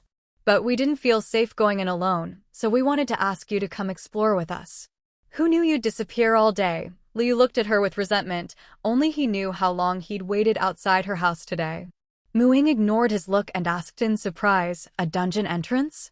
Dungeons were a new thing that appeared after the monster invasion. According to the forums, they were giant portals of light, leading to another world inside. Players called these places dungeons. Across the sea, the Neon Country was the first to discover a dungeon. On the forums, this particular dungeon was called Dragon's Lair because there was a red dragon and many gnolls inside. The first to discover it was the strongest team from the Fushan camp. Only one person managed to escape, but he made a huge haul, bringing out lots of gold coins from the dragon's lair. Rumor had it that the entire lair was filled with treasure. The monsters inside the dungeon were far beyond the current level of any player, high risk, high reward. So, after the first discovery, people would only enter after making thorough preparations. There had never been any news of a dungeon around Coastal City before. Ying was very interested and agreed to Liu's invitation, setting the time for tomorrow morning. After seeing Liu off, Ying had dinner and immediately began her trial. From now on, her focus would be on this new world. Once she started the trial, time would also pass in the block world. She'd already assigned tasks to the villagers there, so now she just needed to go in periodically and convert the resources they collected into source energy. On the character creation page, she still used her real name. But this time, her trial character didn't just appear randomly. High compatibility character selection for the Emerald World trial complete. Please choose one of the following characters. 1. Orphan Green witch about to enroll in school. Compatibility, 92%. 2. Sleeping Princess of the Thorn Kingdom. Compatibility, 72%. 3. Mermaid of the Undersea Kingdom. Compatibility, 55%. Note: high compatibility character selection takes priority over birthplace and identity adjustment functions. Judging by status alone, the princess was clearly better than an orphan, but the word witch was much more intriguing, obviously not an ordinary person. This time, the character even came with a background and social connections, and being an orphan seemed safer. Ying always reminded herself that the purpose of these trials was to enhance her abilities in the real world, and gaining access to a new kind of magical power was a great opportunity. She chose the orphaned Green Witch. A girl's 15 years of memories flashed through her mind like a movie. These memories were like a hard drive. She could access them whenever she needed, but they wouldn't interfere with her own thoughts otherwise. There were even some similarities between this girl's experiences and her own, and their personalities were alike. According to the memories, she had lived in the forest since childhood. A few years ago, her mother left and never returned, so she'd been living alone ever since. Entering the Emerald World, she woke up in the body of a 16-year-old girl. This body was a bit short, with dark green curly hair, a round face dotted with light brown freckles, and eyes as green as emeralds, full of innocence and warmth. This time, the method for obtaining source energy wasn't as obvious as before. It didn't just display in her field of vision. But with the continuous source energy production from the block world, she wasn't in a rush to find a new way to convert it. Instead, she was more interested in this world situation. She curiously observed the small wooden cabin, both familiar and strange. Seeing the bookshelves filled with old books, memories about them surged up. Most of these books were her mother's collection on herbs and potion making. Only the second shelf held 7 or 8 storybooks her mother had brought back from the human world. Next to the bookshelf was a potion cabinet, but she'd already used up all the potions in it since her mother left. On the potion table, which she'd been too lazy to clean, various bottles and jars were covered in a layer of dust. Every time she walked by, she'd sneeze a few times. The herb garden outside was mostly overgrown too. Without her mother, all her energy had gone into tending the vegetable patch, and even then, she could barely keep herself fed. Luckily, tonight she was to report to the witches' magic school. All eligible witches could study there for free for 2 years. After walking around the house, Ying felt completely at home, as if she really had grown up here. Finally, she took the admission letter from under her pillow and read it again. On the envelope was a drawing of a black, pointed witch's hat. Inside, the letter was written in elegant, dark purple script, almost like a painting. Yes, she had mastered another language too, in fact. One was a human language and script similar to English, originating from the human kingdoms of this world and the most widely used language here. The other was a magical script, used only among witches with magical bloodlines. Dear Miss Ying, you have been accepted to the Witches' Magic School. Please light this letter when the first silver moon hangs high in the wind month, and you will arrive at the school's assembly hall. A set of spring uniforms is enclosed. Please change into them before entering the school. Other items will be distributed after enrollment. See the attached list for details. Sincerely, Headmistress Milani. Ying unfolded the item list. 1. 2 packs of parchment, 2 quill pens. 2. 1 crucible. 3. A set of potion bottles. 4. 2 sets of spring everyday wear. 5. 1 set of spring formal wear. 6. A bag of broom grass seeds. 7. A bundle of wand wood. Ying glanced at her plain, well-worn robe, which had been washed so many times it was nearly white, and decisively opened the package containing her spring school uniform. She'd heard her mother describe the dangers of the human world too many times, and the way storybooks always depicted witches as ugly villains. After her mother was gone, she never dared to leave the forest alone. Even though their cottage was right at the edge of the forest, not far from where humans sometimes ventured. Humans called this vast forest at the heart of the world the Emerald, a treasure of the world. But no matter how they tried, they could never make it past the misty borders into the deep woods. Witches called the land within the mists the Witchwood. The world's only witch village lay deep inside, and witches ruled there. The spring uniform included a witch's hat, a satin skirt that reached her calves, a cloak, underwear, socks, and a pair of little leather shoes. Except for the underwear and socks, which were white, everything else was black. The skirt was a bit loose at first, but as soon as she put it on, it magically shrank to fit her perfectly. In no time at all, a little witch dressed all in black appeared. Ying gazed curiously at her new clothes. Although she'd chosen to become a druid because of her attributes and natural talents, she was actually quite interested in magic. Besides, in this world, witches weren't like the brainy mages of the real world. They relied on bloodline and innate gifts, more like sorcerers. That night, she locked her door, climbed onto the roof, and waited quietly as the silver moon rose slowly into the sky. When it hung directly overhead, Ying struck her flint. The moment the flame touched the envelope, it went up in a whoosh and was gone. Ying felt as if she'd been tossed into a washing machine drum, spinning and tumbling. Just as the nausea hit, she was thrown out, stumbling several steps before she managed to steady herself. This school's teleportation method is seriously rough. You fell even more spectacularly last year, someone teased. Ying turned to look at the 4 witches nearby, who were whispering among themselves. They were all a bit taller than the new students, wearing the same uniform as hers, except their trim was different colors: red, blue, green, cyan, and so on. They must be upperclassmen. On her side, The 3 new students were all in pure black uniforms, and none of them looked very well. One little girl had even tripped and fallen, her cheeks bright red. Ying knew the Witchcraft Academy only had 2 grades, the lower grade for new students and the upper grade for those nearing adulthood. But even with just 2 grades, the number of students surprised her. There were only 7 witches in total. It was clear just how rare witches were. "All right, all the new students are here. Time for the talent assessment," announced a purple-haired witch, waving her wand. A crystal ball floated out from a cabinet on the left side of the hall. "Who wants to go first?" One little girl dashed up to the stage and pressed her hand to the crystal ball. Red smoke quickly appeared inside. "A red witch," someone called. The girl showed no sign of stage fright and introduced herself confidently. "My name is Lillian." The purple-haired witch tapped Lillian with her wand, and a red trim appeared on her uniform. An upperclassman with red trim on her own robe smiled and led Lillian off the stage.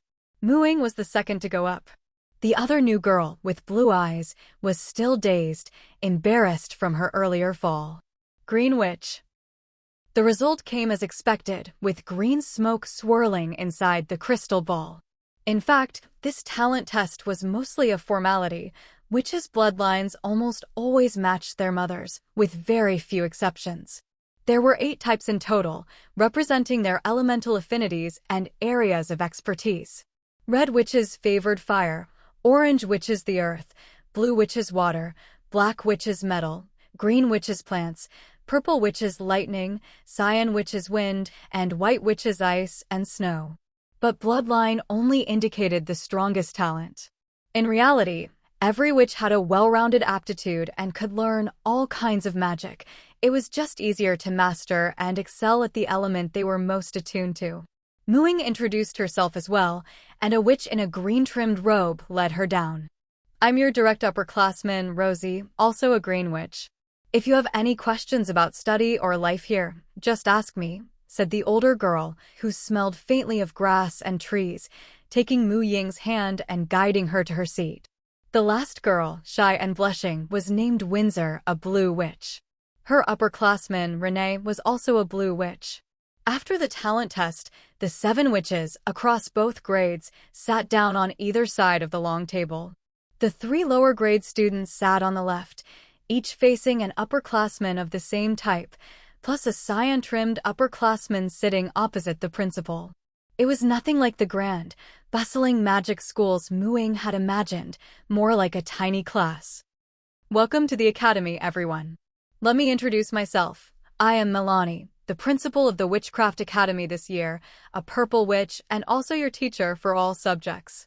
For the lower grade, your main task this year is to get an introduction to all the witchcraft courses. After a year, you'll choose a specialization based on your interests. Classes are Monday to Friday mornings, afternoons, evenings, and weekends are yours to arrange as you wish. For the upper grade, there are no more general courses. You'll focus on your chosen specialty, mostly through self-study. Every Friday, a witch accomplished in a particular field will come to give targeted lessons. Use this opportunity to decide on your area of expertise and prepare for the witch's trial and independent life after your coming-of-age ceremony. But whether you're upper or lower grade, self-management doesn't mean self-indulgence. The quality of your life after the coming-of-age ceremony depends on the effort you put in now. Witches never rely on others. I hope you all remember that." Principal Milani delivered this long speech with a stern face, as if to drive the point home. Ying had just decided she must be a strict woman, when the next second, Milani relaxed against her chair and cracked a joke. "I trust you've all met your direct upperclassmen by now. This year's new witches are lucky each of you has an upperclassman of the same type. As for Lucia, since there's no cyan witch this year, Principal Milani paused for a long moment, but failed to get any reaction from the student in question. "All right, Lucia, you're no fun at all. You'll be in charge of all affairs for the new students. After all, your principal here wears many hats. I barely have time for my beauty sleep." Lucia ate her food elegantly, but at a glacial pace. The food on the table didn't look or taste great, so everyone ate slowly, except for Ying, who didn't mind at all. In her real world, food was precious. A meal with both meat and vegetables, plus juice and balanced nutrition, was something many people hadn't had since the apocalypse began. Ying didn't notice, but Rosie, sitting across from her, was already watching her with a look of gentle pity. Suddenly, a familiar voice sounded in her ear. Ying, don't eat too much. There's a late-night snack coming up. Ying looked around, but no one else seemed to notice. Only Rosie across from her winked at her. She had no idea what kind of magic this was, but she nodded repeatedly. She'd been so focused on calculating the time flow in this world that she only now realized her upperclassmen were eating even slower. Marguerite was even cutting her steak into tiny shreds. Her two classmates didn't seem to have much appetite either. Today was Friday, and there were no classes on weekends. 1 hour of free trial time was enough for her to spend 3 whole days in the Emerald world. The time difference here was even greater than in the Block world. In other words, classes wouldn't officially start until the next trial. She'd better use these 2 days to learn as much as she could from her classmates. After finishing their late-night snack, Ying and the others were led by their senior sisters out of the hall through a small side door. They went up a narrow spiral staircase and arrived on the 2nd floor. This is the classroom area. All our indoor classes are held here. Although Senior Lucia didn't seem to have much patience for the principal's mischievous ways, she was very gentle with her junior sisters, carefully giving them a brief tour of the school. However, her voice was as light and swift as the wind. You had to stay close to hear her clearly. Ying smiled gratefully at Senior Rosie. No wonder Rosie had told her to stick close behind Lucia. She obviously knew about Lucia's speaking style. The main building of the Witchcraft Academy was a 5-story tower. The 1st floor housed the hall and storage rooms, the 2nd floor was for classrooms, the 3rd was the library, the 4th was the student dormitory, and the top floor was the principal's office. Entering the dorm, you'd find a circular common lounge. 10 wooden doors line the walls, each leading to a student's room, with nameplates hanging on each door. Apparently, since the school was founded, these rooms have never been fully occupied. The freshmen's rooms were next to each other. Ying's was between Windsor's and Lillian's. Back in the dorm, the fiery-tempered senior Margarita was the first to complain. Miss Melanie's cooking magic really isn't up to much. Thankfully, she only cooks on the 1st day of term. Rosie, my dear, my stomach is counting on you to save it. Rosie shot her an exasperated look, then turned to the 3 somewhat overwhelmed freshmen with a warm smile. Go check out your rooms first, little ones. There will be something tasty waiting for you soon. Welcome to the family. Renee, who was as gentle as Windsor and had an amazing figure, comfortingly patted the 3 juniors on the head. Lucia, on the other hand, was the cool and silent type. She simply waved her hand, summoning a gust of wind that blew open their doors and swept away the dust inside. What do I do? The senior sisters are all so pretty and cool. I love it here. Greater than over equal to, less than over equal to. Ying obediently went into her room, screaming internally. She was already falling in love with this place. Her room was a bit bigger than her old treehouse. Right inside the door was the bedroom, with a small workspace to the left, and a bathroom with a sink, bathtub, and toilet. At the far end of the bedroom was a small balcony, about 4 or 5 square meters, which connected to the balconies of the rooms on either side. She stood on the balcony, letting the night breeze wash over her as she gazed out at the forest. On the neighboring balcony, Lillian came out too. They exchanged a smile. Witches, just like in her memories, really were a united group. On the other side, Windsor joined them. The 3 of them gathered around the pile of school supplies on Ying's desk, chattering excitedly. The broom grass seeds and wandwood were the biggest hits. I'm finally going to have my own broom. I begged my grandmother for ages, but she wouldn't let me plant broom grass early, otherwise I could have flown to school myself. Lillian counted her little bag of broom grass seeds over and over, itching to plant them right away. What if none of them sprout? Windsor worried. Her gardening skills weren't the best. Don't worry, growing broom grass is second nature for witches. Almost no one fails. 1 seed is enough for a broom, so this little bag is more than enough, Ying reassured her. Her mother's herbalism books had a whole section on broom grass. Every little witch dreamed of having her own broom. Ying was no exception, and she could recite that information by heart. Broom grass was an ordinary plant, but in a witch's hands, nurtured with magic from seed, it would transform into the perfect material for a flying broom. A broom you raised and crafted yourself would be attuned to your spirit and personality. Every witch saw her broom as a companion. Ying was looking forward to having her own flying broom, and the bag of seeds in her hand seemed like a real bargain. Broom grass seeds. Function: plant to obtain broom grass. Physical conversion: 1 source energy per seed. Item description: plant to obtain broom grass. Source energy conversion: not convertible. Surprisingly, broom grass seeds couldn't be converted into source energy. It seemed the rules for source energy conversion in this world were different from those in the block world. So far, she hadn't found any sources of source energy here, but she had discovered several items worth converting, like broom grass seeds and wandwood. Wandwood was also 1 source energy per stick. Of course, what she wanted most to convert was the green witch bloodline in this body. It wasn't too expensive, only 500 source energy.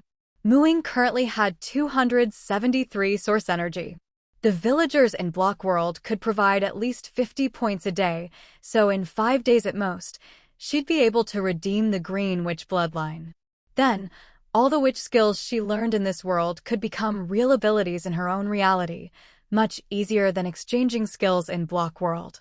After a bit of chatting, the 3 quickly became close. Lillian and Windsor both came over to her balcony, and the 3 of them, hand in hand, left Ying's room together. Huh? All coming out of one room? You got friendly fast. Margarita teased from by the fireplace, where she was playing with fire. Windsor's cheeks visibly reddened. Renee, watching her shy junior from the bar, thought of herself a year ago and called out, "Ignore her, come try some of my homemade fruit wine."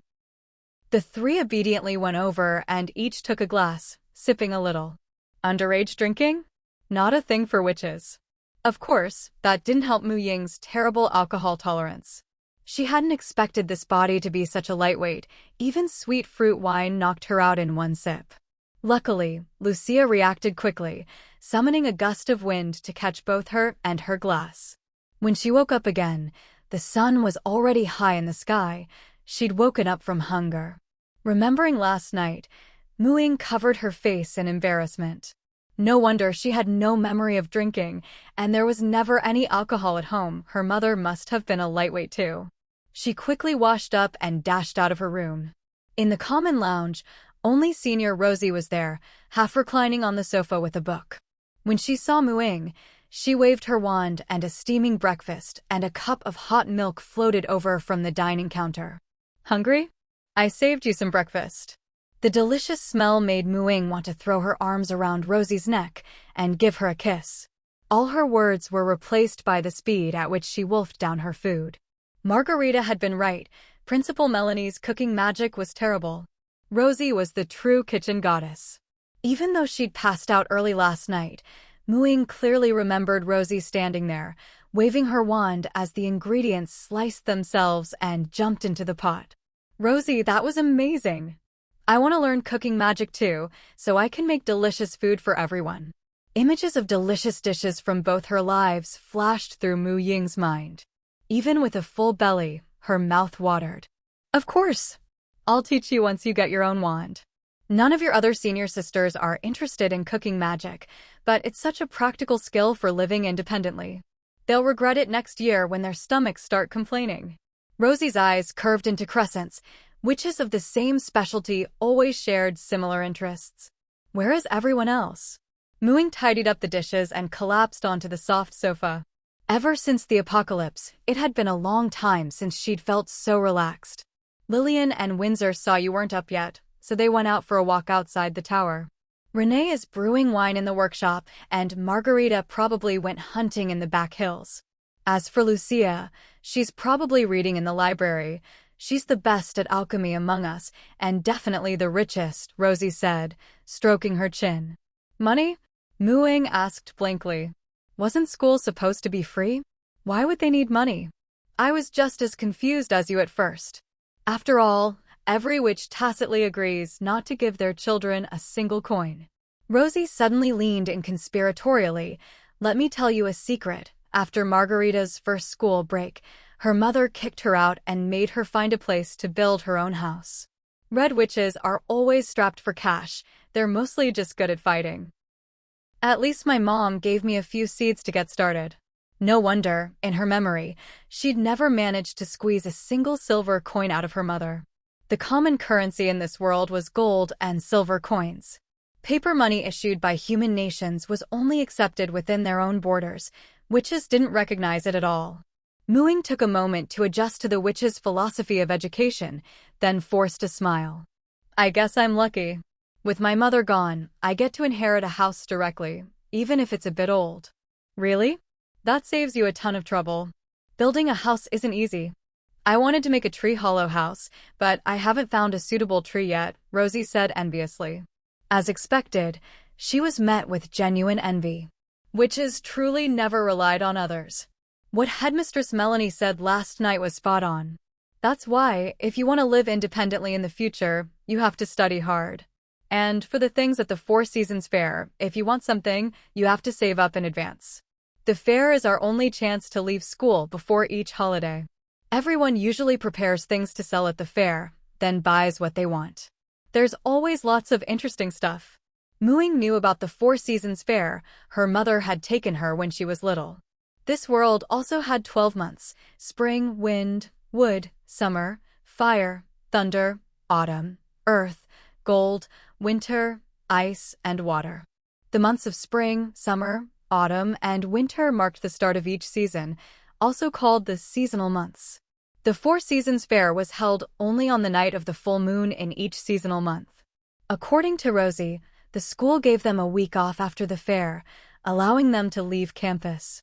That was when everyone prepared for their future adult homes. At all other times, leaving the school grounds was forbidden. Before long, Margarita and Windsor returned. They'd come looking for Ying to explore the school together, though they'd only wandered around the tower earlier. Rosie also needed to check on the herbs in the greenhouse, so she went with them.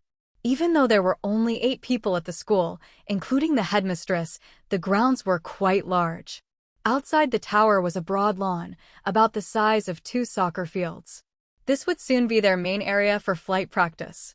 On the east side of the lawn was a small lake, said to be very deep. There was a kind of delicious silverfish living in it, though they were hard to catch. Rosie licked her lips as she described them, which showed just how tasty they were. To the west was the greenhouse, with a medicinal herb garden and a vegetable patch outside. Soon, they'd be having their herbology classes there. Behind the tower was a small mountain range, the back hills, home to some harmless wild beasts and many wild herbs. Margarita usually hunted there. There was a rocky slope inside, which was where they practiced and experimented with offensive magic. The school's boundaries were marked by a dense magical tree wall, and the airspace above was a no-fly zone, with access controlled by the headmistress. In the trial world, they couldn't use druid abilities from the real world. Broomgrass and wandwood would only be taught after classes began, so they'd learn how to make flying brooms and wands then. Without a wand, it was nearly impossible for new witches, whose magic had only just awakened, to channel their magic in any orderly way. To keep them from experimenting recklessly, the library was off-limits until they'd successfully crafted their own wands. So, this weekend, Ying found herself with nothing much to do. The older girls were busy earning money and practicing magic, so the 3 of them just wandered around the school, occasionally watching the others work. Life was leisurely, and their friendship grew quickly. When Ying's trial time ended and she returned to reality, she was reluctant to leave. Life at the magic school was just too wonderful, both the people and the experiences. She'd even found a sense of belonging there. Fortunately, all her experiences in the trial world, just like the memories of her assigned role, were automatically stored when she returned. She remembered everything clearly, but it wouldn't affect her real life. Early the next morning, Ying slung her bow and spear over her shoulder, packed 3 days' worth of rations into a small bag, and headed to the entrance of her territory.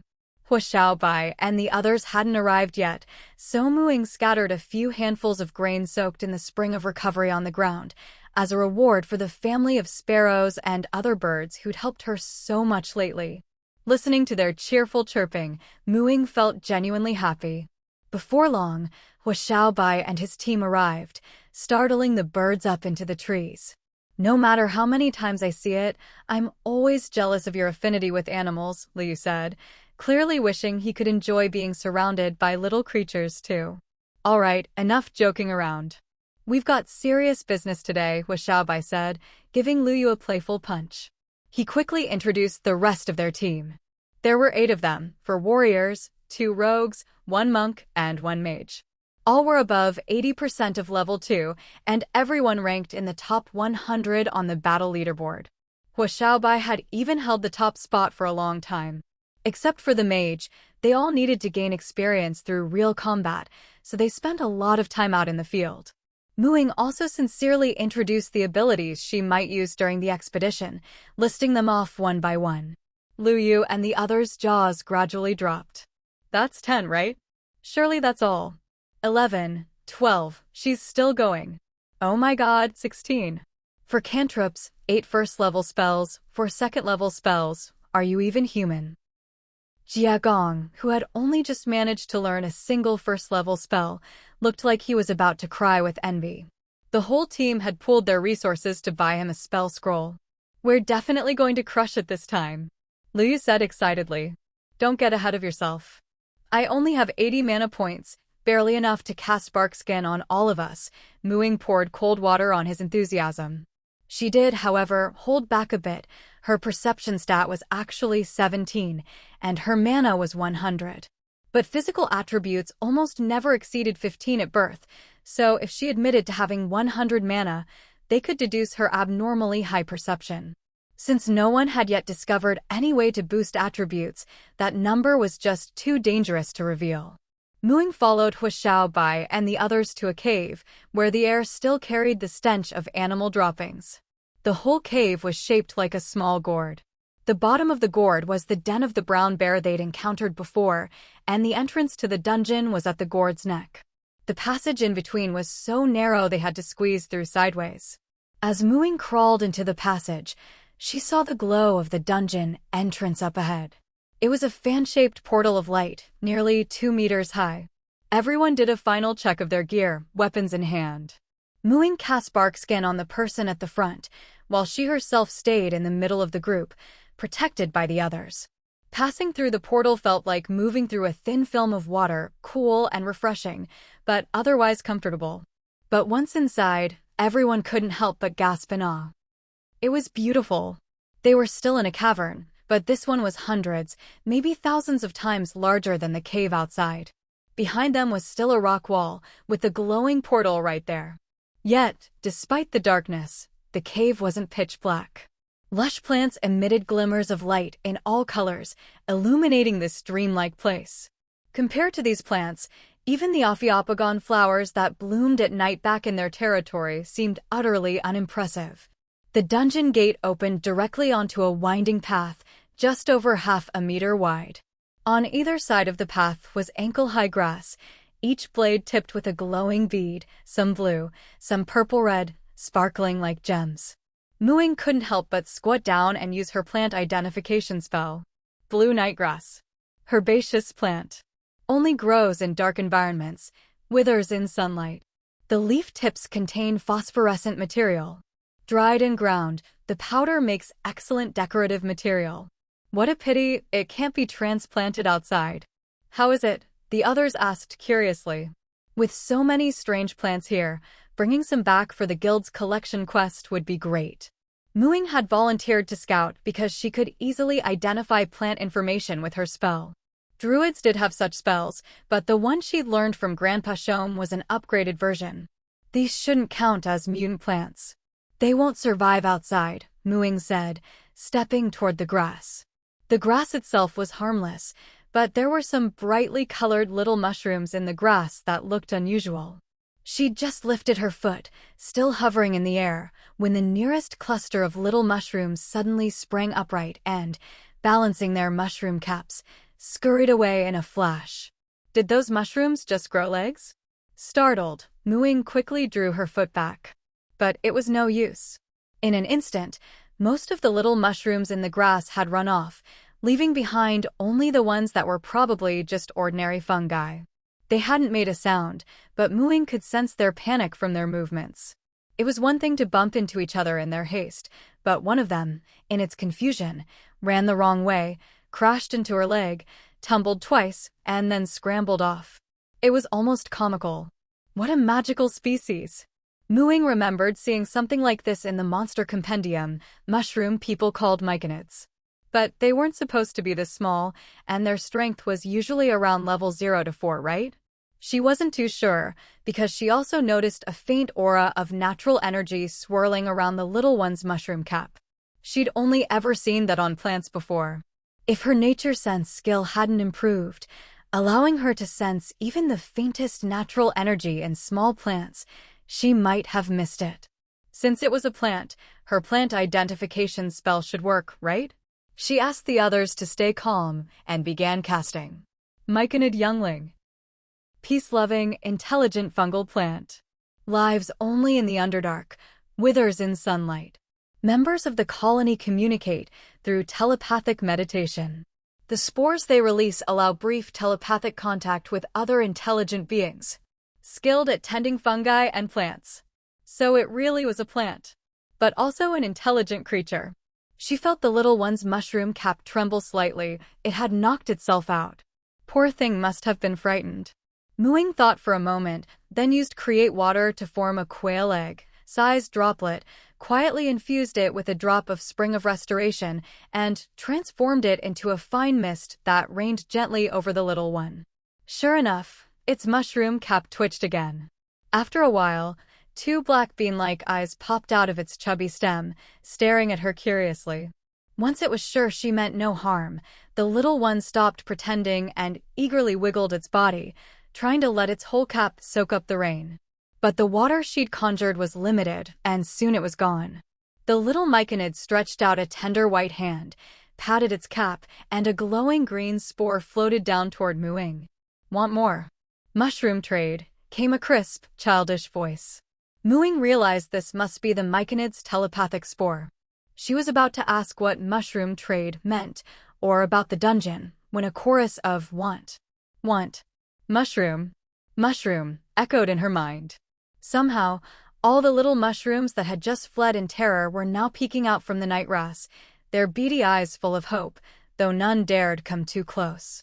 The little one in her hand twisted its body to hide from Hua Xiaobai and the others, so if it weren't still a bit scared, Ying would probably be swarmed by myconid younglings by now. What an adorable burden. Don't disturb our guests. Kind young lady, thank you for your generosity.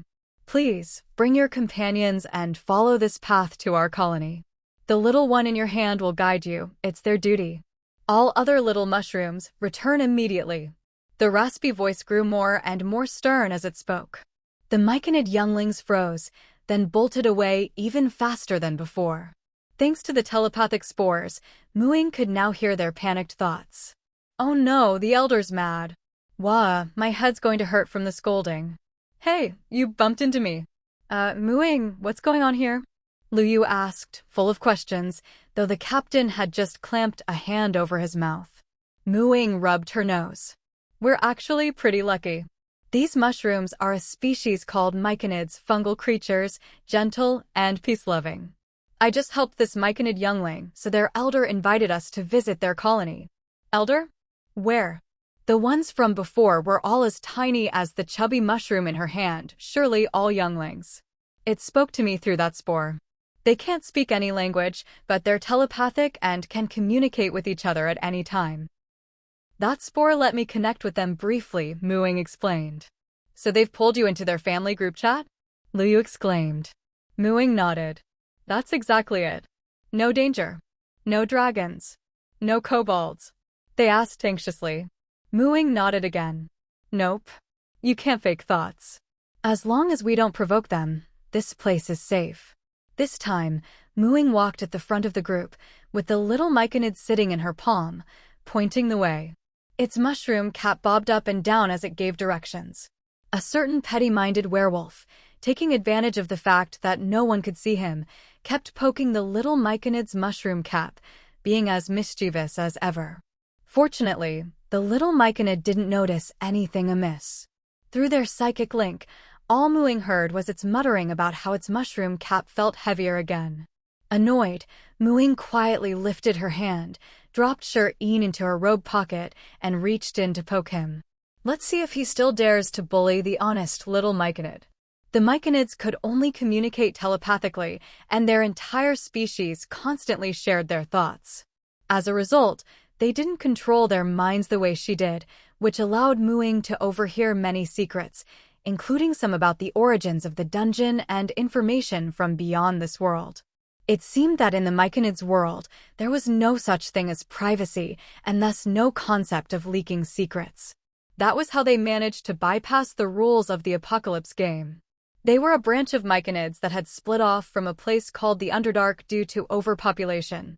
Aside from the elder who led over 100 adult myconids, all the other myconid young had been cultivated from reproductive spores after arriving in this world not long ago. As for how they came here, it seemed they submitted some sort of migration application, after which they moved into this spatial fragment and were then packaged and delivered to this planet. Once the fragment took root in the main world, its laws gradually became more complete and would eventually fully merge with the main world, becoming a part of it. Some lower-level myconids could actually leave through the light gate. But since they didn't know what conditions were like outside and were afraid of being sunburned to death, they only sent some myconid young to stand guard at the entrance. When Muing learned the truth about this so-called dungeon, she was quite shocked. So the dungeon was actually a spatial fragment shipped to Azure Star, complete with various migrating creatures.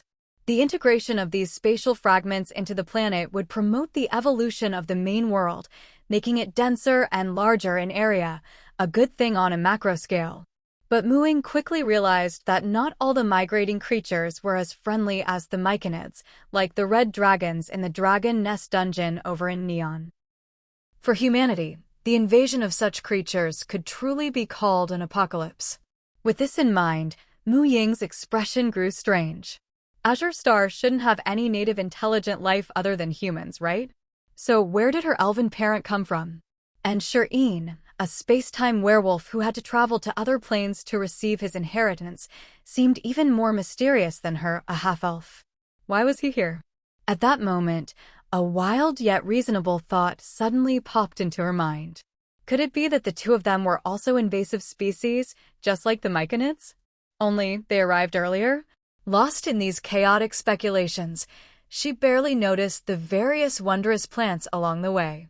Before she knew it, she'd followed the winding path through the glowing forest. It wasn't until she saw the giant mushroom forest and the vast mushroom fields ahead that she realized they had arrived at the myconid colony. The mushroom forest was covered in damp, glowing moss, and the variously sized mushroom houses were the myconids' homes. The door frames and little windows on the thick mushroom stalks were painted with beautiful fluorescent pigments. From time to time, she could spot myconid young peeking timidly out from their mushroom houses. They were shy and skittish, chattering wildly through their psychic link, and since Muing was still in their group, she could hear everything clearly. Of course, the most eye-catching thing was the giant spore servant before them. The myconids' main offensive power lay in the various magical spores they released, and in these giant corpses controlled by spores. This one was like a small mountain, its entire body covered in spores, making it impossible to see what it originally was. Riding on the spore servant's back was the myconid elder who had previously communicated with Muing via telepathy, the king of this myconid colony. Please come aboard. I've prepared a delicious mushroom feast for you all. The group climbed onto the giant spore servant, which began to walk deeper into the mushroom forest. Muing, can you ask the elder to add me to their group chat too? Liu was extremely curious and really wanted to know what these mushroom people talked about. Unfortunately, the little myconid guiding them was too timid and avoided them at all costs. The myconid elder released a few spores and pulled them into the group. However, Muing noticed that although they were now in the group and tried hard to win the Myconid's friendship, they didn't react at all to the conversation between the elder and herself. "Don't worry, young lady," the Myconid elder's voice sounded in her mind. "We Myconids have no secrets from true friends, but we also protect each friend's secrets. They can only hear limited things." Muing relaxed. After all, their conversation was a bit sensitive. The Myconid race, while possessing some means of self-protection, weren't actually good at fighting. Level 4 was their limit. They much preferred hiding underground and growing mushrooms. That's why they were eager to befriend the natives of Azure Star and farm in peace. To plant-based life forms, Mu Ying's strong aura of natural power and her half-elven blood made her feel very close to the Myconids. Plus, she'd been kind to the Myconid youngster who'd bumped into her earlier, so the elder was now asking her about this world and hoping to migrate to an elven village or somewhere with frequent druid activity to seek protection. Migrate? You can still migrate? I thought the dungeon, what you call the space, was already rooted and couldn't move. Mu Ying's heart skipped a beat. These Myconids, who could grow all sorts of mushrooms, were real treasures. Yes, but a native creature must carry the space core to move the whole thing, and it must be resettled within a day. The opportunity only comes once. You're a druid and have elven blood, you're the perfect candidate. Would you mind settling in my territory? Mu Ying's breathing grew heavy with excitement. Her territory's population had stabilized. Would these Myconids count as residents? And there were so many of them. With their mushroom-growing skills, making money would be easy, no need to worry about paying fees. Territory? You're a lord. The Myconid elder's voice trembled. Yes, my territory has a protective shield, and no fighting is allowed inside. It's only a village for now, but it's much safer than anywhere else. However, residents have to pay 5 copper coins per day to stay, to help the territory develop. Your mushrooms should sell well, and with your abilities, once we establish a connection, you could even transmit images. We have something called a cinema in this world. Afraid they'd be scared off by the rent, Mu Ying hurriedly explained all sorts of ways they could make money. Although most people still struggled to survive and few could afford entertainment, the shopkeepers in her territory were all quite wealthy. The Myconid elder nodded repeatedly. We volunteers who migrated here all got a generous settlement fund from the Evolution Center before we left. Migrate, let's migrate right away. He was so excited that spores flew everywhere. Mu Ying felt as if she'd just stumbled onto something incredible. You all prefer living underground, so I need to return from a deeper cave entrance.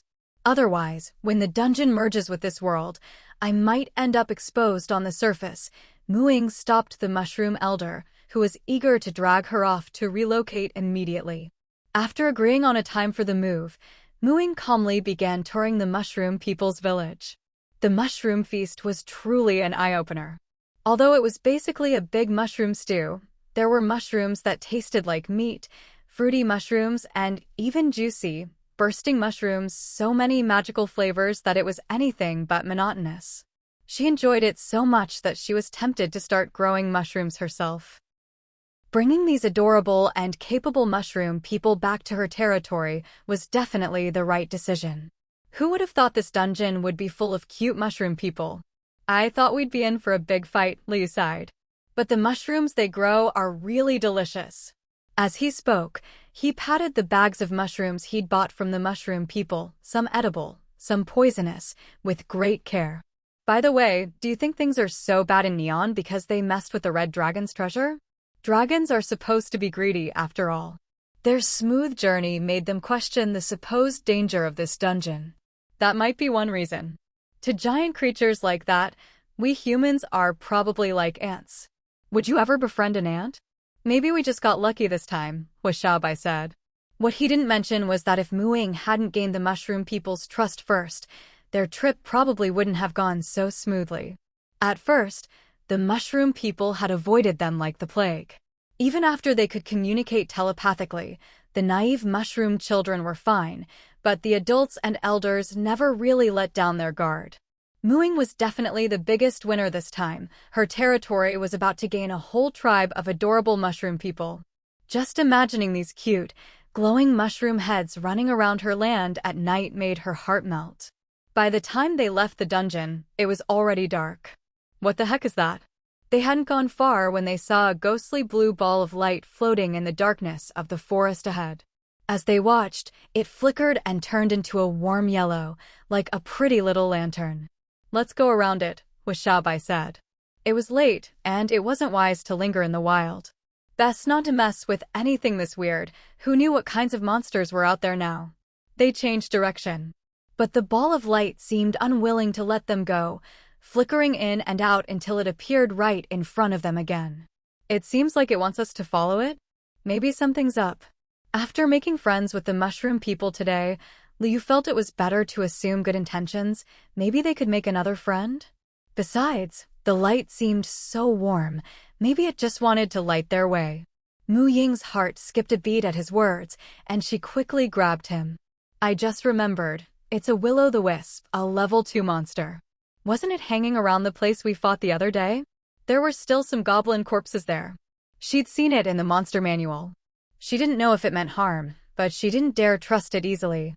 This was different from the mushroom people, who were weak and whose telepathic goodwill couldn't be faked. "A will-o'-the-wisp? That doesn't sound good," Liu said sheepishly. "It's only level 2, we should be able to handle it. Let's not go around, just head straight for the territory. If it blocks us, we'll kill it," Xiaobai decided. They moved forward in battle formation. The will-o'-the-wisp flickered ahead of them again, as if trying to light their way, showing no obvious malice. But after a few minutes, Muing felt something was off. When she'd left the cave, it was night and hard to tell directions in the woods, so she'd used a navigation spell to orient herself. Now, it seemed the will-o'-the-wisp was subtly leading them off course. In the darkness, the warm light ahead was easy to follow without noticing. If she hadn't just double-checked with her navigation spell, she wouldn't have realized. She immediately made everyone stop. "We're going the wrong way." The will-o'-the-wisp, seeing them stop, bobbed impatiently, urging them forward. Muing immediately drew her bow and aimed. An energy arrow formed on the string and shot out with a whoosh. The will-o'-the-wisp hadn't expected her sudden attack and was hit squarely, shrinking noticeably and turning visibly red. It shot toward them like a cannonball. It was incredibly fast, and instant later, it was right in front of them. Liu swung his blade and struck it, but it was completely unaffected, slipping past him and heading straight for Muing. There was no time to shoot again. Muing was knocked off balance, realizing that pure physical attacks didn't work on this ball of flame. Other fire-based attacks wouldn't help either, and binding spells were useless against something so intangible. For a moment, they were in a tough spot. She could only use a jump spell to put some distance between them and try shooting again. Fortunately, the others reacted quickly and switched up their attacks. Jia Gong's magic missile was the most effective, especially at close range. It hit the will-o'-the-wisp right away. Realizing it was outmatched, the will-o'-the-wisp flickered a few times and disappeared. "Looks like you can't judge an enemy's strength by level alone," Muing sighed.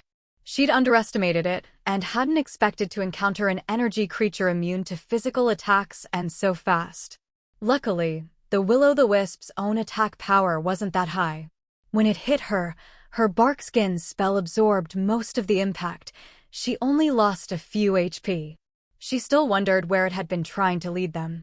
With lingering anxiety, the group quickened their pace, only relaxing once they made it back to their territory. Muing parted ways with the others by the treehouse and climbed back to her own little home. The first thing she did was quietly dig out a small stone chamber underground in her territory. This was no problem for her. Everything in her territory was under her control.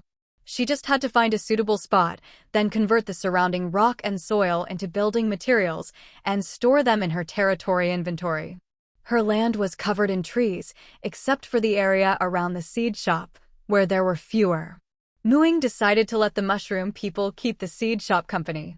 She created a square stone chamber about 10 meters underground, opposite the seed shop, and built a tunnel leading up to the surface, reinforcing it with the stone she'd just converted. Near the surface, she covered the entrance with a large stone slab. She planned to move the mushroom people's dungeon here tomorrow, but wasn't going to open it up just yet. The mushroom people needed to prepare as well. The elders said they wanted to build a few mushroom houses at the dungeon entrance to serve as shops. This way, Hu Xiaobai and the others would be less likely to suspect she was behind the dungeon's relocation. For now, the surface still looked like a patch of lush mondo grass, with half a meter of soil beneath. Very safe. She didn't have to worry about getting in either. She could just teleport. The teleportation array didn't just allow travel between the main territory and subcamps, it could also be used within the territory itself, though no one else was extravagant enough to spend money on a trip that only took a few minutes on foot.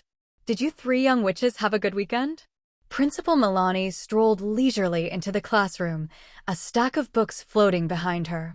Mu Ying and her friends nodded obediently. They'd had an absolutely wonderful time. Finally, they could start learning magic. Mu Ying was so excited. She never wanted to be ambushed by will-o'-the-wisps again without knowing how to fight back. She wondered if witches had spells like magic missiles. Principal Milani summoned the stack of books to the front, and one book flew to each of their desks. Wait, that whole stack was just 3 books. Mu Ying stared at the massive tome taking up half her desk. With a book this size, it really lived up to the witchy reputation. Their desks were big 3 by 2 meters, yet it would be a struggle to carry these books back to the dorm by sheer strength. Leather covers, metal corners, though the covers were blank, they were still stunningly beautiful. This book will be your very first magical item, accompanying you throughout your life as a witch. Now, open to the first page, pick up your quill, and write your true name. After that, with the help of this book, you'll sense your magic for the first time. Oh, and don't forget to place your broomgrass seed and wandwood on the desk, as close to the book as possible. Ms. Milani crossed her long legs and sat gracefully on the high-backed chair at the lectern, speaking slowly. Mu Ying opened her book as instructed. The first page was blank. Since the principal said this book would be used for a long time, Mu Ying practiced her handwriting on a piece of parchment first, not wanting to ruin it with ugly writing. On her right, Lillian had already dashed off her name in bold, lively strokes. As soon as her name was written, her book began to glow. A red light, matching her hair color, flowed from her quill tip, quickly filling the book with patterns of crimson flames. Mu Ying even smelled a faint burnt scent from Lillian's desk. The broomgrass seed and wandwood she'd placed there were tinged red. Mu Ying worried they might get scorched. On her left, Windsor's reaction was much milder. Blue light shimmered and tiny droplets of water condensed on her desk, but it wasn't much of a problem. Poor Mu Ying, caught between fire and water, was enveloped in a cloud of steam where their magic met. She'd hesitated a moment too long and now found herself surrounded by the vapor. She looked up at Principal Milani, only to receive a schadenfreude-filled smile. Mu Ying sighed. No more time to practice her writing, she'd just have to go for it. Soon, her book began to glow as well. But she barely noticed the light. An indescribable sensation spread from her writing hand through her whole body. If she had to describe it, it felt like the world coming alive in spring, vibrant and full of life. From her quill tip, tiny flowers bloomed along the letters of her name. The book's metal edging transformed into vines rooted in the pages, winding all the way to the center of the cover, where they formed 4 flowery characters, Book of Witches. Even the broomgrass seed on her desk quietly sprouted a tender green shoot, and the wandwood grew slimmer, faint floral patterns appearing on its surface. Lillian, who finished sensing her magic first, looked on with envy. Nearly in tears, her broomgrass seed probably wouldn't survive. When Mu Ying's glow finally faded, she looked at the flowery, garden-like tome in front of her and wondered if it was still usable. She quickly flipped through it. Phew, only the cover is over the top. Inside, there are just a few extra floral patterns. It's still a book. All right. The appearance of your Book of Witches is the most direct manifestation of your magical affinity. Remember that feeling just now and try to recreate it with your wandwood and broomgrass seed. Infuse them with your magic until the wandwood can't absorb any more and the broomgrass has sprouted, Principal Milani said lazily. Principal, my seed isn't going to get burned, is it? Lillian asked anxiously. Every red witch has worried about that, but trust me, You're underestimating that seed, Principal Milani replied calmly. Of course, not every green witch can make their seed sprout, and their wand would take shape on their first try, like Miss Mooing here. That means your magic is very lively, and your control is excellent. Tonight, you can go to the greenhouse and plant your broom grass in a pot. But until it's fully grown, you'll need to infuse it with magic every day. Before long, you'll be able to start making your very first flying broom. Lillian and Windsor looked at Mooing with envy.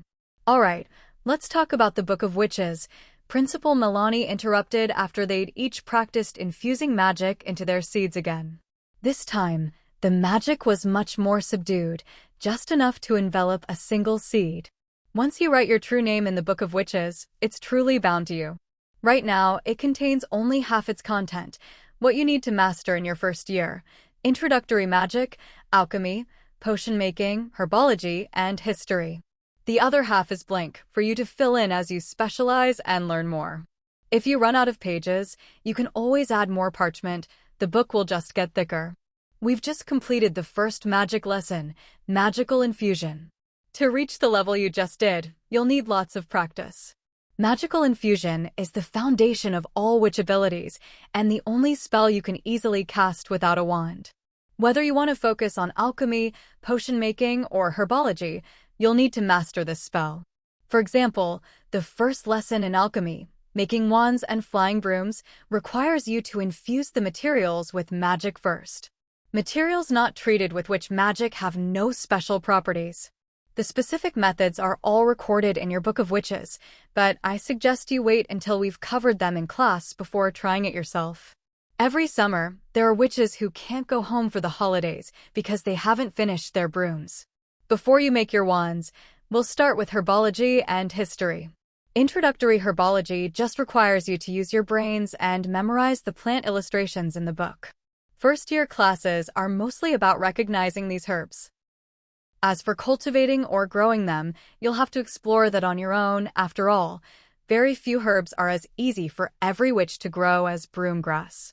Green witches are usually more talented at growing herbs, but other witches sometimes manage to cultivate extraordinary plants too.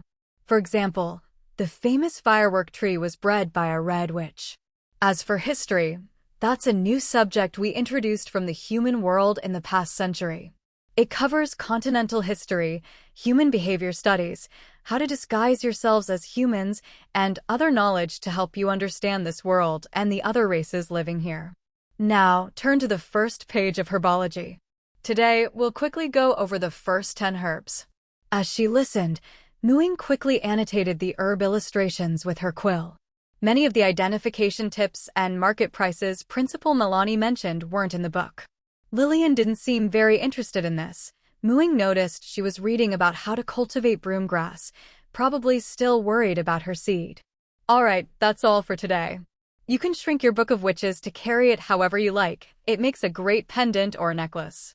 By the way, never try to process more than one broomgrass seed or wandwood at a time. As for why, you can ask your dear upper-class-women, or try it yourself. I'm sure it'll make for an interesting memory. Whatever she was thinking of, Principal Milani left the classroom with a particularly mischievous smile. Phew. Finally done.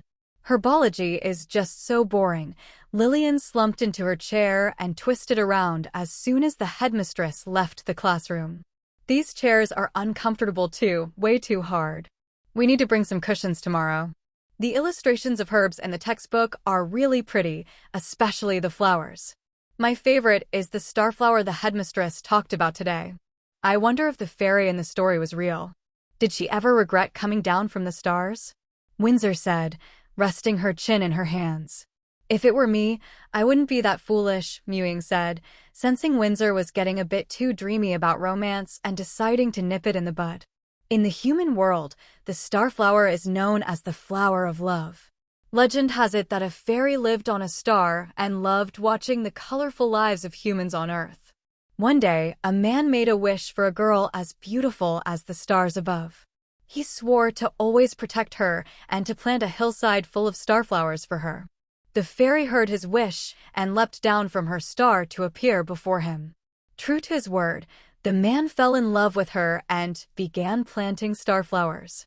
The flowers, which rarely survived elsewhere, flourished on the hillside beside the fairy, and she was happy every day. But once the fairy left the stars, she became mortal, with a very short lifespan. A few years later, she died, and that's where the story ends. Want to hear another version of the story? Ying asked. Windsor nodded. Legend says that the man became the famous star baron of the kingdom thanks to the starflowers. But after the fairy died, he could never grow another starflower. So he wished upon the stars again, asking for another fairy as beautiful as the stars. If you were the fairy, would you come down again? Windsor felt her romantic dreams were dashed before they even began. Of course not. I'm not that dumb. But is the story really as sinister as you say? I think Ying has a point. Otherwise, why are starflowers still only found in the wild, so hard to cultivate, and so rare? Lillian chimed in. Men, what's the big deal? Nothing's as fun as a good broomstick fight. Ying nodded. So no matter what, never pin all your happiness on someone else. Always make sure you can stand on your own. Windsor nodded mechanically. By the way, Ying, what do you think the headmistress meant by her last words? I was thinking of infecting several broomgrass seeds at once. One broom just isn't enough. Lillian suddenly said. From what I've seen of Headmistress Melanie so far, she loves seeing students mess up. Why don't you give it a try? Ying said with interest. All right, Ying, you're getting mischievous too. Lillian pounced and started tickling her. After a round of laughter, the group split up for a while. Ying went to the greenhouse to pick out a pot. Lillian planned to ask her mentor Margarita about infecting multiple broomgrass seeds at once, and Windsor wanted to go back to the dorm to clean the water stains off her witch's book. Ying shrank her own witch's book down to palm size and hung it at her waist. When she got to the greenhouse, she saw Rosie busy in the herb field. Hey, Ying. Finished with class? Rosie straightened up and waved. Ying nodded and ran over. Just finished. The headmistress asked me to pick a pot for planting broomgrass. Sprouted already? Looks like our Ying is pretty talented, Rosie said, patting her head approvingly. The pots are by the greenhouse door. A medium one should be enough. Ying helplessly accepted the motherly affection from her senior.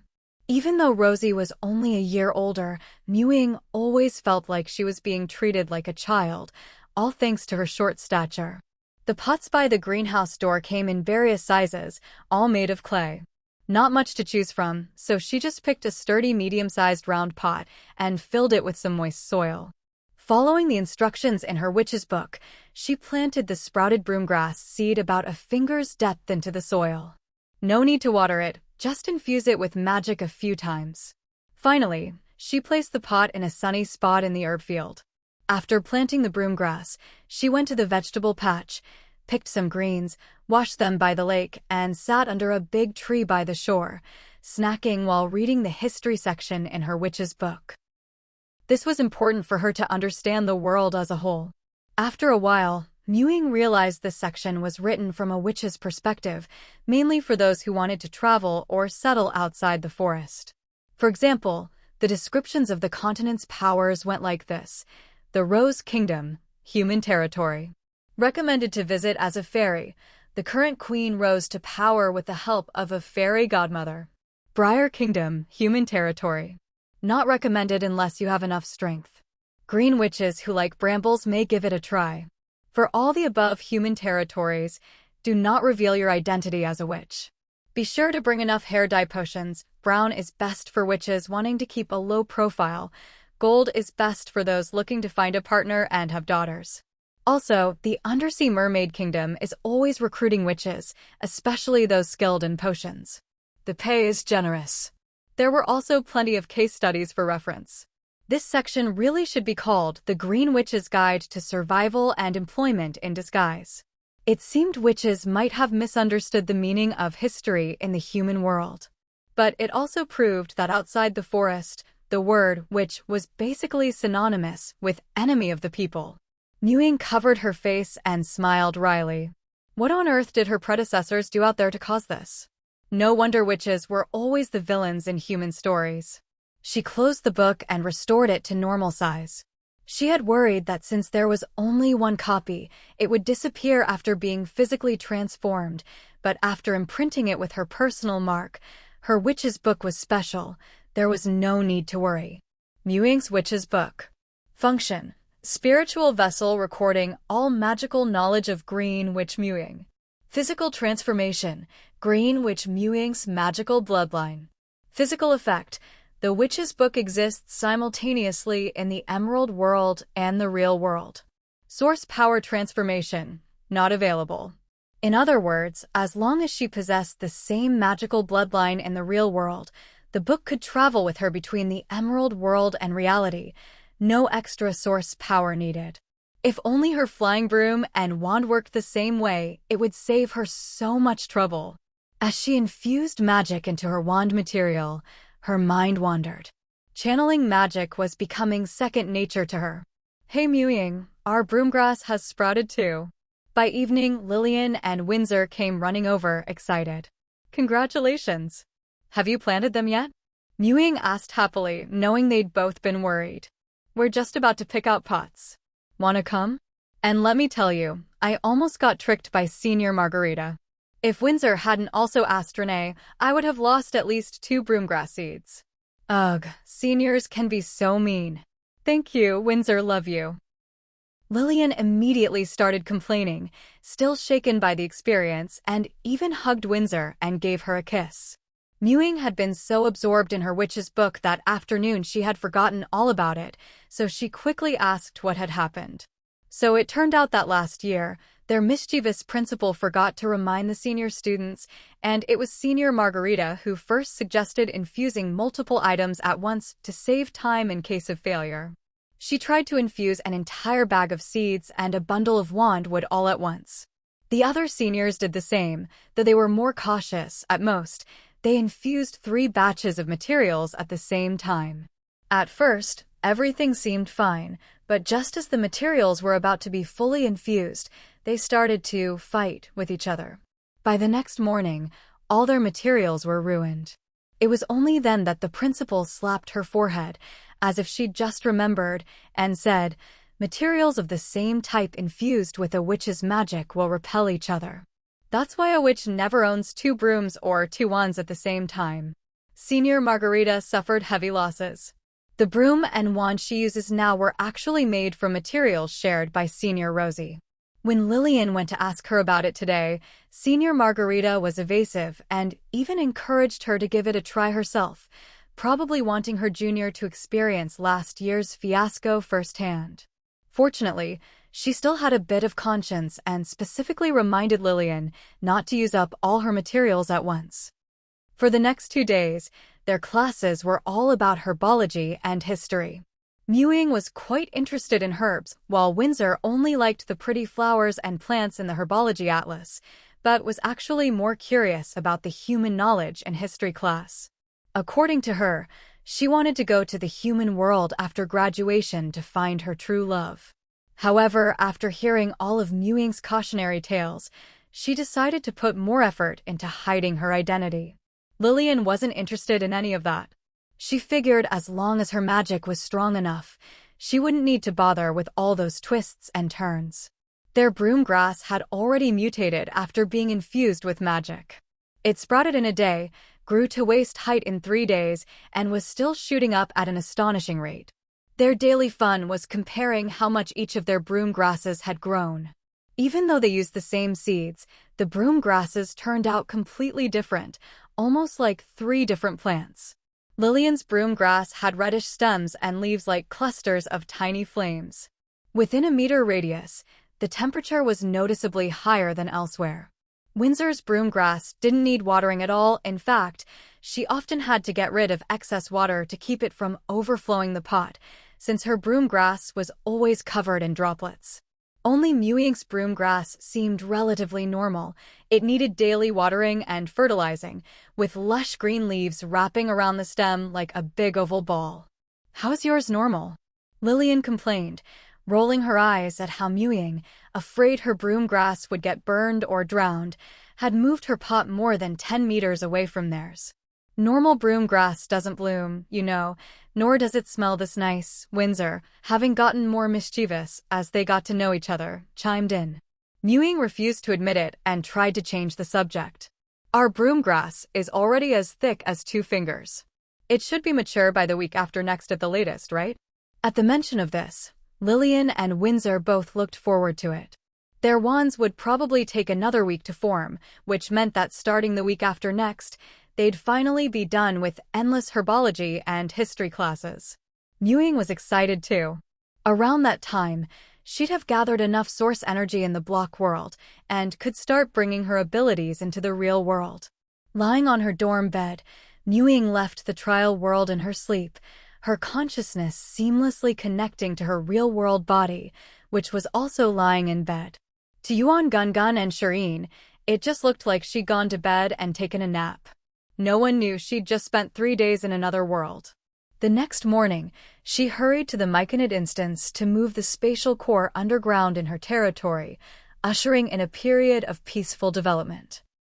There was still a large area of farmland in the subcamp's plantation waiting to be cultivated, so Ying didn't leave her territory for several days. Every morning, she'd teleport straight to the plantation, alternating between tending the crops and studying spells. When she had mana, she practiced magic. When her mana was depleted, she transplanted seedlings from her basket, keeping herself busy and fulfilled. Meanwhile, in the Emerald world, since her wand and broom weren't finished yet, she had 2 straight weeks of only herbology and history classes. The workload was light, and it had become her place to relax and unwind. Her daily routine was just hanging out with her girlfriends, eating, drinking, sunbathing, and chatting.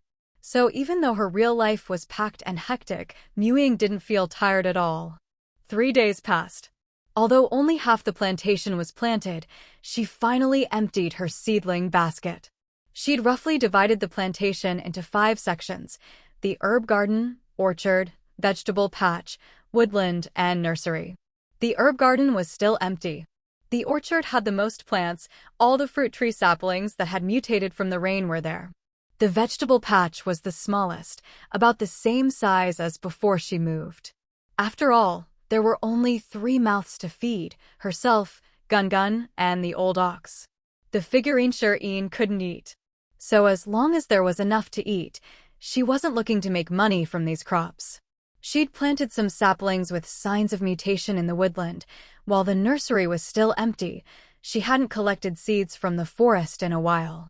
Besides that, her professional experience had increased significantly during all this planting. She was already 2/3 of the way to level 4, pulling ahead once again of those who had been catching up. She'd also learned 2 new second circle spells. The area attack spell, Moonlight's Radiance, and the support spell, Spider Climb. Moonlight's Radiance created a zone of light that burned enemies as if by fire, though it wasn't actually a fire attack, so there was no risk of starting a blaze. The only downside was that its damage wasn't as high as single-target spells. She'd come up with this after encountering Will-o'-the-Wisps as a way to counter high agility, low defense enemies. Spider Climb, on the other hand, was inspired by her new aiming skill and growing proficiency with the bow. In the forest, it was much easier and safer to shoot from the trees than from the ground, where the undergrowth got in the way. This spell helped her quickly climb trees and move about in them. It let her move on vertical surfaces as easily as on flat ground. Even walking on the ceiling was as simple as strolling.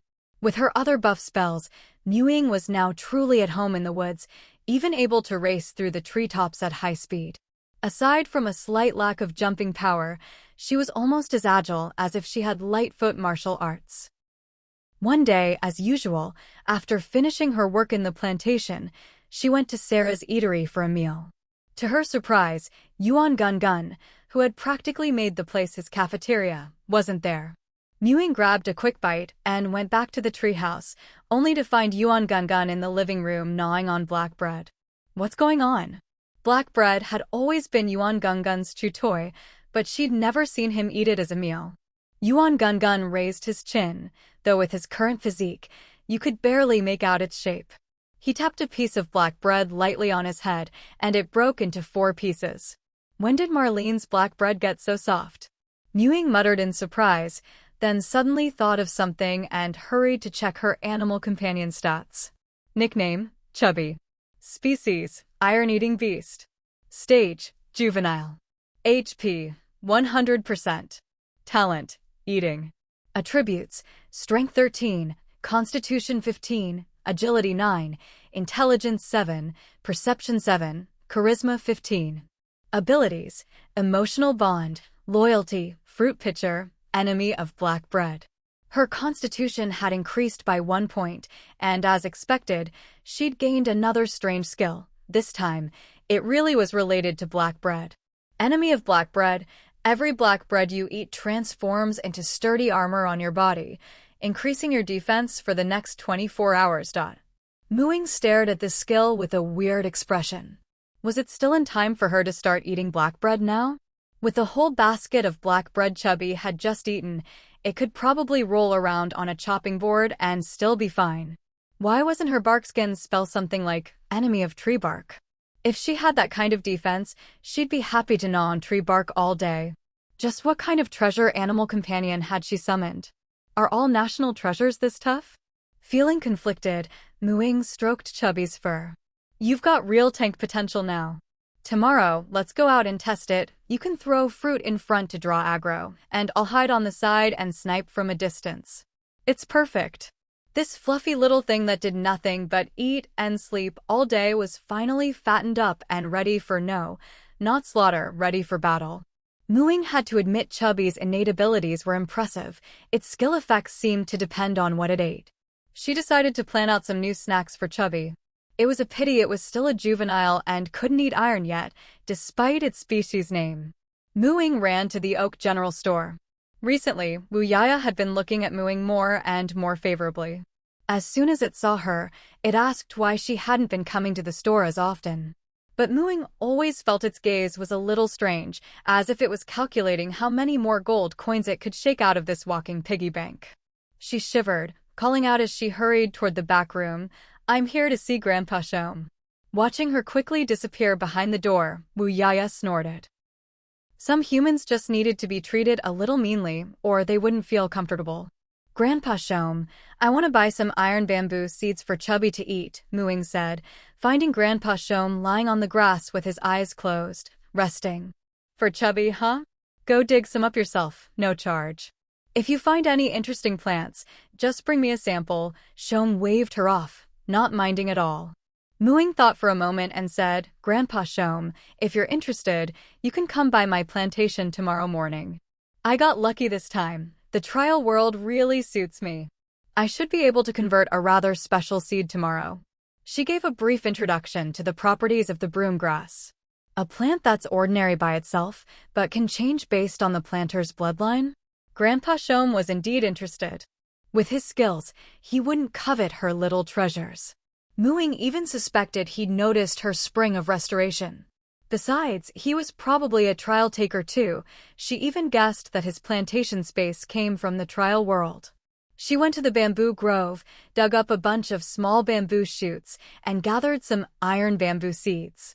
After leaving the general store, she and Chubby teleported to the plantation, planted the iron bamboo that very night, and even watered them extra with Spring of Restoration. From now on, this bamboo grove is your new food supply. Try to eat enough to unlock Enemy of Iron Bamboo next, Ying encouraged Chubby. That's still hundreds of black breads away from the bamboo grove. Chubby sighed. Iron bamboo. Sure, it had strong teeth, but sometimes it just wanted to eat something soft. So unfair. Everyone's especially energetic today. I can practically smell the magic bubbling in the air. So, to help you all calm down, let's start with a lesson on a few herbs. Headmistress Milani finished speaking, and the 3 witches below the podium couldn't help but groan. But the headmistress ignored their longing looks and stubbornly began the herbology lesson. Ying quickly adjusted her mood and started taking notes. They really had been a bit restless lately, which wasn't good for making brooms or wands. Fortunately, the headmistress only covered 5 herbs. Once everyone had settled down, she didn't keep them in suspense any longer. She handed each of them a small wooden chip.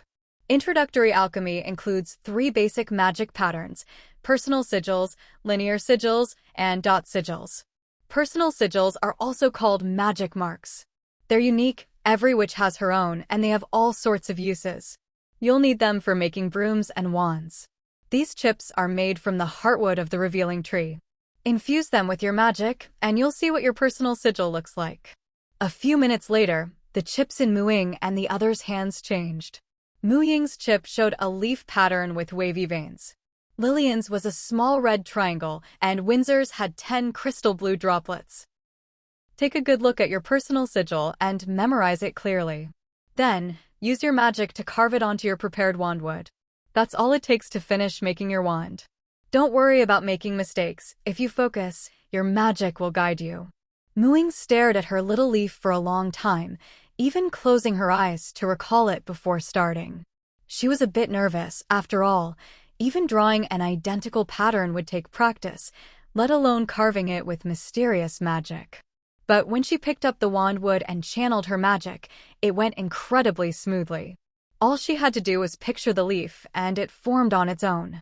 It didn't feel quite real to Ying. Even druid spells had their own logic and principles, but carving a personal sigil was all about following your heart. As if you just had to think of your sigil and channel your magic. The 3 of them were nervous for a long time, worried that making a wand could really be this simple. They all breathed a sigh of relief. Next up was the flying broom. Their broom grass had all matured 2 days ago. When it matured, all the leaves fell off, leaving just the stems. Besides the main stem, which was about as thick as a wrist and 2 meters long, the fine, dense branches became incredibly tough, just the right balance of firm and flexible. To make a flying broom, you first had to craft a proper broom, the kind you could actually sweep with. Under Milani's guidance, they separated the main stem and branches. When broom grass matures, the main stem secretes a thin layer of oil. Once it dries, it's as smooth as if it's been polished, perfect for a broom handle. Then, you just smooth out the fine branches and tie them onto the handle. All right, that's it for today's lesson. After class, take your broom into the woods and sweep up 10 baskets of fallen leaves. Then you can carve your personal sigil anywhere on the handle. But if you want to try flying early, make sure you have a senior witch watching you or fly over the lake. This free-range teaching style for witches was hard to get used to. Did no one really fall to their death every year? After class, without even stopping for lunch, Ying and her friends grabbed their newly made brooms and dashed toward the back mountain like fledgling swallows returning to their nest. There, the ground was thickly carpeted with fallen leaves. What they thought would be an easy task turned out to have its own challenges. With just a few sweeps, Lillian's broom was the first to lose a twig, and then it completely fell apart. Windsor's broom followed suit. Ying's held up a bit better.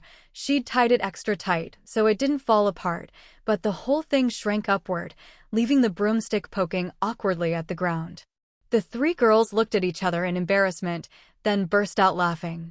Good thing we held back and didn't try flying right away. These brooms would have fallen apart the moment we took off. We need to borrow a broom and see how they're actually supposed to be tied together. Or maybe we should just ask the upperclassmen for help. I can't wait to fly. Right on cue, Senior Margarita's boisterous laughter rang out overhead. Haha, fell apart, didn't they? Ying and the others looked up and saw the seniors all riding their brooms. So jealous. Tone it down, will you? We weren't any better when we started, Senior Lenny cut in. Senior Rosie landed and took the basket off her broom. Let's eat first, then we'll show you how to tie a proper broom. Lillian glanced at Senior Margarita, then at Senior Rosie, and decisively abandoned her own mentor. Other people's mentors really are the best. Ying and her friends wolfed down their food, while Senior Lucia whipped up a gust of wind to blow their broken brooms aside. After lunch, under the gentle guidance of Seniors Rosie and Lenny, and the merciless teasing of Senior Margarita, they finally managed to make brooms that passed muster. They swept up 10 baskets of leaves, and the brooms were still sturdy. Once they'd calmed down, they carved their own magical runes into the broom handles. Holding their very first flying brooms, they were all a little emotional. Every broom has its own personality. Before you start flying, say hello to yours. Senior Rosie said. Ying could really feel it. The broom seemed even more spirited than her wand. The broom in her hand looked pretty ordinary, but she could sense a kindred connection, as if they shared the same origin. She stroked the broom handle lovingly, and it seemed to sense her mood, nuzzling against her palm. All right, let's try our first flight. Seniors Rosie and Lenny took charge of teaching, while the ever-troublesome Senior Margarita was firmly kept in check by Senior Lucia. First, send the command to your broom to take off, have it hover at a comfortable height. As soon as she finished speaking, Lillian's broom shot up into the air, as eager as its owner. Windsor's broom, much like its owner, was calm and steady, hovering quietly by her side. Ying's broom was a bit clingy. It nuzzled her calf before settling in place. They all swung a leg over, and an invisible cushion supported them as they sat. Think of your broom as an extension of your body. With it, flying will become as instinctive as using magic. For now, try flying in a straight line at low altitude. Don't go too fast. They followed the seniors, keeping a neat formation as they floated about 2 meters above the ground, flying slowly. But that didn't last long. Once they got the hang of it, Lillian quickly grew bored with the slow pace. As soon as they were allowed to practice freely, she couldn't help but go faster and faster, pulling off all sorts of wild maneuvers. Her excited screams echoed throughout the school. Margarita soon joined in, racing her broom alongside Lillian. Windsor was more cautious. She didn't dare go fast at all, and whenever she tried, her broom seemed to cry right along with her. Ying often felt like she was the most normal person at the school. She practiced in an orderly way, going from slow to fast, low to high, and only after that did she let her broom hover over the lake to enjoy the breeze and the beautiful view. Thinking of the seniors who had been watching over them, Ying suddenly flew over to Senior Rosie. Senior, now that I have a wand, I want to practice cooking magic. Could you teach me? I want to make something delicious for everyone tonight. Cooking magic was a kind of everyday magic. There was a basic version in the Book of Witches, but it only taught you how to turn flour into edible bread. Rosie was surprised that Ying had already gotten over the excitement of her first flight, but she agreed. Cooking magic was essentially turning the cooking process in your mind into reality through magic. The process required a witch's imagination and determination. So, in theory, anyone who could make bread in real life could easily use cooking magic to make bread. With enough practice, you could even multitask while your cooking magic worked. With Rosie's detailed explanations, Ying quickly grasped the key points and began to experiment. She knew a lot of recipes, but for her first try, Ying chose something simple: hot pot. Senior Rosie helped her gather the ingredients she needed, and Ying pictured in her mind how everything should look once prepared. She didn't need to visualize every step, just a general impression, but she had to be clear about the final result. After a few tries, she successfully made both a spicy beef tallow broth and a bone broth, tasting just like her favorite hot pot place before the apocalypse. When word got out that she was cooking, Senior Lucia caught a silver fish from the lake to show her support. Ying thought the most magical thing about cooking magic was how subjective it was. You could instantly deb one a fish just by imagining it. She also recreated thinly sliced fish and beef rolls. Thank you all for taking care of us these past days. Cheers. Ying raised her juice glass. As someone who couldn't hold her liquor, this was the best she could do. Everyone else had wine, courtesy of Senior Lenny. Phew, this spicy broth is amazing. I love it. Me too, Lillian said, so busy cooling her mouth that she barely touched her wine. The clear broth is even tastier. Veggies are best cooked in it. After trying the spicy broth once, Lenny and Windsor became staunch supporters of the clear broth. The other three switched back and forth, enjoying both types. Ying, you really have a talent for cooking. This hot pot is simple but delicious. We're in for a treat, Senior Rosie praised, never one to hold back on compliments. Ahem, I heard someone used their cauldron to cook food before ever brewing a potion. At some point, Headmistress Milani appeared, speaking in a low, amused voice. Headmistress. Everyone else is here. Where'd you hear that? Milani didn't bother responding to the clueless Red Witch. Lenny, at a loss for words, stuffed a piece of cabbage into Margarita's mouth. Headmistress, we've just started eating. You came at the perfect time. Try some of Mewing's new dishes, all made with cooking magic. Milani finally nodded. It does smell delicious. Do you wish to consume 503 source energy to transform? Green Witch Bloodline, unique, exclusive, Broomgrass Seeds X2, Staff Material X1. Yes! At last, she could leave the trial world with the thing she'd been longing for. As soon as Mewing's consciousness returned, she felt a sensation both familiar and strange, similar to when she was first infused with magic, but also somehow different. You have integrated the exclusive Green Witch Bloodline. Race changed to Green Witch. Charisma +3. Your Green Witch Bloodline is highly compatible with your existing Elf Bloodline, accelerating the purification of your Wood Elf Bloodline. Your race has changed from half-elf to elf. Agility +2, Charisma +1, Constitution -1. As a Green Witch, you have gained racial skills. 1. Magic, Mana Infusion, Cooking Magic. 2. Alchemy, Wand Crafting, Flying Broom Crafting. 3. Potion Making, Not Yet Acquired. 4. Herb Cultivation, Broomgrass Cultivation. As an elf, you have gained racial skills. 1. Darvision, See in Darkness. 2.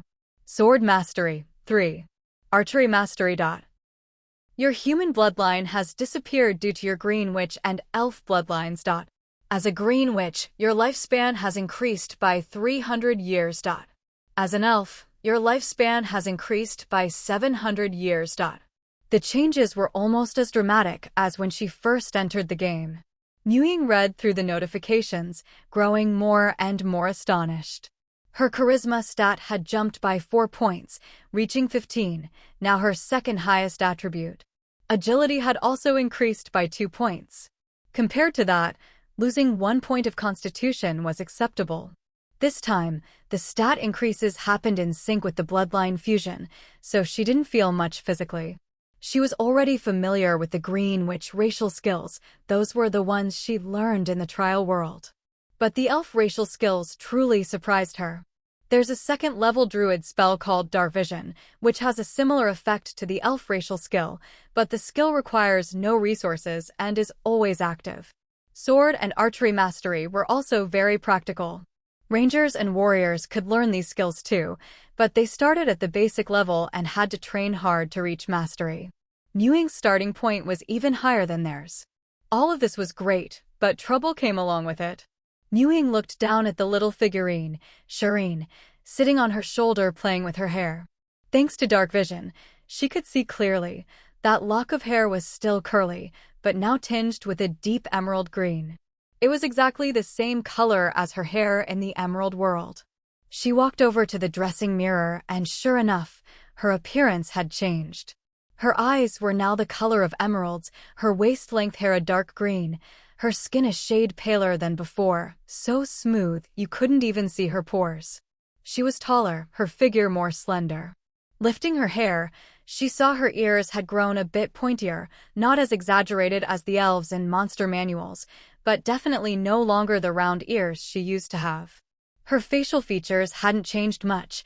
She still looked like herself, just a bit more youthful, as if she'd become several years younger. But her aura had shifted dramatically. Where she'd once been a pretty girl, now she had the mysterious, natural beauty of a great enchantress. So, good looks don't always mean high charisma, but high charisma definitely means good looks. And just like that, her human bloodline was squeezed out? How am I supposed to go out tomorrow? Ying wailed. Even if she learned to brew a hair-dyeing potion and managed to use it, it would take time, and the source energy cost was unpredictable. Besides, there was no potion to change eye color. Green eyes were rare among humans in the Emerald world, but not unheard of, no witch ever bothered to hide it. And her slightly pointed ears, there was no way to change those. Oh well, is anyone really going to force me to explain? Completely out of ideas, Ying decided to just let it be. Let people guess all they want. She wasn't going to explain. If anyone asked, she'd just say she didn't know, didn't want to say, or couldn't say. Better to just get some sleep. The next morning, Ying walked tall into the eatery with Yuan Gungun to buy breakfast. An elf. No wonder. Mrs. Sarah was stunned for a moment, but quickly recovered and enthusiastically recommended the new fruit salad on the menu. Ying, who'd come for meat buns, cursed inwardly. Can't elves eat meat? They can. But it said elves don't like the taste of meat, they prefer fruit. Mrs. Sarah was an expert on elves, after all. Who hadn't dreamed of a romantic encounter with a beautiful elf in their youth? That's how all the adventure novels went. Besides, now that the Lord had become an elf, talking about these things wasn't against the rules. The shop was still quiet, and she was in a chatty mood. Even if the elf before her wasn't the handsome elf man she'd once fancied, a cute elf girl was nice too. Ahem. From the kitchen, burly Mr. Sarah coughed loudly, making his presence known. Mama, is Papa's cough acting up again? Little Tom asked anxiously. No, I think he's just itching for trouble again. While Mrs. Sarah went inside to scold her husband, Ying quickly grabbed her buns and Yuan Gungun and slipped away, teleporting straight to the plantation. Everyone she met that morning was surprised by her transformation, but no one came up to ask questions, which was a huge relief. Of course, she didn't know about all the nicknames circulating in the territory. Head-cracking maniac, the one who woke up the deadbeats, skewer master, garden grandmaster.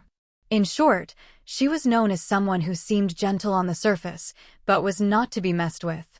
Sitting side by side with Yuan Gungun on the field ridge, Ying thought, meat buns are delicious, salads not bad either. Thank goodness for the Green Witch bloodline saving her taste buds, she hadn't been forced into a vegetarian elf diet. After breakfast, Grandpa Shom arrived. Bloodline purified, eh? Now you're a real little girl, Shom said, stroking his beard with a smile.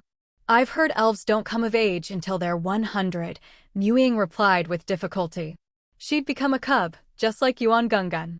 Unbelievable. But she decided, privately, to go by the Green Witch standard adulthood at 18. Haha. Shom found her expression hilarious and couldn't help but laugh.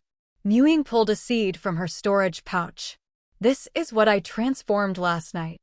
I've already told you its properties. Here's one for you to study. I'll start infusing the other one now. Shom nodded. The old man and the young girl squatted together by the freshly dug field ridge.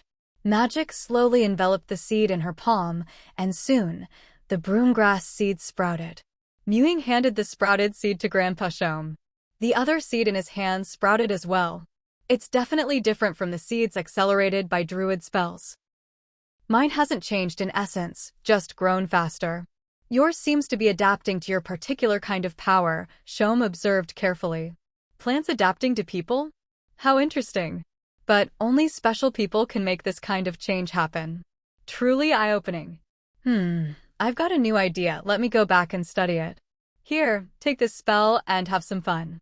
Ying caught the book Grandpa Shom tossed her way with a sigh. Ugh, what a research fanatic. She flipped it open. An upgraded version of plant identification, now it's creature identification? Grandpa Shom definitely knew about the stuff she and Wu Yaya had been up to, which was why he gave her this. Ying felt her face flush with embarrassment.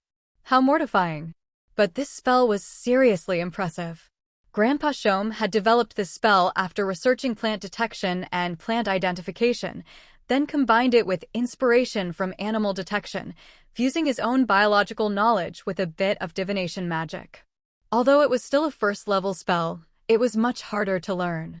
You had to master plant identification first.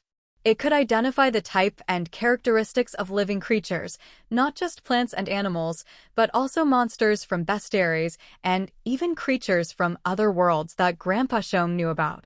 Even for entirely new species, it could reveal some information. For example, the will-o-wisp they'd encountered earlier was an evil undead creature, immune to physical and fire attacks, able to turn invisible and change color. It liked to lure living beings into danger at night and feed on the pain of their final moments. So their earlier worries were justified, that will-o-wisp really was up to no good. What a super practical spell. Ying decided to prioritize learning it. She got up and began tending to the natural energies of the plants in her garden. After a busy morning, she returned to camp at noon and went to the weapons shop, buying a short sword and a long sword. She planned to practice close combat to make up for her lack of melee skills. Fine iron short sword. Quality: white/common. Effect: sharpness plus 15. Fine iron long sword. Quality: white/common. Effect: sharpness plus 10. The moment she held the swords, she could tell it was a completely different experience from wielding a spear. She casually spun the sword in her hand. It felt incredibly natural. Unfortunately, the sword techniques she knew emphasized speed and agility, not suited for heavy swords. Otherwise, she could have used a big wooden sword and combined it with her club techniques. With her current sword skills, sacrificing a metal sword's sharpness for a wooden sword's brute force just wasn't worth it. So she couldn't give up on the piercing spear. The spear had a longer attack range. From now on, she'd use archery and spells for long range, the spear for mid-range, and swordsmanship for close combat. Her specialization in archery had also given her a huge boost. She tested a shot, the aiming speed, the way she drew the bow, her shooting posture, all had been subtly corrected by her new skill knowledge. The result was improved range and damage. With more practice and full absorption of the skill, she'd make even greater progress. By then, her archery would truly rival her magic as an offensive tool. Who's that? She looks familiar. Oh my god, it's Ying. She's gorgeous. Her eyes are stunning. Wipe your drool, man. She hasn't even graduated high school yet. Is she even 18? That's 3 years minimum, you know. TCH, that old pre-apocalypse logic doesn't work anymore. Look at the sword and bow she's carrying. Maybe you want to end up like Old Mao and the others, getting whipped by those thorny vines? If so, I'll be sure to help by pouring salt water on you. You guys are so shallow. She's not just prettier, she's way stronger now. A beauty with that much combat power? I'm all for it. Hasn't anyone asked how she changed so much overnight? You want to get skewered like a candied hawthorn? Or whipped? Or, okay, enough. I don't want any of that. I'm not a masochist. Then why ask? Why would she tell you anyway? Just behave. The territory was buzzing with gossip, which quickly spilled over onto the forums. A post titled "That Woman from Qingshan Village" started gaining traction, making its way onto the trending list. Ying was browsing the forums while eating and noticed the words Qingshan Village. Curious, she clicked in. Moments later, her expression darkened. Top of the list. That woman. Great, clearly about her. She'd been so generous, lowering the entry fee to half that of other camps, and during the food crisis, she'd selflessly helped everyone grow vegetables in the public area. Yet all they remembered was her going on a rampage? Master of skewering my ass. Ying couldn't help but want to curse. She glanced up at the people around her, whispering and sneaking glances her way, but not daring to meet her eyes. What else was there to guess? She couldn't help but wonder, were those people who'd thanked her and greeted her so warmly in the territory all fake? Or were they just too scared not to be friendly? As if she was that violent. Stop posting, stop posting. The thread's trending, careful or we'll get exposed. You guys are something else.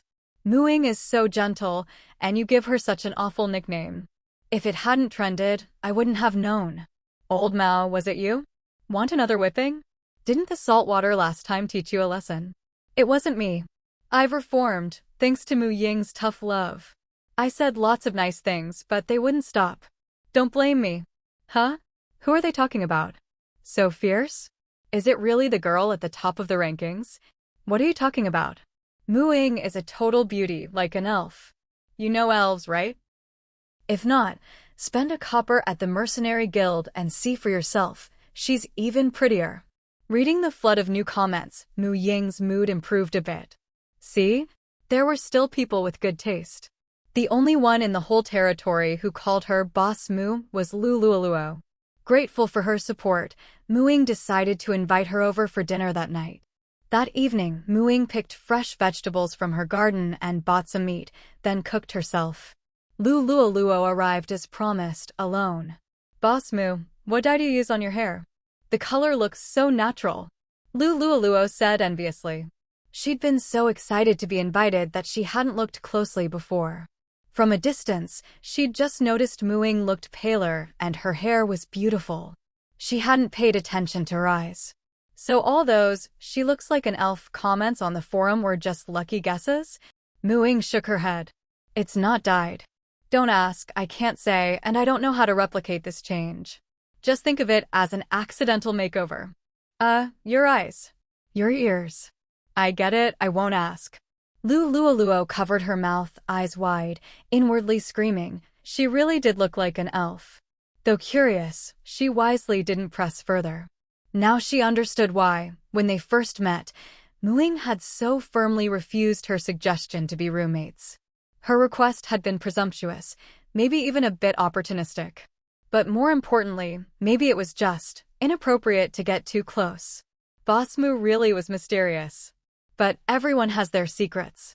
If you want to be friends, you have to respect that. At least she'd been invited to Mu Ying's home. That was already amazing.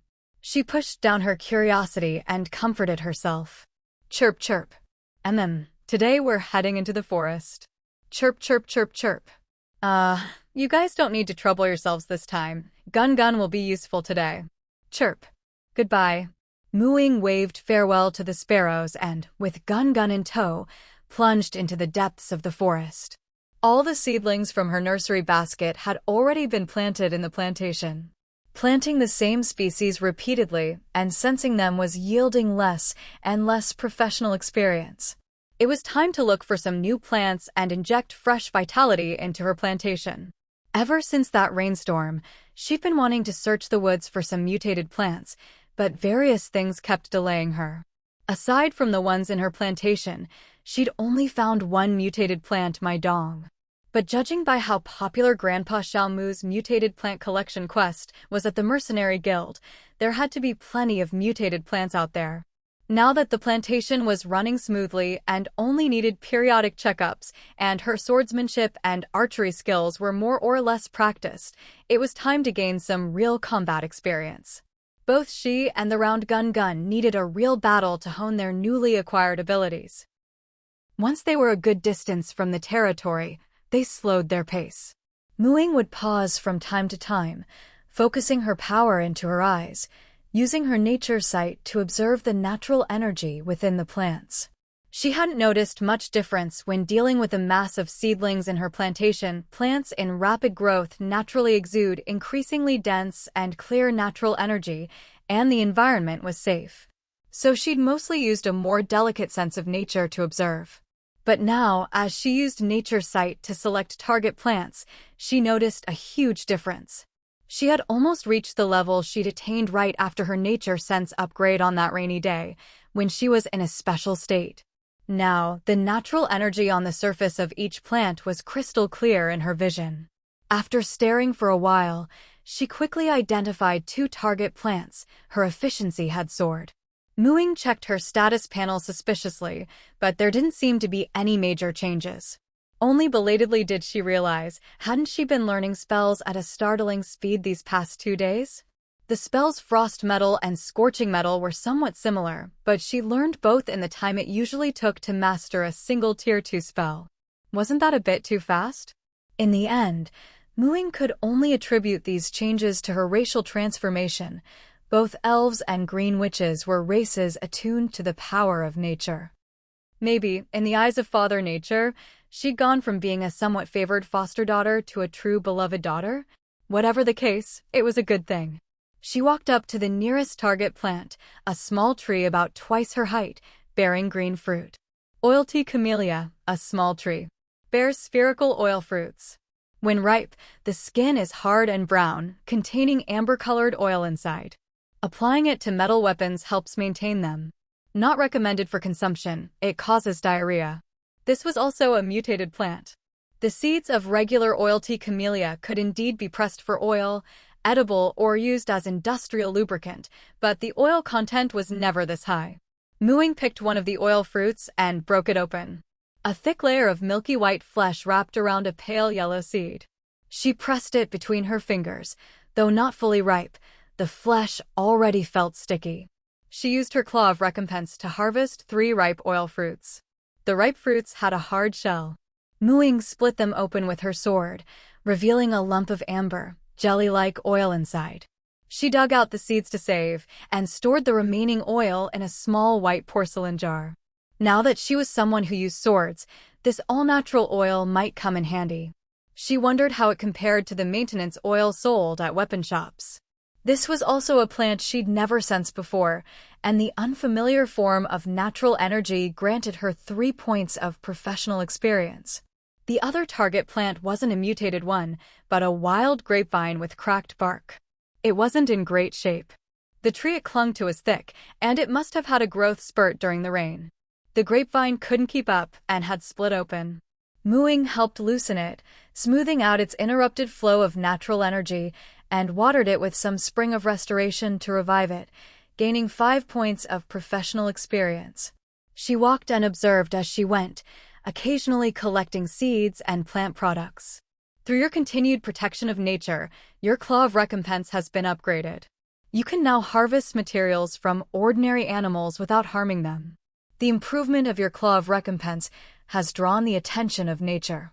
Your Wild Recognition skill has upgraded to Wild Affinity.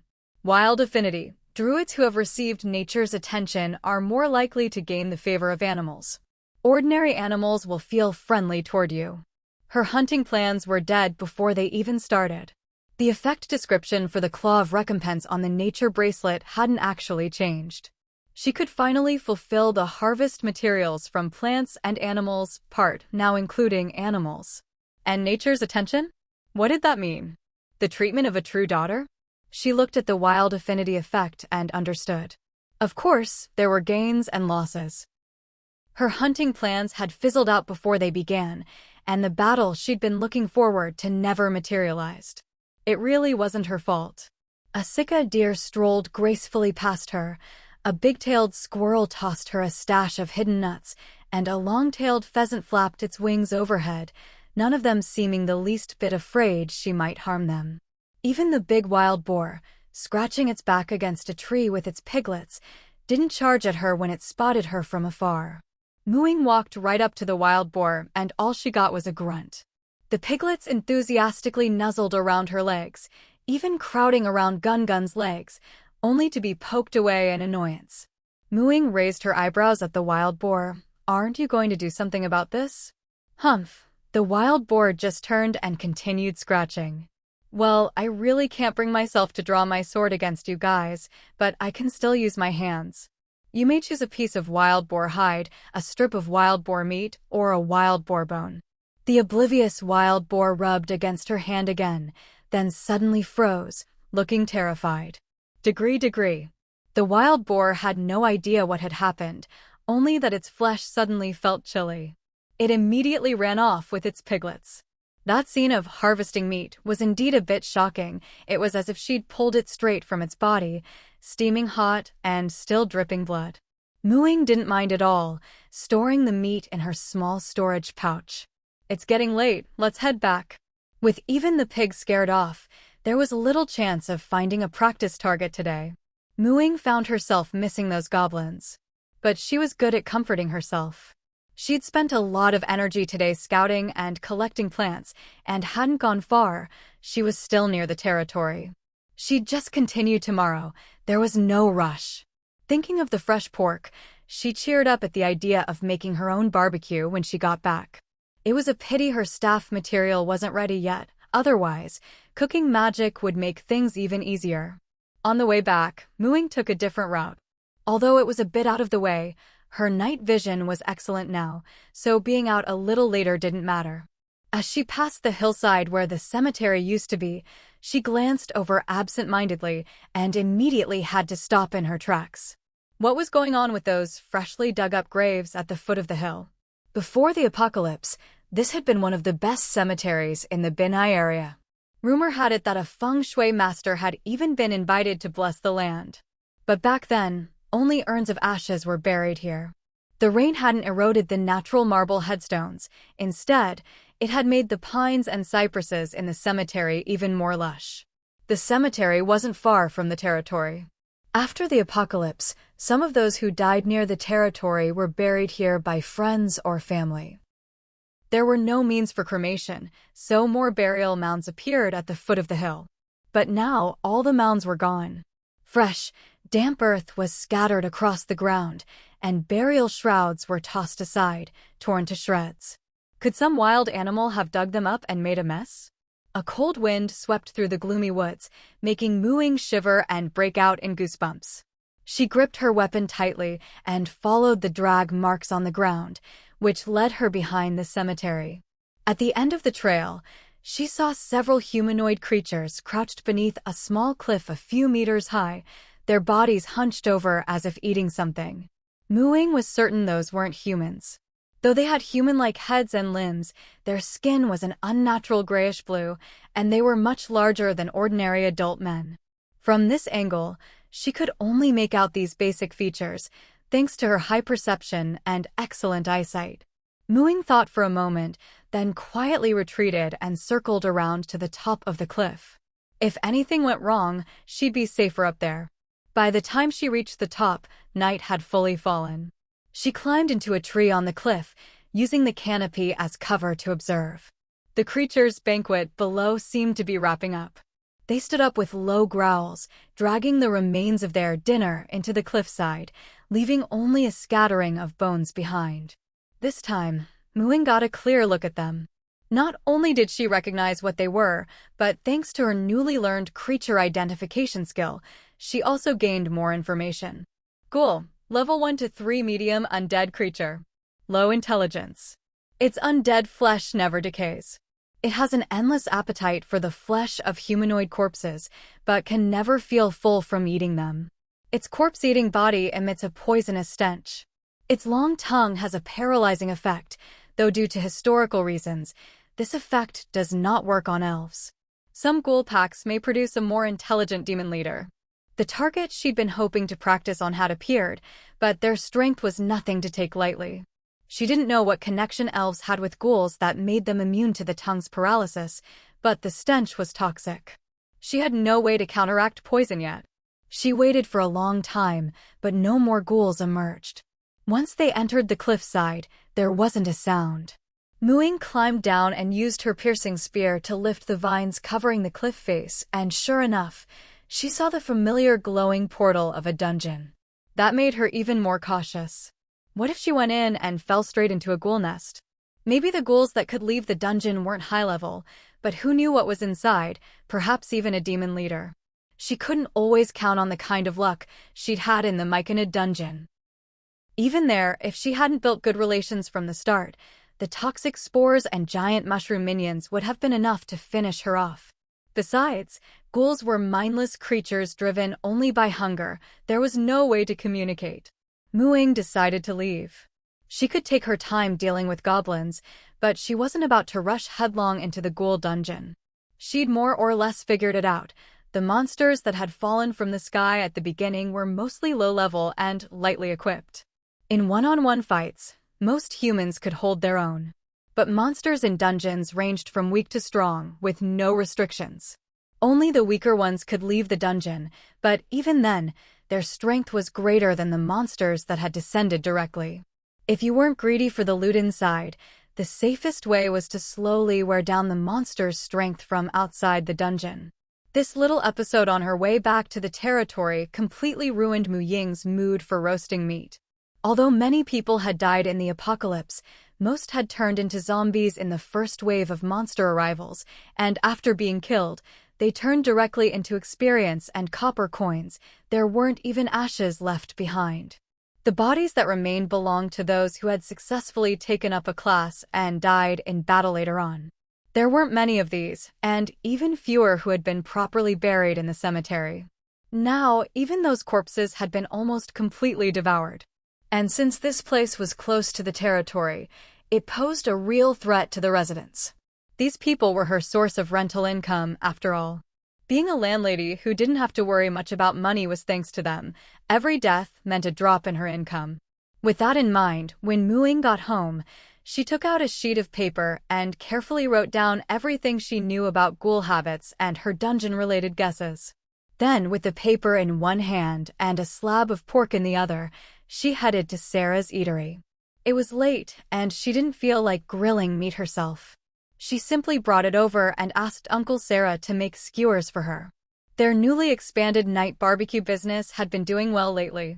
Those with decent strength could earn good money hunting every day, while those less capable could still make a living working the fields for the big teams. Plus, many had made a fortune during the recent zombie siege. People might not splurge on a full meal at the eatery every day, but at night, a copper coin for 2 meat skewers was affordable for everyone. It was just like the night markets before the apocalypse. If you got a craving, you could spend a coin or two on some skewers, chat with others, and those with more money could even take their skewers to the tavern for a drink. So the eatery and tavern were always the busiest places at night. After telling Mrs. Sarah, who was settling accounts at the counter, Ying posted her paper on the wall near the entrance, right where everyone could see it as they came in. Ying was already a figure of interest in the territory, so when people saw her putting something up, they crowded around to look. They were shocked by what they read. The name Ghoul alone sounded creepy, and the fact that its stench was poisonous made it even more troublesome. Some people even went to the mercenary guild and paid to see an illustration of a ghoul, that long tongue, the risk of paralysis with just a touch. If you weren't careful, you could end up as a corpse, chewed up by a ghoul. Of course, there were also those who'd been following rumors about dungeons on the forums for a long time. The legendary dragon's horde was still a hot topic. The Myconid dungeon incident hadn't leaked, so for many, the Ghoul dungeon was the first one they might actually encounter, and plenty of people were interested in the wealth inside. Ying didn't care whether they would recklessly charge in. For her, it was enough to give a warning and help the territory's residents avoid dying to ghouls out of ignorance. As for those who went in hoping to strike it rich, that was their business. If they succeeded, she wouldn't be jealous. If they died, she wouldn't care. People had to bear the consequences of their own choices. Thinking about the toxins on the ghouls, Ying adjusted her spell learning order, moving the third circle spell, Protection from Poison, to the top of her list. Protection from poison could effectively increase the target's resistance to toxins. Even if someone was already poisoned, casting the spell could help neutralize the toxins and delay their effects. However, she wasn't sure if this resistance would be enough to make someone immune to the ghoul's poisonous gas. Sigh. Ying stroked the staff wood in her hand and let out a sigh. Time in the Emerald World flowed 3 times faster than in reality. In just 4 or 5 days in the real world, she had already obtained a flying broom and a magic wand in the Emerald World. Transforming materials was much cheaper than transforming finished items, and once transformed, the original item in the Emerald World would disappear. To save some source energy, she had brought broom grass seeds and staff wood back to the real world. But in the real world, she would need to spend half a month infusing them with magic. Otherwise, she could have used her witch abilities to try and solve the detoxification problem. Right, now that I have the mushroom folk, the population of my territory should meet the requirements, right? Suddenly remembering something, Ying quickly opened her territory page. Ever since the restaurant moved in, she hadn't recruited any new shops for a long time. That was because the population of her territory had stabilized and couldn't meet the recruitment requirements for other types of shops. The only options left were shops similar to the ones she already had. Even for those similar shops, she couldn't recruit a second one until the population reached a certain threshold. After all, she couldn't let new businesses come in just to lose money. Residents, 2,521. Sure enough, the population had more than doubled. The dungeon was also counted as part of her territory, but since it was underground and hadn't fully merged with the main world, the territory's area hadn't changed much. Of these 2,500 plus residents, more than half were mushroom folk. She opened the shop recruitment page and found that 2 new types of shops were now available, a clinic and a pawn shop. She selected both and recruited them immediately. Maria Clinic, owner is a level 5 priest, specializes in treating injuries and detoxification. Requires territory population greater than or equal to 2,000. Bronze coin pawn shop, buys anything of value at fair prices. Multi-world chain with a good reputation. Requires territory population greater than or equal to 2,000. After reviewing so many shop descriptions, Muing had a rough idea. Most shops named after their owners were privately run, while those starting with bronze coin were a chain under a large trading company. She'd seen all kinds of them before. She placed the 2 new shops in the treehouses she had reserved near the shop street. They should be open for business by tomorrow morning. Even though a priest skilled in detoxification would be arriving in her territory the next day, Muing still chose to burn the midnight oil, studying protection from poison late into the night. After all, relying on others was never as good as being able to do it herself. Besides, once she entered the trial world, she'd have 3 days to rest and recover her energy. The next day, those planning to scout out the ghouls discovered the 2 newly opened shops, just in time, like rain after a drought. Both shops had chosen to customize the appearance of their treehouses. Maria Clinic was the most eye-catching. Even when other shops adjusted their appearance and structure, they still generally followed the territory's architectural style, mainly natural wood colors and structures, with a strong natural vibe. But Maria Clinic was a white, 2-story wooden building, square and unusually neat. A glance down Shop Street would always be drawn to this little white building, only to have their eyes dazzled by the giant bronze coin sign next door at the pawn shop. Even the other shop owners couldn't help but gather around to gawk at these 2 shops with their distinctive appearances. A group of players bustled into the clinic, but under the stern gaze of the owner, Maria, they unconsciously quieted down. "Welcome to Maria Clinic. I'm the owner, just call me Maria," she said, standing up and giving a strange salute. "Come in and have a seat." Her voice was calm and completely even as she greeted everyone. Many people felt as if they were back in school. Facing the Dean of Discipline, every wrinkle on her face seemed to radiate authority. Hearing her invitation, their bodies instinctively moved forward, even as their minds wanted to retreat. They obediently entered the clinic, sat in a row on the benches, and accepted the herbal tea Maria brewed for them. The clinic was sparsely furnished, and the interior was as spotless and white as the exterior. When Maria used magic to clean the dust they'd brought in, and even helped remove the dirt from their bodies, her brow tightly furrowed, the players grew even more uneasy. Maria sat across from the players, a heavy silence between them. She sipped her tea unhurriedly for a while before finally speaking. "Do you have any business here?" No, we'll just leave," one player blurted out, unable to bear the tension any longer. Before he could finish, his companion gave him a smack. Luckily, someone remembered why they'd come. "There are ghouls appearing around the territory.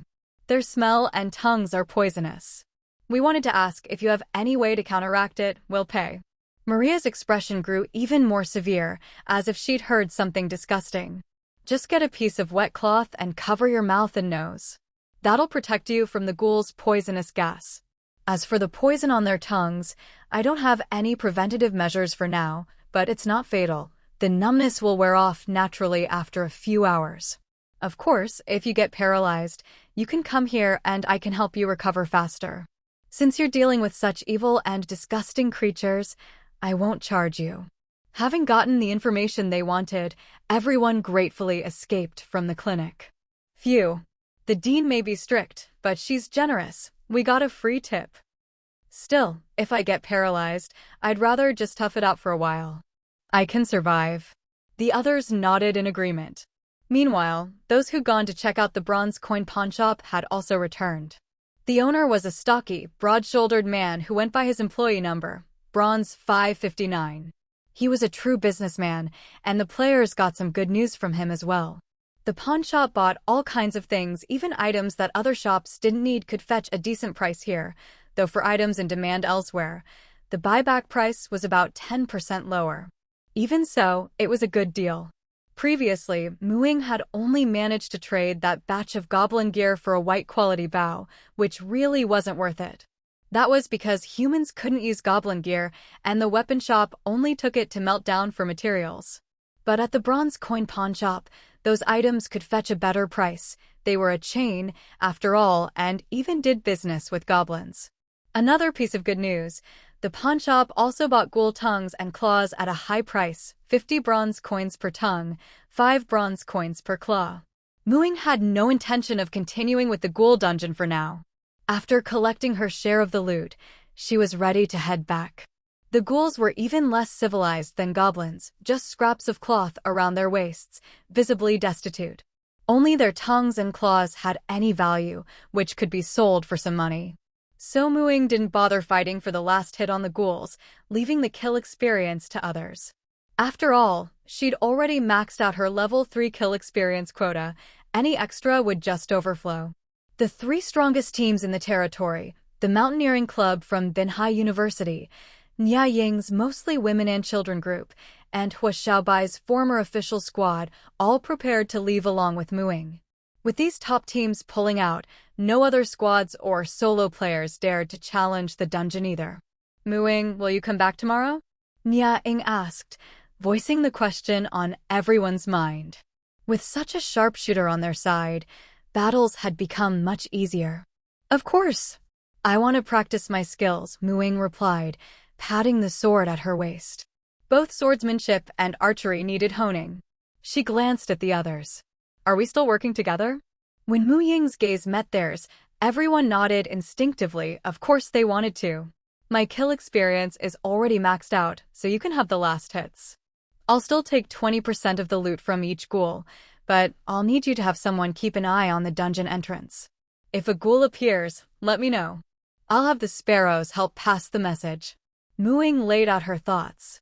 She didn't want to waste as much time camping the dungeon entrance as she had today. No problem at all. Ying agreed without hesitation. We're fine with that too. Honestly, we're getting the better end of the deal. Works for us, the Mountaineering Club and Hua Xiaobai's team nodded as well. The other squads and solo players had no objections either.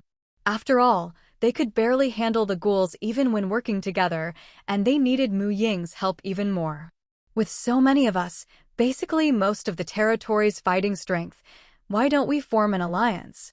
Hua Xiaobai suggested, seizing the opportunity. We can act independently most of the time, but when there's a major threat or something that affects the whole territory, we unite. He'd always wanted to rally all the active forces in the territory to stand together against outside threats. Ying shot him a surprised look. Now that's talent. Official people really do think differently. She didn't mind either way. She'd considered forming her own team or building a faction, but her personality wasn't suited to dealing with all the interpersonal drama. She preferred focusing on her own cultivation and improvement. Besides, with her own territory as a backup, the benefits of forming a faction were limited and would only take up her cultivation time, not to mention it would make it harder to keep some of her secrets. Her identity as a lord wouldn't stay hidden forever. There were already plenty of forum posts analyzing the territories, and not long ago, someone had even come forward claiming to be a lord, calling for others to join them. It wouldn't be long before people realized the difference between claimed and unclaimed territories, and the anomaly of Qingshan village would be exposed. People's hearts are unpredictable, and relying on a faction for protection isn't safe. The only thing she could truly rely on was her own strength. Still, she wouldn't allow any single faction in her territory to become too dominant, in case it threatened her. But Hua Xiaobai's idea of a loose alliance wasn't bad, some cohesion, but not too much power or restriction. She could get on board with that. After thinking it over, she nodded. After all, the ghoul dungeon wouldn't be the only situation where teamwork was needed. Having an organization was better than everyone going it alone. The other teams thought it over and nodded as well. After all, the alliance Hua Xiaobai described wasn't much different from how they were already teaming up to fight monsters. They didn't even need a formal leader. The only difference was that, when teamwork was required, they could use the alliance to coordinate strategies and keep each other accountable, ensuring everyone got their fair share from group activities. Every team and individual would be both a manager and a participant in the alliance. No matter their strength, influence, or whether they were a team or a lone wolf, everyone had the right to refuse alliance orders. And so, the Green Mountain Alliance was born. But aside from the name, not much changed. With the alliance in place, everyone felt more at ease about dividing up loot after battles and didn't have to worry about being stabbed in the back. Ying's life became easier too. When teams ran into monsters they couldn't handle, They'd come to her for help, giving her more chances to practice without having to hunt for monsters herself. She resumed her routine of planting trees and farming, collecting seeds from the forest each day, nurturing them in the nursery, and then transplanting them to the forest's edge. Whenever a ghoul appeared, she'd rush over with the help of the sparrow's messages. With her movement skills, forest traversal, and enhanced attributes, she could travel through the woods at incredible speed. The few people who'd tried to sneak into the dungeon for easy loot at the start never showed up again, almost certainly dead. After that, no one else tried their luck. From then on, scouts from each team kept watch on the dungeon.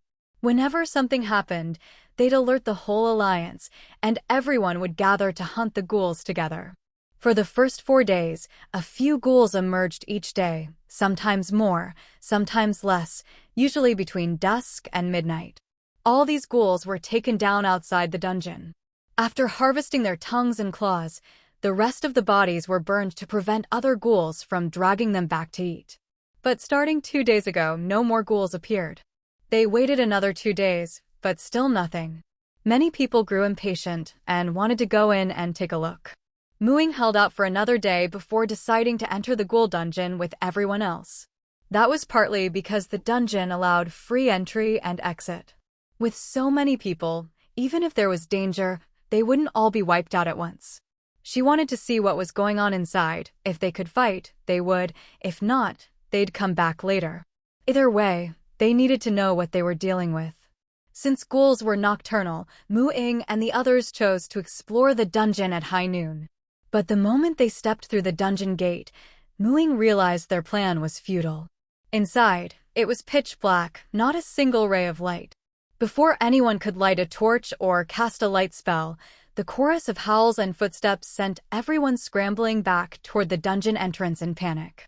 There were far more ghouls than they'd expected. Ying saw clearly. In the darkness below, there were at least 12 or 20 ghouls sniffing the air and looking their way, more than had ever emerged from the dungeon before. And these ghouls were all noticeably bigger and stronger than the ones they'd fought outside. Their levels must be higher too. It was a sizable crypt. The dungeon gate was on a raised platform at one side of the main hall. In the very center, atop an open bronze coffin, sat a creature even larger than the other ghouls. Ying took one last look at them, then stepped back out through the dungeon gate before the monsters could get close. After Ying and the others ran a good distance away from the dungeon entrance, they finally breathed a sigh of relief when they saw that no ghouls were chasing after them. But then, everyone was shocked by what Ying said next. A level 5 demon ghost? Nearly 20 level 3 ghouls. Right now, any human who'd reached level 3 could make it into the top 50 of the rankings. They all felt a lingering sense of fear. Thank goodness they'd listened to Ying's warnings. With monsters at that level, it'll probably be a while before they can leave the dungeon. We don't need to worry for now, Ying said. She had expected this outcome, which was why she'd repeatedly emphasized their escape plans. Even she was ready to run at the first sign of trouble. Unfortunately, their lucrative business of collecting ghoul tongues and claws would have to be put on hold for now. The ghouls that could leave the dungeon had probably all succumbed to their hunger and been fully utilized by the team. Seeing everyone lament the loss of another source of income, Ying shook her head. Humans really are terrifying creatures. Ever since they'd figured out a method for hunting ghouls, those monsters had gone from being terrifying threats to valuable, mobile resources in everyone's eyes. But their hopes of making money weren't dashed just yet. Ying thought of something and, feeling a bit of anticipation, headed back toward the territory. The team, pockets empty and faces full of disappointment, was stunned the moment they entered the territory. Where did all these little mushroom people come from? Aren't these myconids? Liu swallowed the rest of his words. After losing track of the myconid dungeon, they'd even started to suspect that the dungeon itself was constantly moving. Who would have thought they'd see these familiar mushroom folk right here in their own territory today? The little mushrooms bounced over to greet them, completely unafraid. One hand tugged at people's pant legs, while the other held up glowing leaves high above their heads. What's this? Is this for me? Li Wei stared stiffly at the little guy, who barely reached higher than his own foot, not daring to move for fear of breaking it. Lulualua was screaming internally, too cute. She carefully crouched down and reached out her hand. Is this for me? The little mushroom trembled, its cap bobbing, and quickly tossed the glowing leaf into her hand before dashing away. Ying couldn't help but laugh. It must be tough for these universally socially anxious little guys to do business in a territory full of giants. The others followed suit, accepting the leaves. Myconid Theater Recruitment Notice. To enrich the entertainment life of the Myconids, the Myconid Theater is now recruiting people with vivid imaginations, storytelling ability, and a passion for performance. Experience in scriptwriting, directing, acting, or novel writing is a plus. Weekly salary starts at 1 silver coin. All are welcome to apply. Ying couldn't help but laugh to herself. The Myconid elder really knew how to take inspiration and run with it. They'd completely copied the recruitment template she'd suggested before, only changing it from making money to recruiting people to entertain themselves. The Myconids were really loaded. When she'd first mentioned the concept of a movie theater to the elder, it was to help them generate income. Their telepathic spores were perfect for this, no need for a screen. Just the spores could establish a mental link and project images directly into people's minds, far surpassing pre-apocalypse movies. But in the end, it turned out the Myconids themselves were more interested in watching human movies. Living in constant telepathic contact with their kin, with no secrets at all, the Myconids' lives were actually quite boring.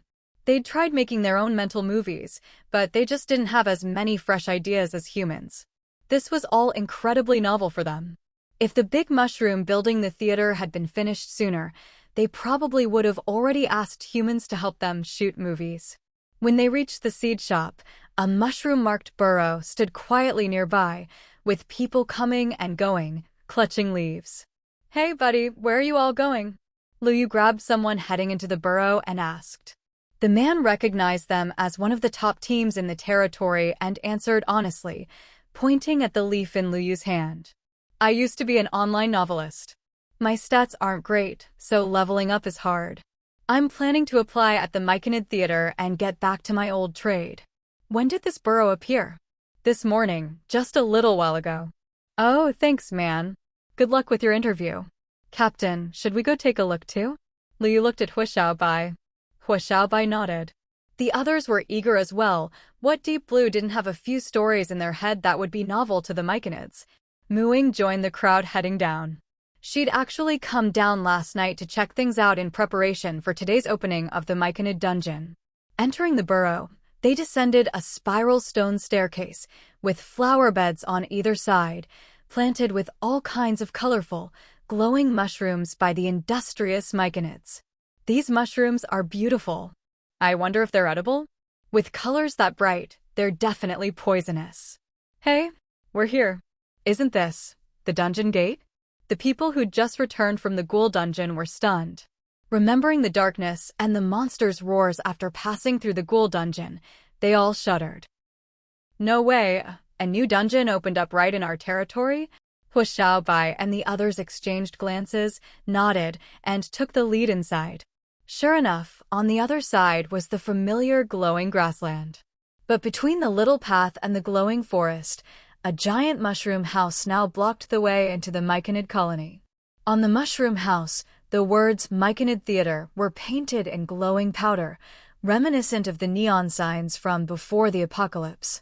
On the lawn outside the theater, an adult Myconid was releasing telepathic spores into the bustling crowd. Compared to the Myconid children, these adults were much more composed. This was also because, now that the dungeon had merged with the territory, it was considered part of the territory. Her territory's area was slowly expanding as the dungeon fused with it. The Myconids within were also subject to the territory's rules and protections. These are telepathic spores. Through them, we can temporarily establish a mental link and communicate. Any ideas or stories you want to share can be transmitted this way. Please follow me inside. A clear voice echoed in everyone's minds. The crowd instantly quieted down. When they focused, they could feel the difference. The Starnet. This is the Starnet. The web novelist cried out excitedly. Ying thought this was a fitting description. This kind of mental connection was like a virtual world. Everyone inside could influence it with their thoughts and share their ideas with others. Compared to the Myconid's internal telepathy, this was more limited, only clear, intentional thoughts with a desire to share would be seen by others. Inside the Myconid Theater's mushroom house was a large circular hall. The ring-shaped audience area took up 4/5 of the space, making the central stage seem quite small by comparison. The audience seats were packed with Myconids of all sizes, each squatting in their seats like real mushrooms. If not for the noisy chatter and the mental link, you'd never guess they were the audience. When Muing and the others arrived at the stage, the movie screening was just ending. The person on stage was someone she knew, Dong Xiaojiang. To the naked eye, Dong Xiaojiang sat alone on the stage with his eyes closed, surrounded by silent mushroom folk spectators. But in the psychic link space, the audience below was lively, and above Dong Xiaojiang's head, vivid images played out. Muing only caught a glimpse of a tale. It seemed to be an animated film, but the characters looked a little blurry and distorted, and the setting was a blank void. Clearly, projecting the story from one's mind into this space wasn't as simple as it sounded. As expected, Dong Xiaojiang didn't pass the test. Still, some of the mushroom folk were interested in the story he tried to convey. An adult mushroom folk paid him a silver coin to buy the story. It wasn't a long-term job, but at least he made some money. Dong Xiaojiang wasn't disappointed. He'd watched a lot of animated films, though he could only remember the plots of a few, but earning anything at all was a pleasant surprise. Most of the people after him were eliminated as well, but as long as their stories didn't overlap with those already presented, they could usually sell them for a bit of money. Next up was that online novelist from before, Fan Wei, who showcased one of his Xianxia novels. The male protagonist starts off crippled, then gets his engagement broken off, is hunted down, falls off a cliff while seriously injured, and obtains an immortal's legacy. The visuals weren't particularly grand, but the scenes around the protagonist were detailed, and the dialogue and expressions were much richer than the others. At least, the audience could clearly understand what he was trying to express.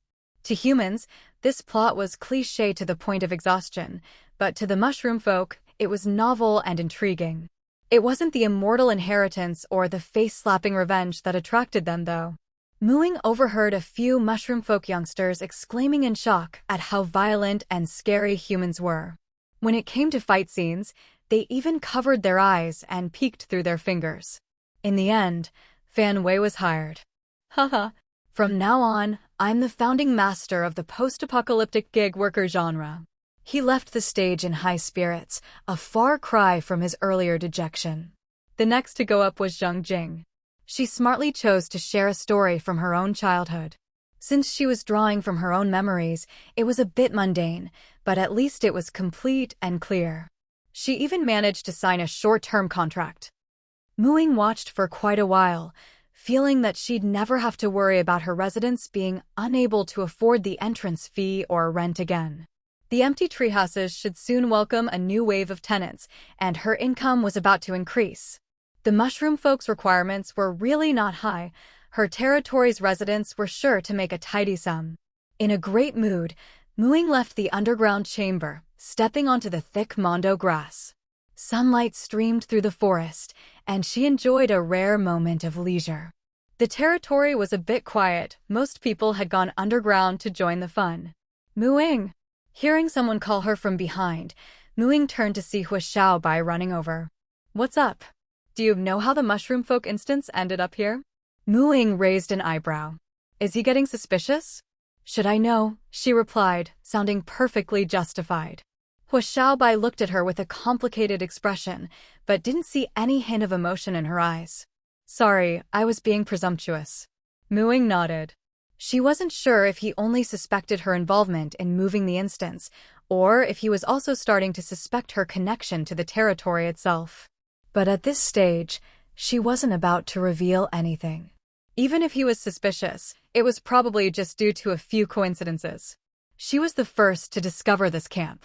Aside from the general store, her treehouse had the lowest number, and she was the only one, along with the official team, who had visited the mushroom folk instance. Ying had expected someone to get suspicious, but none of this was solid evidence. No one would take a reckless risk based on mere speculation.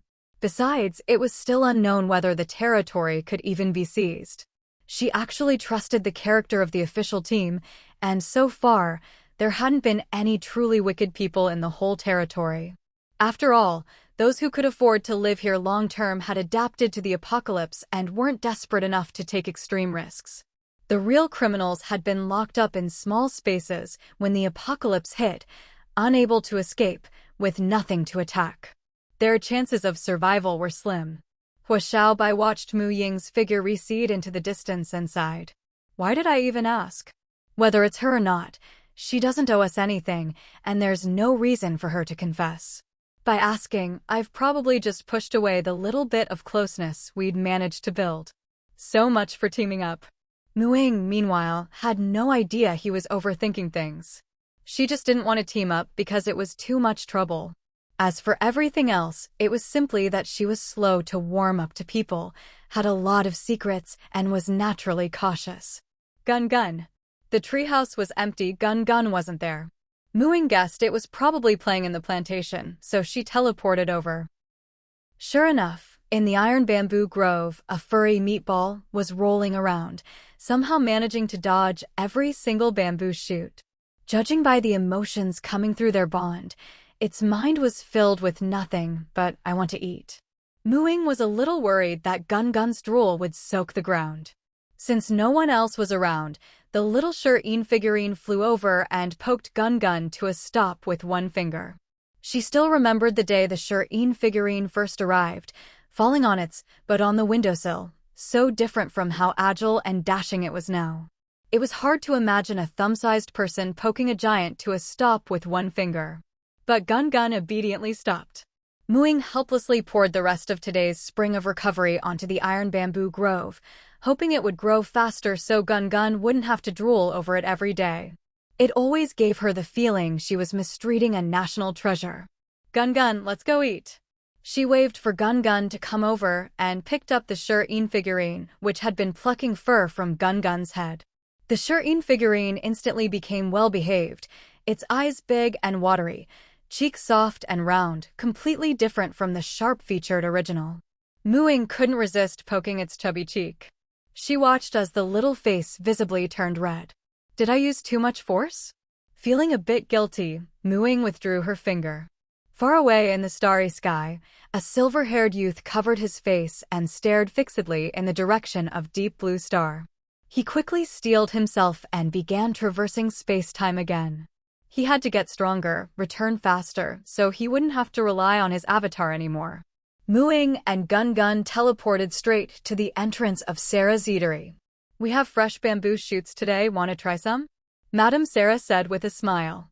Mu Ying looked down at Gun, who nodded enthusiastically. Yes, I want to eat. Give Gun a large portion. I'll just have some fried rice. She wanted something simple for dinner so she could eat early and head home. More than a month had passed in the Emerald World. Tonight, on the second day of the trial, it would be the full moon of the month of summer. The long-awaited Four Seasons gathering was about to begin, the witch's exclusive market. She was quite curious about it. Lost in thought, Mu Ying sped up her eating. The sunlight filtered lazily through the white gauzy curtains, draping its hand over her blanket. A broom in the corner hopped over and tapped on the bed. Awakened by the sound, Mu Ying reached out to reassuringly pat the broom's handle, then got up, went to the washroom to freshen up, and changed into her spring school uniform.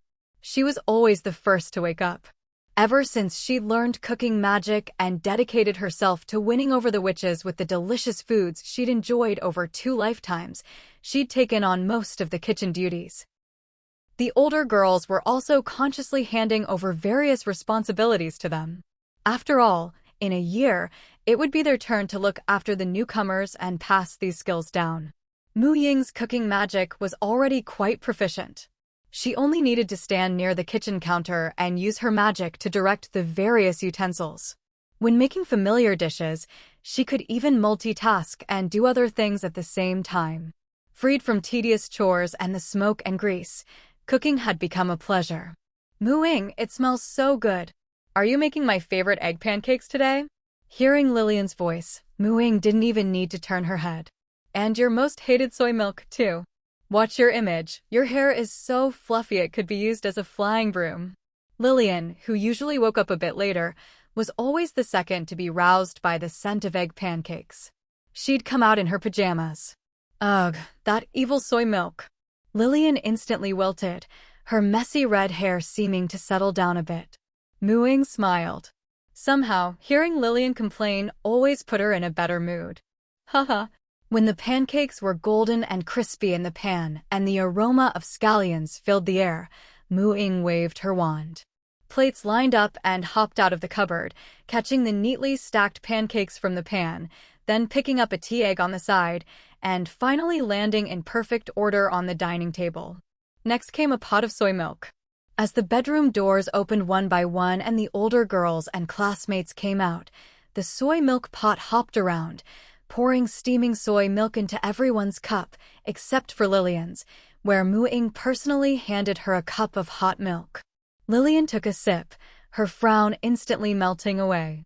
It's not soy milk. Mooing, I love you so much. Mooing shrugged. I still prefer soy milk myself. Long live soy milk. Windsor whispered. Sigh, it seems every red witch can't escape being targeted, Senior Margarita said, clutching her chest in mock agony. 3 pairs of eyes immediately glared at her. Margarita straightened up and said meekly, soy milk is delicious. Haha. Mooing and the other 2 burst out laughing. Another cheerful morning. After breakfast, the older girls went off to their own tasks, while Mooing and her friends headed downstairs to class. By now, history and herbology classes were basically finished. For more advanced topics, they'd have to go to the library and research on their own. Classes now focused on magic, alchemy, and potions. After just over a month of classes, each of the 3 had begun to show their own talents. Mooing was the most well-rounded, but in alchemy class, she was like a baby with unsteady hands. No matter how detailed Ms. Milani's explanations, she just couldn't smoothly draw any magic runes except her own specialty ones. Lillian wasn't much better. She could barely draw a single rune with some effect, but could never successfully link them together. Only Windsor showed a bit of talent in this area. Though her progress was slow, with Ms. Milani slowing down her teaching for their sake, she'd managed to learn some basic runes. If Windsor's talent was in alchemy, then Lillian's was all in flying and combat magic. Besides her natural affinity for fire magic, she learned the basic combat spells of other elements the fastest and with the most power. Senior Margarita had already started teaching her how to hunt in the back hills. After all, it looked like that might be her only way to make a living. Mooing, on the other hand, was recognized by the older girls as the witch with the brightest, money-making prospects in their cohort. Like Senior Rosie, she was gifted in potions and herbology, and not bad at spells either. Although she couldn't match Lillian in combat magic, she was talented in plant, life, curse, and blessing magic. She found these types of magic easier to learn than others, and her results were better too. Magic, compared to spells, was more flexible and its effects less fixed. Even with the same foundational education, each person's inclinations and research would lead them in completely different directions. For example, the most basic effect of plant magic was to make seeds grow rapidly. Given the same vine seed, under the influence of the entangling spell, Mu Ying's first attempt made the vines lash out wildly to bind things, though her magic was still weak, not even matching the strength of the standard entangling spell. But when Senior Rosie used it, the vines were more orderly, quickly weaving into a dense wall of trees. Apparently, that was because she wanted to use the magic to fence in and protect her future adult home. Mu Ying had asked Rosie for tips on casting the vine wall spell, since she felt the fence around her own cabin offered no protection at all. But Rosie thought Mu Ying's vines were better at binding and could serve as active defense, and suggested she try to stabilize that binding property. After casting plant magic, the seeds and magical effects would last for a while before disappearing. The strength and control of one's magic determined how long it would last. A powerful witch's magic could last until the end of her life. Ying could only make it last a dozen seconds at most. Rosie's tree wall lasted longer because she combined herb cultivation and potion knowledge. She suggested Ying try thinking along those lines too. Having a senior with the same talent focus was a huge help. Ying avoided many detours because of it. She successfully combined plant magic with herbology to cultivate a magical binding vine. This was also her main product for the upcoming Four Seasons gathering. Judging by how popular these vines were among the older girls, there should be a market for them. Alright, that's it for today's class. Tomorrow night is the full moon, the Four Seasons gathering. You all know about it, right? Ying and the others nodded excitedly. We know. A witch's first pot of gold, so nostalgic. Penniless witches often get their first taste of fortune at their first gathering night, Milani said wistfully. Tomorrow night after dark, meet in front of the tower. As Milani disappeared out the door, Lillian propped her chin on her hand and sighed. I feel like Ms. Milani looked at me when she said penniless. Ying didn't know how to comfort her because it really wasn't her imagination. 9 out of 10 red witches who were only good at fighting were the poorest among witches. The last one might get rich by robbing humans. She could only pat Lillian's head. No matter how poor a witch got, she'd never ask her companions for charity. Life might be tough, but at least they'd never starve. This year, the Four Seasons gathering during the month of summer happened to fall on a Saturday. From after class yesterday all the way through today, Ying and her friends had been busy preparing the things they planned to bring to the gathering to sell for some extra money. Unlike the older students, who already had experience and had each found their own ways to make money, the three of them were eager to bring along every valuable thing they'd managed to come up with recently. Ying brought a pot of binding vine samples and a small packet of binding vine seeds, as well as a large barrel of sparkling water and a few bottles of hair dye potions in unusual colors. If only her shrinking magic were better, she would have even brought cooking utensils and ingredients to sell snacks. Lillian had prepared animal pelts and materials she'd collected with Senior Margarita in the back hills, plus a few bottles of brown hair dye potion, the only kind she could make. Windsor, on the other hand, had gathered flour due to make perfumes, along with a few alchemy pieces she'd practiced on in class. The three of them had shrunk their goods down as small as possible with shrinking spells, hung them on their brooms, and spent the day flying around campus, eagerly waiting for the sun to set. But as night fell, so did the rain. Haha, watching them now, I feel like I was so silly last year. Margarita laughed. You got drenched last year too, remember? Renee mercilessly exposed her. Rosie and Lucia, their seniors, helped dry them off and cast waterproofing spells on each of them. Just then, Headmistress Melanie appeared on her broom at the perfect moment. On your brooms, everyone. Ying and her friends mounted their brooms and flew behind Headmistress Melanie, with the seniors bringing up the rear. Together, they formed a triangle and headed out of the school grounds. The sudden rain quickly dampened their excitement. Even with the waterproofing spells from their seniors, so they didn't have to worry about getting soaked, the cold raindrops still felt uncomfortable on their skin and made it hard to see. The fun of their first long-distance flight was washed away by the rain. All they could do was keep their eyes fixed on the headmistress ahead, terrified of falling behind.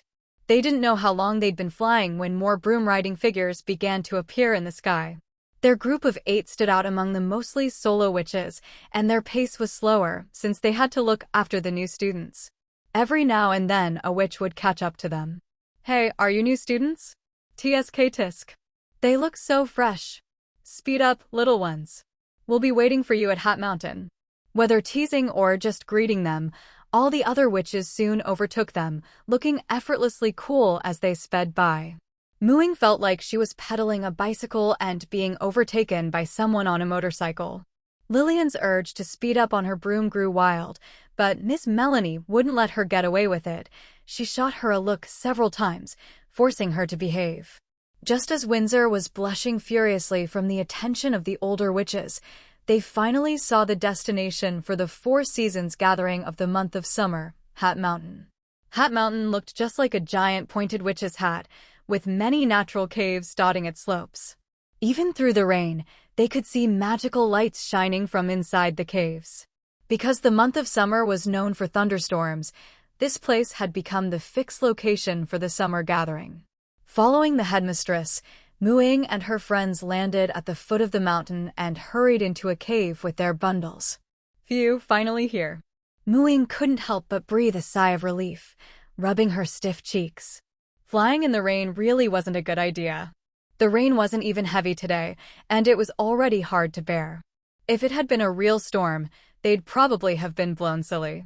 The cave entrance was narrow, and after walking through a passage just wide enough for 2 or 3 people side by side, they entered a small stone chamber with a campfire in the middle. About 8 or 9 witches were gathered around the fire, resting and chatting. On the other side of the chamber was another passage. Headmistress Melanie pointed at it. Go in through there and head upwards. There are small caves along the way where you can set up your stalls. Go explore on your own, I'll wait for you here.